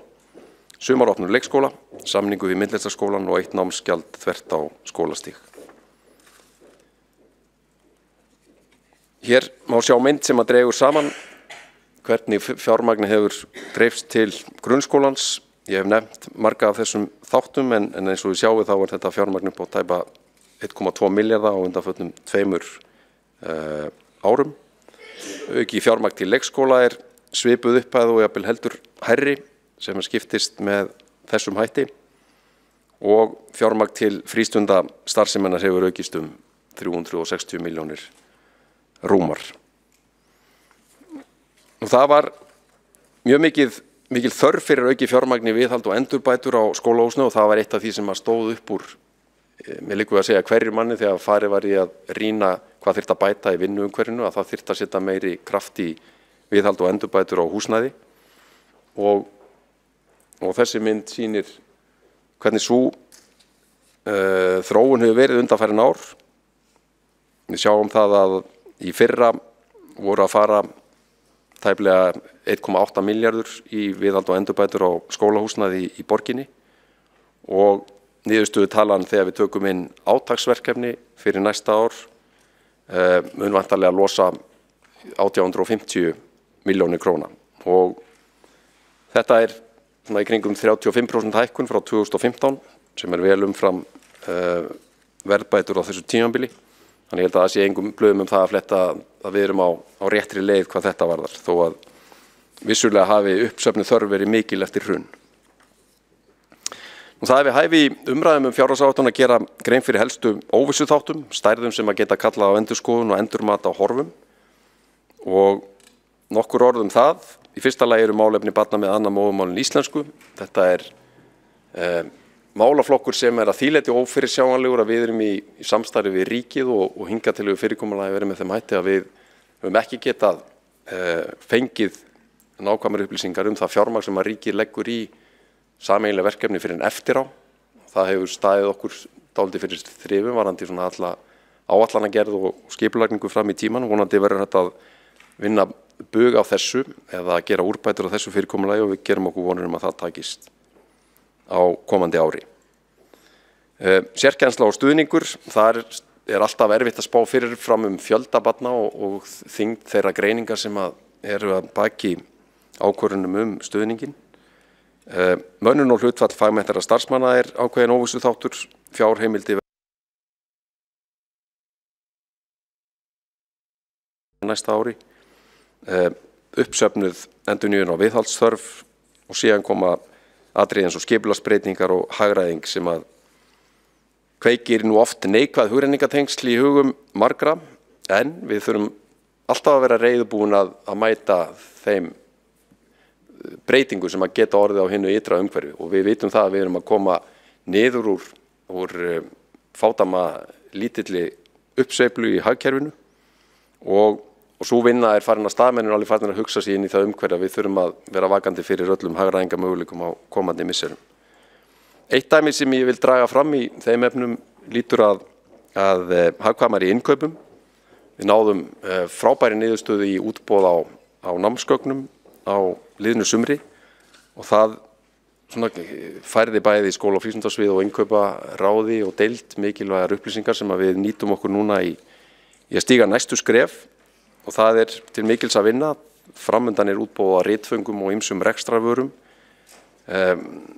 Útfærslan verður með þeim hætti að það verður komið upp eins konar lagerum út af starfsstöðunum sem að geyma þá stóran hluta af þeim vörum sem að notaðar að staðaldri en birgjar munu sjá áfyllingu og gjaldfæra mánaðarlega í samræmi við notkunnina og í framhaldinu er stefnt að útboðum á fleiri vöruflokkum, hreinlætisvörum, þurrvöru fyrir mötuneytin og svo framvegis.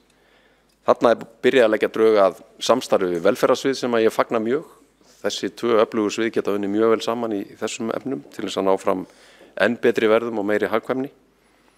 Og hagræðingin hún gæti verið á bilinu 140 til 150 milljónir á ári og þá er ótalinn sparnaður í fjármagnskostnaði, umsýslukostnaði, akstri og svo framvegis sem að mun hafa svona jákvæð hliðaráhrif, jákvæð umhverfisáhrif vegna minni mengunar og fleira. Forseti ágæta borgarstjórn, ég hef farið yfir stóru línurnar í þessum málaflokki, tæft á því helsta sem að hefur gerst undanfærin 2 ár, reifað þessi 2 risamál sem við samþykktum í borgarstjórn á síðasta fundi og munu verða í forgangi næstu árin en líka varpað upp þeim viðbótum sem að hafa komið inn í málaflokkin á undanförnum árum og komið inn á næsta ári. Það eru mjög spennandi tímar framundan. Innleiðing nýra menntastefnu, víðtæk uppbygging í leikskólamálum, samhliða bættu vinnuumhverfi. Við erum líka að leggja drög að auknu samstarfi við fagfélög, bæði kennara og skólastjórnenda og annara stjórnenda í leikskólum, frístund og grunnskólum. Leggjum þar á borðið vilja til samstarfsvarandi innleiðingu menntastefnunar. Hún var til í grasrótinu og gríðarlega mikilvægt að innleiðingin og útfærsla einstakra aðgerða verði líka í þéttu samráði. Við viljum eiga samtölum leiði til þess að fjölga fagfólki og ekki síst leiði til þess að draga úr veikindafjarvistum. Það þungur baggi, eins og hér hefur komið fram í umræðinu fyrir í dag, sem að við eigum að geta lækkað með góðu samstarfi og við eigum sem betur fer jákvæða vísbendingar, til dæmis úr verkefninu styttingu vinnuvikunar, að slíkar aðgerðir geta dregið mjög hratt úr veikindafjarvistum og það hefur hreinlega gerst mitt inn í leikskólaumhverfinu á þeim sem að tekið hafa þátt í því góða verkefni. Umræða nýjar skólagerðir á fullu í samhengi við þá miklu sókn sem framundan á uppbyggingasvæðum og við munum taka það fyrir og opnum fundi skóla- og frístundaráðs núna á 5. daginn, sömuleiðis með umræðu nýju menntastefnuna. Og síðast en ekki síst væntum við áframhaldandi góð samstarfs við ríkið sameiginleg hagsmunamál eins og fjölgun kennara, meiri íslenskukennslu og móðurmálsaðstoð við börn með annað móðurmál en íslensku og svo framvegis. Og ég vil að lokum nota tækifæri og þakka starfsfólki fjármálaskrifstofunnar kærlega fyrir frábæra vinnu, þakka starfsfólki í skóla- og frístundarsviðs sem og annarra fagsviða fyrir afbragðsvinnu sömuleiðis við að undirbúa þessa fjárhagsáætlun bæði fyrir fyrri og síðari umræðu og gríðarlegu fengur að því fyrir borgina að hafa svo öflugt fólk á öllum póstum sem raun ber vitni. Forseti, ágæta borgarstjórn, menntamálin eru forgangsmál hjá þessum meirihluta, rétt eins og velferðarmálin, samgöngumálin og húsnæðismálin. Samstarfið við minnihlutan í skóla- og frístundaráði hefur gengið prýðilega sem ég vil þakka sérstaklega fyrir og vonandi náum við áfram að vinna saman að góðum málum á nýju ári.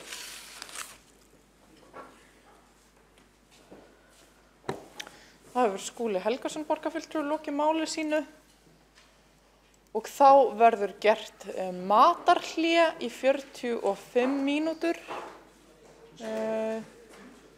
Já,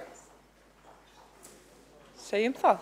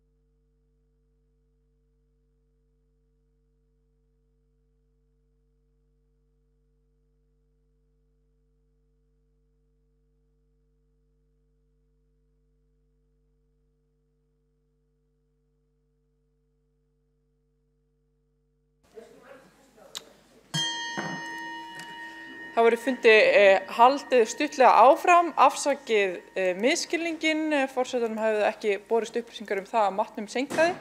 Því munum við aðeins halda áfram þangað til að maturinn verður tilbúinn og næst á mælendaskrá er Valgerður Sigurðardóttir borgarfulltrúi. Forseti, kæra borgarstjórn. Þegar ég steig fyrst í pontu hér í þessum sal fyrir tæpum 16 árum síðar, þá fylgdu því sterkar tilfinningar. Þegar ég var svo kjörinn fulltrúi og tek þátt í pólitískri umræðu hér í þessum sal, þá finn ég aftur þessar sterku tilfinningar. Hér vill ég vanda mig, hér vill ég vinna vel fyrir borgarbúa og þetta á ekki bara við mig. Þetta finn ég hjá ykkur öllum, þó svo við höfum ekki sömu skoðanir á hlutunum. Það eru ákveðin kaflaskil í íslenskum stjórnmálum að verða og það ekki á góðu. Þegar 6 kjörnir fulltrúar af Alþingi ákveða að fara í vinnutíma á bar, drekka og níða skóinn af starfsfélögum ásamt öðrum, hegðun og hátterni sem til háborna skammar og sæmir engum. Kaflaskil munu verða og svona hátterni mun ekki líðast. Ekki þessi hegðun til þess að auka álit fólks á kjörnum fulltrúum. Það okkar að auka álit á kjörnum fulltrúum. Við berum gríðarlega ábyrgð hvert og eitt. Því megum við aldrei gleyma. Það því ekki bara stór verkefni sem bíða eftir okkur hér í Reykjavíkurborg, heldur líka þurfum við að efla traust og tiltrú á okkur. Þjónusta Reykjavíkurborgar margvísleg, umfangið mikið og því mikilvægt að vera með góða yfirsýn og vanda vel til verka. Reykjavíkurborg hefur þó sérstöðu að snerta nánast hvern einasta landsmann og hvern einasta ferðamann kemur til landsins. Það því ansi margir sem nýta sér þjónustu Reykjavíkurborgar. Í skóla- og frístundaráði hefur verið mikið að vera hjá okkur á þessum fyrstu mánuðum. Mörg góð verkefni hafa komið fyrir ráðið og eins og viðbúið þá erum við sammála sumt og ósammála annað. Stór áform upp það að brúa bilið í leikskólum Reykjavíkur. Það gott að hafa framtíðarsýn og mikilvægt fyrir foreldra að hafa val, því fagna ég að sé verið að horfa til framtíðar og hugað henni. Við þéttingu byggðar þá þurfum við alltaf að fjölga leikskólum, það segir sig sjálft. Það einfaldlega bundið í skipulag líkt og í Vogabyggð. Það ekki partur af framtíðarsýn leikskóla Reykjavíkur. Það skipulagsmál sem við vinnum samhliða þéttingaverkefnum. Leikskólum mun fjölga samhliða uppbyggingu, annað væri óeðlilegt. Það dapurlegt að vera að fá póst frá foreldrum sem lofað hefur verið plássi með börn sín á leikskóla Reykjavíkur, en þau komast ekki þrátt fyrir að vera 24 mánaða. Þetta minnir á það þegar ég hitti oddvita Samfylkingarinnar í fyrsta sinn þegar hann sat sem borgarstjóri í 100 daga. Þá með barn sem var orðið 2 ára og komst ekki á leikskólum. Pantaður var viðtalstími og labbaði svo til borgarstjóra og sagði að hann vildi leika við krakka. Fyrir tilviljun fekk hann pláss næsta dag á eftir í leikskóla. Þetta dapurlegt, ég finn til með þeim foreldrum sem í þessari stöðu, þekkjandi hana svo vel. Ég hefði haldið að við værum komin lengra á öllum þessum tíma. Leikskóla Reykjavíkur glíma við gríðarlega manneklu. Það rót þessa vanda. Vandi sem virðist hafa verið viðvarandi í ansi langan tíma hjá Reykjavíkurborg. Það því ansi súrt þegar kosið var gegn tillögu okkar sjálfstæðismanna það að hækka framlag til barna 18 mánaða og eldri sem eru hjá dagforeldrum. Þar hefði verið gullið tækifæri til þess að lækka kostnað fjölskyldna ungra barna sem ekki komast inn á leikskóla. Það sama á við leikskóla Reykjavíkur og sjálfstætt skóla. Þar á ekki að mismuna börnum og foreldrum með því að hafa ekki sömu gjaldskrá. Það ólíðandi að búið sé að gera tvöfalt kerfi á skólum í Reykjavík. Það nokkuð ljóst að þeir sem efnaminni eru geta ekki nýtt þá frábæru þjónustu sem sjálfstætt starfandi leikskólar bjóða upp á. Því munum við bera upp tillögu hér á eftir það að jafna fjárlög úr borgarsjóði með börnum í leikskóla óháð rekstrarformi. Með leyfi forseta. Lagt til að fjárheimildir skóla- og frístundasviðs verði hækkaðar 107.664.861 krónu svo unnt verði að veita jöfn rekstrarframlög úr borgarsjóði með hverju barni sem á lögheimili Reykjavík og sækir þar leikskóla. Þannig fylgir sama uppæð opinbers fjármagns hverju barni inn í leikskóla óháð rekstrarformi. Útgjaldaaukinn verður fjármagnaður af liðnum ófyrirséð. Í barnasáttmála Sameinuðu þjóðanna segir í 2. grein með leyfi forseta að aðildarríki skulu gera allar viðeigandi ráðstafanir til að sjá að barni sé ekki mismunað eða refsað vegna stöðu eða athafna foreldra þeirra. Því telja að Reykjavíkurborg sé ekki stætt á því að vera að mismuna börnum eftir því hvort sé að ræða sjálfstæða skóla eða borgarregna. Okkur ber lagaleg skylda til þess að mismuna ekki börnum. Við erum svo heppin að hafa val í dagvistunarmálum. Þegar kemur að leikskólum og grunnskólum, það eigum við að nýta okkur mun betur en við gerum. Sjálfstætt reknir skólar eru frábær flóra við skóla Reykjavíkurborgar. Það verður bara að passa það að mismuna aldrei börnum. Þeirra lífskjör eiga ekki að áhrif á það hvaða val foreldrar þeirra taka fyrir þau dvöl í leik eða grunnskóla. Öll sátu við límt við sjónvarpi í sumar þegar landsliðið okkar fór á HM í fótbolta og flest öll viljum við efla íþróttastarf barna. Við erum öll stolt af þeirri miklu útrás sem tónlistafólkið okkar í og fáheyrt að jafn fámenn þjóð skari jafn mikið fram úr líkt og við gerum. Þetta árangur sem okkur ber að fóstra. Eftir hrun var mikið skorið niður í fjárframlögum til tónlistaskóla. Tónlistaskólarnir í Reykjavík eru 17 talsins. Sjálfstæðir skólar. Reykjavíkurborg útluta þeim fjárveitingum sem fari í það að greiða laun. Með því að lækka fjárframlög til tónlistaskólana þá hefur stöðugildum fækkað. Á baku hvert stöðugildi í tónlistaskólum eru 20 nemendur. Þó að gefið hafi verið í varðandi fjárveitingar til tónlistaskóla eftir hrun, þá eru tónlistaskólarnir enn eftirbátar skólar í sveitarfélögum í kringum okkur. Það er því áreiðandi að tryggja rekstur tónlistaskóla með sanngjörnum fjárframlögum sem endurspegla þau mikilvægu áhrif sem tónlistamenntun hefur á nám barna og unglinga. Gríðarlega mismunandi er einnig hversu miklu fé er varið til tónlistanáms eftir hverfum. Spurning hvort jafnræði sé gætt milli hverfa í borginni hvað varðar tónlistanám er því hægt að svara á þann veg að ljóst er á tölum að jafnræði ríkir ekki hvað varðar nýtingu tækifæra til tónlistanáms. Úr þessu þarf Reykjavíkurborg að bæta strax. Mögulega væri að bæta við kennslukvóta í tónlistaskólum á viðkvæmum svæðum sem væri skilyrtur á grundvelli staðsetningar lögheimilis barnsins. Hafa verður þó í huga að tónlistaskólarnir eru ekki að öllu leyti bundnir svæðum og kenna sumir á nokkrum stöðum í borginni í samvinnu við grunnskólana. Tónlistaskólar bjóðar ekki allir sama námið og því mikilvægt að fjölbreytt framboð á viðkvæmum svæðum sé varðveitt. Því munum við leggja til tillögu aukin fjárframlög til tónlistaskóla á viðkvæmum svæðum með leyfi forseta. Lagt er til að fjárheimild skóla og frístundasviðs verði hækkuð 100 milljónir króna svo unnt er að styðja við tónlistaskóla á viðkvæmum svæðum. Útgjaldaauki verður fjármagnaður með hagræðingu og brúttókostnaði við miðlæga stjórnsýslu sem nemur innan við 2%. Rétt er að benda á það að rekstrarstyrkir til tónlistaskóla hafa lækkað. Þeir voru árið 2014 1304 milljónir og spár árið 2018 gera ráð fyrir 1225 milljónum. Rekstrargjöldin hafa því verið lækkuð frá 2016 og er aðeins verið að fara fram úr það í þessari tillögu að rekstrargjöld fari í átt við það sem þau voru 2016. Þó með 100 milljón króna viðbót þá náum við því ekki. Hér erum við aftur að réttarstöðu barna og gæta þess að ekki sé verið að brjóta jafnræðisregluna. Því miður þá hefur ekki tekist að koma öllum börnum að í frístundaheimilum. Þegar síðasta svar kom biðlista voru 23 börn sem ekki höfðu fengið pláss. 54 börn voru með hlutavistun á frístundaheimili. Frístundaheimilin hafa einnig verið að kvarta undan því að ekki sé nægilega hratt brugðist við húsnæðisvanda sem mörg þeirra glíma við. Hér verið tilvalið að laga verkferla innan stjórnsýslunar og fá 2 svið til að vinna á mun skilvirkari hátt saman en nú er gert. Stór verkefni eru því framundan hjá skóla- og frístundaráði árið 2019. Íbúar efri byggða hafa kvartað yfir því að fá ekki að vera þáttakendur í ákvarðanatökum í sínum hverfum. Það er gríðarlega mikilvægt að við færum lýðræði meira til þeirra og hlustum á raddir íbúana. Við verðum að vanda okkur og allar ákvarðanatökur eiga að vera gerðar í fullu samráði við íbúana. Íbúar í Úlfarsárdal og Grafarholti eru ekki kátir. Til stendur að setja 50 metra hátt mastur á topp Úlfarsfells og virðist vera sem þeir fái engu ráð það. Kjalarnesið hefur verið án Sundabrautar í 20 ár líkt og Ingibjörg Sólrún lofaði Kjalarnesingum þegar Kjalarnesið sameinaðist Reykjavík árið 1998. Grafarvogsbúar vilja hafa starfandi hverfisráð sem hlustað á í ráðhúsinu.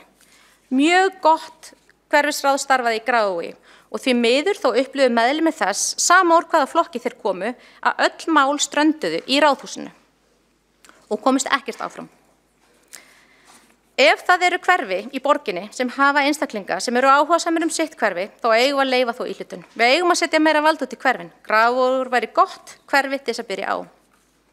Það eru blikur á lofti í efnahagsmálum. Stýrivextir hafa hækkað og á 300 kjarasamningar eru lausir næsta hálfa árið. Við vitum ekki nákvæmlega hvert stefnir, en hins vegar getum við skoðað hver staðan er núna og metið framhaldið. Framtíð útsvarsgreiðenda í Reykjavík er ekki björt. Árið 2022 verða vaxtagreiðslur borgarsamstæðunnar orðnar 11 milljarðar. 11 milljarðar sem eitt er í vexti af því að framkvæmdir eru fjármagnar með lánum í mesta tekju góðari borgarinnar. Skuldir aukast á þessu ári 20 milljarða og áætlunin gerir ráð fyrir þær hækki 15 milljarða 2019. 35 milljarða hækkun á 2 árum. Skuldir borgarinnar eru það hækka 48 milljónir á dag, 2 milljónir á klukkustund og eins og áður sagði það er mesta tekju á góðari Reykjavíkurborgar. Bara meðan við höfum setið hér og rætt fjárhagsáætlun, þá hafa skuldir hækkað yfir 16 milljónir. Hversu lengi er hægt að skuldsetta Reykjavíkurborg? Og vona að góðærið haldi áfram.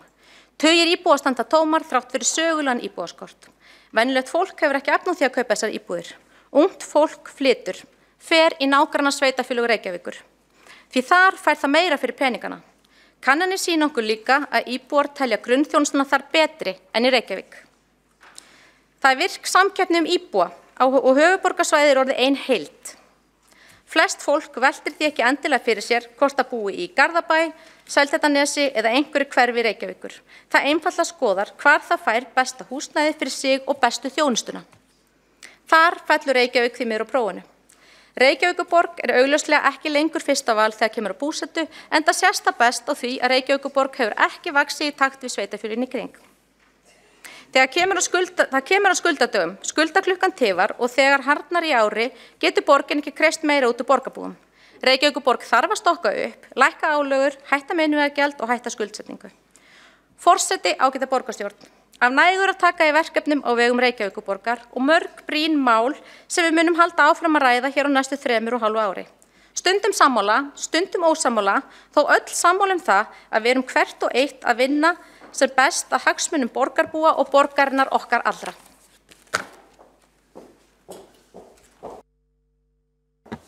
Það hefur Valgerður Sigurðardóttir borgarfulltrúi lokið máli sínu og veitir þá andsvar Skúli Helgason borgarfulltrúi.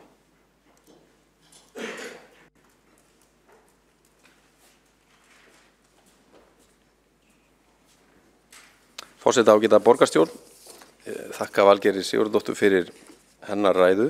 Mér langaði rétt bara að leiðrétta ákveðna hluti sem ekki var alveg rétt farið með í þessari ræðu. Í fyrsta lagi varandi mannekluna, eins og ég reyndi að koma í minni ræðu, þá eru núna samkvæmt síðustu mælingu 32 stöður í öllu leikskólakerfin okkar sem að telur 62 leikskóla sem að ekki eru mannaðar. Þetta er að meðaltali kringum hálft stöðugildi á hvern leikskóla.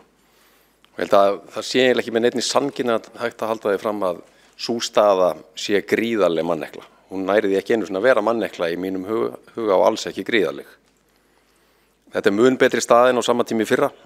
Þá vantaði í 57 stöðugildi, samanborið við 32 núna. Varandi börn sem hafi fengið boð á leikskóla en sé ekki komin inn, þá er það alveg rétt að í byrjun þessa starfsárs þá var það umtalsverður fjöldi, 128 börn. Núna eru þau 4 eftir og þau munu komast inn í þennan eina leikskóla sem umræðir næstu mánaðamót. Í frístundinni, þar hefur kannski verið mesti krafturinn í að leysa úr vanda þeirra sem hafa verið á biðlista. Hann var langur í ágúst, 1350 börn 20. ágúst. Núna eru eftir 23 börn sem ekki komin inn á frístundaheimilin og það er 5 sinnum færri heldur en á sama tími fyrra. Vildi koma þess á framfæri en líka aðeins hnykkja á þessu varandi tónlistarskólana. Það hafa verið einhverja fregnir það og við höfum átt hér umræðu framlög til þeirra. Við höfum fengið niðurbrot á þeim upplýsingum því að skiptir máli að þær séu réttar. Það var rétt með farið að heildarframlögin að þá talaðum bæði framlög borgarinnar og jöfnunarsjóðsins hafa rokkað dálítið upp og niður á undanförnum árum en á því eru 2 veigamiklar skýringar. Framlögin jukustu verulega 2014, bæði hjá ríki og borg en það var að því að þá var verið að stíga inn og veita nokkrum tónlistarskólum viðbótarframlag til þess að leysa þá úr mjög erfiðri fjárhagsstöðu. Og þeir hefðu eflaust þurft að leggja upp laupana ef að ríki og borg hefði ekki stigið inn á þeim tímapunkti. Þannig að það hækkuðu framlögin rúmlega 200 milljónir þar sem að borgin tók svo til alla þá hækkun. Þeirra framlag borgarna hækkaði úr 700 milljónum í 965 á því ári. 2016 kemur svo framlenging á þessu samkomulagi efri stigin í tónlistarnáminu og þá hækkuðu framlög bæði ríkis og borgar. Ríkisins 80 milljónir tæpar og borgarinnar 140. Og spá framlög borgarinnar á þessu ári eru upp á 950 milljónir, ríki með 270. Og það reiknast með til að sé hækkun einhver rúm 18% frá 2015 hjá borginni. Þá hefur Skúli Helgason lokið við að veita andsvar, þá andsvari Valgerður Sigurðardóttir, borgarfulltrúi.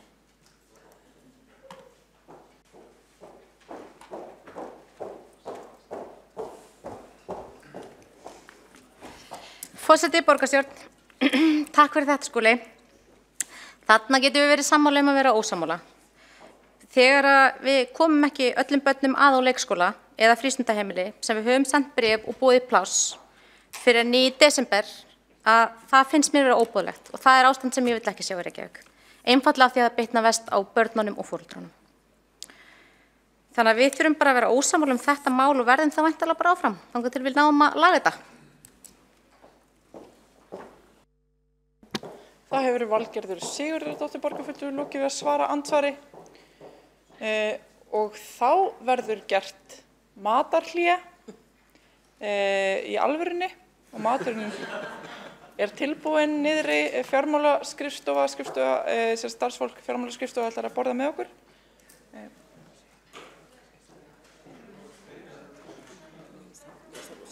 Og það verður gert hlé í 45 mínútur.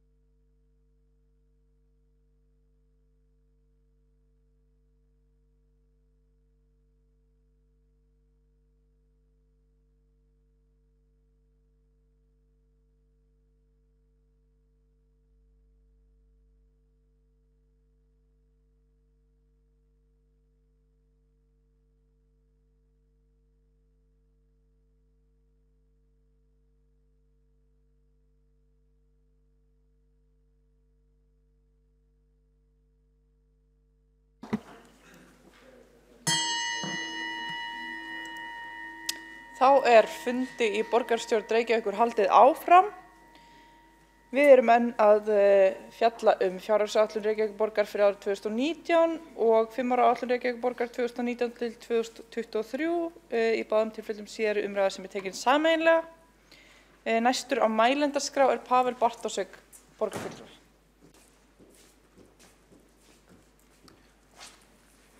Virðulegi forseti og kæra borgarstjórn.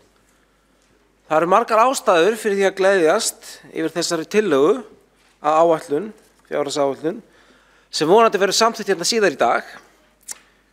Atvinnulífið í borginni hefur nú ástætt þess að gleðjast. Í loksins komin skýrt það fyrirheit sem gefið var að fasteignaskattar á atvinnuhúsnæði munu lækka á seinni hluta kjörtímabilsins. En það kemur þá fram í breytingatillögu sem lögð hefur verið fram fyrir þessum fundi. Og þetta einstaklega ánægilegt fyrir okkur í Viðreisn, því þetta eitt af okkar kosningalögum sem við lögum sérstaklega áherslu á og efndirnar nákvæmlega eins og fyrirheitinu voru. Nú auðvitað eru þeir til sem vildu meina að lofurinn okkar hefðu átt vera önnur og meiri og efndirnar kannski ennþá önnur og ennþá meiri, en þetta allavega það sem við lofum og þetta allavega það sem hefur verið náð fram og þannig vinnum við. Við reiknum hérna vel, við lofum ábyrgt og síðan framkvæmum við almennilega. En forseti, ég ætla ekki að fara mörgum orðum það. Ég ætla að vera hér í hlutverki formanns menningar, íþrótt og tómstundaráðs sem nýtt og spennandi ráð sem var til við sameiningu annars vegar menningar- og ferðamannaráðs og hins vegar íþrótt og tómstundaráðs, þó þannig að ferðamálin færðust undir borgarráð ásamt öðrum atvinnutengdum málefnum borgarinnar. Og hlutverk þessa ráðs mjög mikilvægt. Undir verksvið ráðsins falla margir málaflokkar sem snúa að þjónustu við borgara, þjónusta sem á það til að auka mjög lífsgæði borgaranna, án þess að vera að jafnaði lögskild. Ráðuneyti hefur núna gefið út lista yfir þá málaflokka sem eru ýmist lögskildnir eða lögheimilir og heyra undir verkefni sveitarfélaganna. Og ég veit að fyrir okkur mörg sem eru áhugamenn lágmarksríkið þá hollt að lesa yfir þennan lista og reyna að komast að því hvað þarna sé sannlega lögskild eða lögheimild. Og ég hef samt komist að því að ef það ætti að fara eftir þessum lista, þá myndi ég standa hérna frammi fyrir ykkur sem formaður í bókasafnsnefnd Reykjavíkurborgar. Það nefnilega nokkurn veginn tæmandi það listi verk sem sannarlega skylt að framkvæma sem heyrir þetta ráð. Það rekstur bókasafna. Að öðru leyti þetta annar hlutur eins og rekstur almennings íþróttahúsa sem eru skalalegir og borgin getur ráðið nokkurn veginn hve mikla þjónustu veitir. Og svo eru hlutir sem okkur ekki skylt að gera en við kjósum engu síður að gera. Og af hverju gerum við þetta? Fyrsta lagi til að svara þessu spurningu þá þarf ekki alltaf að beita nytjaraukum fyrir annarkvort menningu eða íþróttastarfi. Menning getur til dæmis haft mjög mikið gildi sjálfu sér, á þess að tilveru réttar henni sér réttlætt öðrum hætti.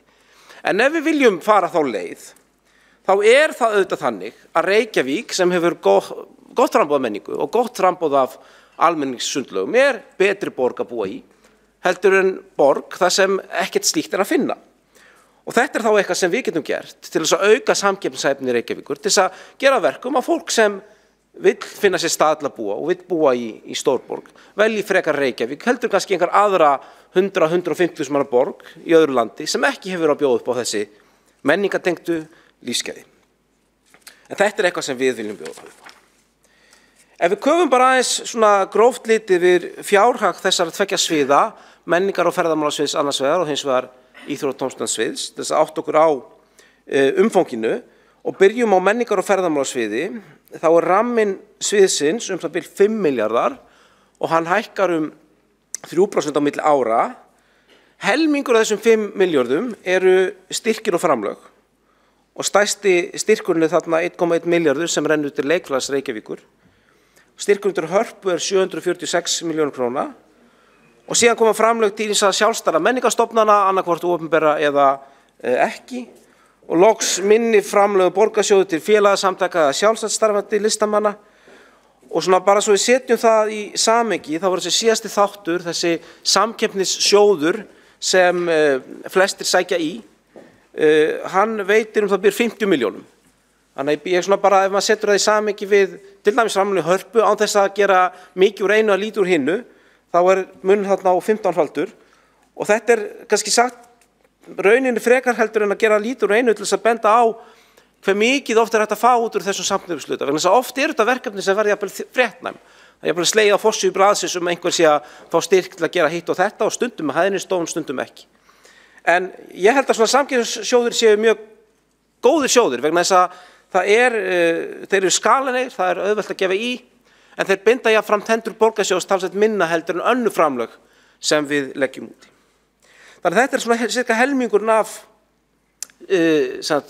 ramma þessa ágæta sviðs og hinn helmingurinn að stærstum hluta útgjöld í 3 svona megin stofnanir menningar- og ferðamála sviðs sem borgarsbókasafn, borgarsögusafn og listasafn Reykjavíkur. Og það skiptist nokkuð veginn í hlutföllum 1,5 milljarður á milli þessar 3 stofnana.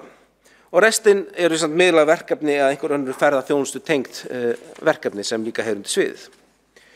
Ef við svona gerum svipað yfirferð á íþrótta- og tómstundaráði, þessi íþrótta- og tómstundasviði, þá rammið þar 8 milljarðar og það hér að ræða hækkun 5% á milli ára með við sem tillögurnar svo lágu fyrir upphafi. Ef við lítum á skiptinguna þá eru styrkir aftur stærsti hluti, jafnvel stærri hér, sem eru þá styrkir bæði til æfinga styrkir eða húsalegu styrkir eða frístundastyrkir og þetta alls 4,5 milljarðar af heildarrammasviðsins og það sem allmargir styrkja samningar okkar við íþróttafélög eru vísitölutengdir þá skýrir þetta einhver leyti af hverju vöxturinn þarna örlítið meiri en hinum megin og síðan annar stór hluti af útgjöldum sviðsins að rammasviðsins eru sundlaugar.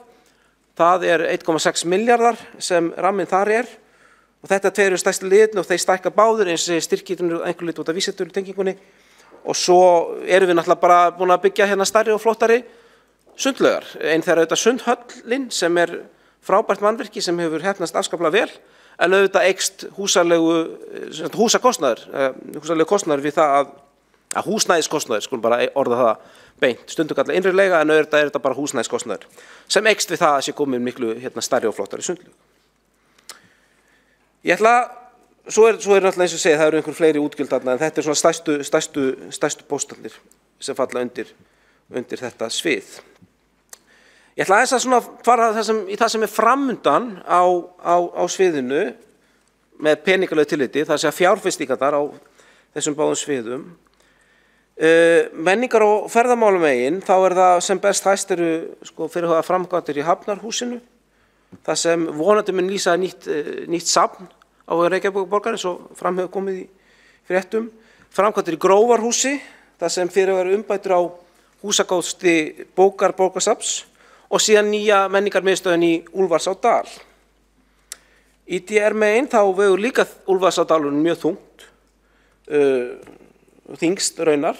Það mikil uppbygging framundan, það sundlaug og íþróttahús sem verður þá við hliðina á bókasafni og skóla.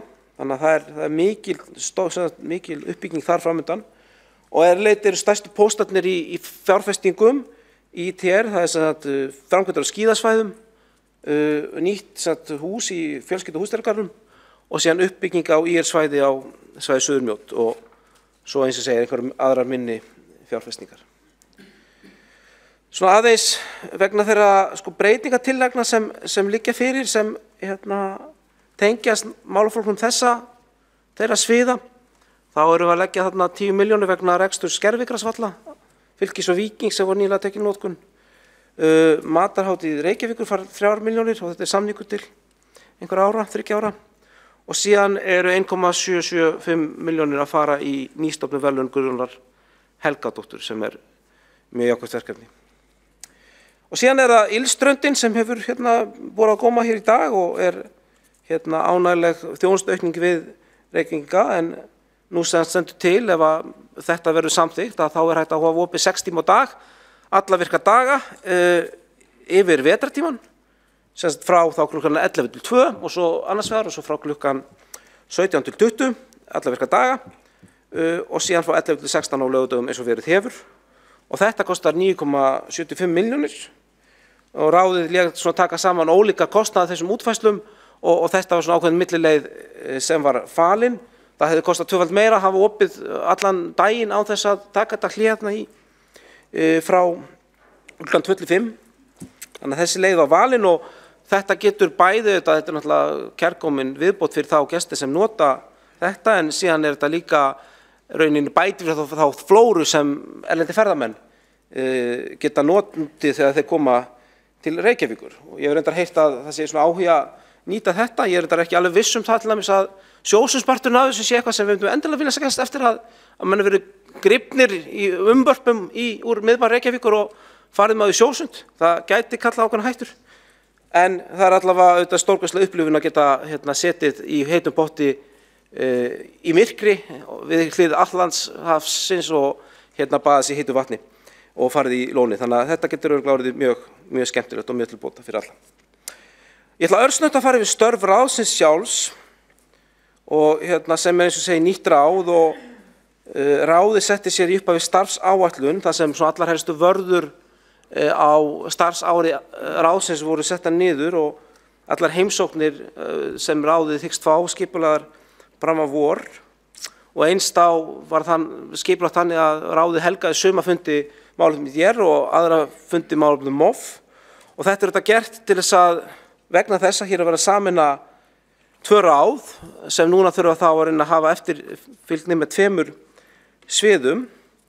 Eins var ákveðið að fækka áheyrnarfulltrúum í ráðunum og setja embættismanna fastari skorður og allt þetta var gert til þess að huga kostnaði, virða tíma starfsfólks og auka skilvirkni í störfum ráðsins.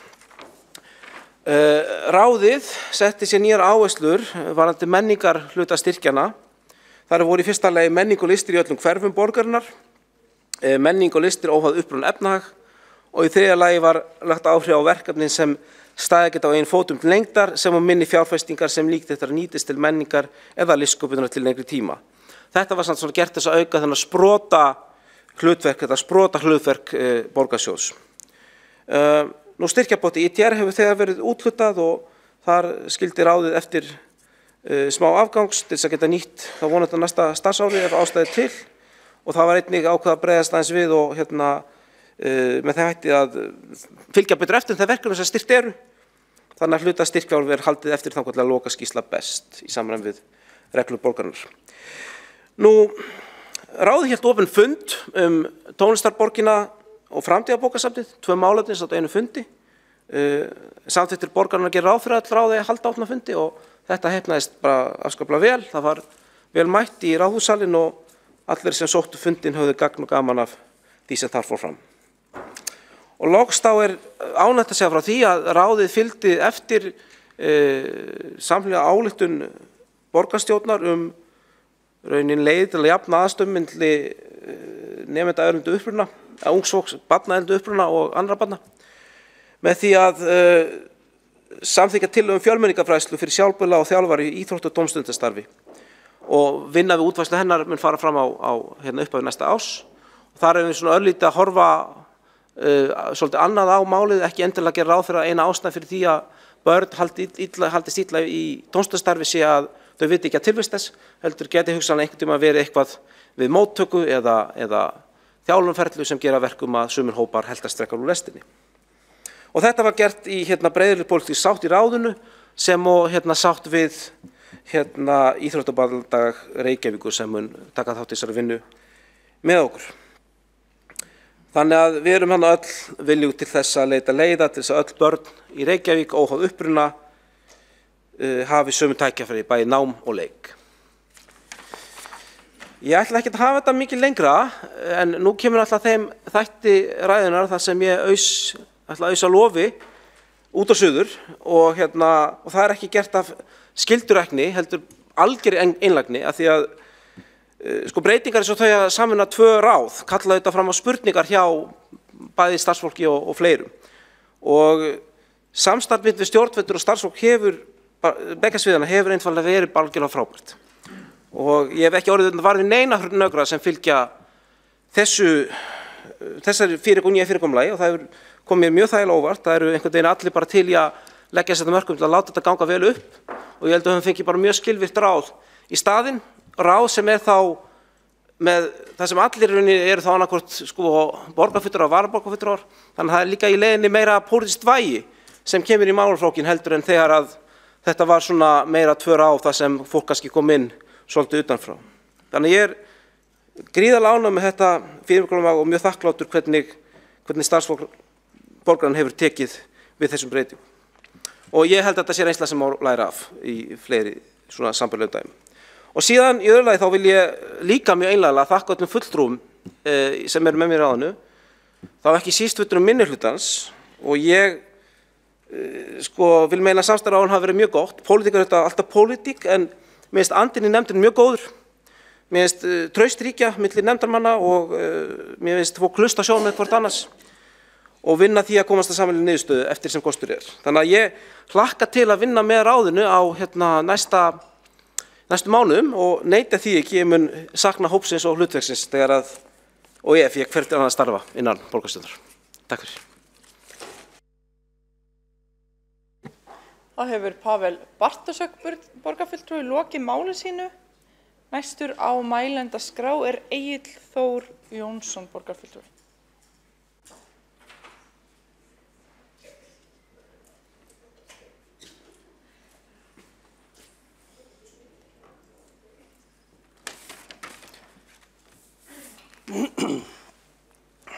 Forseti, ágætu borgarfulltrúar, ég vil þakka góðar umræður í dag en ég ætla að nýta tíma minn í að renna eins yfir félagsþjónustuna og velferðarmálin. Ég vil byrja að segja að heilbrigðisvandi verður iðulega að félagslegum vanda. Það sem við heyrðum hér daginn var við tökum ekki þátt í aukinni félagslegri þjónustu við hóp með heilbrigðisvanda vegna þess að hvað? Það er þægilegra fyrir þá sem stjórna að snúa út úr lausnamiðuðum tillögum en að takast á í nýja samfélagsmynd, nýjar áskoranir og benda einfaldlega á einhvern annan. Það skilar hins vegar engum árangri. Af hverju segi ég þetta? Jú, í síðasta mánuði var tillögum aukin fjárframlög til SÁÁ vísað frá. Hefði sú tillaga verið samþykkt, væri Reykjavíkurborg að stíga stórt skref í þjónustu við viðkvæman hóp fólks með fíknivanda og fjölskyldu þeirra. En skortur er á stuðningi við einstaklinga í áhættuhóp fyrir fíknisjúkdómum og eftirfylgni félagslegs stuðnings við þá sem lokið hafa meðferðum. Ástæða þess að núverandi meirihluti sá sér ekki fært að auka við félagslegan stuðning fólks og fjölskyldur þar sem fíknisjúkdómur á við er vegna þess að hlutverk sveitarfélaga er ekki að taka þátt í heilbrigðisþjónustu. Áhugavert, skemmtileg rök. Stefna meirihlutans er sem sagt ekki að auka við félagslegan stuðning fólks með heilbrigðisvanda. Það er miður. Árangur í velferðarmálum og mælanleg markmið þarf að skoða á lengri tíma en frá ári til árs. Því miður er staðan hjá Reykjavíkurborg í velferðarmálum svo að oft er frekar horft til einstakra verkefna en að móta heildræna stefnu í velferðarmálum til framtíðar. Með breyttu samfélagsmynstri til að mynda breyttu landslægi í málefnum fólks með fíknisjúkdóm og aukin umræðu og aukin tilfelli fólks með geðræn vandamál hafa sveitarfélög setið allt of lengi aðgerðalaus. Mikilvægt er að vinnan sé unnin frá grunni og meiri áhersla sé sett í að koma í veg fyrir vandamálin. Í samstarfssamningi vinstri meirihlutans hér í borginni undir kaflanum velferð og lýðheilsa kom fram orðrétt, með leyfi forseta. Efla þarf þjónustu við nemendur með fjölþættar þarfir og fjölskyldur þeirra og tryggja forvarnastarf og snemmtæka íhlutun óháð greiningum. Ég fagna þessu. En hver er staðan að þessu í dag? Í velferðarráði 24. október setti inn fyrirspurn stöðu innleiðingar á því sem fyrst var kallað Breiðholtsmódelið. Þetta sem nefnt er í meirihlutasáttmálanum. En þessi vinna hefur verið unnin í Breiðholti í einhverri mynd síðan árið 2005 og nú er stefnt að því að innleiða þetta í öll hverju borgarinnar. Því miður hefur reynst erfitt að afla upplýsinga hvernig staðan á því er, en í skýrslu sem hverfisstjórinn í Breiðholti skilaði af sér árið segir meðal annars með leyfi forseta: árangur verkefnisins hefur styrkt þá áherslu á að snemmtæk íhlutun í lífi barna skili tilætluðum árangri. Þörf á greiningum hefur fækkað verulega og aukinn tími starfsfólks er betur nýttur í snemmtaka íhlutun og virkan stuðning við börn og foreldra. Þessu verkefni þarf að hrinda af stað sem allra fyrst.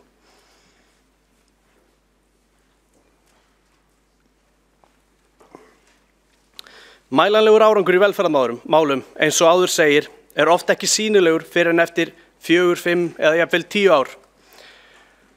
Ef stefnan og markmiðið væri að auka sjálfstæði í lífi einstaklinga, væri hægt að ná fram sparnaði í kerfinu, þá allur sparnaðurinn kæmi ekki endilega fram í félagslega kerfinu. Við gætum séð samt sem áður minna álag á þjónustumiðstöðvar borgarinnar, færri vandamál í skólakerfinu, ennfremur skilar aukin virkni til vinnu, auknum útsvarstekjum og mögulega styttri biðlista félagslegs húsnæðis, svo eitthvað sem nefnt. Ég má auðvitað ekki gleyma að nefna þau neyðarúrræði sem Reykjavíkurborg greiðir fyrir þegar einstaklingar hafa misstigið sig svo oft í lífinu að þeir lenda á götunni. Samkvæmt tölum velferðarsviðs er kostnaður við eina nótt í neyðarskýli á vegum Reykjavíkurborgar 17.500 krónur. Dæmi þetta, 25 einstaklingar sem þurfa að gista allar 365 nætur ársins í neyðarskýli kosta borgina 159 milljónir. Það er dýrt að bregðast við of seint, mjög dýrt. Við eigum og við verðum að hjálpa fólki í neyð, en tækifærin í að koma í veg fyrir að fólk lendi í neyð eru alls ekki nýtt nægilega vel. Málefni félagsbústaða hafi verið töluvert í umræðinni. Grunsamlegar framúrkeyrslu viðgerða, langir biðlistar, leigjendur festast í fátækragildrum kerfisins, svo eitthvað sem nefnt. Eina stefnumál félagsbústaða er að auka framboð af félagslegu húsnæði í Reykjavík. En vegna þess að félagið virðist ekki geta byggt íbúðir er framboðu aukið með kaupum á húsnæði á almennum markaði. Þessi stefna vinstri meirihluta Reykjavíkurborgar, eða réttara sagt stefnuleysi, hefur skapað heima tilbúinn húsnæðisvanda. Hvorki félagsbústaðir né Reykjavíkurborg hafa byggt upp húsnæði í einhverju magni eins og þörf er á. Það vita allir, það sjá allir, en það viðurkenna það ekki allir. Í viðtali á Hringbraut 1. nóvember tjáði borgarstjóri Dagur B. Eggertsson þá skoðun sína á uppbyggingu annarra sveitarfélaga þegar kemur að félagslegu húsnæði. Borgarstjóri vill skylda önnur sveitarfélög til þess að byggja félagslegar íbúðir með lagasetningu. Þetta kemur úr mjög harðri átt þar sem Reykjavíkurborg byggði 5 félagslegar íbúðir á síðasta kjörtímabilinu. Það er rauninni hlægilegt en á sama tíma sorglegt að valdamesti maður borgarinnar tala fyrir lagasetningu á önnur sveitarfélög uppbyggingu félagslegra íbúða þegar hann og undir hans stjórn skilaði 5 fullbyggðum íbúðum á síðustu 4 árum. Ef það er einhver vilji fyrir auknum ríkisafskiptum á sveitarstjórnarstiginu væri líklega fyrsta verk löggjafarvaldsins að skylda Reykjavíkurborg til að byggja íbúðir svona yfir höfuð. Ég segi þetta nú samt í gríni. Fólki án heimilis fjölgar, biðlistar lengjast, fólk festist í félagslega kerfinum og ókomna tíð, fólksfjölgun í öðrum sveitarfélögum er meiri en í Reykjavík. Allt er þetta gerast á innan gæsalappa mesta uppbyggingarskeið í sögu borgarinnar. En aðeins málefni fatlara. Uppbygging í þeim málaflokk hefur gengið allt of hægt. Biðlisti eftir sértæku húsnæði fyrir fatlað fólk er eins og stendur í dag 175 einstaklingar á þeim biðlista. En frá árinu 2014 hafa 7 íbúðakjarnar verið opnaðir fyrir alls 37 manns. Ég ætla ekki að gera lítið úr því, en það þarf að byggja meira. En verði verkefnum borgarinnar ekki forgangsraðað í þágu fatlaðs fólks er möguleiki á að þessi biðlisti eigi eftir að lengjast á næstu árum. Mikil tækifæri liggja í hagræðingu í stjórnkerfinu og forgangsröðun verkefna borgarinnar í þágu fatlaðs fólks. Viljinn er bara ekki nægilega mikill. Vonandi verður stefnubreiting á þessu kjörtímabili.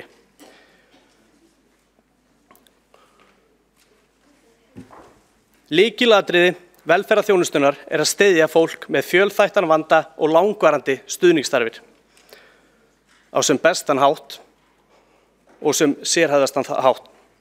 Auk þess er almenn skynsemi að félagslega kerfið á í allri sinni vinnu að stuðla að sjálfstæðu lífi einstaklinga án afskiptar félagsþjónustunnar til framtíðar. Sú stefna er því miður ekki markviss og skýr og árangurinn eftir því. Málefni eldri borgara. Í dag bíða 158 manns á biðlista eftir þjónustuíbúð fyrir eldri borgara hjá Reykjavíkurborg. Reykjavík á að vera aldursvæn borg en því miður sýnir fjöldin á biðlistunum hve hæg uppbyggingin hefur verið. Ásamt því virðist viðvarandi þjónustuskerðing á heimahjúkrun yfir sumarmánuðina síðastliðin ár hafi verið tekin sem sjálfsagður hlutur. Þessi þjónustuskerðing hefur haft þær afleiðingar að fólk sem tilbúið til útskriftar af sjúkrastofnunum kemst ekki heim til sín. Á meðan bíða sjúklingar eftir plássum sem skapar enn meiri vanda. Ríkið greiðir 1,3 milljarða árlega í málaflokkin og samþætting heimaþjónustu og heimahjúkrunar átti að leiða til hagræðingar og betri þjónustu. Augljóst er að þessi markmið hafi ekki gengið eftir og þarf því að endurskoða stefnu umönnun aldraðra í heimahúsum svo ekki komi til frekari skerðinga á þjónustu við þá. Við getum gert betur. Ræðurnar hérna í kvöld hafi verið misjákvæðar og neikvæðar en ég ætla ekki bara að vera neikvæður í kvöld. Ég hef sjálfur starfað á velferðarsviði og veit hversu mikill mannauður er á sviðinu og hversu mikil og góð starfsemi er þar í gangi. En mér langaði bara rétt aðeins að nefna þau mál sem ég held og sé að sóknartækifæri eru til staðar til að gera betur. Undir lokin ætla ég að fara stuttlega yfir tillögu sem kom nú aðeins hérna til umræðu áðan okkar sjálfstæðismanna að mannréttindaskrifstofa verði sameinuð velferðarsviði. Mikill misskilningur er því þegar verið að segja að við séum að leggja mannréttindaráð niður með þessu. Með sameiningu þessar ráða styrkjum við málefni velferða og mannréttinda. Borgarstjórn, hérna er tillagan, borgarstjórn samþykir að mannréttindastofa Reykjavíkur verði sameinuð velferðarsviði og verkefni hennar flutt þangað. Þá er jafnframt lagt til að mannréttinda og lýðræðisráð og velferðarráð verði einnig sameinað í eitt ráð, velferðar- og mannréttindaráð. Tillaga þessi felur í sér hagræðingu og aukna skilvirkni í stjórnkerfinu. Auk þess felur tillagan í sér valdeflingu í verki og mun efla og styrkja málaflokkin enn frekar. Aukum skilvirkni og styttum boðleiðir. Undir skrifstofu mannréttindaráðs Reykjavíkur starfa eftirfarandi nefndir: ferlinefnd fatlaðs fólks, ofbeldisvarnaráð, fjölmenningaráð Reykjavíkurborgar og öldungaráð Reykjavíkurborgar. Málefni þessara nefnda snerta öll starfsemi velferðarsviðs. Á velferðarsviði eru málefni fatlaðs fólks og því augljóst hve vel það kæmi sér að fella ferlinefnd fatlaðs fólks undir velferðarsvið. Það myndi stytta boðleiðir og taka út óþarfa flækjustig í kerfinu. Undir velferðarsviði starfa þjónustumiðstöðvar Reykjavíkurborgar. Tenging borgarkerfisins við einstaklinga af erlendum uppruna fer að mestu leyti fram í gegnum þjónustumiðstöðvar Reykjavíkurborgar. Nú er fjölmenningaráð undir mannréttindaskrifstofu Reykjavíkurborgar. Að sameina mannréttindaskrifstofuna við velferðarsvið styttir boðleiðir og eykur skilvirkni í kerfinu. Allt í þágu þessa hóps sem fjölmenningaráð vinnur fyrir og með.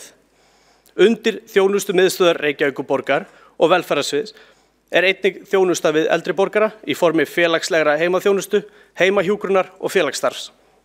Starf öldungaráðs væri því skilvirkara undir nýju sameinuðu ráði velferðar og mannréttinda. Hlutverk þjónustumiðstöðvar kemur einnig að lýðræðismálum eins og í gegnum hverfisráðin sem eru í samstarfi þjónustumiðstöðvar og framkvæmdastjóra þeirra. Því væri aukin sameining velferðar- og mannréttindaráðs góð leið til þess að auka skilvirkni og efla hverfisráðin enn frekar í náinni framtíð. Kostir sameiningar þessara ráða er augljós. Hagræðing í rekstri, styttri boðleiðir, málaflokkar mannréttinda og lýðræðisráðs heyra allir undir velferðarsvið, því er þetta kjörið tækifæri til þess að sameina ráðin. Og ég vona að við getum sameinast það. Góða stundir.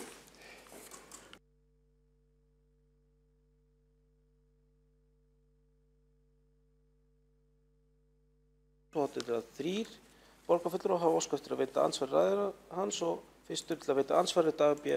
Eggertsson borgarstjóri. Forseti, ágæta borgarstjórn. Ég heyrði að borgarfulltrúinn mismælti sig. Hann héldi fram á síðasta kjörtímabili hefði félagslegum íbúðum í eigu Reykjavíkurborgar fjölgað 5 og nú mér ljóst að borgarfulltrúunum fullkunnugt að það alrangt. Því að stefnan hefur verið að fjölga 100 á hverju ári. Það hefur eins og ekki verið gert með byggingu íbúða að meginatriðum, heldur kaupum. Og þetta hins vegar í annað skipti á mismunandi fundum sem ég heyri borgarfulltrúa mismæli sig svona illilega. Þannig að til þess að hugsanlegir áheyrendur villist nú ekki á þessu að þá vildi ég gefa borgarfulltrúanum færa á að fara yfir þetta, hvernig þetta frá hans sjónarhorni. Það alveg rétt að einkaaðilar núna farnir að byggja töluvert af félagslegum íbúðum fyrir borgina á grundvelli samningsmarkmiða og kaupa í gegnum stofnframlög. En það svo sannarlega ekki þannig að félagslegum íbúðum í Reykjavík hafi í eigu félagsbústaða bara fjölgað 5 á síðustu árum. Þetta ansvar, forseta lagðist til kirkjuna að vegna fjölda andsvarenda hefur tími andsvarið styttunni eina. Nei, það hefur einn borgarfulltrúi augnablik. Við erum að hinga fullt á bóttanum að forseta líkur tilkynningu. Það hefur einn borgarfulltrúi fallið frá orðinu, þess vegna ræðutími í andsvörum aftur lengdur í 2 mínútur. Þá til þess að svara andsvari borgarfulltrúi Egill Þór Jónsson. Ég mismælti mig ekki eða fór með rangt mál. Það voru byggðar 5 félagslegar íbúðir fullbúnar. Þetta kom fram í svari borgarfulltrúa að mig minnir eftir fyrirspurn Framsóknar og flugvallavinna. En svarið barst nú ekki inn í borgarráð fyrir eftir kosningar, þannig að þetta kannski, þó að það hafi verið tímasett á öðrum tíma, þannig að þetta eitthvað sem þið þurfið ekkert að skammast eitthvað fyrir, en þið megið alveg viðurkenna þetta. Það voru bara byggðar 5 fullbúnar félagslegar íbúðir á síðasta ári. Það það sem ég sagði og það staðreyndin.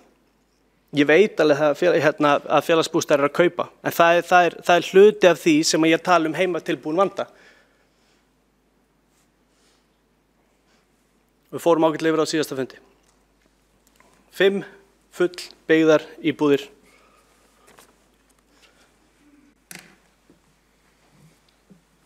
Þá hefur borgarfulltrúi Egill Þór Jónsson lokið við að svara andsvari og beitir á ansvar öðru sinni Dagur Bjarkison, borgarstjóri. Forseti, ágæta borgarstjórn. Hér á heita við séum að ræða fjárhagsáætlun borgarinnar og ræða hvað skiptir máli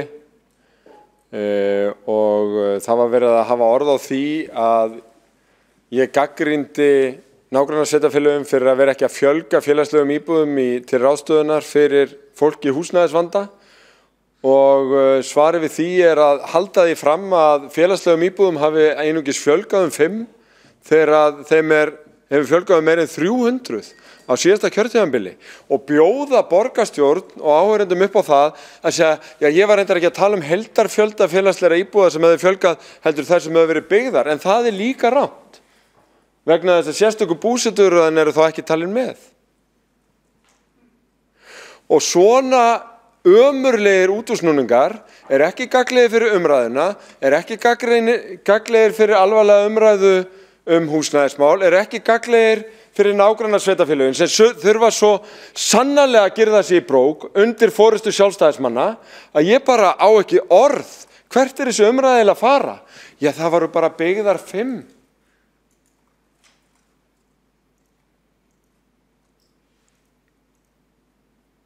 Hvað borgarfulltrúinn að hugsa? Þá hefur borgarstjóri Dagur Bjarkison lokið við að sveita ansvar öðru sinni og svara þá ansvari öðru sinni Egill Þór Jónsson, borgarfulltrúi. Forseti, borgarfulltrúar, þakka kurteisi í minn garð. Það sem ég sagði og ég get lesið þetta aftur upp hérna. Að ég talaði bara að Reykjavíkurborg hefði byggt 5 félagslegar íbúðir. Ég talaði aldrei fjölgunina. Biðlistin hátt í 1000 manns. Það svo annað umræðefni. En það eitthvað að klikka í kerfinu og ég held að við ættum að sameinast að skoða leiðir að lausnum í staðinn fyrir að vera hækka róminn hérna og öskra hvorn annan í einhverju vörn. Það voru byggðar 5 félagslegar íbúðir á síðasta kjörtímabili. Það það sem ég sagði. Ég hélt því aldrei fram að þeim hafi fjölgað 5. Það staðreynd málsins. Takk. Þá borgarfulltrúi Egill Þór Jónsson lokið við að svara andsvar öðru sinni. Þá óskað eftir að veita andsvar Heiða Björk Hilmisdóttir, borgarfulltrúi. Forseti, ágætu borgarfulltrúar, ég kem bara hérna upp til þess að leiðrétta nokkrar villur í málflutningi borgarfulltrúa Einars Þórs Jónssonar. Tek reyndar undir andsvar borgarstjóra. Það auðvitað nýtt að Sjálfstæðisflokkurinn leggja áherslu á að Reykjavíkurborg eigi að byggja húsnæði. Fram að þessu hefur Sjálfstæðisflokkurinn óskað eftir að við skiptum við einkamarkaðinn en það auðvitað stefnubreyting sem að við bara undrumst en nóturum hjá okkur. Reykjavíkurborg með samning við SÁÁ eins og við fórum í gegnum ekki fyrir svo löngu síðan, það var hann gerður í febrúar, hann gildir út árið 2020. Reykjavíkurborg að auka við félagslegan stuðning við fólk, þar á meðal fólk sem heimilislaust. Ég fór í gegnum það í ræðinu minni áðan að við á okkar vegum 130 áfangaheimili, 65 húsnæðisúrræði fyrir fólk í vískri neyslu. Við að þróa Víðines, við að bíða í stýrihóp þjónustu við þennan hóp eftir tillögum frá starfsfólki það hvernig við viljum byggja upp þessa þjónustu og þess vegna fannst okkur algjörlega furðuleg hugmynd að allt í einu núna ákveða að við ætlum bara að semja við SÁÁ en ekki neina aðra.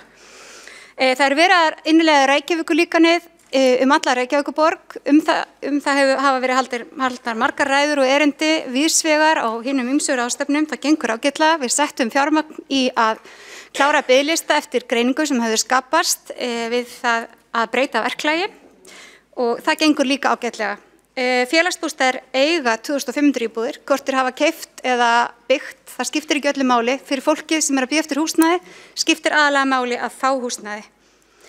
Annars fagna ég bara að borgarfulltrúinn átti sig á því að við höfum opnað 7 nýja íbúðakjarna og ég gerir ráð fyrir það því að hann hefur líka tekið eftir því að í áætluninni gert ráð fyrir 500 milljónum í að byggja upp húsnæði fyrir fatlað fólk.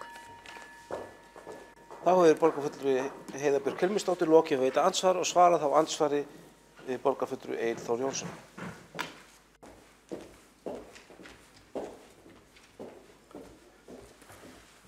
Forseti, ágætu borgarfulltrúar. Markmiðið með auknum fjárframlögum til SÁÁ var fyrst og fremst við að bregðast við breyttri samfélagsmynd og auka þannig enn frekar við breytingar sem hafa átt sér stað í þessum málum. Við getum gert mun betur þar og ég held að það væri til heilla að auka samstarfið enn frekar við SÁÁ og fá þennan stuðning og sérfræðiþekkingu þeirra til að styðja betur við fólk með fíknivanda, bæði til að koma í veg fyrir vandan, ég held að það sé lykilatriði og til þess að styðja fólk áfram eftir meðferð. Eins og ég nefndi áðan að þá tækifærin þar, þau liggja þar. En auðvitað eigum að hjálpa fólk í neyð og ég ekki að gera lítið úr úrræðum eins og neyðargisti eða Víðinesi og þeim úrræðum sem eru. En ég tel og við teljum að möguleikar eru til staðar í að bregðast við vandanum áður en að verður of stór. Takk. Borgarfulltrúi Egill Þór Jónsson hefur lokið að svara andsvari og veitir á andsvar öðru sinni Heiða Björk Hilmisdóttir, borgarfulltrúi. Ég ætlaði bara að fá að fagna því að mér finnst ég finna einlægan vilja hjá borgarfulltrúa Agli Þór Jónssoni til þess að gera vel fyrir borgarbúa og ég finn líka fyrir því í velferðarráði. Ég held að við eigum bara eftir að finna leiðina. Við erum ekki sammála það sé best að gera samning núna við SÁÁ en við munum sannarlega leita leiða inn í velferðarráð til þess að finna leiðir til þess að koma í veg fyrir að fólk lendi í vanda og styðja við fólk sem er í vanda. Og við getum verið sammála það. Þá verður borgarfulltrúi Heiða Björg Hilmisdóttir lokið við að veita andsvar öðru sinni. Næst hefur óskað eftir að taka til máls Sabine Leskov, borgarfulltrúi.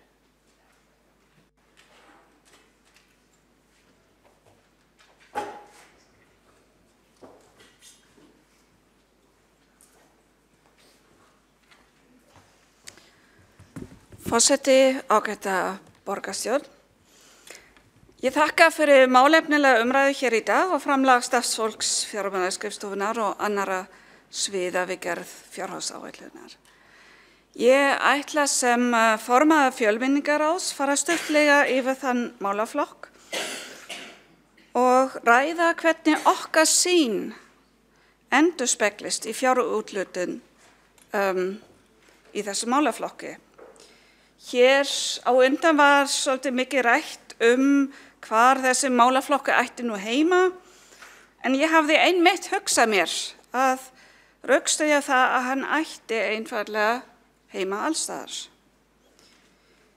Hér á undan var sem sagt rætt möguleika að færa þennan málaflokk eingöngu undir velferðarmál. Samstarfið við velferðarsviðið og ráðið er mjög gott og mörg verkefni hafa þar unnist saman, ekki spurning. En það sem við í þessum meirihlutanum viljum sjá og endurspeglast í fjármálunum er sú sýn að innflytjendur sé fjársjóður fyrir þetta samfélag. Og þau eru það svo sannarlega. Jafnvel þótt við myndum horfa einungis á peningahliðina. En í fréttum frá Hagstofunni kemur fram að 3 af 4 nýjum skattgreiðendum á Íslandi eru íbúar af erlendum uppruna. Innflytjamálin verða hins vegar oft velferðarmál. En aðalega þá þegar við höfum ekki staðið okkur nógu vel. Þegar við til dæmis tölum þennan hóp niður, ekki upp, þá gerum við honum lífið erfiðara. Bæði á leigumarkaðnum sem og á atvinnumarkaðnum. Og jú, ef við stöndum okkur ekki nógu vel í þjónustu við börn með annað móðurmál, þá er það líka að vera vandamáli. En 70% brotthvarf úr framhaldsskólum af unglingum af erlendum uppruna segja sína söguna af ástandi í grunnskólum hér áður fyrr. En við höfum gert betur einmitt þar, bæði núverandi meirihluti og á síðustu kjörtímabili, ekki fyrst núna. Eins og hér hefur einnig verið nefnt, þá höfum við tvöfalda framlag við íslensku kennslu og einnig við fjölmenningarleikskólastarf og við höldum áfram að gefa í. Breytingartillögur nr. 22 og 23 sem borgarstjórinn Dagur B. Eggertsson kynnti hér í byrjun fundarins snúa nákvæmlega að því. 25 milljónir í viðbót íslenskukennslu og 37 milljónir í innleiðingu á tillögum starfshóps og móttöku og aðlögun barna innflytjenda, flóttafólks og umsækjenda alþjóðlega vernd. Þarna eru nokkur dæmi sem ég ætla ekki fara í öllum smáatriðum yfir, en þarna er til dæmis móttökuáætlun Velkomin í hverfið þitt sem við þekkjum úr Árbænum og núna á sem sagt innleiða í öllum hverfum borgarinum. Hérna þarf að nefna nýja móttökuáætlun í leikskólum og frístundastarfinu, aukinn stuðning við móttöku skipulega náms og kennslu grunnskólanemanda með íslensku sem annað tungumál. Og erum við þar að tala skóla, grunnskóla sem eru með 30–50% hlutfall nemanda með íslensku sem annað tungumál, að þau fái til viðbótar við grunnmönnun og 75% stöðugildi umsjónaraðila til dæmis. Og grunnskóla með yfir 50% barna fái 100% stöðugildi umsjónaraðila. Einnig ný matstæki sem verið að þróa, aukinn stöðugildi ráðgjafa við miðju máls og læsis, bætt upplýsingagjöf við skólaskil, barna og leikskóla yfir í grunnskóla, stórdeilt móttöku fyrir nemendur með litla eða óstöðuga skólagöngu, en gott kannski að nefna að á síðastu kjörtímabili þá settum við í fyrsta skipti í samning við ríkið móttöku umsækjendur eða þjónustu við umsækjendur við alþjóðlega vernd, sérstaka fjárhagslið skólaþjónustu og þjónustu við börn. Þannig að þetta verður stóreflt og önnur þróunarverkefni. Önnur dæmi, og ég ætla að taka það sérstaklega fram hér af því að það sýnir líka svolítið breyttan hugsunarhátt í þessu málaflokki, eftir við byrjum með þróunarverkefni í þessu, þá erum við að bjóða öllum börnum sem flytja til landsins ókeypis í frístund fyrstu 3 mánuði. Til þess að fá það inn í starfi, til þess að hafa þau sem mest íslenskumælandi umhverfi. Og hérna, og það er það sem ég vildi nefna, erum við líka til dæmis að tala börn íslenska foreldra sem hafa búið erlendis. Þetta er nefnilega hópur sem var áður fyrir svolítið gleymdur. Og þetta eru börn sem þurfa oft mikinn stuðning þegar þeir flytja til Íslands, og þetta hópur sem að stækka. Við sjáum náttúrulega eftir hrun, það voru margir ungir fjölskyldur eða ungt fólk að flytja til Norðurlanda sem eru að koma nú tilbaka með börn sem kannski hafa aldrei búið á Íslandi. Þannig að þetta dæmi, en það ekki bara upphæðir sem skipta hér málið, heldur hvernig við notum peninga. Á skólafrístundarsviðinu hefur mikið vinna verið lögð í að breyta úthlutunarreglum og líkunum. Kerfi sem áður byggði á ákveðinni sjúkdómsvæðingar barna með annað móðurmál, sem veitti einungis stuðning ef greining á til dæmis málþroskaröskun lá fyrir, var breytt í kerfi sem byggir á nútíma matstækni. Nú þegar, síðan 2016, erum við að nota mjög markvisst mælikvarði fyrir íslensku kunnáttu barnanna af erlendum uppruna eða barna með annað móðurmál, sem heitir millimála. En nú bætist sem sagt notkun og staðfæring á sænsku mæliverkfæri við, sem metur færni barna með annað móðurmál í öllum námsgreinum, sem sagt ekki bara íslensku, heldur í öllum námsgreinum, og það einnig á grundvelli móðurmáls. Þannig í fjárhagsáætlun endurspeglast byltingakennd breyting. Það sem við viðurkennum hæfileika á færni barna með annað móðurmál í staðinn fyrir að horfa einungis upp á það sem vandar í þeim, í samanburði við börn sem alast upp í íslenskumælandi umhverfi. Ég sagði að þessi málaflokkur þarf að fá inni allstaðar, en það þarf samt bækistöð með sérfræði þekking, og það á mannréttindaskrifstofunni. En Dóra Björg Guðmundsdóttir, borgarfulltrúi, hér búin að fara yfir þau fjölbreyttu verkefni sem skrifstofan vinnur. Ég vil samt örstutt nefna hér innleiðing á stefnumótun í málefnum innflytjenda, umsækjenda um alþjóðlega vernd og flóttafólks, stefna sem var samþykkt fyrr á árinu. Og mikilvægt þess að fylgja eftir aðgerðaáætlun í þessu málaflokki, en þar vinnur nú einnig fjölmenningarráðið. Ég má nú aðeins víkja að fjölmenningarráðinu sjálfu, en með þessum nýlega samþykktum breytingum munum við efla raddir innflytjenda verulega, en ráðið nú skipað fulltrúum mikilvægri grasrótarsamtaka, móðurmál, samtaka kvenna af erlendum uppruna og starfsmannafélags Reykjavíkur. Einnig var fundum ráðsins fjölgað í samræmi við sambærileg ráð eins og öldungaráð, og sitja nú borgarfulltrúar í ráðinu sem tryggir bættan aðganga ákvarðanatöku borgarinnar. Ég ætla einnig að nefna fræðslu túlkaþjónustu sem gert ráð fyrir að haldi áfram fyrir starfsmenn sem vinna með túlka. Samfélagsfræðsla, það sem sagt millimenningarfræðsla og fræðsla mannréttindastefnu sem hluti sem verið að kynna fyrir starfsmönnum borgarinnar til að tryggja að allir íbúar eigi rétt og fái sömu þjónustu.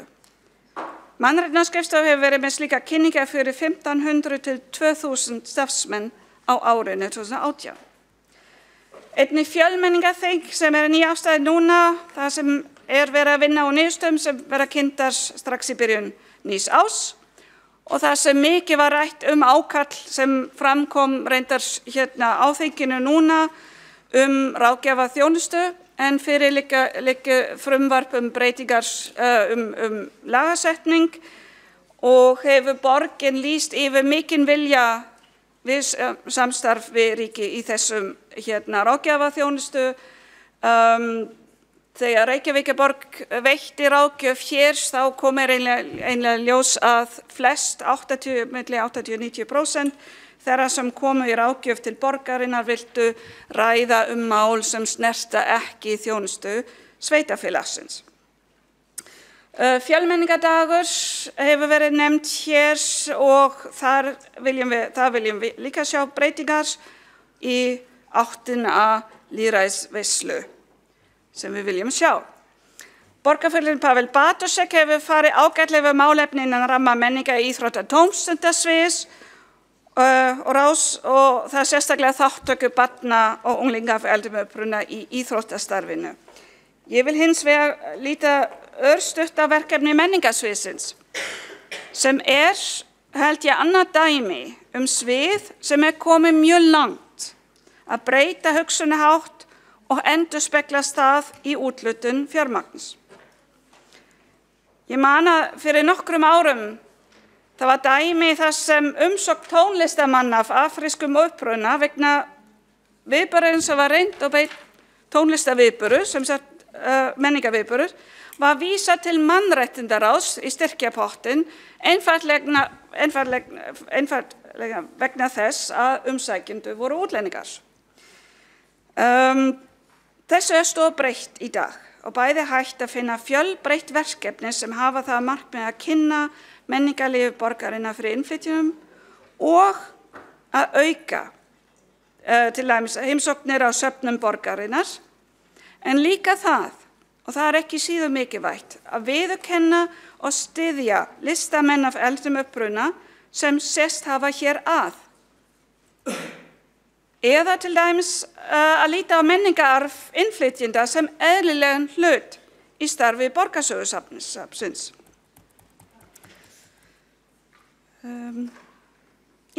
Og ef við horfum á úthlutun í fjárhagsáætlun þá endurspeglast það meðal annars í auknu úthlutun til borgarbókasafnsins. Það sem til dæmis verkefnastjóri í fjölmenningar starfar og það sem eru fjölmargir viðburðir á árinu.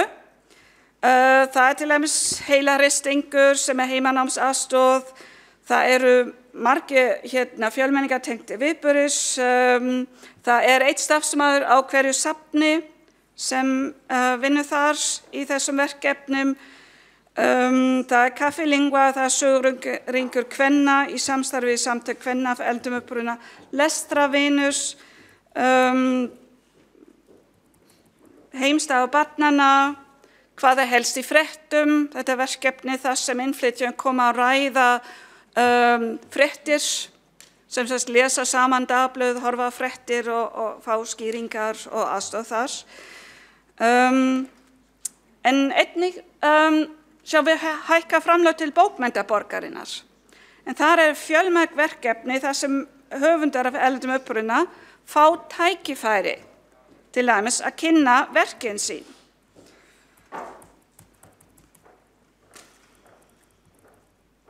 Umræðan sem hér fór fram áðan og sú sýn að málaflokkurinn á ekki heima eingöngu undir velferðarsvinnu, sú sýn að málaflokkurinn á ekki heima eingöngu undir velferðarsvinnu þýðir samt ekki að hér ekki gífurlegt mikilvæg starfsemi nú þegar sem gengur vel. Eitt af þeim verkefnum sem nú í innleiðingu staðsett á velferðarsviðinu. Bara svo að hér verður ekki misskilning af mikilvægi tengdra verkefni við velferðarsvið. En þar var á þessu ári ráðinn verkefnastjóri vegna starfsfólks af erlendum uppruna á velferðarsviðinu. Eitt dæmi úr stefnunni okkar nefnilega að bæta til dæmis ráðningarferla hjá borginni til þess að bæta möguleikar umsækjenda af erlendum uppruna. Dæmi sem hefur verið nefnt oft eru auglýsingar. Það er mjög oft farið fram á góða íslensku kunnáttu sem gott og vel. En enginn veit eiginlega nákvæmlega hvað það þýðir til dæmis fyrir garðyrkjustörf. En þessi verkefnisstjóri á velferðarsviðinu vinnur nú í því að innleiða skýra staðlar. Þá einfaldlega hægt að segja, ok, fyrir þetta starf þá þarf þessa kunnáttu og fyrir annað hægt að sækja án þess að hafa alveg svona mikið íslensku kunnáttu. Annað dæmi fyrir valdeflandi starf hjá velferðarsviðinu er þetta móttökuætlun sem vinna sem ég var búin að nefna sem verið unnið í samstarfi skóla frístundasvið, velkomin í hverfið, sem snýst mjög heildræna nálgun við móttöku nýrra fjölskyldna í hverfinu. Ef ég ætti í lokin að nefna eitt atriði sem gagnast okkur mest við að vinna nýja stefnuna málefni innflytjenda umsækjenda alþjóðlega vernd og flóttafólks, þá var það einmitt samstarfið við fjármálaskrifstofuna sem kynnti fyrir okkur kynju fjárhagsáætlanagerð. En einmitt það að yfirfæra þann lærdóm og þær ályktanir sem við höfum dregið úr þeirra vinnu fyrir kynjajafnrétti ættu að hjálpa okkur eins mikið í jafnréttismálum innflytjenda og var sú vinna lögð sem grundvöllur stefnumótunar. Setjum upp innflytjendagleraugun eins og við höfum lært að setja upp kynjagleraugun, málaflokkurinn kemur okkur öllum við. Þegar ég tók við sem formaður heilbrigðisnefndar 2016, þá var þetta svona fyrsta verkefni mitt hjá borginni sem var ekki tengt innflytjamálum. Eða það hélt ég. En strax í byrjun kom í ljós að þarna hafði mannréttindaskrifstofa farið með fræðslu einkenni mansals fyrir starfsmenn eftirlitsins sem komu svo einmitt upp slíkt á hótel hér í miðborginni sem var mikið til umfjöllunar í fjölmiðlum. Og sama gildi fyrir mörg svið sem ég nær ekki að fara yfir hér, hvort það séu innkaupin eða skipulagsmál. Skipulagsmál eru nátengt innflytjamálum. Félagsleg blöndun, aðgengi að leiguhúsnæði sem alvöru valkost og almenningssamgöngur á borð við borgarlínu eitthvað sem ekki bara nýtist þessum hópi, heldur finnst okkur sem búið hafa alast upp í borgum allan heim það sem við einfaldlega viljum ekki vera án í Reykjavík.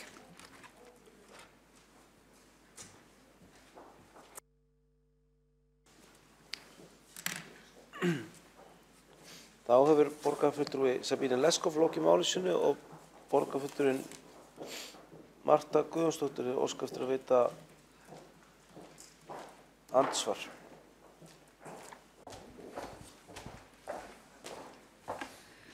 Forseti, góðir borgarfulltrúar, ég þakka Sabínu Leskov fyrir hennar ræðu. Það var margt gott sem hún kom inn á varðandi málefni innflytjenda, en mig langar aðeins að spyrja hana út í hver hennar sýnir á því að fjölmenningarhátíðin sameinist dagskrá menningarnætur og yrði hluti af henni. Og þannig gæti kannski fjölmenningarhátíðin orðið veigameiri og skipa veigameiri sess í borgarlífinu og orðið svona hluti að gagnkvæmri aðlögun. Síðan langar mig til að spyrja út í tómstunda og íþróttaiðkun barna, hvernig hún sjái að við getum aukið hana hjá innflytjenda börnum. Marta Guðjónsdóttir lokið að veita ansvar og svara þá ansvar í Sabínu Leskov borgarfulltrúi. Já, ég þakka Mörtu Guðjónsdóttur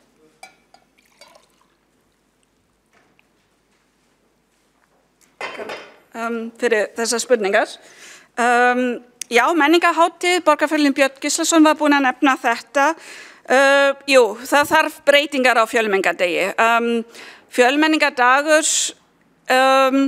öðruvísi en önnur grasróta viðburði eins og til dæmis gleðigangan, að því að borgin hefur alltaf skipulagt þetta svolítið og hefur einlega þróast á þann hátt að mörgum finnst að það gagnast ekki virkilega málaflokknum ef það bara sýning á venjum frá öðrum löndum, þá ákveðin hætta. Þá ákveðin hætta að það ýti jafnvel undir staðalmyndir. Þannig að ég mjög glöð að heyra hérna, við sammála, við viljum sjá svolítið breytingar. Við viljum að sjálfsögðu gefa fólki tækifæri að halda upp á sína menningu, vera ánægð með að hafa eitthvað fram að færa og gott partí alltaf gott partí. Þannig að, jú, ég vil alveg sjá breytingar á þessu og menningarhátíð væri einmitt, menningarnótt væri einmitt hugmynd að færa þetta meira inn og auka þáttöku innflytjenda í raun og veru í öllum menningarviðburðum borgarinnar. Dóra Björk Gunnsdóttir borgarfulltrúi nefndi einnig að halda einhvers konar þjóðfund, nú norskan mín ekki upp á Magafiska, það heitir Bí fyrir alle, sem meira svona lýðræðisveisla og þjóðfundur, þannig að það má blanda því saman. En jú, ég styð alveg aukin þáttöku innflytjenda í öllum menningarviðburðum borgarinnar. Varðandi íþróttaþátttaka borgarfulltrúinn Pavel Bartošek var einnig að nefna þetta. Við þurfum betri fræðslu og samstarf við íþróttafélögin. TUF-verkefnið eitthvað sem við verðum að ræða og erum að skoða hvernig við getum aukið það samstarf. Borgarfulltrúi Sabína Leskov hefur lokið við að svara andsvari og veitir þá ansvar öðru sinni Marta Guðjónsdóttir borgarfulltrúi.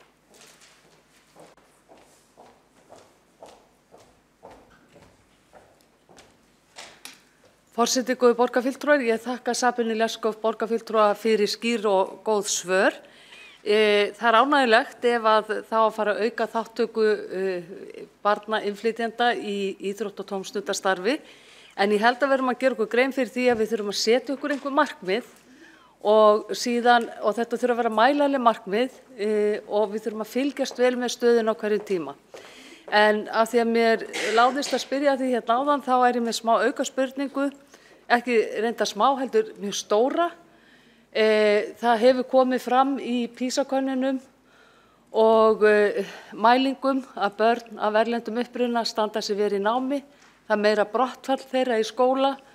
Þetta mikið áhyggjuefni. Hvernig sér borgarfulltrúinn fyrir sér að við getum lagað þessa stöðu? Marta Guðjónsdóttir hefur lokið við að veita ansvarauðu sinni og svara þá ansvarauðu sinni Sabínu Leskov borgarfulltrúi. Já, ég þakka aftur fyrir fleiri spurningar líka því ég náði ekki alveg að klára.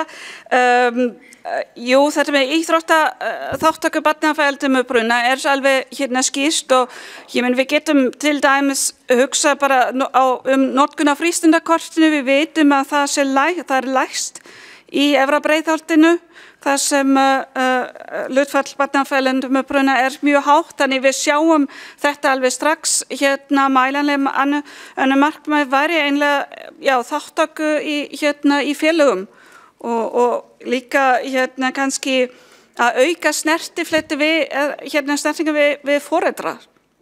Það vantar svolítið mikið upp á það. Jú, PISA-könnun og námsárangur barna af erlendum uppruna við samþykktum hér í hausttillögu að vinna í þessu og ég nefndi skýrslu starfshóps sem var kynnt og tillögu sem verið að innleiða. Eins og ég segi, ég held að skipti mestu máli að við viðurkennum og sjáum ég höfum heildstæða sýn á barni og ekki hugsa bara alltaf það sem vandar upp í barnið, það sem það kann ekki í íslensku. Ég hef alltaf sagt að ef barn kann segjum 75% íslensku, þá höfum við alltaf lítið að það sem 75%. En í staðinn fyrir að reikna að það kann líka 75% í segjum pólsku og 75 og 75 eru 150, þannig 150% barna er alltaf frábært. Þannig við verum að meta færni barnana í móðumáli og íslensku og styðja það í heilsinni, þannig bætum við námsárangur. Borgarfulltrúi Sabine Leskop hefur lokið við að svara andsvari öðru sinni. Næst er óskað eftir að taka máls, Guðrún Ögmundsdóttir, borgarfulltrúi.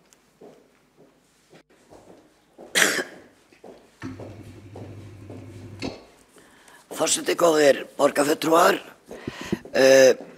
ég vil þakka fyrir einstaklega góðan og málefnilegan borgarstjórnarfund fjárhagsáætlun, en ég stend hér þar sem ég er formaður öldungaráðs og eins og þið viti hér þá hafa verið gerða breytingar á öldungaráði, það er nú þegar búið að fá meiri lagastoð en það hafði og það er það ráð sem er komið lögbundið hlutverk og þetta er það ráð sem þarf að hafa talsverða yfirsýn, mikið þverfælegt samstarf og gott þverpólitískt samstarf. Þetta er ráðið þar sem við verðum að vinna að sameiginlegri sýn fyrir hönd sveitarfélagsins. Og það verður ekki skort á slíkt í þessu ráði og við erum þar saman við Björn og við höfum best Rannveig Ernudóttir og síðan varamenn. Þið þekkið nú að flest öll, það er samþykktir sem hafa verið en verksvið er mikið breytt og þetta ráð þarf að vera borgarstjórnir ráðgjafar og þetta er auðvitað málaflokkur sem verður brýnni og brýnni eftir sem árin líða. En þetta er líka kannski sá málaflokkur þar sem að viðhorfin eru líka að breytast. Við erum líka að sjá nýjar kynslóðir koma inn. Ég er til dæmis að komast á þetta 3. aldurskeið sem er hægt að horfa á sem mikinn gæðatíma og þurfum ekki að horfa á það sem vandamál í eðli sínu. Heldur þurfum við að taka þá vandan þegar hann er orðinn og þá er það hópur sem þarf að sinna. En 3. aldurskeið getur verið afar blómlegt og eru starfandi mjög góð félög sem að vinna einungis þannig og vinna með háskólasamfélaginu. Þannig að það er líka hópurinn er að breytast. Bæði er orðið meira að menntuðu fullorðnu fólki og svo framvegis. Þannig að þetta er allt krafta sem þarf að nýta vel. Það hefur líka orðið, ráðið er vistað hjá mannréttindaskrifstofu, þeirri góðu skrifstofu, þar sem að vera það með alla þræði í hendi okkar þar. Og það sem að við þurfum að gera núna fljótlega er auðvitað að halda áfram að rannsókna hverjar óskir fólks eru, hvaða sýn nýjar kynslóðir hafa á þjónustu við sig og sjá sjálfa sig eldast. Það er líka að breytast. Þannig að við þurfum að þora að vera í takti við það sem að fólk óskar eftir. Og það krefst kannski mikils og miklar yfirsýnar. Það varð að vera ákveð fundarlega með að vera að breyta með að lagaumhverfið stoppaði ákveðna vinnu hjá okkur því miður en við erum þegar komin á fullt aftur. Það er búið að gera fundaplan fram á vor og við munum verða með vinnudag í Hannesholti með öllu ráðinu að kalla til fleiri sérfræðinga. Við munum að sjálfsögðu líka þá fara yfir aðgerðaráætlun velferðarráðs því að hún er þá líka hluti af okkar vinnu. Og það er mikilvægt að Reykjavík við höldum okkur í heilbrigðismálin með að vera aldursvæn borg, vinna gegn einangrun, eldra fólks og svo framvegis. Þannig að nú þurfum við að fara kannski að hugsa fyrst og fremst elsta hópin sem enn er að búa sjálfstætt, þurfum að finna kannski nýjar nálganir gagnvart honum eða skerpa verulega á þeim. Þannig að þetta er nú eiginlega það helsta. Það er afar breiður hópur núna í öldungaráði. Það er ekki bara fulltrúar frá Félagi eldri borgara, það er líka núna frá Korpúlfum í Grafarvogi og síðan kemur heilsugæslan inn. Það eru fulltrúar frá Landssambandi eldri borgara sem er með byggingarnar og íbúðirnar. Við lögðum mikla áherslu á það að hafa þann hóp líka inn í öldungaráðinu til þess að þetta hengi allt saman og við hefðum heildarsýn á einum stað. Nú það líka auðvitað sérfræðingar á velferðarsviði á fundum öldungaráðsins. En við vitum líka að það að verða sýnilegri hópar sem þarf að nálgast bæði af virðingu og varfærni og jafnvel með sérstakri þjónustu, og það til dæmis eldri innflytjendur. Sá hópur eldast. Við mögum ekki gleyma því. Við mögum heldur ekki gleyma hóp eins og samkynhneigðum. Það spurning hvort að allir staðir, það sem vistun, það sem úrræði, hvort að það taki tillit til slíkra þátta, þurfa að fara í fræðslu þau mál. Við verðum að þora að taka það samtal. Við getum líka talað mál sem að mér ég var nú við sem ungkona í Danmörku og það geðsjúkt gamalt fólk. Það hefur nú verið svona tabú hjá okkur hér á Íslandi að ræða kannski ekki endilega þann hóp, en fólk með mikinn alvarlegan geðrænan vanda, það eldist líka eins og aðrir. Og þetta mikið af fyrirmyndum í slíkum málum sem við eigum bara að reyna að nýta okkur í slíkri þjónustu. Við eigum ekki að hika við það. Þannig að þetta viðfemt, þetta stórt, þetta einstaklega ánægjulegt, og kannski það að gerast að stónskynslóðin sé að taka yfir öldrunargeirann á móti þeirri sem að fyrr og ég sé það bara sem ánægju og ég sé það sem arbeidileika, og það eintóm tækifæri þarna, og í ráðinu hefur verið einstakt samstarf. Björn Gíslason þar frá minnihluta og okkur hefur ekki skort á góðan samstarfsvilja að vinna saman að settu marki. En nú hafði verið frædd þetta, en það verður eflaust meira í næstu fjárhagsáætlun ef það verður mikið nýjar hluti. En það vinnst áfram. Borgarfulltrúi Guðrún Ögmundsdóttir hefur lokið máli sínu og borgarfulltrúi Egill Þór Jónsson hefur óskað eftir að veita andsvar.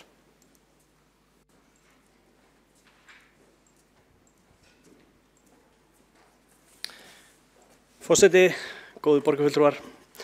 Þakka borgarfulltrúa Guðrúnu Ögmundsdóttur fyrir góða framsögu, en mér langaði að spyrja borgarfulltrúna því hvernig öldungaráðið hefur raunverulega áhrif í ákvarðanatöku í málefnum eldri borgara, svo sem akstursþjónustu, heimaþjónustu og félagsstarfi.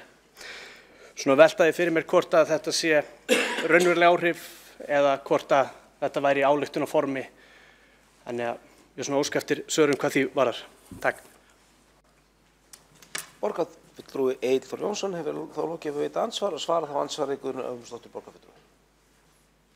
Forseti, góði borgarfulltrúar, það sem gæfa þessa ráðs, að hún getur kallað hvern sem á fund og fengið að vita stöðumála og rætt þá af frumkvæði að ræða við þá sem að fara með þau mál og valda þeim, eins og hvað sem það akstur eða matur eða eitthvað, en það liggur, við getum nýtt okkur þá aðstöðu mjög vel og mjög til góðs, því að það pínu frítt spil í þessu ráði að því leyti að við getum næstu í fjalla hvað sem og það mikil gæfa fyrir málflokkin.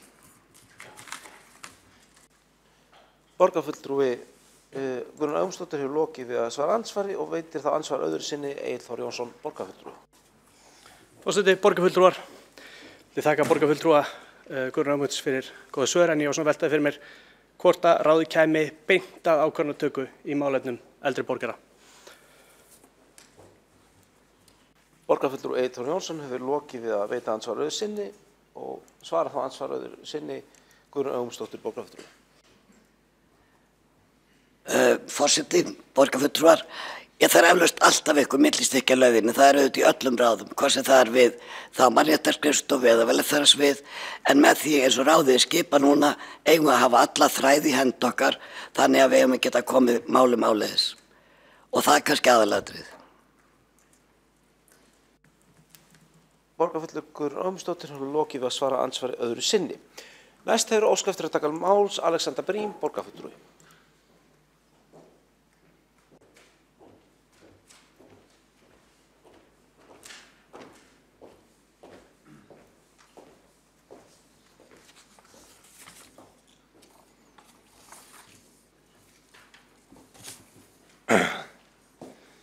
Forseti og ágæta borgarstjórn, Ég viðurkenni að ég kom undirbúin undir það að klukkan verður kannski orðin 2-3 og ég ætlaði kannski bara að hafa stutt fá orð hérna til þess að spara okkur tíma og hleypa ykkur fyrir heim í rúmið. En þetta nú búið að ganga svo skott vel hérna í dag að ég ætla kannski aðeins að lengja mál mitt og fara aðeins hérna með nokkur. Nei, ég grínast.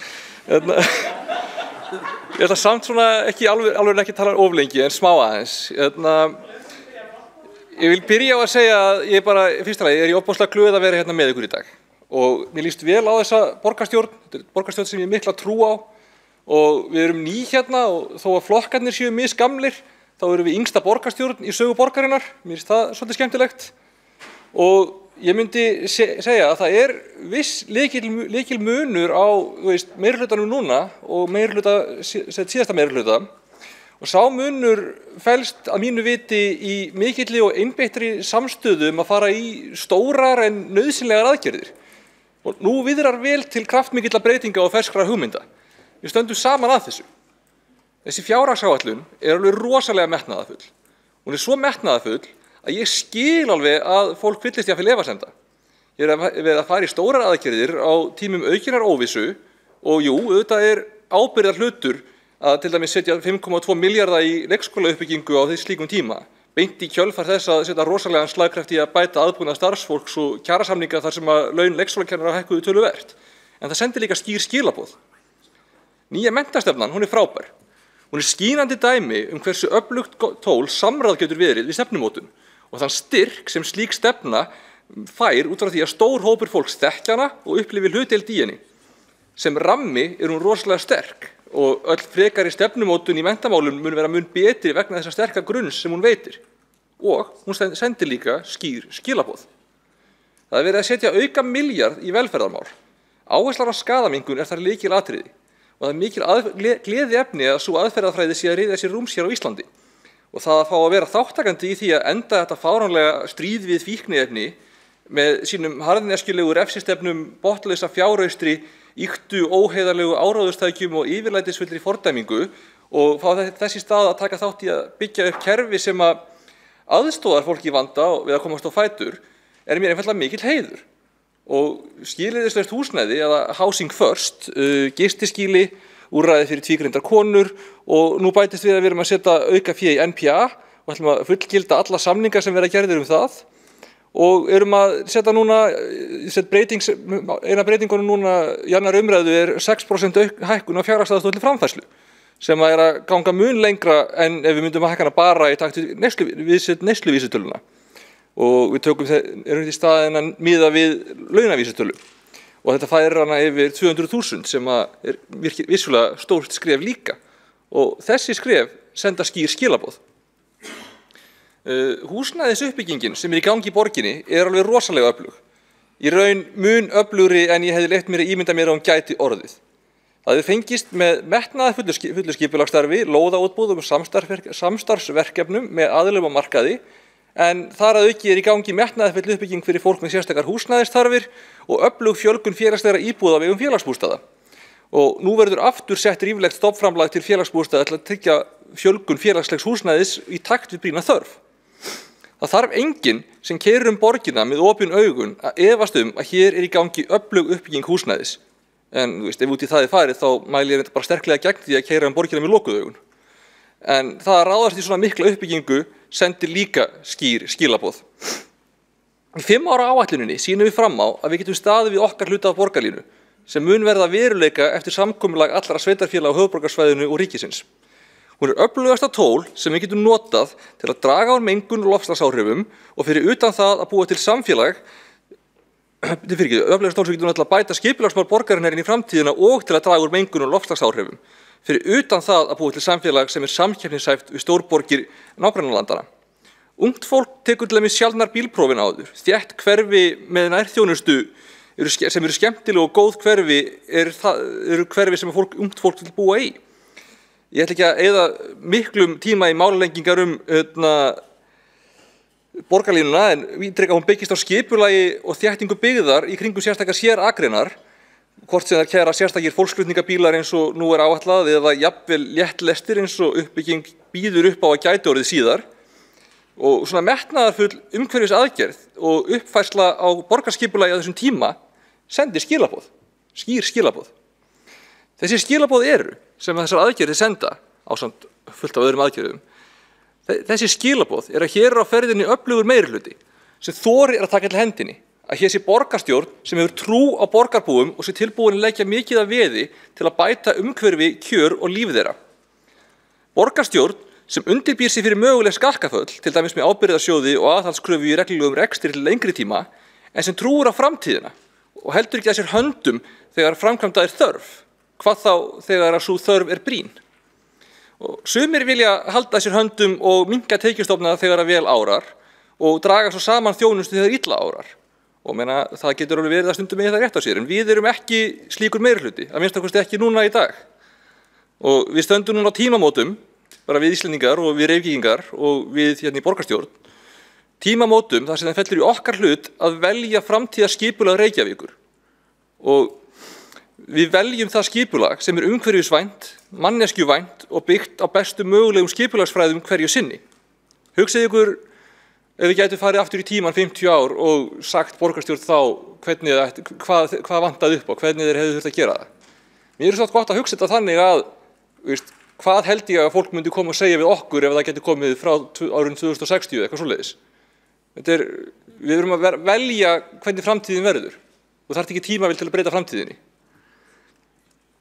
Og að lokum vil ég segja að þó að eins mikið og ég elska þennan meirihluta sem ég er að taka þátt í, þá þykir mér líka vænt minnihlutann.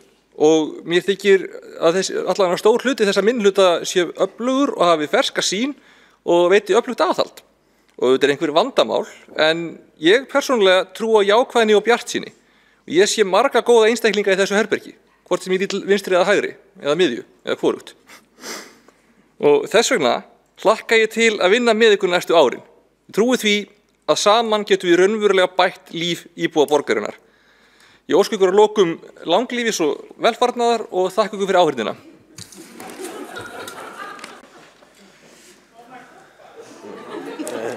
Þá hefur borgarfulltrúi Alexander Briem lokið máli sínu.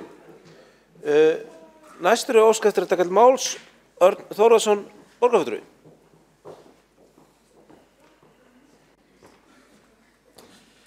Forseti, ágæta borgarstjórn. Það var klukkan 10 morgun sem ég fór á mælendaskrá og núna er klukkan korter í 9 og það er loksins komað mér að fá að flytja mitt mál. Mér hefur fundist að það hafi verið góður dagur í dag og umræðunar mjög góðar. Við höfum ekki alltaf verið sammála um alla hluti og að þessi dagur hafi verið farið fram úr mínum björtustu vonum. Ég vil kannski ekki segja það því að ég hafði bara þó nokkuð bjartar vonur um það að þessi dagur geti gengið vel hjá okkur. Mér langar að byrja á því að tala fyrir tillögu sjálfstæðismanna í breytingartillögu sem er viðmiðunartekjur til lækkunar fasteignaskatts og fráveitigjalds elli- og örorkulífeyrisþega. Borgarfulltrúi Guðrún Ögmundsdóttir kom inn á þetta mál áðan, hversu mikilvægt þetta mál væri og tillaga okkar sjálfstæðismanna er svo hljóðandi. Tillaga viðmiðunartekjur til lækkunar fasteignaskatts og fráveitigjalds elli- og örorkulífeyra. Lagt er til að viðmiðunartekjur til lækkunar fasteignaskatts og fráveitigjalds elli- og örorkulífeyrisþega árið 2019 verði eftirfarandi. Viðmiðunartekjur 100% lækkun eða niðurfelling, einstaklingar með tekjur alltaf 5 milljónum króna, samskattsaðilar með tekjur alltaf 6.450.000. 2. 80% lækkun, það er fyrir einstaklinga með tekjur á bilinu 5 milljónir til 5,6 milljónir, samskattaðir aðilar með tekjur á bilinu 6.540.000 til 7,7 milljónir. Og síðan er það þriðji liður, það er 50% lækkun og þá erum við að tala um einstaklinga með tekjur á bilinu 5,6 til 6,2 milljónir og samskattaðir aðilar þá með tekjur 7,7 til 8.640.000. Og lagt er til að skilyrði lækkunar fasteignaskatts og fráveitigjalds fari eftir reglum Reykjavíkurborgar afslátt á fasteignagjöldum eins og þær eru á hverjum tíma. Ástæðan fyrir því að við erum að leggja fram þessa tillögu er að við viljum reyna að létta álögur á þessum hópum fólks. En fasteignagjöld og tenggjöld þau falla fremur harkalega á þessa hópa, sérstaklega eldri borgara, og eru eitt þeirra helsta umkvörtunarefni þegar við ræðum við þau og margar ábendingar sem við fáum úr þeirri átt. Mikið af þessu fólki það býr ennþá í stærri eignum sem það hefur búið í þeirra á sínum fyrri árum með stórum fjölskyldum og þessar eignir eru oft á tíðum í eldri hverfum. Þarna hefur fasteignamat farið mjög hátt upp sem að þýðir það að fasteignagjöldin að leggjast miklum þunga á þessa hópa. Og fyrir fólk með litlar tekjur þá býta svona álögur mjög fast. Þetta getur skipt einhverjum tugþúsundum á mánuð sem að aðalega er að borga í þessar álögur. Og fyrir fólk sem er kannski með 325.000 á mánuði til ráðstöfunar þá er þetta stór biti að kyngja. Við sjáum það að það eru 85% af borgarbúum 80 ára eldri sem að búa heima hjá sér og er það vel. 15% búa á dvalar- eða hjúkrunarrýmum ef marka má tölur sem koma fram í stefnu borgarinnar í málefnum eldri borgara. Þessi þróun að eldri borgurum á að fjölga og þeim örugglega eftir að fjölga prósentulega séð þeir sem að búa heimi hjá sér, hún áttur að vaksa og það er fyrir það helst að þakka að bætt heilsa þeirra gerir þeim það kleift og við höfum auðvitað að stuðla því og enda segja það í stefnu borgarinnar í málefnum eldri borgara að það sé talað fjölbreytta búsetukosti og stuðning við sjálfstæða búsetu. Og þessi tillaga er einmitt í þá átt að auka getur og auka fjárhagslegt öryggi eldri borgara. Það er eitt af því sem þeir benda mikið á. Við tölum oft valdeflingu hópa og þessi búsetu þáttur, þessi valkostur að búa heima fyrir er þetta partur af valdeflingu eldri borgara, að þeir fá að velja sjálfir og hvar þeir búa, sjálfræði þeirra er styrkt og sömulegis hefur þetta áhrif á virkni þeirra. Hún er auðvitað aukin með búsetu heima fyrir, aukinni þáttöku, bættir heilsu, þegar fólk þarf að sjá sig sjálft og auðvitað þykja þá aðstoð sem að til þarf og þetta auðvitað bætir lífsgæði eldri borgara. Eldri borgara vilja auðvitað halda heimili eins og þau mögulega geta og þessi tillaga á að auðvelda það.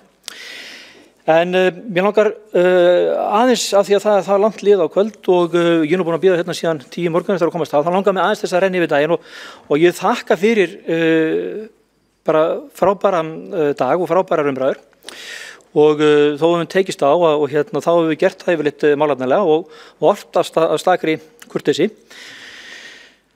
Og þetta er auðvitað stór áfangi í rekstri og stjórnum borgarinnar. Ég þekki það ágætlega úr annar átt að þetta er gríðarlega stór áfangi þegar fjárhagsáætlun er lögð fyrir til samþykktar. Og hún er auðvitað, þessi tímapunktur er lokapunkturinn á mikilli og vandaðri vinnu sem að mjög stór hópur starfsmanna borgarinn hefur lagt á sig síðustu daga, vikur og mánuði. Og ég þekki ágætlega til þessara álagsvinnu og ég vil því færa þessu öfluga fólki okkar bestu þakkir sérstaklega fjármálastjórum borgarinnar. Það eru þetta megin þungin sem að liggur á þeirra herðum fyrir vandað og faglega og velunna fjárhagsáætlanagerð. Takk fyrir það. Ég skal alveg viðurkenna það, ég hefði viljað sjálfur persónulega koma svolítið meira að því og hver veit einhvern tíman kann það að breytast að ég fá að hafa meiri aðkomu að fjárhagsáætlanagerðinni. Mér langar líka til að þakka fyrir mjög gott samstarf sem að við höfum átt í störfum fagsviða og fagráða. Það sem í rauninni hinn raunverulega hið pólitíska eða rekstralega og stjórnulega starf fer fram. Mér hefur fundist nú ganga vel og mér hefur fundist nú vera mjög gefandi. Þetta er búið að vera mjög skemmtilegir síðustu mánuðir. Og ég vil líka þakka fyrir þessar áherslubreytingar sem ég finn fyrir að eða ég er að skynja að það sé vilji til þess að taka reksturinn fastari tökum. Og ég vil þetta sem dæmi að fundur sem við höfum átt með innkauparáði, þar sem kom mjög skýr vilji fram hjá borgarfulltrúum Sabínu Leskop og borgarfulltrúum Alexandru Brím og Birni kollega mínum sjálfstæðismanni. Það mjög sterkur vilji fyrir því að taka þetta föstum tökum. Sömuleiðis hjá skóla- og frístundaráði, maður finnur fyrir því og ég vil nefna sem dæmi að í tengslum við þessa uppbyggingu á leikskólum það verið að velta fyrir sér að fara í gang með 5,2 milljarða framkvæmda áætlun. Að þar greinilega mikill áhugi fyrir því að við pólitískir pólitíkusarnir höfum aðkoma því og höfum eftirlit með því að það gangi eftir eins og upp lagt með. Því að það nú bara þannig að það ekkert okkar sem að vilja neina órásið eða lausatök í rekstri borgarinnar. Við viljum auðvitað koma í veg fyrir mistök og þau mistök sem að við erum að sjá að þau eru auðvitað dýrkeypt lexía sem við verðum að læra af.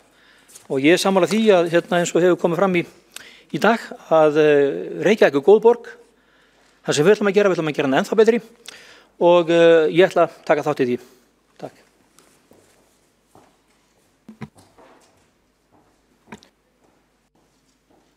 Þá hefur Örn Þórðarsson borgarfulltrúi lokið máli sínu.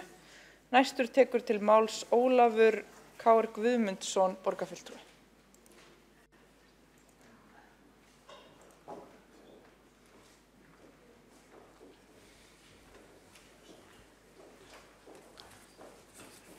Já, forseti, ágæta borgarstjórn. Mér mjög andið að tala góða fjármálastjórnun og við erum að ræða fjárhagsáætlun Reykjavíkurborgar og 5 ára áætlun til 2023. Og það ákveðnir hluti sem ég hef áhyggjur af og ég hef mikið unnið að samgöngumálum og ætla þess vegna að gera þau umtalsefni hér. Við erum að tala alls konar hluti. Við höfum verið að tala undanfarið fluglest sem á að fara til Keflavíkur. Háhraðalest, það talað borgarlínu. En við erum aldrei bara endi í samgöngumálum og mér langar til þess að reyna að leggja mitt lóð á vogarskálarnar með það að við pössum okkur. Á síðastliðnum föstudag var kynning hjá SSH á vinnu stýrihóps varðandi samgöngur á höfuðborgarsvæðinu.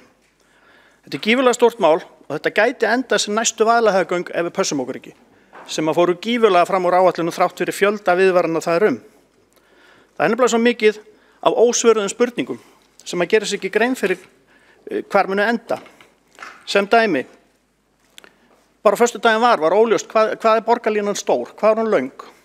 Ég gerði fyrirspurn þar og mér var sagt að hún 35 km löng og fyrsti áfanginn 13 km. Ef maður skoðar vefsíðu borgarlínunar þá á hún að vera 58 km. Þannig að maður veit ekki einu sinni hvað við erum að tala í lengd. Og hvað kostar þetta eiginlega? Það mjög misvísandi. Hæstvirtur borgarstjóri hefur talað 70 til 80 milljarða, oft á tíðum. Í fréttum RÚV síðastliðinn sunnudag var talað 16,3 milljarða í fyrsta áfanga, sem þýðir 1,25 milljarður á kílómetrin.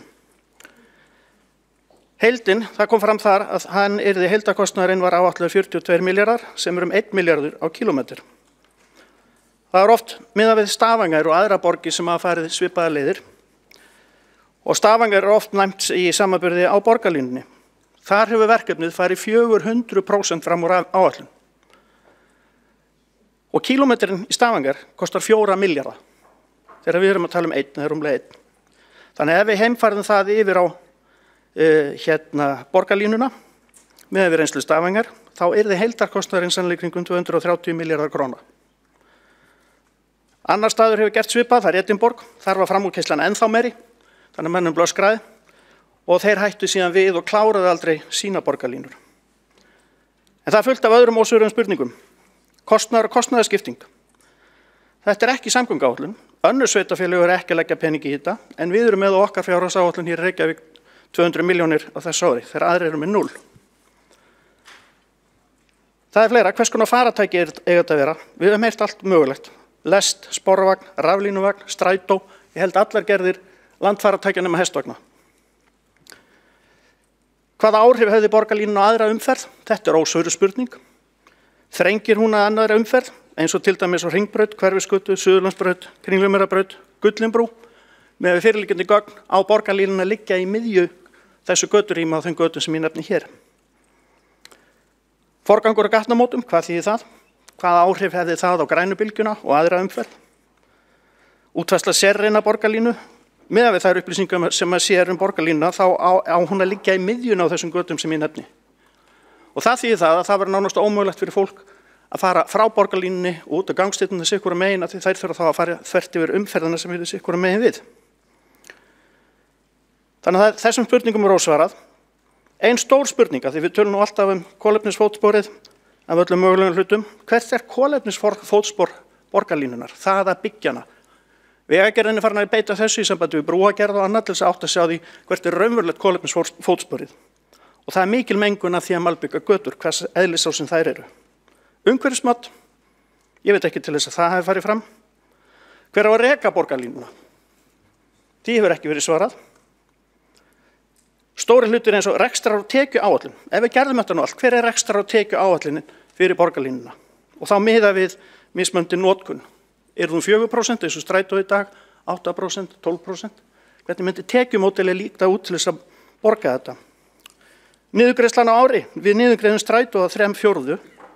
Hver er hugsanlega niðurgreiðsla á borgarlínunni ef við förum þessa leið? Þessu höfum við ekki svarað. Tækniframfarir samgangna eru gífurlegar í náinni framtíð. Það eru ráðstefnur erlendis eins og í sumar Mobility Solution 2020-2030 and Beyond var haldin í Þýskalandi. Hver er okkar stefna? Hvaða áhrif hefur ný tækni og samgöngubreitingar á okkur?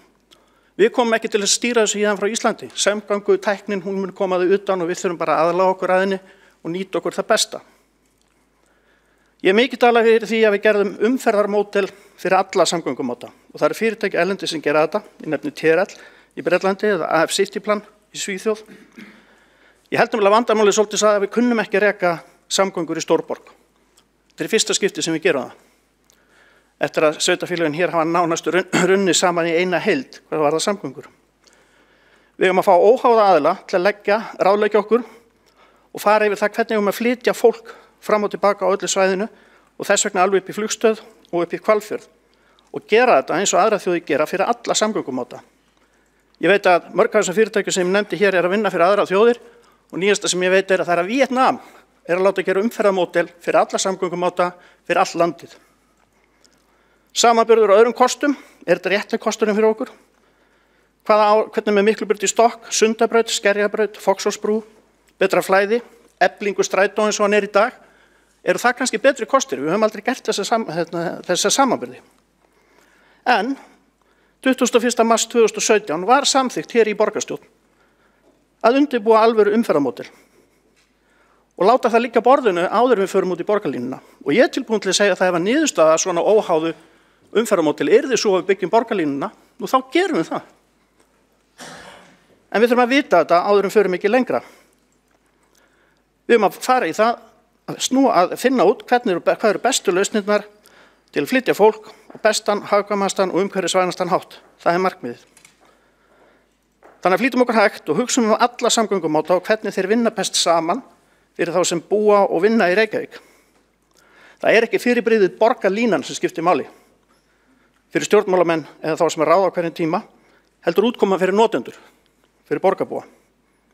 Við þurfum nýja hugsun í umferðarmálum sem að Ómar Ragnarsson rammaði vel inn með H-unum 6. Umferð þarf nefnilega að vera hreyfanleg. Hún á að vera hagkvæm með H-i, hún á að vera hrein með H-i, hindrunarlaus með H-i, hljóðlát og umfram allt hættulaus. Það er það sem við höfum að vinna eftir og það er það sem skiptir máli og kjörorðið er sjálfbæra skynsamar samgöngur fyrir alla. Takk.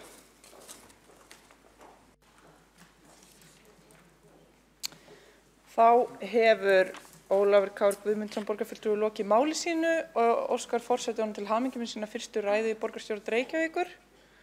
En þá er mælendaskránin tæmd. Já, það eru nokkrir borgarfulltrúar sem hafa kveðið sér hljóðs og höldum við því áfram. Tekur þá til máls Eyþór Laxdal Arnalds borgarfulltrúi.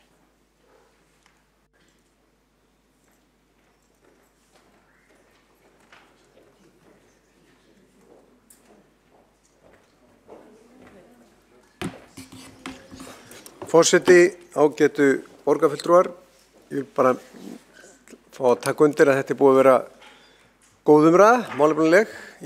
Líka borgarfulltrúar hafa komið með sín hugðarefni hérna inn og sínar áherslur. Sumir með jómfrúarræður og ég held að það sé bara mjög jákvætt ef við séum ekki öll að tala um það sama. Nú, eitt af þeim málum sem að komið hér upp voru húsnæðismálin. Borgarfulltrúi Hjálmar Sveinsson, sem má segja, reið á vaðið með því að ræða húsnæðismál og ég það sjálfur rétt að við eigum að ræða húsnæðismál undir fjárhagsáætlun. Sum mál eiga kannski lítið skilt við fjárhagsáætlun en önnur sem ekki varða tölur beint eru mjög mikilvæg fyrir þennan grunn sem við erum að leggja hér fram, fjárhagsáætlun varðandi tekjur, útgjöld og annað. Og hvort að tekjurnar séu einskiptistekjur eða framtíðartekjur. Nú hérna, borgarfulltrúi Hjálmar Sveinsson, hann er hugsjónamaður og hefur fjallað mikið skipulagsmál, bæði í útvarpi og með bókaútgáfu og fleiru. Og það er eðlilegt að hann fjalli þessi mál hér og þessi mál eru mjög stór og það er kannski ekki undan því vikist af okkar hálfu að fjalla þau hér og þess vegna ætla ég að gera það hérna minni seinni ræðu sem er nú styttri en svo fyrri. Ég tel að borgin eigi ekki þetta vera of ánægð með stöðunni í húsnæðismálum. Það er alveg ástæðulaust að fagna því að hvernig staðan er. Það er alveg ástæðulaust líka að segja þetta skipti ekki máli þó einhverju flytist eitthvert annað. Ég held þvert á móti þá sé það þannig að það eru allir geta gert mistök og eins og við séð í umræðu undanfarna daga þá er best að viðurkenna bara mistökin og taka þann punkt upp á framhaldið. Borgin hefur ekki náð að standa við eigin húsnæðisáætlanir og ekki við sín eigin viðmið í aðalskipulagi, það er staðreynd og viðmið og markmið í húsnæðismálum varðandi leigufélög og annað og hagstætt húsnæði hefur heldur ekki staðist. Raunverulega er staðan svo að húsnæðisverð hefur hækkað mjög mikið á undanfarnum árum og leiguverð sem er einn mælikvarði á svona kvikasta markaðinn hefur hækkað 90% frá árinu 2012. Og þetta hefur bitnað á leigjendum sem margir hverjir eru láglaunafólk sem ekki á eignir og nú er svo komið að bara 8% leigjenda vilja leigja. Þetta er ótrúlega lág tala. Það er þá algjör minnihluti sem vill verið þeirri stöðu sem hann er í. Nú fleiri búa í nágrannasveitarfélögunum, það er að segja að það hefur orðið meiri fjölgun í nágrannasveitarfélögunum heldur en hér og ég er ekkert endilega viss að það sé heldur gott. Ég held ekki viss heldur að það sé í samræmi við stefnu núvarandi meirihluta varðandi þéttingu byggðar. Því að þétting byggðar byggist á því að byggðin þéttist, íbúabyggðin, ekki bara húsin, heldur íbúabyggðin. Og í fyrsta sinn frá lýðveldisstofnun þá lækkar hlutfall þeirra sem búa á höfuðborgarsvæðinni í heild. Það verður ekki gerst áður. Það voru 64,1% sem byggu á höfuðborgarsvæðinu árið 2013 en núna 5 ára seinna þá er það dottið niður í 63,4%. Fjölgun síðustu 5 ára var 6,6% á höfuðborgarsvæðinu en hún var bara 4% Reykjavík, minni en 1%. Það þýðir að meðan að einn fluttist til Reykjavíkur eða það fjölgaði einn, þá fjölgaði 2 hjá nágrannum okkar. Nú, í Hafnarfirði þá fjölgaði á þessum tímum 8%, í Kópavogi fjölgaði 11%, í Garðabæ 11%, í Mosfellsbæ 16% og meira að segja Seltjarnarnes, þar sem eiginlega ekkert land er, þar fjölgaði meira heldur en Reykjavík, það fjölgaði 5% á 5 árum en 4% í Reykjavík. Þessi þróun er afleiðing lóðaskorts, hún er afleiðing hárra gjalda, hún er afleiðing þess að ekki var höfð fyrirhyggja í framboði lóða. Þetta veldur samgönguvanda og þetta er ekki þétting, það er að segja, það dreifist byggðin og þetta er bæði kostnaðarsöm og dýrkeypt dreifing byggðar. Það kemur þess svona óvart að borgarfulltrúar séu ánægðir með þessa útkomu. Það væri eðlilegra að bæjarfulltrúar á Selfossi væri ánægður með þessu útkomu. Þar hefur fjölgunin verið mikil. Og hérna, ef við skoðum bara tölurnar, þá sjáum við að íbúaþróun á landinu á síðustu 5 árum hefur verið 7%, á höfuðborgarsvæðinu 6% og þar af í Reykjavík 4%. Það segir okkur að á landsbyggðinni er fjölgunin, þar sem utan höfuðborgarsvæðisins næstu 2-falt meiri heldur en í Reykjavík. Þetta er dálítið sérstakt. Sérstaklega því að við erum öll að tala um að geta hjólað, geta gengið, geta búið í sjálfbærum hverfum og svo framvegis, að þá séum við að sjá það að fjölgunin sé meiri á landsbyggðinni heldur en í borginni. Og af hverju kemur þetta fjárhagsáætlun við? Já, það kemur fjárhagsáætlun við vegna sem við erum að horfa til framtíðar með útsvarsstofnun hérna og fólki sem er að byggja borgina.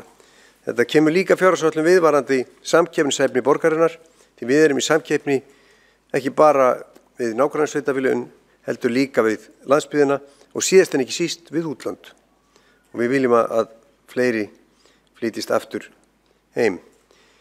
Og síðustu 5 ár þá fjölgaði í Reykjavík 4.900 manns, en það fjölgaði í nágranninu hérna, í kraganum 8.900, næstu 9.000 manns.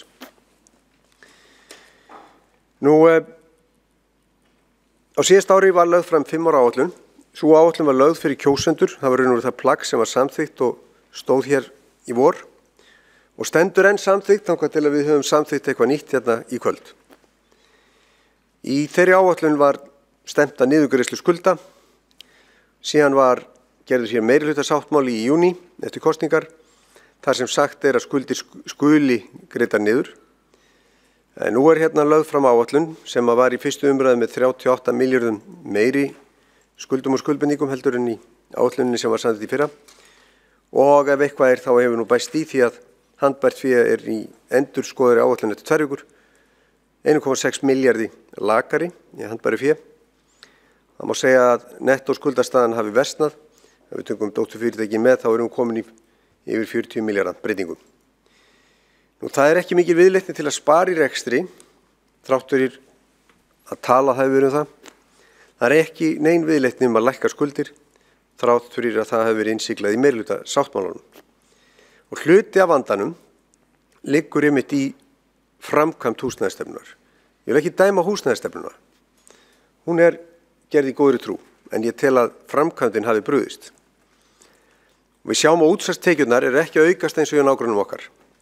Og þrátt fyrir að við séum hérna með langhæstu skattprósentuna, hæsta útsvarið af öllum sveitarfélögunum á höfuðborgarsvæðinu, þá eru tekjurnar rýrar á íbúa. Og sem dæmi má sjá af gögnum Sambands íslenskra sveitarfélaga sem ég tek nú alveg trúanlegar og gagnrýni ekki sérstaklega, að þar er tekjur af sköttum eingöngu 80% af heildartekjum borgarinnar. Þetta er mun lægra hlutfall heldur en hjá nágrannum okkar, þar er það á bilinu 86 til 90%. Þetta sýnir að útsvarsstofninn sem skattlagður er, hann er veikari hér. Meðaltekjur eru lægri í krónutali og íbúa en í Kópavogi, Garðabæ og Seltjarnarnesi þrátt fyrir að álögurnar séu hærri.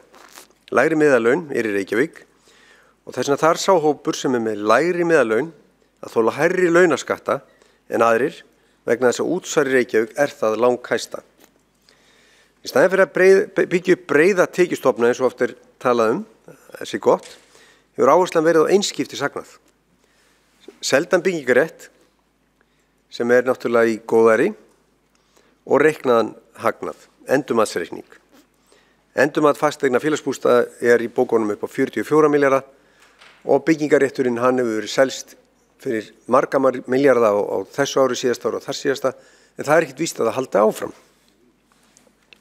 Það er leiðilegt að eyðileggja partí með þessum tölum, en það er ólíklegt að þessar tekjur verði með svipuðu sniði næsta ár. Það er því bjartsýni spá að gera ráð fyrir áframhaldandi hvalreka. Auðvitað getur hvalrekin komið eins og hann gerir í Færeyjum, en það er líklega þetta sé eins og Íslandi að sveiflurnar séu bæði upp og líka niður. Tekjumóti borgarinnar er því kannski ekki eins sterkt og ætla mætti. Það er kannski ekki eins tilbúið í mótbyr eins og við vonum og við sjáum það ágætlega af sviðsmyndagreiningunum sem að farið yfir hérna meðal annars af borgarfulltrúa Þórdísi Lóu sem er formaður borgarráðs. Þessar staðreyndir með tekjumódelið ásamt því að skuldasöfnun halda áfram í góðæri hringir viðvörunarbjöllum. Það er ákveðin skylda okkar hér að benda á þetta hér í dag. Hafandi sagt það, þá finnst mér þessi umræða að vera bara mjög jákvæð og mjög friðsöm eða hér eru 23 borgarfulltrúar af 8 flokkum og ég heldur sem að sína hérna að við getum verið kurteis og málefnileg og það veitir ekki af því að það komi slík skilaboð inn í hérna stjórnmálasamstarf og mér finnst fulltrúar allra flokka hafa verið málefnilegir og kurteisir hver við annan og ég vil fagna því og segi það líka eins og sagt var hérna áðan að við erum með góða tilfinningar til þeirra sem eru í öðrum flokkum og væntum góðs samstarfs þvert af flokka. Þá hefur Eyþór Laxdal Arnalds borgarfulltrúi lokið máli sínu. Næst tekur þá til máls Vigdís Hauksdóttir borgarfulltrúi.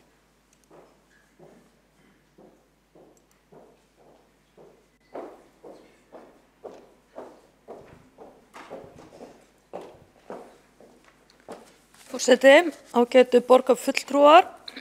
Já, hérna í seinni ræðu minni sem nú frekar stutt, bara 10 mínútur, þá ætlum ég að þakka fyrir þessa umræðu í dag. Já, við erum mörg hér sem situm hérna inni núna og eru nú samt færri en þeir sem sitin í Alþingishúsinu. Ég vil taka undir orð oddvita Sjálfstæðisflokksins, Eyþór Arnalds, að þetta hefur verið friðsamt. Svona með við mína fyrri reynslu, nú þetta fyrsta umræðan mín hér á þessum vettvangi. Það hefur nú stundu þurft að taka marga dag og mörg kvöld og marga nætur jafnvel í því að ræða aðra umræðu fjárlaga en þriðja umræða sem að má líka þessu við nú yfirleitt styttri.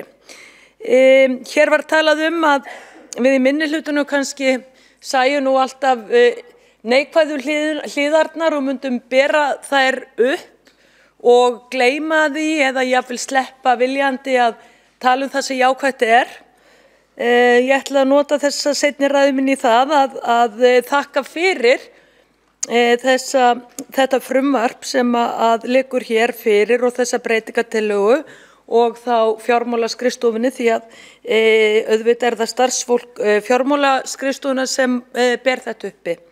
Þannig að ég þakka kærlega fyrir það. Nú Reykjavíkurborg þarf að sjálfsögðu að setja sér fjárhagsáætlun fyrir árið 2019 og það birtist hér og við erum annaðhvort að fara að samþykkja hér málið við aðra umræðu, samþykkja sitja hjá eða greiða atkvæði á móti, það náttúrulega fer bara eftir flokkum og persónum. En úr því að borgarfulltrúinn Hjálmar Sveinsson var nú kannski aðeins að beina til mín að við væru nú kannski aðeins neikvæð þá tek ég undir það með honum að ég afar ánægð með jólaskreytingarnar hér í borginni og þetta hefur heppnast mjög vel. Tala nú ekki þegar maður vaknaði í morgun og var að fara hér til þessa fundar klukkan 10 og jólaljósin glitruðu á snjónum, þannig að það er nú farið að styttast í að jólin fara að koma, þannig að við skulum nú hafa þann anda í brjóstum okkar enda náttúrulega fyrir að styttast í jólin. Varðandi þessa breytingatillögur þá eru þær flestar mjög eðlilegar eins og ég sagði fyrir ræðu minni. Það kannski aðeins eitt sem að ég staldra við út af því að ég gagnrýndi það hér áðan að liðurinn ófyrirséð hefur minnkað. Þetta aðeins tæknilegt atriði, það varðandi breytingatillöguna númer 5 vegna breytinga gjaldfærslna lífeyrisskuldbindingar. Þar útskýring með þeirri breytingatillögu með leyfi forseta. Lagt til að áætluð gjaldfærsla lífeyrisskuldbindinga verði lækkuð 500 milljónir vegna breytinga á verðlagsforsendum í samræmi við þjóðhagsspá Hagstofu Íslands frá 1. nóvember 2018. Svo koma hér breytingarnar inn og þessar 500 milljónir teknar út. Það sem ég geri athugasemd við, það það að þarna verið að taka væntar greiðslur og lækka þær en gera úr þeim raunverulega peninga þegar 300 milljónir af þessu sett inn á liðinn ófyrirséð til að hækka hann þá úr 700 milljónum upp í 1 milljarð. Þannig að þetta kannski svona það eina sem að ég geri athugasemdir við í þessum breytingatillögum og sem að ég rak augun í.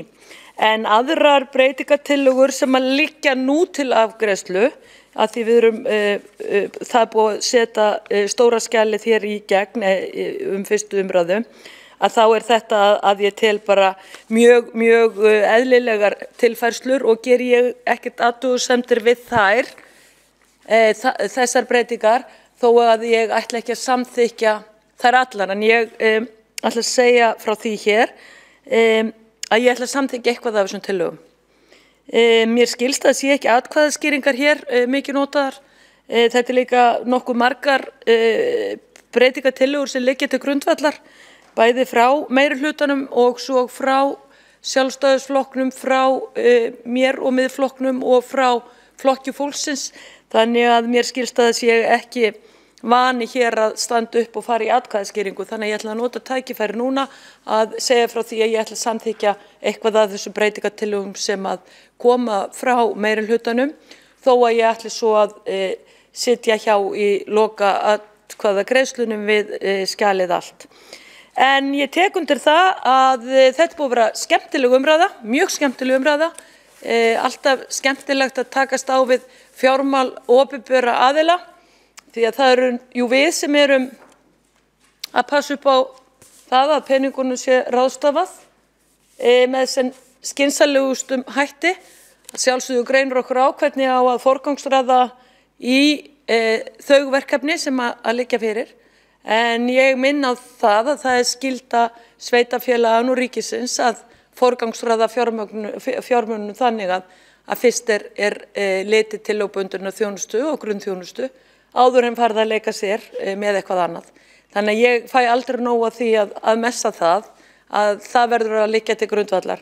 Því að eins og ég hef áður farið yfir að þá finnst mér meirihlutinn ekki vera forgangsraða alveg á nægilega góðan hátt, en nú ætla ég ekki að fara að verða leiðileg og neikvæð, en ég var bara að koma þessu svona að í lokin og ég óska nú starfsfólki fjármálaskrifstofunnar gleðilegra jóla. Ég hugsa ég sjái þau nú ekki hér fyrir jól og þakka kærlega fyrir gott samstarf, því það er mjög gott að fá upplýsingar frá skrifstofunni, stendur aldrei á svari, sama hvað maður spyr þannig að en við sjáumst nú líklega hér 18. desember, borgarstjórn á borgarstjórnarfundi, þannig ég spara jólaóskir til kjörinna fulltrúa þeirra sem sita hér á hægri hönd, þannig að ég þakka þessa umræðu. Þá hefur Vigdís Hauksdóttir borgarfulltrúi lokið máli sínu. Næstur tekur til máls Dagur B. Eggertsson, borgarstjórn. Forseti, ágæta borgarstjórn, ég vil eins og aðrir fá að þakka fyrir málefnalega og góða umræðu. Nú tekur við atkvæðagreiðsla sem að eins og hér hefur komið fram í talsvert mörgum liðum. Þetta segir sig margt sjálft. Ég nefndi það hér í minni fyrir ræðu breytingartillögu meirihlutans sem liggja fyrir. Það var líka komið hér fram undir umræðunni tillögu minnihlutans.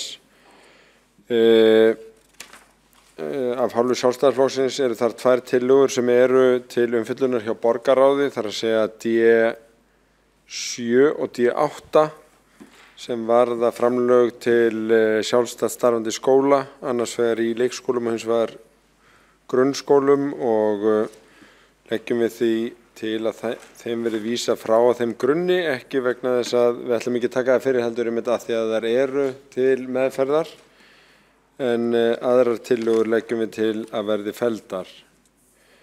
Tillögur Miðflokksins hafa nokkrar komið hér til kasta borgarstjórnar áður og kemur því væntanlega ekki á óvart að lagt sér til að þær séu felldar.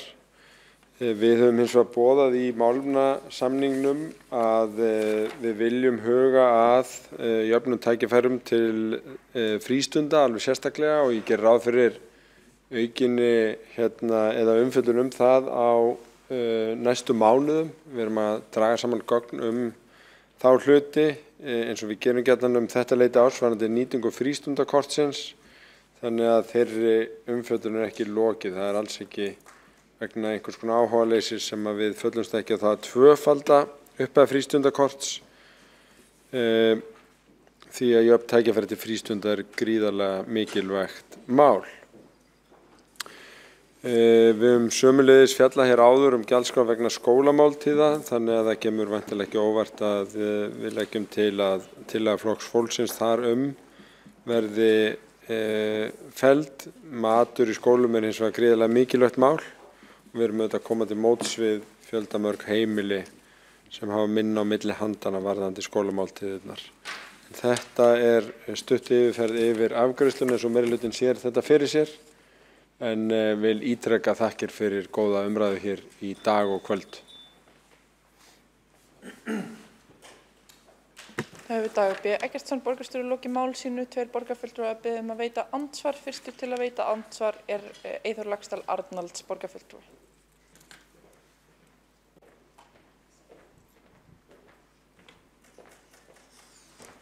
Forseti, ágætu borgarfulltrúar og tilheyrendur, það ákveðin vonbrigði að fá svona fyrirfram nei bara á línuna frá borgarstjóra varðandi alla tilhugurnar sem við erum með. Við erum svona lýðræðislega þenkjandi og leggjum upp með það að reyna að vinna með öðrum flokkum.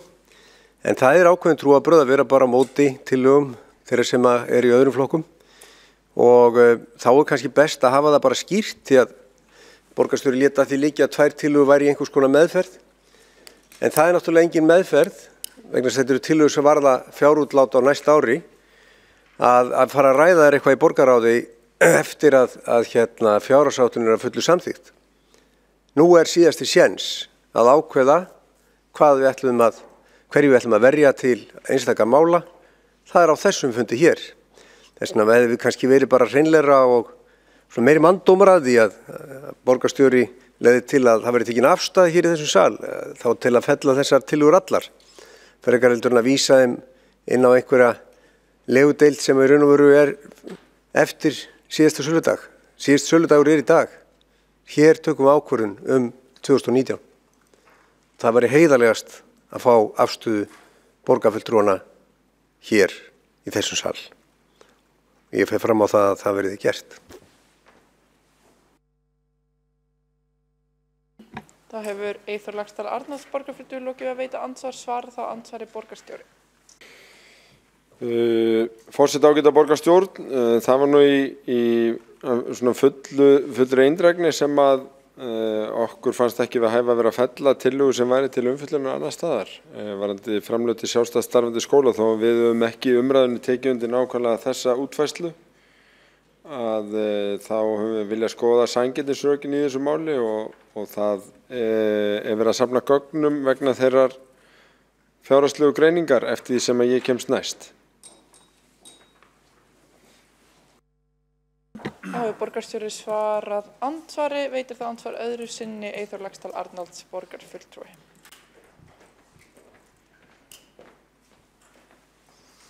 Forseti, ágætu borgarfulltrúar. Það ekki gott að vera á leiðin í flugvél og fá þau svör að maður fái miða bara á næsta ári. Við erum að fara í ferðina 2019 núna og það núna sem þarf að svara í hvað fjármagni fer. Það verður ekki ákveðið á fundinum 18. desember. Varðandi gögn, þá liggja þau öll fyrir studd tölum frá fjármálaskrifstofu og það alveg á hreinu hvað þessar tillögur kosta. Ég veit ekki hvaða gögn vantar. Það verður gott að fá útskýring á því. Allavega ekki talnagögn. Það þó einhver önnur gögn. Ég ætla nú ekki að lýsa hvaða gögn það getur verið en það allavega ekki tölulega staðreyndir. Þetta mjög einfalt. Við erum að klára fjárhagsáætlun. Hérna eru 2 tillögur fjármál sem liggja rökstuddar og fjármagnaðar fyrir fundinum og það ekkert hægt að vísa þeim inn í framtíðina. Framtíðin núna, hér og nú. Það betra að sýna bara guts, sem að sletti, og sýna afstöðuna, hér og nú. Það lýðræðislegt.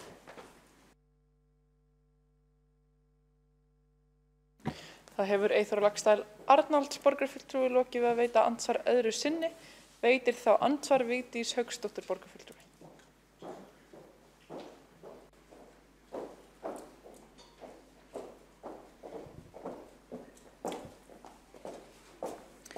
Forseti, ágæta borgarstjórn.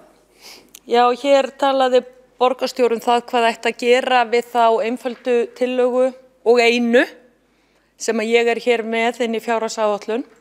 Það það að hækka frístundakortið úr 50.000 krónum upp í 100.000 á hvert barn. Og ég gaf meirihlutanum tækifæri á því og var sanngjörn og það kemur jafnframt fram í tillögunni að þetta tæki gildi 1. september 2019. 1. september, ekki 1. janúar, 1. september. Og áætlaða kostnaður við þetta 350 milljónir. Eins og ég sagði, þetta lítill peningur ef við skoðum þetta í samhengi við það sem búið að eyða hjá borginni. Þetta minna en 1 braggakróna. Þetta minna en 1 braggakróna. Til þess að gæta alls sanngirnis og gera þeim lífið auðveldara að samþykkja þessa tillögu, þá kom ég með sparnaðar- og hagræðingartillögur á móti, 6 stykki, sem að ef að yrði farið í, myndi spara fleiri 100 milljónir. Fleiri 100 milljónir, ef ekki milljarða. En hér borgarstjóri búinn að tala.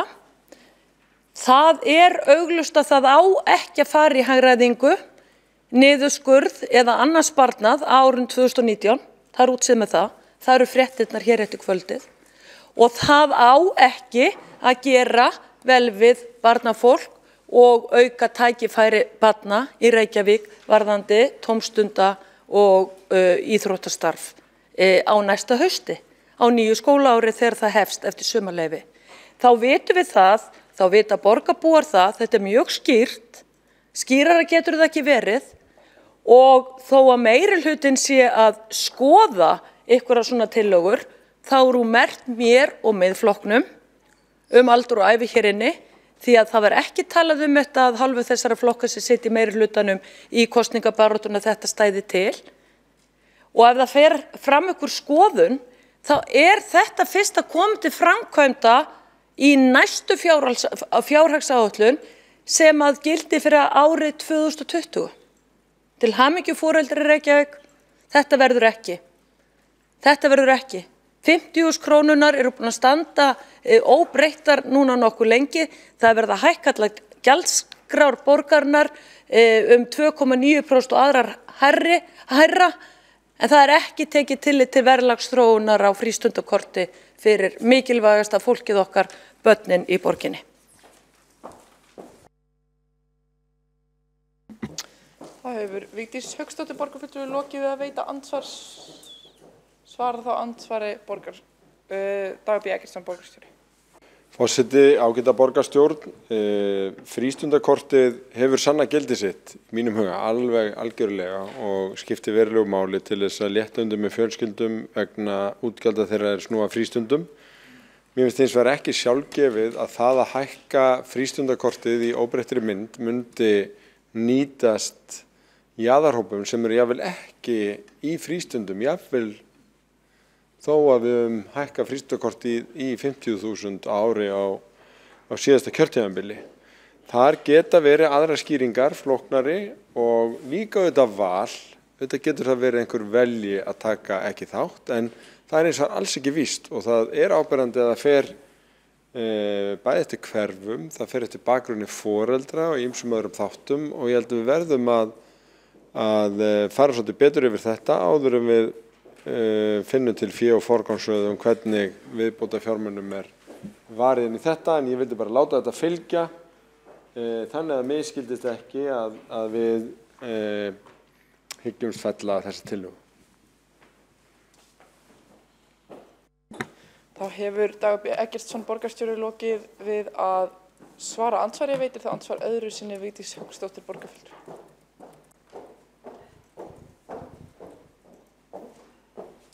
Forseti, ágæta borgarstjórn. Þetta sem borgarstjóri var að fara yfir núna, þetta algjörlega 2 aðskilin mál. Algjörlega 2 aðskilin mál. Á meginþorri barna í Reykjavík að líða fyrir það að borgin hefur brugðist í því að koma börnum í þessum jaðarhópum inn í frístundir? Á meginþorri barna í Reykjavík að líða fyrir það? Á meginþorri foreldra í Reykjavík að líða fyrir það að borgin hefur mistekist að virkja þær fjölskyldur og það umhverfi og það net að koma þessum börnum sem að notar ekki frístundakortið í dag til þess að nota það.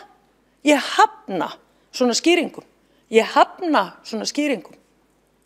Þetta eru 2 aðskilin mál, þessin er svo mikilvægt að koma til móts við foreldra og hækka frístundastyrkin upp í 100.000 krónur og með því fylgir að það verður að gera samninga náttúrulega við íþróttafélögin og þess aðila. Borgin er meira og minna að borga megnið og uppistöðuna í öllum þessum tómstunda iðkenda íþróttir og tónlistskóla og annað. Þetta 2 aðskilin mál. Þetta má ekki rugla þessu saman og það ekki hægt að nota þetta sem afsökun að ekki sé hægt að samþykkja þessa tillögu núna sem átt að taka gildi 1. september og nýju skólaár eftir sumarfrí á næsta ári. Þetta er leikur og orði hjá borgarstjóra, það verið að reyna að komast hjá því að taka þessa tillögu og samþykkjana því að það sjá allir að þetta er. Það nú orðið þannig að þessi gjöld sem að krakkarnir borga, þetta dugar ekki nema fyrir tómstund í hálft ár. 50.000 kallinn dugir ekki nema fyrir tómstund í hálft ár. Og það kannski líka ástæðan fyrir því að þessi minnihlutahópar sem að borgarstjóri var að tala ekki að skila sér inn í tómstundastarf. Það út því að foreldrin get ekki klofið 50.000 krónur á móti. Þetta bara hálft ár eins og þetta núna. Ég skora meiri hlutan að endurskoða afstöðu sína og gera þetta núna fyrir börn í Reykjavík svona í aðdraganda jóla og góðra stjórnunarhátta. Það hefur Vigdís Hauksdóttir borgarfulltrúi lokið við að veita andsvar öðru sinni. Svar þá andsvar öðru sinni Dagur B. Eggertsson borgarstjóri. Forseti ágæta borgarstjórn, ég ætla nú bara að fá þakka fyrir þessi orðaskipti. Þetta er mikilvægt málefni. Undirstrika bara að þáttaka barna í frístundum. Ég veit ekki til þess að hún sé nokkuð staðar meiri en í Reykjavík af samanburðarborgum erlendis. Það ótrúlega mikil og rík þáttaka. Það sem við erum að tala hér að við viljum hins vegar gjarnan ná henni jafn mikið upp alls staðar í borginu og í öllum hópum. Og það bara metnaðarfullt og gott verkefni, en við þurfum að finna bestu leiðirnar í því. Ég get hins vegar ekki látið hjá líða að nefna það sem ég hef nú hugsað allt og lítið en það skrítið. Að einn helsti stuðningsmaður íslensku krónunar fann að geta hennar æsjaldnar og fann að tala braggakrónuna í staðinn. Og mér finnst bara svolítið langt seilst þegar jafnvel þú, Vigdís Hauksdóttir borgarfulltrúi, fann að skipta gjaldmiðil hér í umræðum í borgarstjórn. Mér finnst bara mjög langt seilst og ætla að láta það vera lokaorðin í þessu umræðu. Þá hefur Dagur B. Eggertsson borgarstjóri lokið við að svara andsvari öðru sinni. Og þá eru ekki fleiri á mælendaskrá. Jú, Kolbrún Baldursdóttir, borgarfulltrúi, á mælendaskrá. Má alltaf reyna.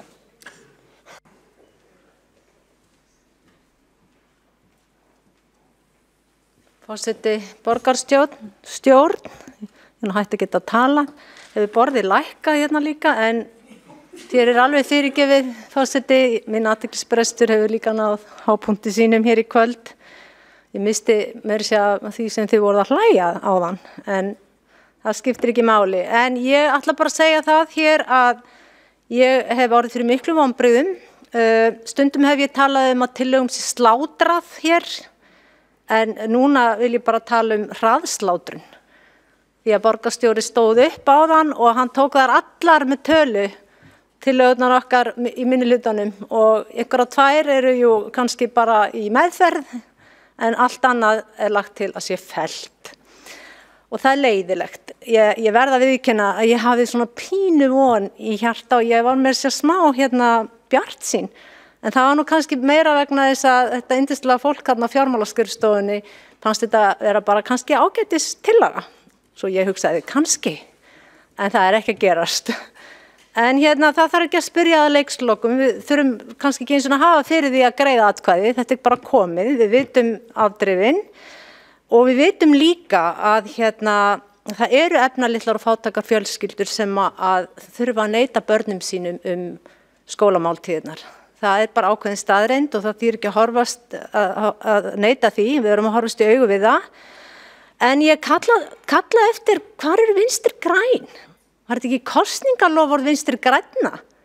Ég heyrði þetta ítrekað með þessi á svona kosningafundum og þessu hafa verið fórnað fyrir samstarfið. Ég verð nú að segja að ég myndi bara vilja heyra dálítið í hvar liggur ábyrgð þessa stjórnmálaflokks sem að tala það vítt og breytt að hafa fríar skólamáltíðir. En kannski með að mismina, það getur vel verið. En ég hef svo sem ekki mikið meira að segja þetta, það þarf ekki eins og að hafa fyrir því að koma upp í andsvar því að ég held ég nenni ekki að koma aftur sjálf. Þannig að takk fyrir.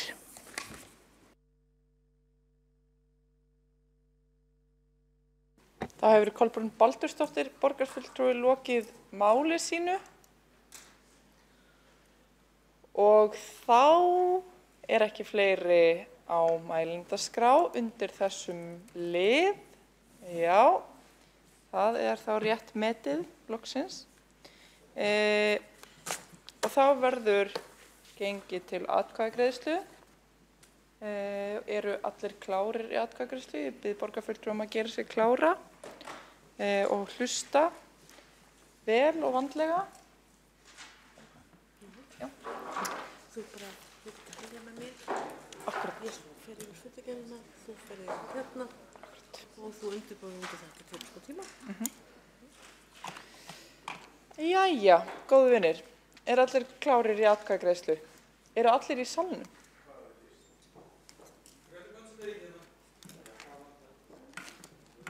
Já. Vantar... Nei, illa að spjalla. Ég ætla ekki að slíta fundi. Ég ætla að... Heiða.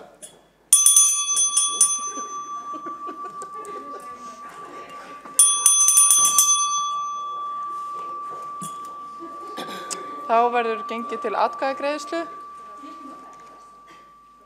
Við erum bráðum búin að sitja í 12 klukkutíma svo þetta er kannski eðlilegt að viðbrögðin verði svona spennandi og margvísleg. Já. Bara gefa þetta kynna skýrt. Já, akkurat. Það er mikilvægt að allir fylgist vel með svo við getum klárað þetta hratt og örugglega. Nú hefur verið dreift skjali á borð borgarfulltrúa og ég bið borgarfulltrúa að fylgjast vel með á því og með atkvæðagreiðslunni.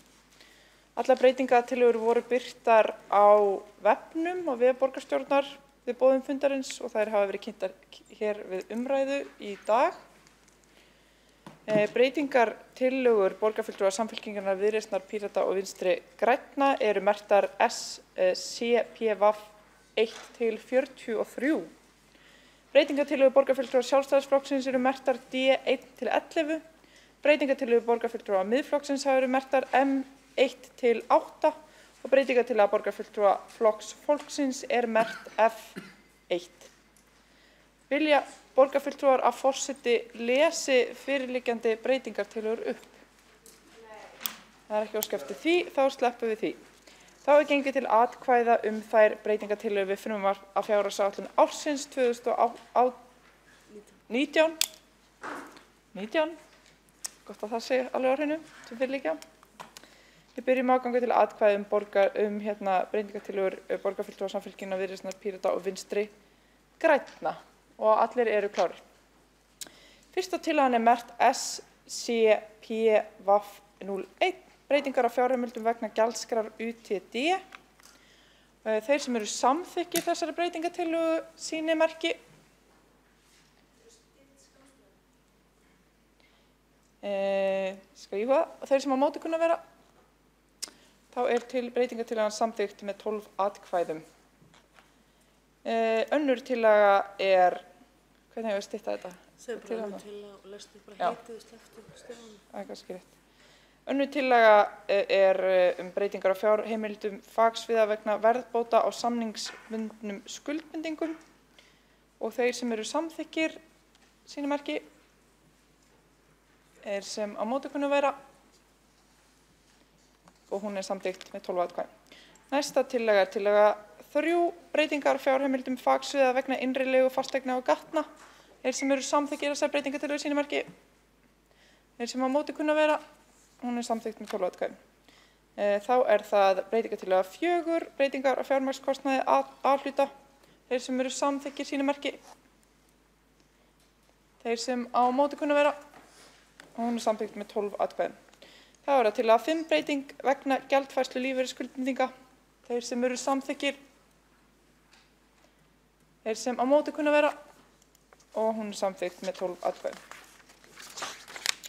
Þá það tillaga 6, breytingar á fjárheimildum fagsviða vegna persónuverndarmála. Þeir sem eru samþykkir sínu merki skýrt. Þeir sem á móti kunna vera. Hún samþykkt með 13 atkvæðum. Og það eru Samfylkingar, Pírata, Viðreisnar, Vinstri grænna og Flokks fólksins. Þá það næsta, númer 7, breytingar á fjárheimildum ITR vegna lengri afgreiðslutíma á Ylströndinni. Þeir sem eru samþykkir sínu merki. Þeir sem á móti kunna vera, hún samþykkt með 14 atkvæðum. Meirihlutans, Flokks fólksins og Miðflokksins. Þá það tillaga 8, breytingar á fjárheimildum ITR vegna nýrra gervigrasvalla. Þeir sem eru samþykkir sínu merki. Skýrt og greinilega. Þeir sem á móti kunna vera og það samþykkt með 22 atkvæðum. Sósíalistaflokkur situr hjá. Þá gengið til breytingartillögu 9, breytingar á fjárheimildum MOF vegna matarhátíðar. Þeir sem eru samþykkir sínu merki. Skýrt og greinilega. Þeir sem á móti kunna vera og það samþykkt með 12 atkvæðum. Þá það tillaga 10, breytingar á fjárheimildum MOF vegna bókmenntaverðlauna Guðrúnar Helgadóttur. Þeir sem eru samþykkir sínu merki.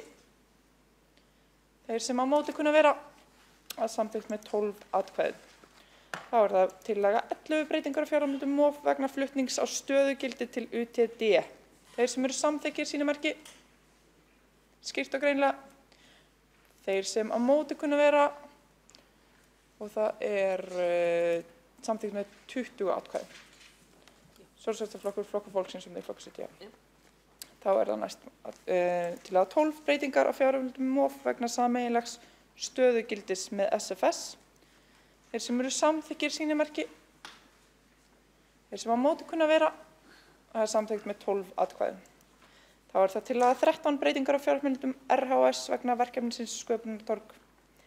Þeir sem eru samþykkir sínu merki. Þeir sem á móti kunna vera, samþykkt með 12 atkvæðum. Breytingartillaga 14, breytingar á fjárheimildum RHS vegna stöðugildis í lýðræðisverkefni. Þeir sem eru samþykkir sínu merki. Þeir sem á móti kunna vera, það samþykkt með 12 atkvæðum. Þá það tillaga 15, breytingar á fjárheimildum RHS vegna forystunáms. Þeir sem eru samþykkir sínu þess merki. Þeir sem á móti kunna vera, það samþykkt með 12 atkvæðum. Næsta breytingartillaga 16, breytingar á fjárheimildum SFS vegna barnafjölda í grunnskólum. Þeir sem eru samþykkir sínu þess merki, samþykkt samhljóða.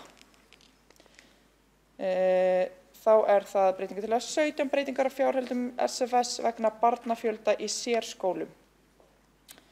Þeir sem eru samþykkir sínu þess merki og þeir sem á móti kunna vera, það samþykkt með 14 atkvæðum meirihlutans Sósíalistaflokks og Flokks fólksins. Já. Endurtaka atkvæðagreiðslu á breytingartillögu 17. Já, við endurtökum atkvæðagreiðslu breytingartillögu 17 breytingar á fjárheimildum SFS vegna barnafjölda í sérskólum. Þeir sem eru samþykkir sínu þess merki. Skýrt og greinilega. Þeir sem á móti kunna vera, samþykkt með 12 atkvæðum. Þá það breytingar 18, breytingar á fjárheimildum SFS vegna barnafjölda í frístund sérskóla. Þeir sem eru samþykkir sínu þess merki. Þeir sem á móti kunna vera, það samþykkt með 12 atkvæðum. Það breytingar til 19, breytingar á fjárheimildum SFS vegna barnafjölda í sértæku frístundastarfi. Þeir sem eru samþykkir sínu þess merki. Og það samþykkt samhljóða.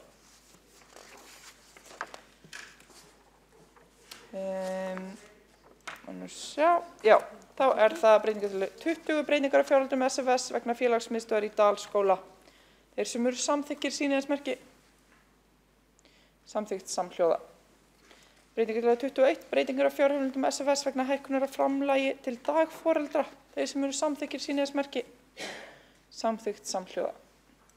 Þá er það breytingartillögu 22, breytingar á fjárheimildum SFS vegna kennslu í íslensku sem annað mál.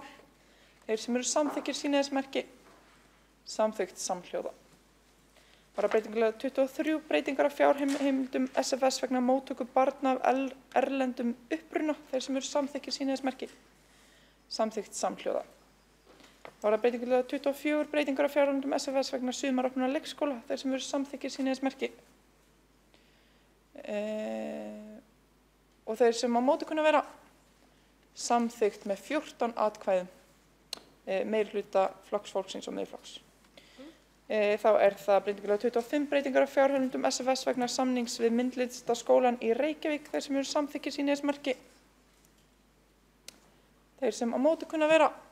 Samþykkt með 14 atkvæðum. Meirihluta Flokks fólksins og Miðflokks. Þá er það breytingartillögu 26, breytingar á fjárheimildum SFS vegna eins námskeiðs þvert á skólastig. Þeir sem eru samþykkir sýni þess merki. Skýrt og greinilega. Þeir sem á móti kunna vera. Við endurtökum þessa atkvæðagreiðslu til að sé alveg á hreinu. Þeir sem eru samþykkir sýni þess merki. Já, þeir sem á móti kunna vera. Og það er samþykkt með 15 atkvæðum. Meirihluta Sósíalistaflokks, Miðflokks, Flokks fólksins. Þá er það breytingartillögu 27, útboð vegna gjaldfrjálsra námsgagna í grunnskólum. Þeir sem eru samþykkir sýni þess merki. Þeir sem á móti kunna vera. Það er samþykkt með 15 atkvæðum. Meirihluta Sósíalistaflokks, Flokks fólksins og Miðflokks. Þá er það breytingartillögu 28, breytingar á gjaldskrá sorphirðu vegna endurvinnslu og grenndarstöðva. Þeir sem eru samþykkir sýni þess merki. Þeir sem á móti kunna vera. Það er samþykkt með 20 atkvæðum meirihluta og Sjálfstæðisflokks. Þá er það breytingartillögu 29, breytingar á fjárheimildum umhverfis- og skipulagssviði vegna skönnunar séruppdrátta. Þeir sem eru samþykkir sýni þess merki. Þeir sem á móti kunna vera. Samþykkt með 12 atkvæðum. Þá er það breytingartillögu 30, breytingar á fjárheimildum umhverfis- og skipulagssviðs vegna hreinsunar borgarlandsins. Þeir sem eru samþykkir sýni þess merki. Skýrt og greinilega. Þakkir. Þeir sem á móti kunna vera. Samþykkt með 22 atkvæðum allra nema Sósíalistaflokks sem situr hjá. Þá er það breytingartillögu 31, breytingar á fjárheimildum umhverfis- og skipulagssviðs vegna Reykjanes fólkvangs. Þeir sem eru samþykkir sýni þess merki. Þeir sem á móti kunna vera. Samþykkt með 12 atkvæðum. Þá er það breytingartillögur 32, breytingar á fjárheimildum umhverfis- og skipulagssviðs vegna innleiðingar á snjalltækni í samgöngum. Þeir sem eru samþykkir sýni þess merki. Þeir sem á móti kunna vera. Samþykkt með 12 atkvæðum. Þá er það breytingartillögu 33, breytingar á fjárheimildum velferðarsviðs vegna barnaverndar. Þeir sem eru samþykkir sýni þess merki. Samþykkt samhljóða. Var það breytingartillögu 34, breytingar á fjárheimildum velferðarsviðs vegna notendastýrðar persónulegrar aðstoðar. Þeir sem eru samþykkir sýni þess merki. Samþykkt samhljóða. Var það breytingartillögu 35, breytingar á fjárheimildum velferðarsviðs vegna hækkunar á grunnfjárhæð framfærslustyrks. Þeir sem eru samþykkir sýni þess merki. Þeir sem á móti kunna vera. Er samþykkt af 15 atkvæðum meirihluta Sósíalistaflokks, Flokks fólksins og Miðflokks. Þá er það breytingartillögu 36, breytingar á fjárheimildum velferðarsviðs vegna framlags til félagsbústaða. Þeir sem eru samþykkir sýni þess merki. Þeir sem á móti kunna vera. Það er samþykkt af 15 atkvæðum meirihluta Sósíalistaflokks, Flokks fólksins og Miðflokksins. Þá er það breytingartillögu breytingar á fjárhagsáætlun A-hluta Reykjavíkurborgar. Þeir sem eru samþykkir sýni þess merki. Þeir sem á móti kunna vera. Það er samþykkt með 12 atkvæðum. Breytingartillögu 38, tillaga hlutafjár og stofnframlög til félagsbústaða. Þeir sem eru samþykkir sýni þess merki. Þeir sem á móti kunna vera. Samþykkt með 12 atkvæðum. Breytingartillaga 39, breytingar á fjárhagsáætlun félagsbústaða. Þeir sem eru samþykkir sýna þess merki. Þeir sem á móti kunna vera, samþykkt með 12 atkvæðum. Breytingartillaga 40, breytingar á fjárhagsáætlun Orkuveitu Reykjavíkur. Þeir sem eru samþykkir sýna þess merki. Skýrt og greinilega. Já. Þeir sem á móti kunna vera og það er samþykkt. Breytingartillaga 41, fjármögnun viðbótar útgjalda. Þeir sem eru samþykkir sýna þess merki. Þeir sem á móti kunna vera, samþykkt með 12 atkvæðum. Breytingartillaga 42, breytingar á milli viðskiptum A-hluta og samstæðu.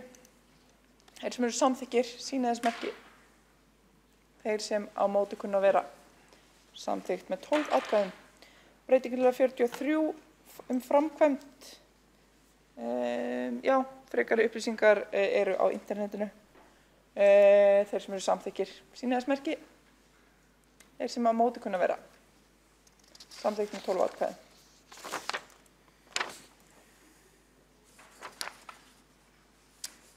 Já.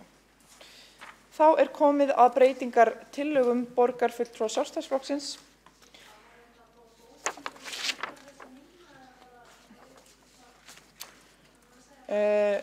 Það er hægt að bóka undir liðnum sem er til umræðu, það er að segja liður 1 og 2, fjárhagsáætlun og svo 5 ára áætlun. Já, það er sjálfsagt að bóka undir þessum liðum. Bara tilkynna það og svo er hægt að lesa bókunar eftir eins og við gerum. Já. Já. Bókan er búðar, já. Það er skráð. Já. Þá er komið að breytingartillögum borgarfulltrúa Sjálfstæðisflokksins. Við byrjum á fyrstu tillögunni sem er D1, tillaga Gagnaveitu Reykjavíkur ehf. Verði seld. Þeir sem eru samþykkir sýna þess merki. Þeir sem á móti kunna vera, hún er felld með sem sé 9 atkvæðum með og 13 atkvæðum á móti. Flokkur fólksins situr hjá. Og sósíalistaflokkur? Nei, móti og sósíalistaflokkur á móti líka. Næsta tillaga er D2, tillaga að arðgreiðslum frá Orkuveitu Reykjavíkur verði ráðstafað til útsvarslækkana. Þeir sem eru samþykkir sýna þess merki. Þeir sem á móti kunna vera. Og hún er felld með 9 atkvæðum á móti, 12 atkvæðum flokkur fólksins og sósíalistaflokkur sitja hjá. Næsta tillaga er merkt D3, tillaga lækkun fasteignaskatta á atvinnuhúsnæði úr 1,65% í 1,60%. Þeir sem eru samþykkir sýna þess merki. Þeir sem á móti kunna vera. Hún er felld með 9 atkvæðum með, 12 atkvæðum á móti, flokkur fólksins og sósíalistaflokkur sitja hjá. Næsta tillaga er merkt D4, tillaga viðmunatekjur til lækkunar fasteignaskatts og fráveitu-gjalds elli- og örorkulífeyrisþega. Þeir sem eru samþykkir sýna þess merki. Þeir sem á móti kunna vera. Já. Hún er felld með 10 atkvæðum með og 12 atkvæðum á móti, sósíalistaflokkur situr hjá. D5, tillaga að skrifstofa eigna og atvinnuþróunar verði lögð niður. Þeir sem eru samþykkir sýna þess merki. Þeir sem á móti kunna vera. Og hún er felld með 9 atkvæðum á móti, 12 atkvæðum, flokkur fólks og sósíalistaflokkur sitja hjá. Þá er D6, tillaga með úthlutun lóða fyrir fjölbreyttar húsagerðir. Þeir sem eru samþykkir sýna þess merki. Þeir sem á móti kunna vera. Tillagan er felld með 10 atkvæðum gegn 12 atkvæðum, sósíalistaflokkur situr hjá. D7, tillaga jöfn framlögu borgarsjóði með börnum í leikskóla óháð rekstrarformi. Fram hefur komið ein málsmeðferðartillaga sem er að vísa tillögunni frá. Sú málsmeðferðartillaga verður fyrst tekin fyrir. Þeir sem eru samþykkir þessari málsmeðferðartillögu sýni þess merki. Þeir sem á móti kunna vera. Málsmeðferðartillagan er samþykkt með 12 atkvæðum gegn 9 atkvæðum. Flokkur fólksins og sósíalistaflokkur sitja hjá. Og því telst málið afgreitt með þessum hætti. Þá er þessi breytingartillaga sem sé. D8, tillaga jöfn fjárframlög borgarstjóða með börnum í grunnskóla óháð rekstrarformi. Fram hefur komið ein málsmeðferðartillaga sem er að vísa tillögunni frá. Þá verður þessi málsmeðferðartillaga tekin fyrir. Þeir sem eru samþykkir þessari málsmeðferðartillögu sýni þess merki. Þeir sem á móti kunna vera. Málsmeðferðartillagan samþykkt með 12 atkvæðum gegn 10 atkvæðum. Sósíalistaflokkur situr hjá og þá hefur þessi breytingartillaga verið afgreidd með þessum hætti. D9 tillaga aukin framlög til tónlistarskóla á viðkvæmum svæðum. Þá þeir sem eru samþykkir sýni þess merki. Þeir sem á móti kunna vera. Og þá tillagan felld með 9 atkvæðum með og 12 atkvæðum móti. Sósíalistaflokkur og Flokkur fólksins sitja hjá. D10 tillaga að mannréttindaskrifstofa verði sameinuð velferðarsviði. Þeir sem eru samþykkir sýni þess merki. Þeir sem á móti kunna vera. Og tillagan felld með 9 atkvæðum með og 12 atkvæðum móti. Sósíalistaflokkur og Flokkur fólksins sitja hjá. Nei, afsakið, á móti. Á móti, já. Flokkur fólksins situr hjá. Forseti biðst afsökunar á þessu. Og kemur það ekki á óvart. D11 tillaga að auka tíðni þrefa á stofnbrautum. Þeir sem eru samþykkir sýni þess merki. Þeir sem á móti kunna vera. Þessi tillaga felld með 9 atkvæðum með og 12 atkvæðum á móti. Sósíalistaflokkur og Flokkur fólksins sitja hjá. Þá koma breytingartillögu miðflokksins. Byrjum á tillögu M1 sem tillaga skilgreiningu á lögbundnu hlutverki Reykjavíkur. Þeir sem eru samþykkir sýni þess merki. Þeir sem á móti kunna vera. Og tillagan felld með 10 atkvæðum með 12 atkvæðum á móti. Sósíalistaflokkur situr hjá. Það var M2 tillaga niðurskurð í stjórnsýslu borgarinnar. Þeir sem eru samþykkir sýni þess merki. Þeir sem á móti kunna vera. Og tillagan felld með 10 atkvæðum með 12 atkvæðum á móti. Sósíalistaflokkur situr hjá. M3 tillaga ráðningarstopp. Þeir sem eru samþykkir sýni þess merki. Þeir sem á móti kunna vera. Tillagan felld með 9 atkvæðum með 12 atkvæðum á móti. Sósíalistaflokkur og Flokkur fólksins sitja hjá. M4 tillaga vegna utanlandsferða. Já. Þeir sem eru samþykkir sýni þess merki. Þeir sem á móti kunna vera. Og tillagan felld með 10 atkvæðum með 12 atkvæðum á móti. Sósíalistaflokkur situr hjá. M5 tillaga innkaup. Þeir sem eru samþykkir sýni þess merki. Þeir sem á móti kunna vera. Og hún felld með 10 atkvæðum með 12 atkvæðum á móti. Sósíalistaflokkur situr hjá. M6 tillaga vinnuhóp. Þeir sem eru samþykkir sýni þess merki. Þeir sem á móti kunna vera. Tillagan felld með 10 atkvæðum með 12 atkvæðum á móti. Sósíalistaflokkur situr hjá. M7 tillaga úttekt. Þeir sem eru samþykkir sýni þess merki. Þeir sem á móti kunna vera. Tillagan felld með 2 atkvæðum með 12 atkvæðum á móti. Sósíalistaflokkur og Sjálfstæðisflokkur sitja hjá. Það var M8 tillaga frístundakort. Þeir sem eru samþykkir sýni þess merki. Þeir sem á móti kunna vera. Tillagan felld með 2 atkvæðum með 12 atkvæðum á móti. Sósíalistaflokkur og Sjálfstæðisflokkur sitja hjá. Bókun boðuð í þessu máli, sjálfsagt. Það koma breytingartillögum Flokks fólksins. Og það F1 lækkun gjaldskráa skólamáltíða. Þeir sem eru samþykkir sýni þess merki. Þeir sem á móti kunna vera. Og tillagan felld með 2 atkvæðum með 12 atkvæðum á móti. Sósíalistaflokkur og Sjálfstæðisflokkur sitja hjá. Já, bókun boðuð undir liðunum öllum. Skilst mér, já, akkurat. Þá það bara þannig. Þá göngum við til atkvæða breytingartillögur á 5 ára áætlun Reykjavíkurborgar 2019 til 2023. Og eru 2 breytingartillögur sem liggja hér fyrir. Fyrst SCPV1 breytingar á fasteignasköttum og atvinnuhúsnæði í C-flokki. Þeir sem eru samþykkir sýni þess merki. Þeir sem, ok, ég vil fá skýra atkvæðagreiðslu. Þeir sem eru, nú erum við að fara í 5 ára áætlun, það eru sem sé breytingartillögur á 5 ára áætlun. Já, við endurtökum atkvæðagreiðsluna til þess að hún sé skýr.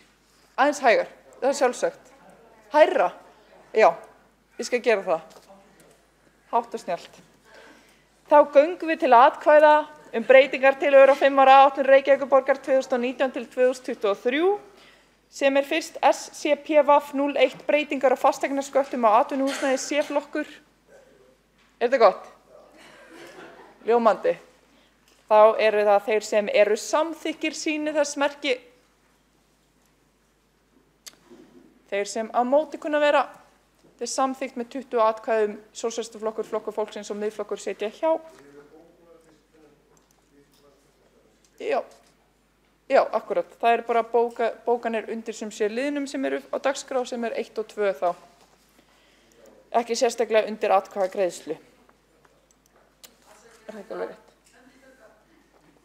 Endurtaka atkvæðagreiðsluna. Hvað betra en 2 atkvæðagreiðslur sama hlut? 3. Þá endurtökum við atkvæðagreiðslu breytingartillögu á 5 ára áætlun sem fyrsta breytingartillaga, breytingar á fasteignasköttum og atvinnuhúsnæði C-flokkur. Þeir sem eru samþykkir sýni þess merki. Þeir sem á móti kunna vera samþykkir eru þessi samþykkt með 21 atkvæði, Flokkur fólksins og Sósíalistaflokkur sitja hjá. Þá það næsta breytingartillaga á fjárhagsáætlun félagsbústaða. Þeir sem eru samþykkir sýni þess merki. Þeir sem á móti kunna vera, það samþykkt með 12 atkvæðum. Þá gengið til atkvæða frumvarp að fjárhagsáætlun Reykjavíkurborgar fyrir árið 2019 svo breytta, hana frumvarpið svo breytt, afsakið, með áorðnum breytingum. Í lagi. Já. Við erum hafa allt á hreinu hér.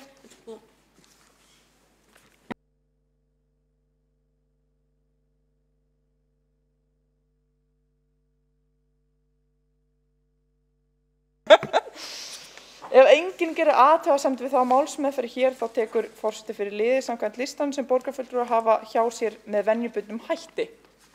Það eru skyggðu liðirnir sem við greiðum atkvæði sem að þá hafa verið breyttir og þess vegna ástæða til að samþykkja sérstaklega. Ef þið skiljið hvert ég að fara. Ljómandi gott. Þá höldum við áfram. Við byrjum á því að bera hér upp tillögu skatttekjur í heild. Þeir borgarfulltrúar sem samþykkja vilja þann liðvinnslast gefið merki hér með. Þeir sem á móti kunna vera, það samþykkt með 12 atkvæðum.